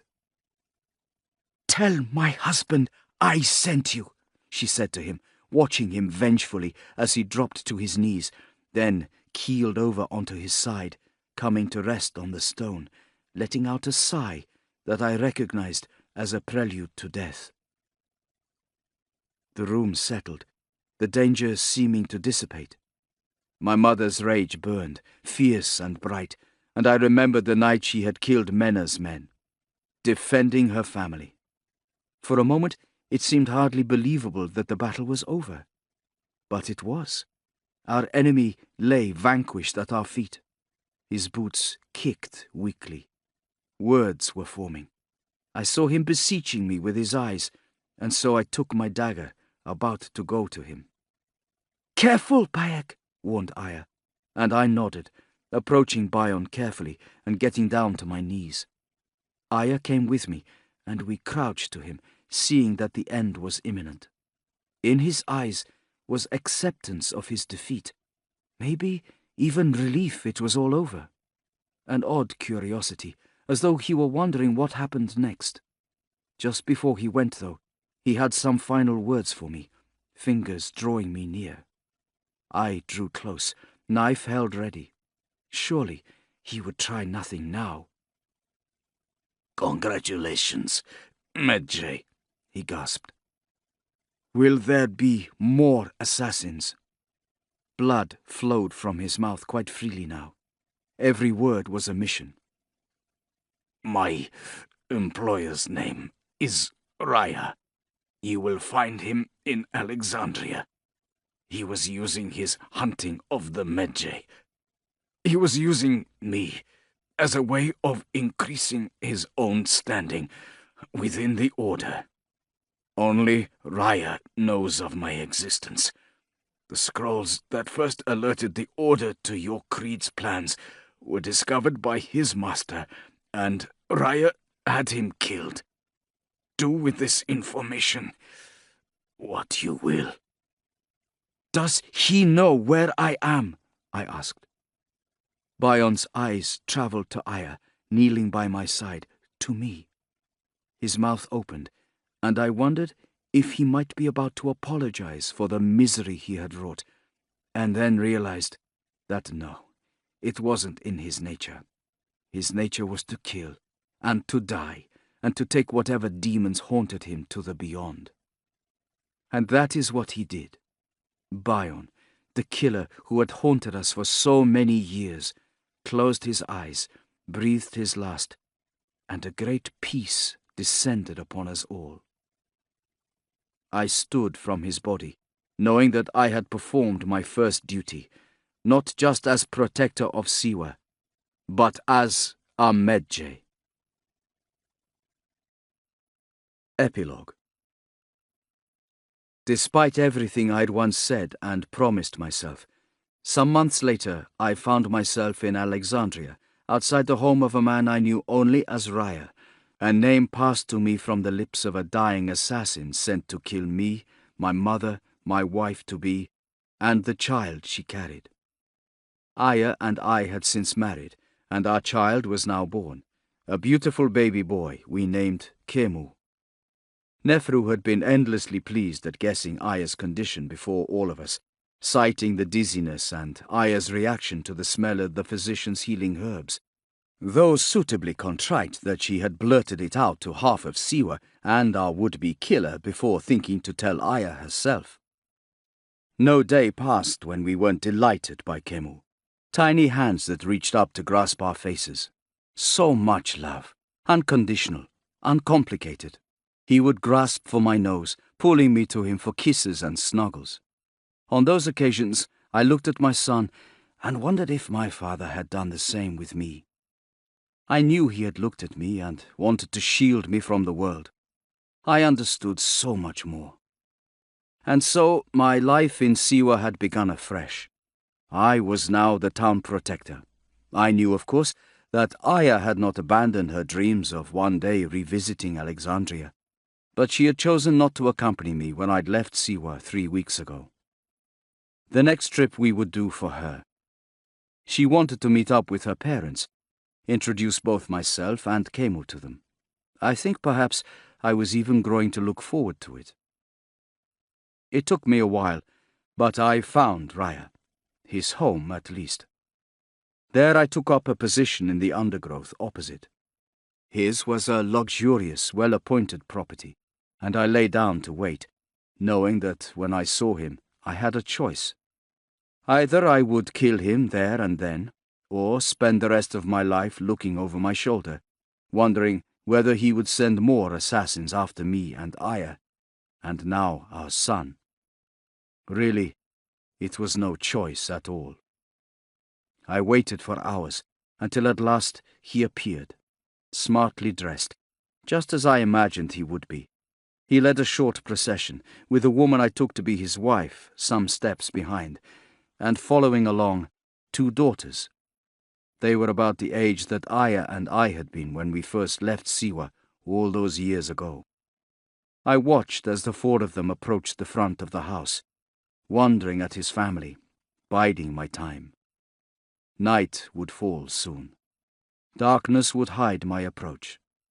None would know what had happened until dawn brought awakening. I had made my choice. My family and all of Egypt would be kept safe. This audiobook was produced and published by Penguin Random House. Recording copyright 2017.